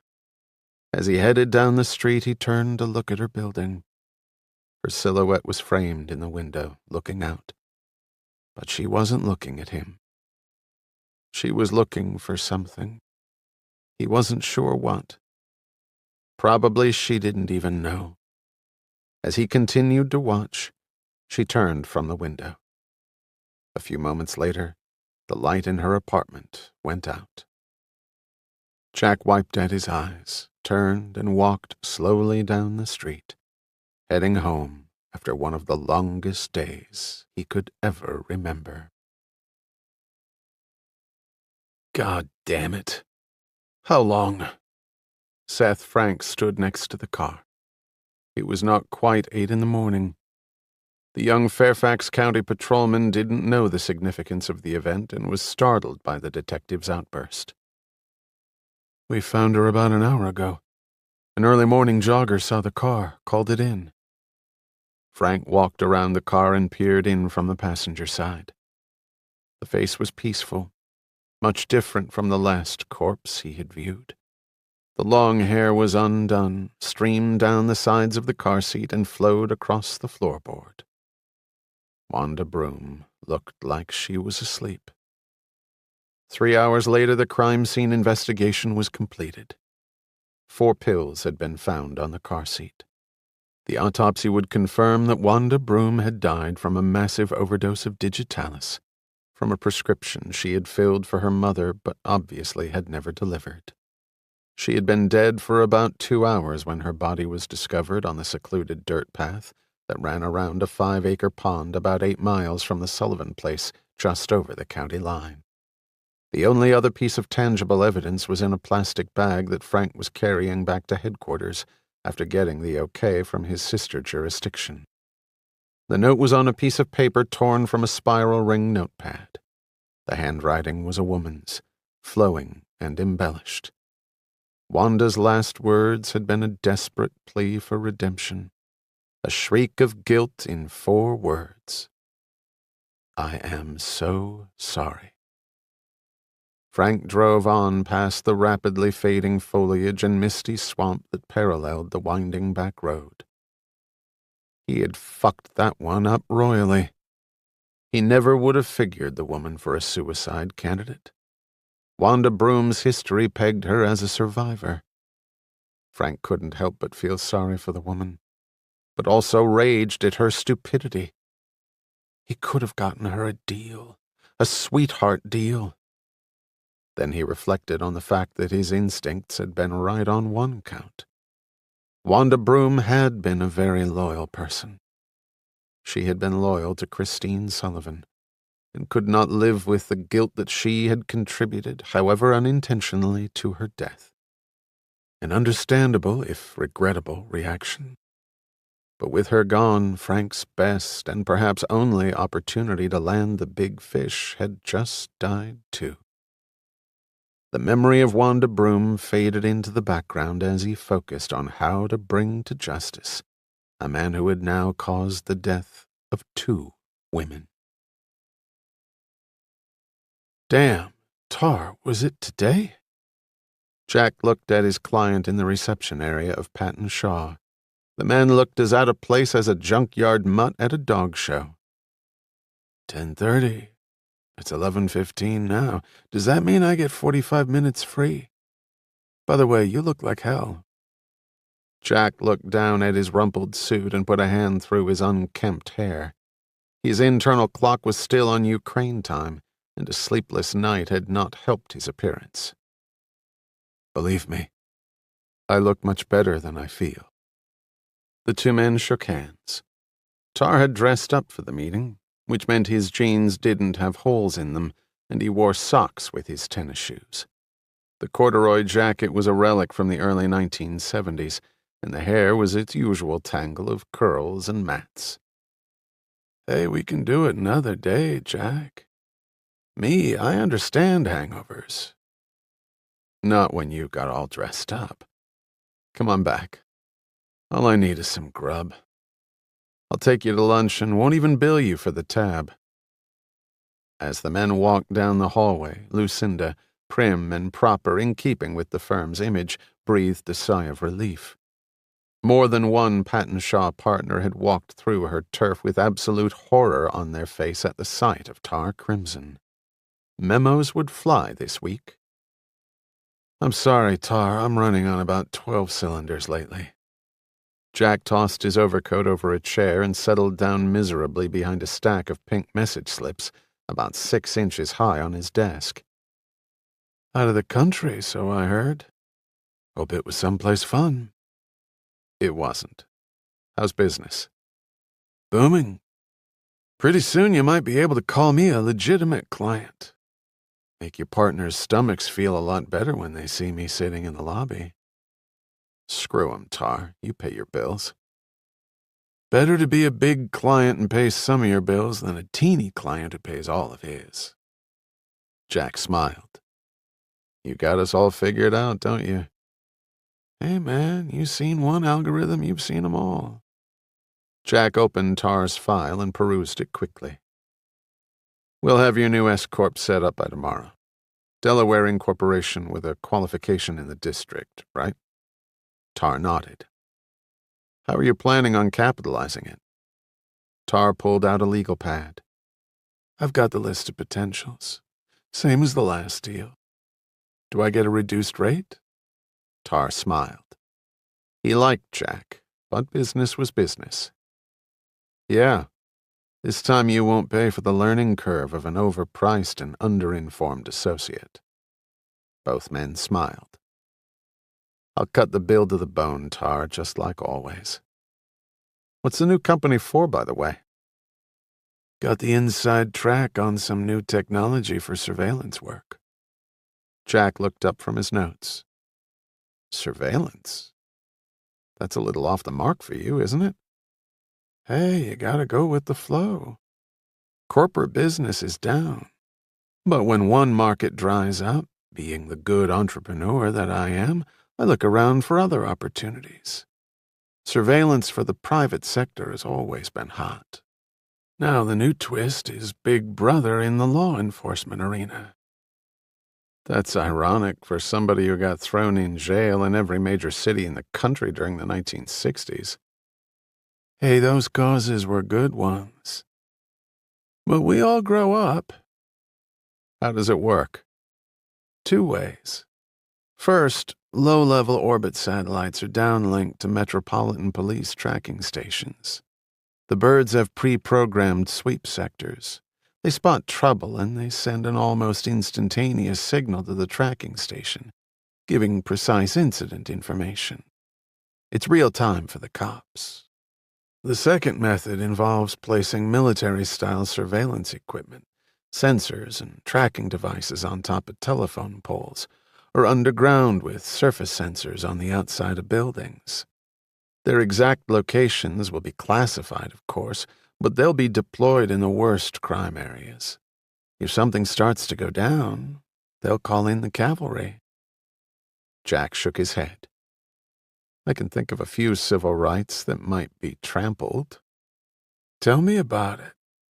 But it's effective. Until the bad guys move. Kinda hard to outrun a satellite, Jack. Jack shook his head and turned back to his file. Hey, how are the wedding plans coming? Jack looked up. I don't know. I try to keep out of the way. Tar laughed. Shit. Julie and I had a total of $20 to get married on, including the honeymoon. We got a justice of the peace for $10, bought a case of Michelob with the rest, and rode the Harley down to Miami and slept on the beach. Had a hell of a good time. Jack smiled, shook his head. I think the Baldwins have something a little more formal in mind, although your way sounds like a lot more fun to me. Tar looked at him quizzically, remembering something. Hey, whatever happened to that gal you were dating when you were defending the criminal elements of this fair city? Kate, right? Jack looked down at his desk. We decided to go our separate ways, he said quietly. Huh. I always thought you two made a nice-looking couple. Jack looked across at him, licked his lips, and then closed his eyes for a moment before answering. Well, sometimes looks can be deceiving. Tar studied his face. You sure? I'm sure. After lunch and finishing up some overdue work, Jack returned half of his phone messages and decided to leave the rest until the following day. Looking out the window, he turned his thoughts fully to Luther Whitney. What he could be involved in, Jack could only guess. The most puzzling aspect was that Luther was a loner in private life and with his work. Back when he was with the PD, Jack had checked on some of Luther's priors. He worked alone. Even on the cases where he hadn't been arrested but had been questioned, there was never an issue of more than one person involved. Then who could these other people be? A fence Luther had somehow ripped off? But Luther had been in the business much too long to do something like that. It wasn't worth it. His victim, perhaps. Maybe they couldn't prove Luther had committed the crime, but nevertheless held a vendetta against him. But who held that sort of grudge for getting burglarized? Jack could understand if someone had been hurt or killed, but Luther was not capable of that. He sat down at his small conference table and thought back for a moment to the night before with Kate. It had been the most painful experience of his life, even more so than when Kate had left him. But he had said what needed to be said. He rubbed his eyes. At this moment in his life, the Whitneys weren't especially welcome. But he had promised Luther. Why had he done that? He loosened his tie. At some point he would have to draw the line, or cut the cord, if only for his own mental well-being. Now he was hoping that his promised favor would never come due. He went down and got a soda from the kitchen, sat back down at his desk, and finished up the bills for last month. The firm was invoicing Baldwin Enterprises roughly $300,000 a month, and the work was accelerating.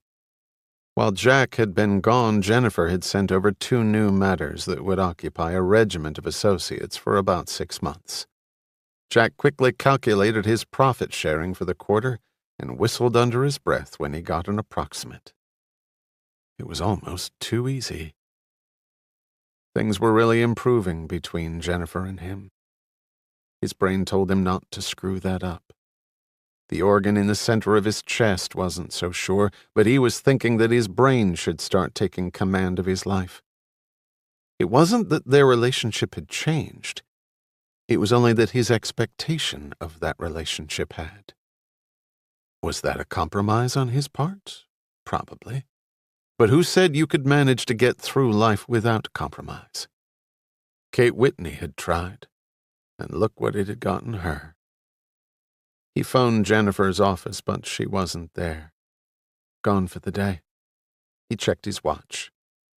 5:30. When she wasn't traveling, Jennifer Baldwin rarely left the office before 8. Jack looked at his calendar. She was in town the whole week. When he had tried her from the airport last night, there had been no answer either. He hoped nothing was wrong. As he was contemplating leaving and heading over to her house, Dan Kirkson popped his head in. "Could I trouble you for a minute, Jack?" Jack hesitated. The little man in his bow ties irritated Jack, and he knew exactly why. Deferential as hell, Kirkson would have treated Jack like a piece of manure had he not controlled millions in business. On top of that, Jack knew that Kirkson desperately wanted to treat him like a piece of shit anyway, and he hoped to accomplish that goal one day. "I was thinking about heading out. I've been hitting it pretty heavy lately." "I know." Kirkson smiled. "The whole firm's been talking about it. Sandy better watch out. By all accounts, Walter Sullivan is very enamored with you." Jack smiled to himself. Lord was the only person whom Kirkson wanted to kick in the ass more than Jack. Lord without Sullivan would be vulnerable. Jack could read all those thoughts as they passed behind the spectacles of the firm's managing partner. "I don't think Sandy has anything to worry about." "Of course not. It'll just take a few minutes. Conference room number 1. Kirkson disappeared as quickly as he had appeared. What the hell was all this about? Jack wondered. He grabbed his coat and walked down the hallway. As he passed a couple of fellow associates in the hallway, they gave him sidelong glances that only increased his puzzlement. The sliding doors to the conference room were closed, which was unusual unless something was going on inside. Jack slid back one of the thick doors. The dark room confronting him exploded into bright light, and Jack looked on in amazement as the party came into focus. The banner on the far wall said it all. "Congratulations, partner." Lord presided over the lavish affair of drinks and an expensive catered spread. Jennifer was there, along with her father and mother. "I am so proud of you, sweetie." She had already consumed several drinks, and her soft eyes and gentle caresses told Jack things would only get better later that night. "Well, we can thank your dad for this partnership." Lover. If you weren't doing a good job, Daddy would cut you loose in a New York minute. Give yourself some credit. You think Sandy Lord and Walter Sullivan are easy to please? Honey, you pleased Walter Sullivan, stunned him even, and there's only a handful of attorneys who have ever done that. Jack swallowed the rest of his drink and contemplated that statement. It sounded plausible. He had scored big with Sullivan, and who was to say Ransom Baldwin wouldn't have taken his business elsewhere if Jack hadn't been up to the task? Maybe you're right. Of course I'm right, Jack. If this firm were a football team, you'd be MVP or Rookie of the Year. Maybe both. Jennifer took another drink and slid her arm around Jack's waist. And on top of that, you can now afford to support me in the lifestyle I've grown accustomed to. She pinched his arm. Grown accustomed to. Right. Try from birth. They stole a quick kiss. You'd better mingle, superstar. She pushed him away and went in search of her parents. Jack looked around. Every person in this room was a millionaire. He was easily the poorest of them all, but his prospects probably surpassed all of theirs. His base income had just quadrupled. His profit sharing for the year would easily be double that. It occurred to him that he, too, was now technically a millionaire. Who would have thought it, when 4 years ago $1 million seemed to be more money than existed on the planet? He had not entered law to become rich. He had spent years working as hard as he ever had for what amounted to pennies. But he was entitled now, wasn't he? This was the typical American dream, wasn't it? But what was it about that dream that made you feel guilty when you finally attained it? He felt a big arm around his shoulder. He turned to look at Sandy Lord, red eyes and all, staring at him. Surprised the hell out of you, didn't we? Jack had to agree with that. Sandy's breath was a mixture of hard liquor and roast beef. It reminded Jack of their very first encounter at Fillmore's. Not a pleasant memory. He subtly distanced himself from his intoxicated partner. Look around this room, Jack. There's not a person here, with the possible exception of yours truly, who wouldn't love to be in your shoes. It seems a little overwhelming. It happened so fast. Jack was more talking to himself than to Lord. Hell, these things always do. For the fortunate few, wham, 0 to the top in seconds.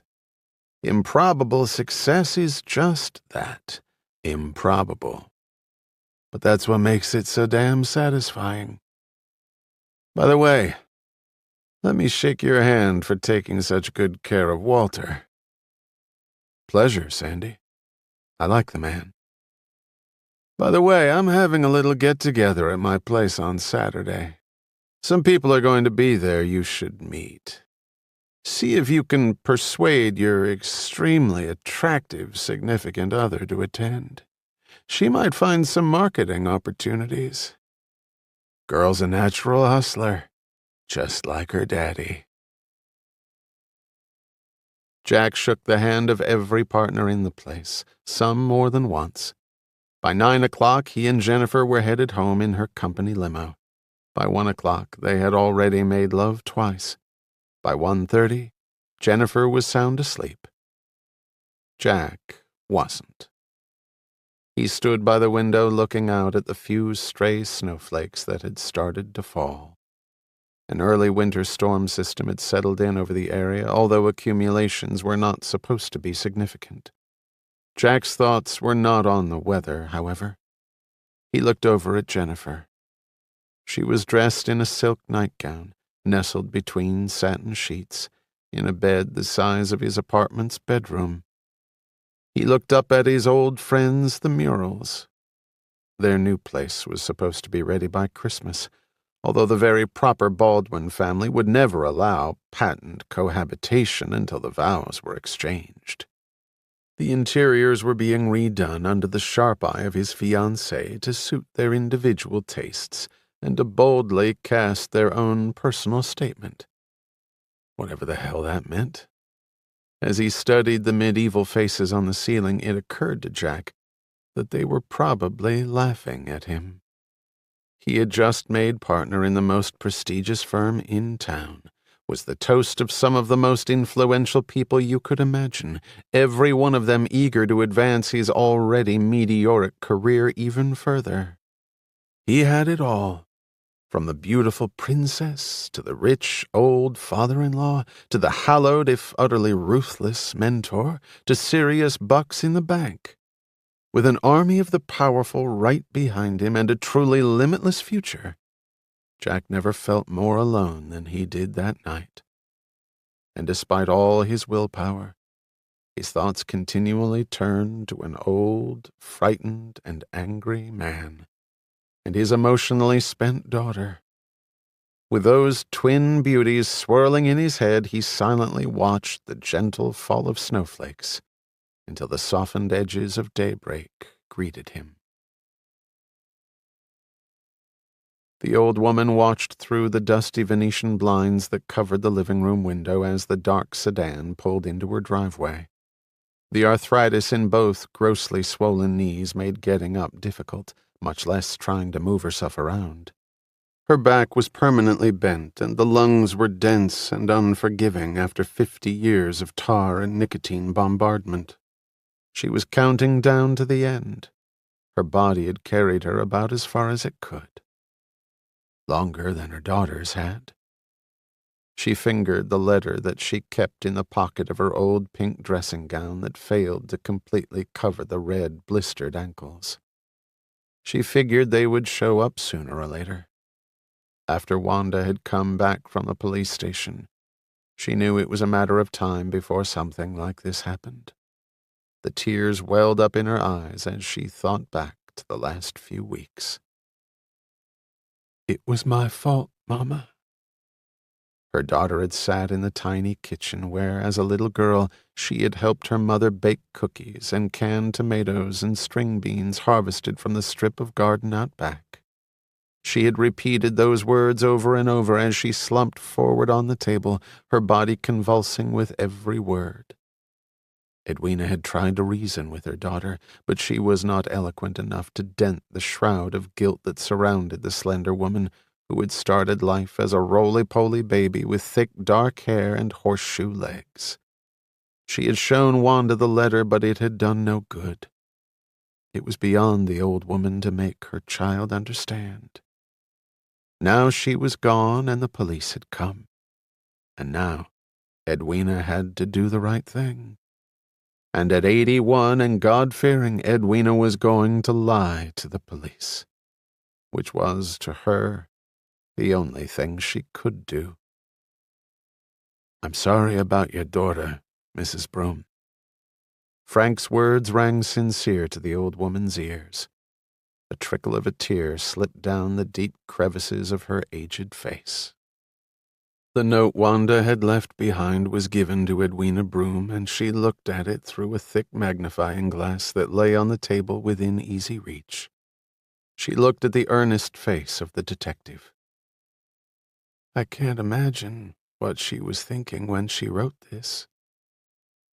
You understand that a robbery took place at the Sullivan home. That Christine Sullivan was murdered by whoever it was that broke in. I heard that on the television right after it happened. That was terrible. Terrible. Did your daughter ever talk to you about the incident?" "Well, of course she did. She was so upset by it all. She and Mrs. Sullivan got along real well. Real well. It broke her up." "Why do you think she took her own life?"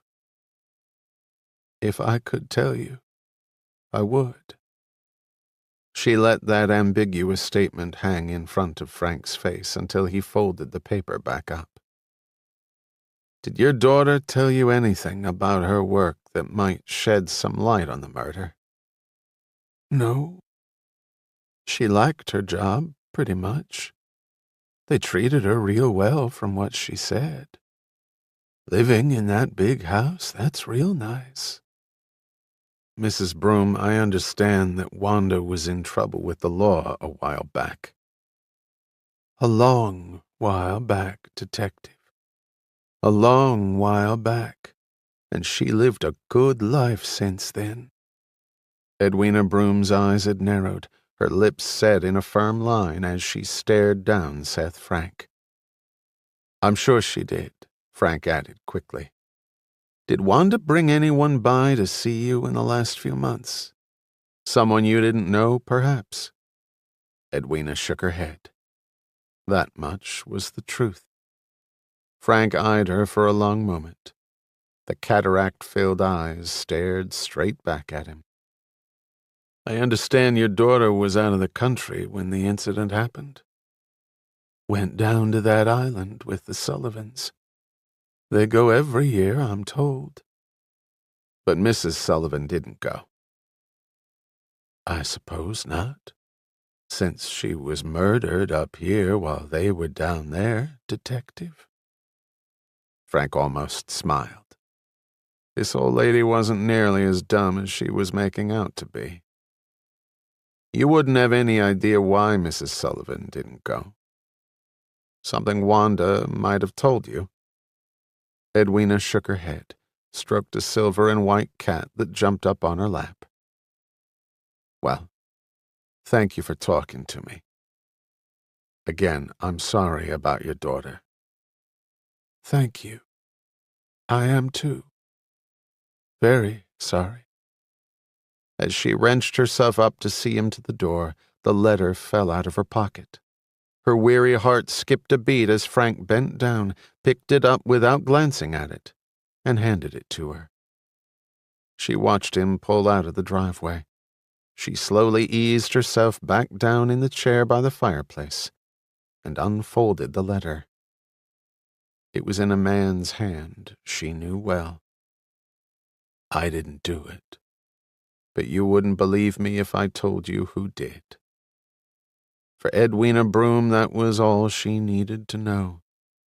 Luther Whitney had been a friend for a long time and had only broken into that house because of Wanda. If the police caught up to him, it would not be with her assistance. And what her friend had asked her to do, she would. God help her. It was the only decent thing she could do. Seth Frank and Bill Burton shook hands and sat down. They were in Frank's office and the sun was barely up. I appreciate your seeing me, Seth. It is a little unusual. Damn unusual if you ask me. Burton grinned. Mind if I light one up? How about I join you? Both men pulled out their packs. Burton bent his match forward as he settled back in his chair. I've been with the service a long time, and this is a first for me. But I can understand it. Old Man Sullivan is one of the president's best friends. Helped get him started in politics. A real mentor. They both go way back. Just between you and me, I don't think the president actually wants us to do much more than give an impression of involvement. We are in no way looking to step on your toes. Not that you have jurisdiction to do that anyway. Exactly, Seth. Exactly. Hell, I was a state trooper for 8 years. I know how police investigations go. The last thing you need is somebody else looking over your goddamn shoulder. The wariness started to fade from Frank's eyes. An ex-state trooper turned Secret Service agent. This guy was really a career law enforcement person. In Frank's book, you didn't get much better than that. So what's your proposal? I see my role as an information pipeline to the president. Something breaks, you give me a call, and I'll fill in the president. Then when he sees Walter Sullivan, he can speak intelligently about the case. Believe me, it's not all smoke and mirrors. The president is genuinely concerned about the case. Burton smiled inwardly. And no interference from the feds. No second guessing. Hell, I'm not the FBI. It's not a federal case. Look at me as the civilian emissary of a VIP.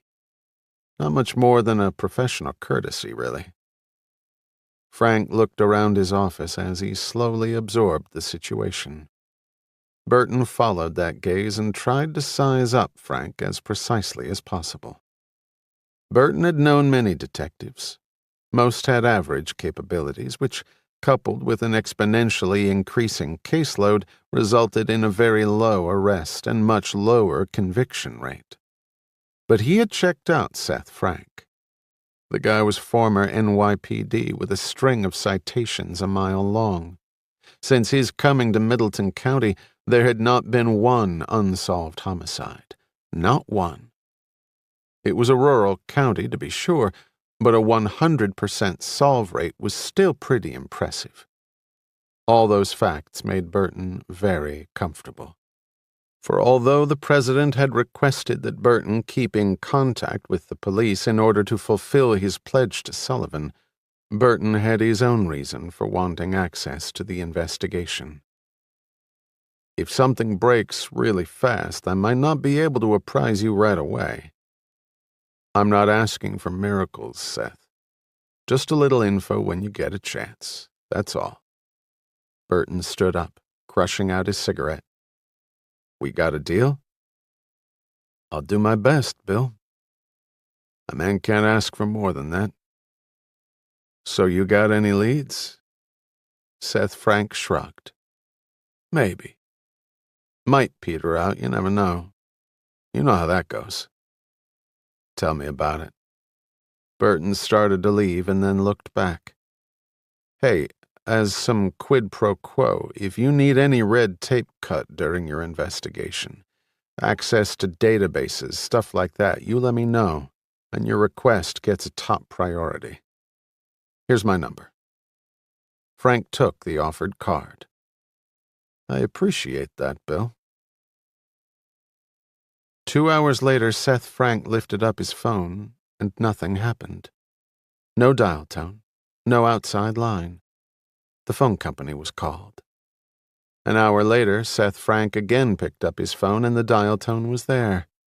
The system was fixed. The phone closet was kept locked at all times, but even if someone had been able to look inside, the mass of lines and other equipment would have been indecipherable to the layperson. Not that the police force ordinarily worried about someone tapping their lines. Bill Burton's lines of communication were open now, a lot wider than Seth Frank had ever dreamed they would be. Chapter 15.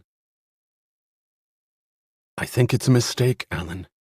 I think we should be distancing ourselves, not trying to take over the investigation.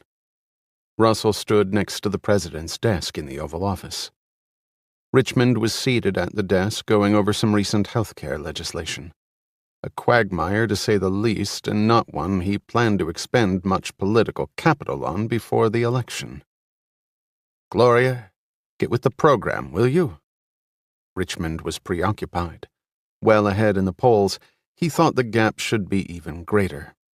His anticipated opponent, Henry Jacobs, was short and not particularly good-looking or a great speaker. His sole claim to fame was 30 years of toiling on behalf of the country's indigent and less fortunate. Consequently, he was a walking media disaster. In the age of sound bites and photo ops, being able to look and talk a big game was an absolute necessity.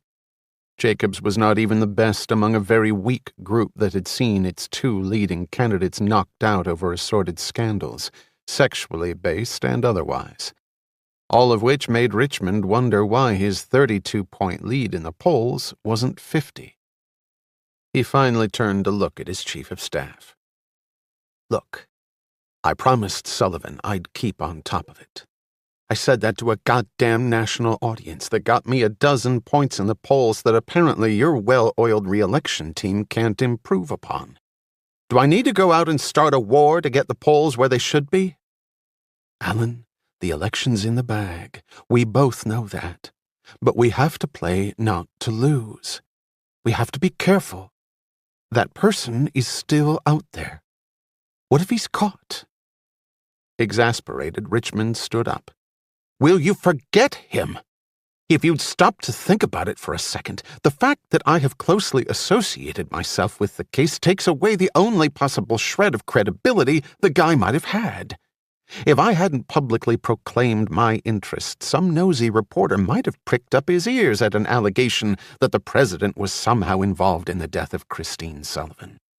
But now that I've told the nation that I'm mad and determined to bring the perpetrator to justice, if the allegation is made, people will think the guy saw me on TV, and he's a wacko. Russell sat down in a chair. The problem was Richmond didn't have all the facts. If he knew about the letter opener, would he have taken these same steps if he knew about the note and photo Russell had received? She was withholding information from her boss, information that could ruin both of them. Absolutely and completely. As Russell walked down the hallway back to her office, she didn't notice Bill Burton staring at her from a passageway. The look was not one of affection, not anywhere close. Stupid, stupid bitch. From where he was standing, he could have popped 3 slugs into the back of her head. No sweat. His talk with Colin had cleared up the picture completely. If he had called the police that night, there would have been trouble, but not for him and Colin. The president and his skirted sidekick would have taken all the heat. The woman had snookered him. And now he was barely hanging on the edge of all that he had worked for, sweated for, taken bullets for. He knew far better than Russell what they were all confronted with, and it was because of that knowledge that he had made his decision. It had not been an easy one, but it was the only one he could make. It was the reason he had visited Seth Frank, and it was also the reason he had had the detective's phone line tapped. Burton knew his course of action was probably a long shot, but they were all well outside the range of guarantees of any kind now. You just had to go with the cards you had and hope Lady Luck would smile on you at some point. Again, Burton shook with anger at the position the woman had put him in, the decision her stupidity had caused him to make. It was all he could do not to run down the stairs and break her neck. But he promised himself one thing. If he lived to do nothing else, he would ensure that this woman would suffer. He would rip her from the safe confines of her power career and hurl her right into the shit of reality. And he would enjoy every minute of it. Gloria Russell checked her hair and lipstick in the mirror. She knew she was acting like a damn love-struck teenager, but there was something so naive and yet so masculine about Tim Cullen that it was actually starting to distract her attention from her work. Something that had never happened before.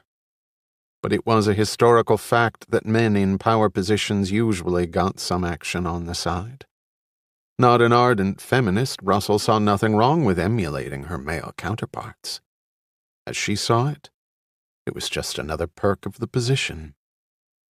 As she slipped out of her dress and underwear and into her most transparent nightgown, she kept reminding herself of why she was seducing the younger man. She needed him for 2 reasons. 1, he knew about her blunder with the letter opener, and she needed absolute assurance that he'd keep quiet about that. And 2nd, she needed his help to get that piece of evidence back. Compelling, rational reasons. And yet tonight, like all the nights before, they were the furthest things from her mind. At that moment, she felt she could fuck Tim Cullen every night for the rest of her life and never tire of the feelings that flooded through her body after each encounter. Her brain could rationalize 1,000 reasons why she should stop, but the remainder of her body was, for once, not listening. The knock on the door came a little early. She finished primping her hair, quickly checked her makeup again, and then awkwardly slipped into her heels as she hurried down the hallway. She opened the front door, and it felt like someone had plunged a knife between her breasts. "What the hell are you doing here?" Burton put 1 foot inside the half-open door and 1 massive hand against the door itself. "We need to talk." Russell unconsciously checked behind him for the man she had expected to make love to her tonight. Burton noted the glance. "Sorry. Lover boy ain't coming, Chief." She tried to slam the door closed, but couldn't budge the 240-pound Burton an inch. With maddening ease, he pushed open the door and went inside, shutting the door behind him. He stood in the entranceway looking at the Chief of Staff, who was now desperately trying to understand what he was doing there, at the same time she was trying to cover up strategic parts of her anatomy. She was not succeeding with either. "Get out!" Burton. How dare you come barging in here? You're through. Burton moved past her into the living room, barely brushing against her as he walked by. Either we talk here, or we talk someplace else. It's up to you. She followed him into the living room. What the hell are you talking about? I told you to get out. You're forgetting your place in the official hierarchy, aren't you? He turned to face her. You always answer the door dressed like that? He could understand Colin's interest. The nightgown did nothing to hide the Chief of Staff's voluptuous figure. Who would have thought? He might have been aroused, despite 24 years with the same woman and 4 children spawned from that marriage, except for the fact that he was absolutely repulsed by the half-naked woman standing across from him. Go to hell. Go straight to hell, Burton. That's probably where we're all going to end up, so why don't you go get on some clothes, and then we're going to talk, and then I'll leave. But until then, I ain't going anywhere. Do you realize what you're doing? I can crush you. Right. He pulled out the photos from his jacket pocket and tossed them down on the table. Russell tried to ignore them, but finally picked them up. She steadied her trembling legs by placing a hand on top of a table. You and Colin make a beautiful couple. You really do. I don't think the media will lose sight of that fact. Might make for an interesting movie of the week. What do you think? Chief of Staff gets brains screwed out by young Secret Service agent. You could call it The Fuck Heard Round the World. That's catchy, don't you think? She slapped him, as hard as she had ever slapped anyone. Pain shot through her arm. It had been like hitting a piece of wood. Burton took her hand and twisted it sideways until she screamed. Listen, lady, I know every fucking thing that's going on here. Everything. The letter opener. Who's got it? Most importantly, how he got it. And now this recent correspondence from our little larcenous voyeur. Now, any way you cut it, we got us a big problem. And seeing that you've screwed everything up from the get-go, I think a change of command is in order. Now go get out of the hooker clothes and come back in here. If you want me to save your horny little ass, you'll do exactly what I tell you to do. Do you understand? Because if you don't, then I suggest we go have a little chat with the president. It's up to you. Chief. Burton spat out the last word, communicating unequivocally his absolute disgust with her. Burton slowly let go of her arm, but still towered over her like a mountain. His massive bulk seemed to block out her ability to think. Russell gingerly rubbed her arm and almost timidly looked up at him as the hopelessness of her situation started to sink in. She went immediately to the bathroom and threw up. It seemed like she was spending an increasing amount of her time doing that. The cold water on her face finally started to work through the throes of nausea until she was able to sit up and then walk slowly to her bedroom. Her head spinning, she changed into long pants and a thick sweater, dropping the negligée on the bed, too ashamed to even look at it as the garment floated down. Her dreams for a night of pleasure shattered with terrifying abruptness. She replaced her red stilettos with a pair of brown flats. Patting her cheeks down as she sensed the rush of blood there, she felt like she had just been caught by her father with a boy's hands far up her dress. That event had actually occurred in her life and probably contributed to her absolute focus on her career to the detriment of everything else, so embarrassed had she been by the entire episode. Her father had called her a whore and beaten her so badly that she had missed a week of school. She had prayed her entire life that she would never feel such embarrassment again. Until tonight, that prayer had been answered.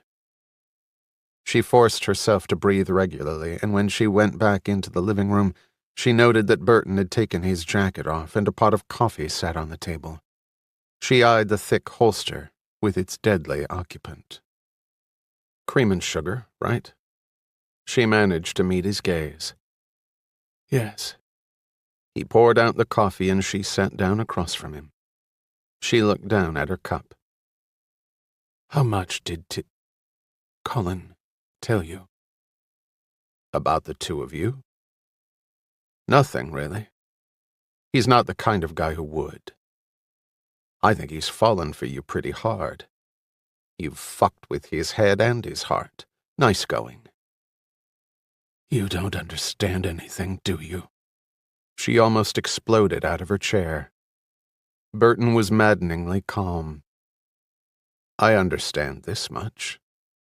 We're about 1 inch from the edge of the cliff, and where we're headed I can't even see the bottom. Frankly, I don't give a shit who you're sleeping with. That's not why I'm here. Russell sat back down and forced herself to drink the coffee. Her stomach started to finally settle down. Burton leaned across and held her arm as gently as he could. Look, Ms. Russell, I'm not going to sit here and bullshit and tell you I'm here because I think the world of you and I want to get you out of a jam. And you don't have to pretend to love me either. But the way I look at it, like it or not, we're in this thing together. And the only way I see us making it through is to work as a team. That's the deal I'm offering. Burton sat back and watched her. Russell put down her coffee and dabbed a napkin against her lips. All right. Burton immediately leaned forward. Just to recount, the letter opener still has both the President's and Christine Sullivan's prints on it. And their blood. Correct? Yes. Any prosecutor would be salivating for that thing. We've got to get it back. We'll buy it. He wants to sell it. The next communication will tell us how much. Burton shocked her for the second time. He tossed the envelope across. The guy's savvy, but at some point he has to tell us a drop point. Russell took out the letter and read it. The writing was block print as before. The message was brief. Coordinates coming soon. Recommend advanced steps be taken for financial backing. For such prime property, suggest mid-7 figures. Would suggest consequences of default be considered thoroughly. Respond via post personals if interested. He's got quite a writing style, doesn't he? Succinct, but he gets his point across. Burton poured another cup of coffee. Then he tossed across another photograph of what Russell was desperately hoping to retrieve. He sure likes to tease, doesn't he, Ms. Russell? At least it sounds like he's ready to deal. We're talking some big bucks. You prepared for that? Let me worry about that piece, Burton. Money won't be the problem. Her arrogance was returning just in time. Probably not, he agreed. By the way, why the hell didn't you let Colin wipe that thing clean? I don't have to answer that. No, actually you don't, Madam President. Russell and Burton actually smiled at each other. Maybe she had been wrong. Burton was a pain in her ass, but he was cunning and careful. She realized now that she needed those qualities more than Colin's gallant naivete, even if it was accompanied by a fresh, hard body. There's one more piece to the puzzle, Chief. And that is? When it comes time to kill this guy, are you going to get squeamish on me? Russell choked on her coffee, and Burton had to literally pound her on the back until she started breathing normally again. I guess that answers that. What the hell are you talking about, Burton? Killing him? You still don't understand what's going on here, do you? I thought you were some brilliant professor somewhere. Ivory towers ain't what they used to be, I guess. Or maybe you need a little dose of common sense. Let me explain this real simply for you. This guy was an eyewitness to the president trying to murder Christine Sullivan. Sullivan trying to return the favor, and me and Cullen doing our job and taking her out before the president gets stuck like a side of beef. An eyewitness. Remember that term. Before I found out about this little piece of evidence you left behind, I figured our asses were cooked anyway. Guy leaks the story somehow, some way, and it snowballs from there. Some things we just can't explain, right? But nothing happens, and I figure maybe we all got lucky and this guy is too afraid to come forward. Now I find out about this blackmail shit, and I ask myself, what does that mean? Burton looked questioningly at Russell. She answered, "It means he wants money in exchange for the letter opener. It's his lottery." "What else could it mean, Burton?" Burton shook his head. "No. It means this guy is fucking with us, playing mind games. It means we got an eyewitness out there who's getting a little daring, a little adventurous. On top of that, it took a real professional to crack the Sullivan nest. So this guy is not the type who's going to scare too easily. So, if we get back the letter opener, aren't we home free?" Russell was dimly beginning to see what Burton was getting at, but it still wasn't clear. If he doesn't keep photos of it, which might end up on the front page of the Post any day now. An enlarged photo of the president's palm print on a letter opener that came from Christine Sullivan's bedroom on page 1. Probably make for an interesting series of articles. Grounds enough for the papers to start digging around. Even the slightest hint of a connection between the president and Sullivan's murder, and it's over. Sure, we can argue the guy's a wacko and the picture's a clever forgery, and maybe we'll succeed. But one of those photos showing up at the Post doesn't concern me half as much as our other problem. Which is? Russell sat forward now, her voice low, almost husky, as something terrible was beginning to dawn on her. You seem to have forgotten that this guy saw everything we did that night. Everything. What we were wearing. Everybody's name. How we wiped the place clean, which I'm sure the police are still scratching their heads over. He can tell them how we arrived and how we left. He can tell them to check the president's arm for traces of a knife wound. He can tell them how we dug one slug out of the wall and where we were standing when we fired. He can tell them everything they want to know. And when he does, they'll at first think he knows all about the crime scene because he was there and was actually the trigger man. But then the cops will start to realize that this was more than a one-man show. They'll wonder how he knows all this other stuff, some of which he couldn't have made up and which they can verify. They'll begin to wonder about all those little details that just don't make sense, but that this guy can explain. Russell stood up and went over to the bar and poured herself a scotch. She poured one for Burton, too. She thought about what Burton had said. The man had seen everything, including her and an unconscious president having sex. Miserable, she pushed the thought from her mind. Why would he come forward after he'd been paid off? Who says he actually has to come forward? Remember, like you said that night? He could do it from a distance, laugh all the way to the bank, and take down an administration. Hell, he can write it all down and fax it to the cops. They'll have to investigate it, and who's to say they won't find something? If they got any physical evidence from that bedroom, hair root, saliva, seminal fluid, all they need is a body to match it against. Before, there was no reason for them to look our way. But now, who the hell knows? You get a DNA match against Richmond, we're dead. Dead. And so what if the guy never comes forward voluntarily? The detective on the case is no bonehead. And my gut tells me that given time, he's gonna find the son of a bitch. And a guy looking at life in prison, or maybe the ultimate penalty, will talk his head off, believe me. I've seen it happen too many times. Russell felt a sudden chill. What Burton said made absolute sense. The president had sounded so convincing. Neither of them had even considered this line.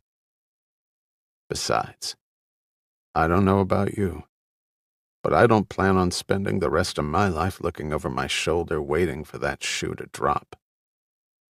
But how can we find him? It amused Burton that the chief of staff had fallen in with his plans without much argument. The value of life apparently did not mean much to this woman when her personal well-being was threatened. He hadn't expected less. Before I knew about the letters, I thought we had no chance. But with blackmail, at some point you gotta have the payoff. And then he's vulnerable. But he'll just ask for a wire transfer. If what you say is true, this guy's too smart to be looking for a bag of money in a dumpster. And we won't know where the letter opener will be until long after he's gone. Maybe. Maybe not. You let me worry about that. What is imperative is that you string the guy along just a bit. If he wants the deal done in 2 days, you make it 4. Whatever you put in the personals, make it sincere. I'll leave that up to you, Professor. But you've got to buy me some time. Burton got up. She grabbed his arm. What are you going to do? The less you know about it, the better. But you do understand that if the whole thing blows up, we all go down, including the president. There's nothing at this point I could or would do to prevent that. As far as I'm concerned, you both deserve it. You don't sugarcoat things, do you? Never found it useful. He put on his coat. By the way, you realize that Richmond beat Christine Sullivan up bad, don't you? From the autopsy report, it looks like he tried to turn her neck into a spaghetti loop. So I understand. Is that important to know? You don't have any children, do you? Russell shook her head. I've got 4. 2 daughters. Not much younger than Christine Sullivan. As a parent, you think about things like that. Loved ones getting messed up by some asshole like that. Just wanted you to know the kind of guy our boss is. That is, if he ever gets frisky, you might want to think twice. He left her sitting in the living room contemplating her wrecked life. As he climbed into his car, he took a moment to light a cigarette. Burton had spent the last few days reviewing the preceding 20 years of his life. The price being paid to preserve those years was heading into the stratosphere. Was it worth it? Was he prepared to pay it? He could go to the cops, tell them everything. His career would be over, of course. The police could get him on obstruction of justice, conspiracy to commit murder, maybe some bullshit manslaughter charge for popping Christine Sullivan and other assorted nickel-and-dime stuff. It would all add up, though. Even cutting a deal, he was going to do some serious time. But he could do the time. He could also endure the scandal. All the shit the papers would write. He'd go down in history as a criminal. He'd be inextricably linked to the notoriously corrupt Richmond administration. And yet, he could take that if it came to it. What the hard-as-rock Bill Burton could not take was the look in his children's eyes. He would never again see pride and love, and the absolute and complete trust that their daddy, this big hulk of a man, was indisputably one of the good guys. That was something that was too tough, even for him. Those were the thoughts that had been racing through Burton's head ever since his talk with Colin. A part of him wished he hadn't asked. that he had never found out about the blackmail attempt, because that had given him an opportunity, and opportunities were always accompanied by choices. Burton had finally made his. He wasn't proud of it. If things worked out according to plan, he would do his best to forget it had ever happened. If things didn't work out, well, that was just too bad. But if he went down, so would everyone else. That thought triggered another idea. Burton reached across and popped open the car's glove compartment. He pulled out a mini cassette recorder and a handful of tapes. He looked back up at the house as he puffed on his cigarette. He put the car in gear.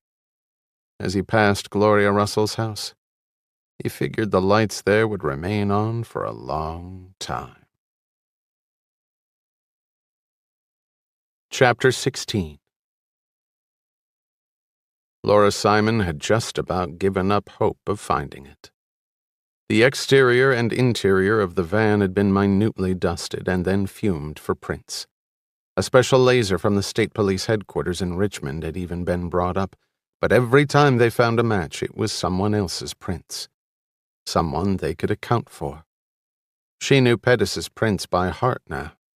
He was unfortunate enough to have all arches, one of the rarest of fingerprint compositions, as well as a tiny scar on his thumb that had in fact led to his arrest years earlier for grand theft auto. Perps with scars across their fingertips were an ident-tech's best friend.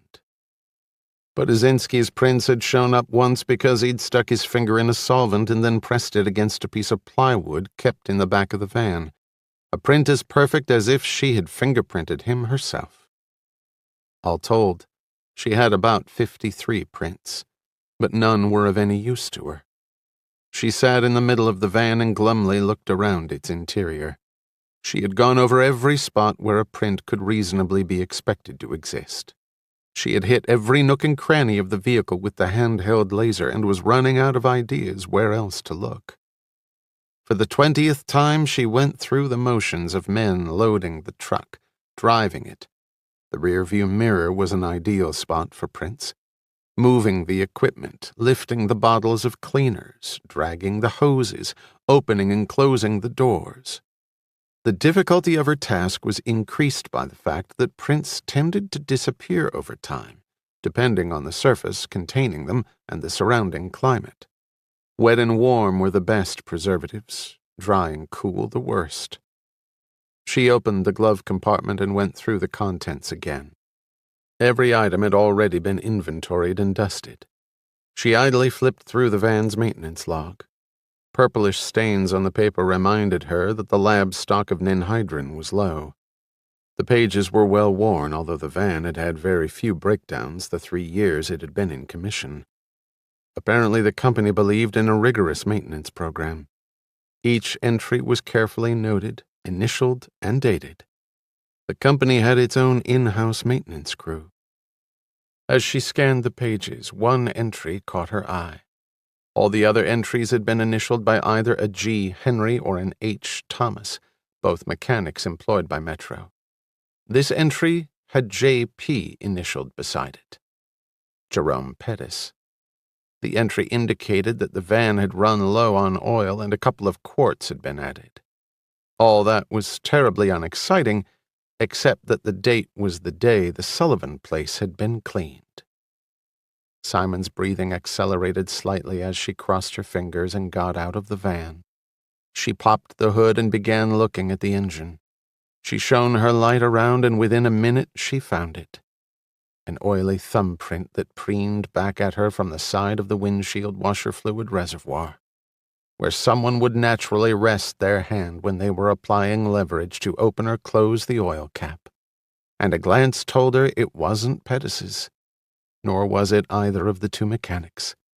She grabbed a file card with Budazinski's prints on it. She was 99% sure they weren't his, and she turned out to be right. She carefully dusted and lifted the print, filled out a card, and nearly ran the entire way to Frank's office. She found him with his hat and overcoat on, which he quickly removed. "You're shitting me, Laura." You want to check with Pettis to see if he remembers Rogers adding the oil that day? Frank called the cleaning company, but Pettis had already gone for the night. Calls to his home went unanswered. Simon looked at the lift card like it was the most precious jewel in the world. Forget it. I'll run it through our files. Stay all night if I have to. We can get Fairfax to access the state police AFIS. Our damn terminal's still down. Simon was referring to the automated fingerprint identification system housed in Richmond, where latent prints found at crime scenes could be compared against the ones on the state's computerized database. Frank thought for a moment. I think I can do one better. How's that? Frank pulled a card out of his pocket, picked up the phone, and dialed. He spoke into the phone.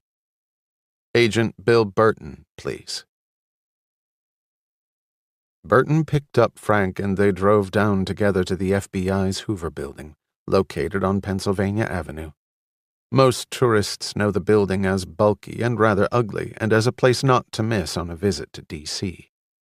Housed here was the National Crime Information Center, a computerized information system operated by the FBI, consisting of 14 centralized distributed types of databases and 2 subsystems that constituted the world's largest collection of data on known criminals. The Automated Identification System, AIS, component of NCIC was a cop's best friend. With tens of millions of criminal prints on file, Frank's chances of a hit were measurably increased. After depositing the print with FBI technicians, who had clear instructions that this assignment was to be moved to as near the top of the pile as possible, Burton and Frank stood outside in the hallway, nervously sipping coffee. This is going to take a little while, Seth. The computer's going to kick out a bunch of probables. The techs will still have to make the ident manually. I'll hang out and let you know as soon as a match comes back. Frank checked his watch. His youngest was in a school play that started in 40 minutes. Her role was only that of a vegetable, but was right now the most important thing on earth to his little girl. You sure? Just leave me a number where I can reach you. Frank did so and hurried out. The print could turn out to be nothing, a gas station attendant, but something told Frank that was not the case. Christine Sullivan had been dead a while now. Trails that cold usually stayed as cold as the victim resting 6 feet under, the longest 6 feet any of them would ever have to face. But a cold trail had suddenly turned blazing hot. Whether it would flicker out remained to be seen. For now, Frank was going to enjoy the warmth. He smiled, and not just at the thought of his 6-year-old running around dressed as a cucumber. Burton stared after him, smiling for a very different reason. The FBI used a sensitivity and reliability factor in excess of 90% when processing latents through the AFIS. That meant that no more than 2 probables, and most likely only 1 would be kicked out of the system. In addition, Burton had obtained a higher priority for the search than he had told Frank, all of which gained Burton time. Precious time. Later that night, Burton stared down at a name that was totally unfamiliar to him. Luther Albert Whitney. Date of birth 8/5/29. His Social Security number was also listed. The first 3 digits were 179, indicating it had been issued in Pennsylvania. Whitney's physical description was given as 5'8", $160, with a 2-inch scar on his left forearm. That comported with Pettis's description of Rogers. Using NCIC's III, Interstate Identification Index database, Burton had also gotten a good snapshot of the man's past. The report listed 3 prior felony convictions for burglary. Whitney had records in 3 different states. He had done lengthy time, last coming out of prison in the mid-1970s. Nothing since then. At least nothing the authorities knew about. Burton had known men like that before. They were career guys who just kept getting better and better at their chosen profession. He was betting Whitney was one of those types. One hitch. The last known address was in New York and was almost 20 years old. Taking the point of least resistance, Burton walked down the hallway to a phone cubicle and grabbed up all the phone books for the area. He tried D.C. first. Surprisingly, it was a blank. Northern Virginia was next. There were 3 Luther Whitneys listed. His next phone call went to the Virginia State Police, where he had a long-time contact. Division of Motor Vehicles records were accessed by computer. 2 of the Luther Whitneys were 23 and 85 years old, respectively. However, Luther Whitney of 1645 East Washington Avenue, Arlington, had been born on August 5, 1929, and his Social Security number, used in Virginia as the driver's license number, confirmed that he was the man. But was he Rogers? There was one way to find out. Burton pulled out his notebook. Frank had been very courteous in letting Burton go through the investigation file. The phone rang 3 times, and then Jerome Pettis answered. Vaguely identifying himself as being with Frank's office, Burton asked the question. 5 long seconds followed while Burton tried to keep his nerves intact as he listened to the shallow breathing of the man on the other end of the line. The response was worth the short wait. "Damn. That's right. Engine almost locked up. Somebody had left the oil cap loose. Got Rogers to do it because he was sitting on the case of oil we carry in the back."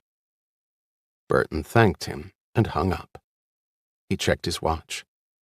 He still had time before he would have to leave Frank the message. Despite the mounting evidence, Burton still couldn't be absolutely certain Whitney had been the guy in the vault, but Burton's gut told him Whitney was the man. And although there was no way in hell Luther Whitney would have gone anywhere near his house after the murder, Burton wanted to get a better feel for the guy and maybe get some indication of where he'd gone. And the best way to do that was to check out where he lived. Before the cops did. He walked as quickly as he could to his car. The weather had turned wet and cold again as Mother Nature toyed with the most powerful city on Earth. The wipers flapped relentlessly across the windshield. Kate didn't exactly know why she was there. She had visited the place exactly once in all these years, and on that occasion she had sat out in the car while Jack had gone in to see him, to tell him that he and Luther's only child were getting married. Jack had insisted, despite her maintaining that the man wouldn't care. Apparently he had. He had come out on the front porch and looked at her, smiling, an awkward thrust to his body that proclaimed his hesitation in approaching her. Wanting to congratulate her, but not knowing exactly how, given their peculiar circumstances. He had shaken Jack's hand, pounded him on the back, then looked over at her, as if for approval. She had resolutely looked away, arms folded, until Jack had climbed back in and they had driven off. She had caught the reflection of the small figure in the side mirror as they pulled away.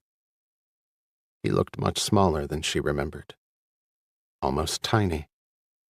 In her mind, her father would forever represent an enormous monolith of all that she resented and feared in the world, that filled all space around it and dragged one's breath away with its sheer, overpowering bulk. That creature obviously never existed, but she refused to admit that fact. But while she had not wanted to deal with that image ever again, she could not look away. For more than a minute as the car gathered speed, her eyes dipped into the reflection of the man who had given her life, and then taken it and her mother's away, with brutal finality. As the car pulled away, he had continued to look at her, a mixture of sadness and resignation on his features that had surprised her. But she had rationalized it away, as another of his tricks to make her feel guilty. She could not attribute benign qualities to any of his actions. He was a thief. He had no regard for the law, a barbarian in a civilized society. There was no possible room in his shell for sincerity. Then they had turned the corner and his image had disappeared, like it had been on a string, and was suddenly pulled away. Kate pulled into the driveway. The house was pitch dark. As she sat there, her headlights reflected off the rear of the car parked in front of her, and the glare hurt her eyes. She switched off the lights, took a deep breath to steady her nerves, and climbed out into the cold and wetness. The previous snowfall had been light, and what little residue there was crunched under her feet as she made her way up to the front door. The temperature promised icy conditions developing overnight. She placed one hand against the side of his car to balance herself as she walked. Despite not expecting to find her father home, she had washed and styled her hair, was encased in one of her suits normally reserved for court, and had actually applied more than a dab of makeup. She was successful in her own way, and if chance brought them face to face, she wanted him to realize that despite his maltreatment, she had not only survived, she had flourished. The key was still where Jack had told her it was so many years ago. It had always seemed ironic to her that a consummate burglar should leave his own property so accessible. As she unlocked the door and slowly went inside, she did not notice the car that had pulled to a stop on the other side of the street, or the driver who watched her intently and who was already writing down her license plate number. The house had the built-up, musty odor of a long-abandoned place. She had occasionally imagined what the place would look like on the inside. She had figured it to be neat and orderly, and she was not disappointed. In the darkness, she sat down in a chair in the living room, not realizing it was her father's favorite and totally unaware that Luther had unconsciously done the same thing when he had visited her apartment. The photo was on the mantel. It must have been almost 30 years old. Kate, held in her mother's arms, was swaddled from head to toe, a few wisps of tar-colored hair visible from under the pink bonnet. She had been born with a remarkably thick head of hair. Her father, calm-faced and wearing a snap brim, was standing next to mother and daughter, his muscular hand touching Kate's tiny, outstretched fingers. Kate's mother had kept that same photo on her dressing table until her death. Kate had thrown it away the day of the funeral, cursing the intimacy between father and daughter that the image displayed. She had hurled it away right after her father had come by the house, where she had exploded at him with a fury, an outburst that became more and more out of control since its target did not respond, did not fight back, but stood there and accepted the barrage.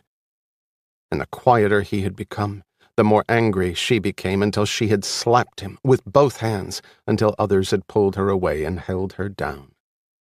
And only then did her father put his hat back on, lay the flowers he had brought down on the table, and, with an inflamed face from her pounding and water-filled eyes, he had walked out the door, closing it quietly behind him. And it occurred to Kate, as she sat in her father's chair, that he too had been grieving that day. Grieving for a woman he had presumably loved for a good portion of his life, and who certainly had loved him. She felt a catch in her throat, and rushed to forestall it with pressure from her fingers. She got up and moved through the house, peering cautiously into each room and then backing away, growing more and more nervous as she penetrated further and further into her father's domain. The bedroom door was ajar, and she finally decided to push it open all the way. As she moved into the room, she risked turning on a light, and as her eyes adjusted to the exit from darkness, they fell upon the nightstand, and she drew nearer, finally sitting down on the bed. The collection of photographs was, in essence, a small shrine to her. From the earliest age upward, her life was retold here. Each night as her father went to sleep, the last thing he saw was her. But what shocked her the most were the photos from later in life. Her graduation from college and law school. Her father had certainly not been invited to these events, but they were recorded here. None of the photos were posed.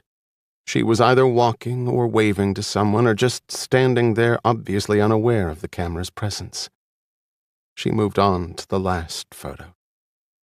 She was walking down the steps of the Alexandria courthouse. Her first day in court, nervous as hell. A petty misdemeanor case. General District Court Mickey Mouse stuff. But the big smile on her face proclaimed nothing less than absolute victory. And she wondered how in the world she had never seen him. And then she wondered if she had, but just would not admit it. Her immediate reaction was anger. Her father had been spying on her all these years. All those special moments of her life. He had violated them. Violated her with his uninvited presence. Her second reaction was more subtle, and as she felt it rising through her, she abruptly jumped up from the bed and turned to flee the room. That's when she thudded right into the big man standing there. Again, I'm sorry, ma'am. I didn't mean to startle you. Startle me? You scared the living hell out of me. Kate sat on the side of the bed, trying to regain her nerves, to stop shaking, but the chill in the house didn't help. Excuse me, but why is the Secret Service interested in my father? She looked at Bill Burton with something akin to fear in her eyes. At least he read it as fear. He had watched her in the bedroom, swiftly gauging her motives, her intent from her subtle body movements. A skill he had spent years developing, scanning endless crowds for the one or two true dangers that might be lurking there. His conclusions? Estranged daughter and father. She had finally come looking for him. Things started to add up, and maybe in a very positive way for his purposes. We're not really, Miss Whitney. But the police in Middleton County sure as hell are. Middleton? Yes, ma'am. I'm sure you've read about the Christine Sullivan homicide. He let that statement hang out there to test her reaction. He got the expected one. Complete disbelief. You think my father had something to do with that? It was a legitimately asked question, and not one framed particularly defensively. Burton deemed that significant, and another positive for his plan, which had been forming the minute he'd laid eyes on her. The detective in charge of the case does. Apparently your father, as part of a carpet-cleaning crew and using a false name, was in the Sullivans' house a short time before the murder. Kate caught her breath. Her father cleaning carpets? Of course. He had been casing the place, figuring its weaknesses, just like before. Nothing had changed. But murder? I can't believe he killed that woman. Right. But you can believe he was trying to burgle that house, can't you, Miss Whitney? I mean, this isn't the first time, is it? Or the second? Kate looked down at her hands. Finally, she shook her head. People change, ma'am. I don't know how close you've been to your father lately. Burton noted the small but discernible jerk in her expression. But the evidence is pretty strong that he was involved somehow. And the woman is dead. You've probably gotten a conviction on less evidence than that. Kate looked at him suspiciously. How do you know about me?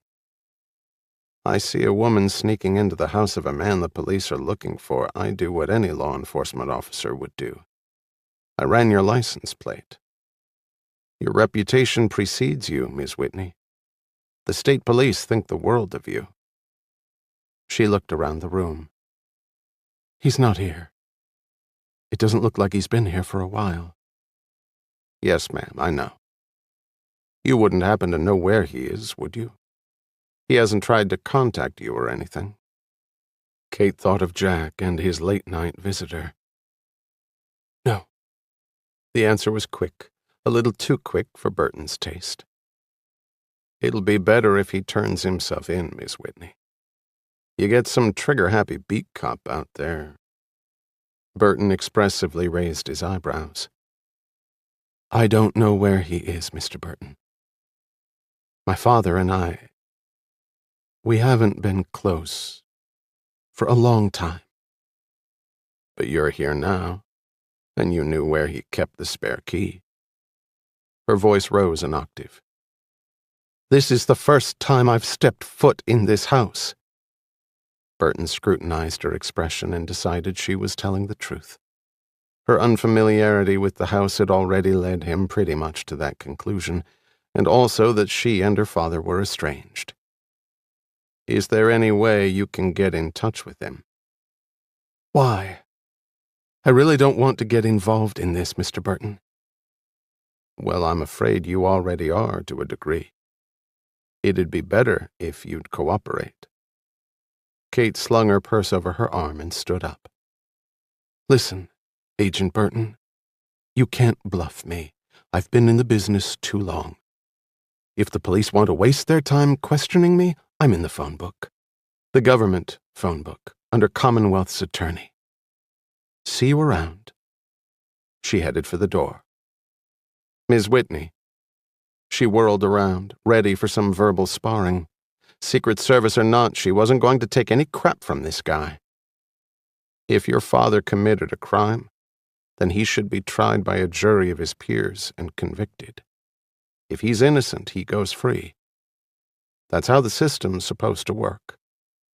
You know that better than I do. Kate was about to respond when her eye caught the photos.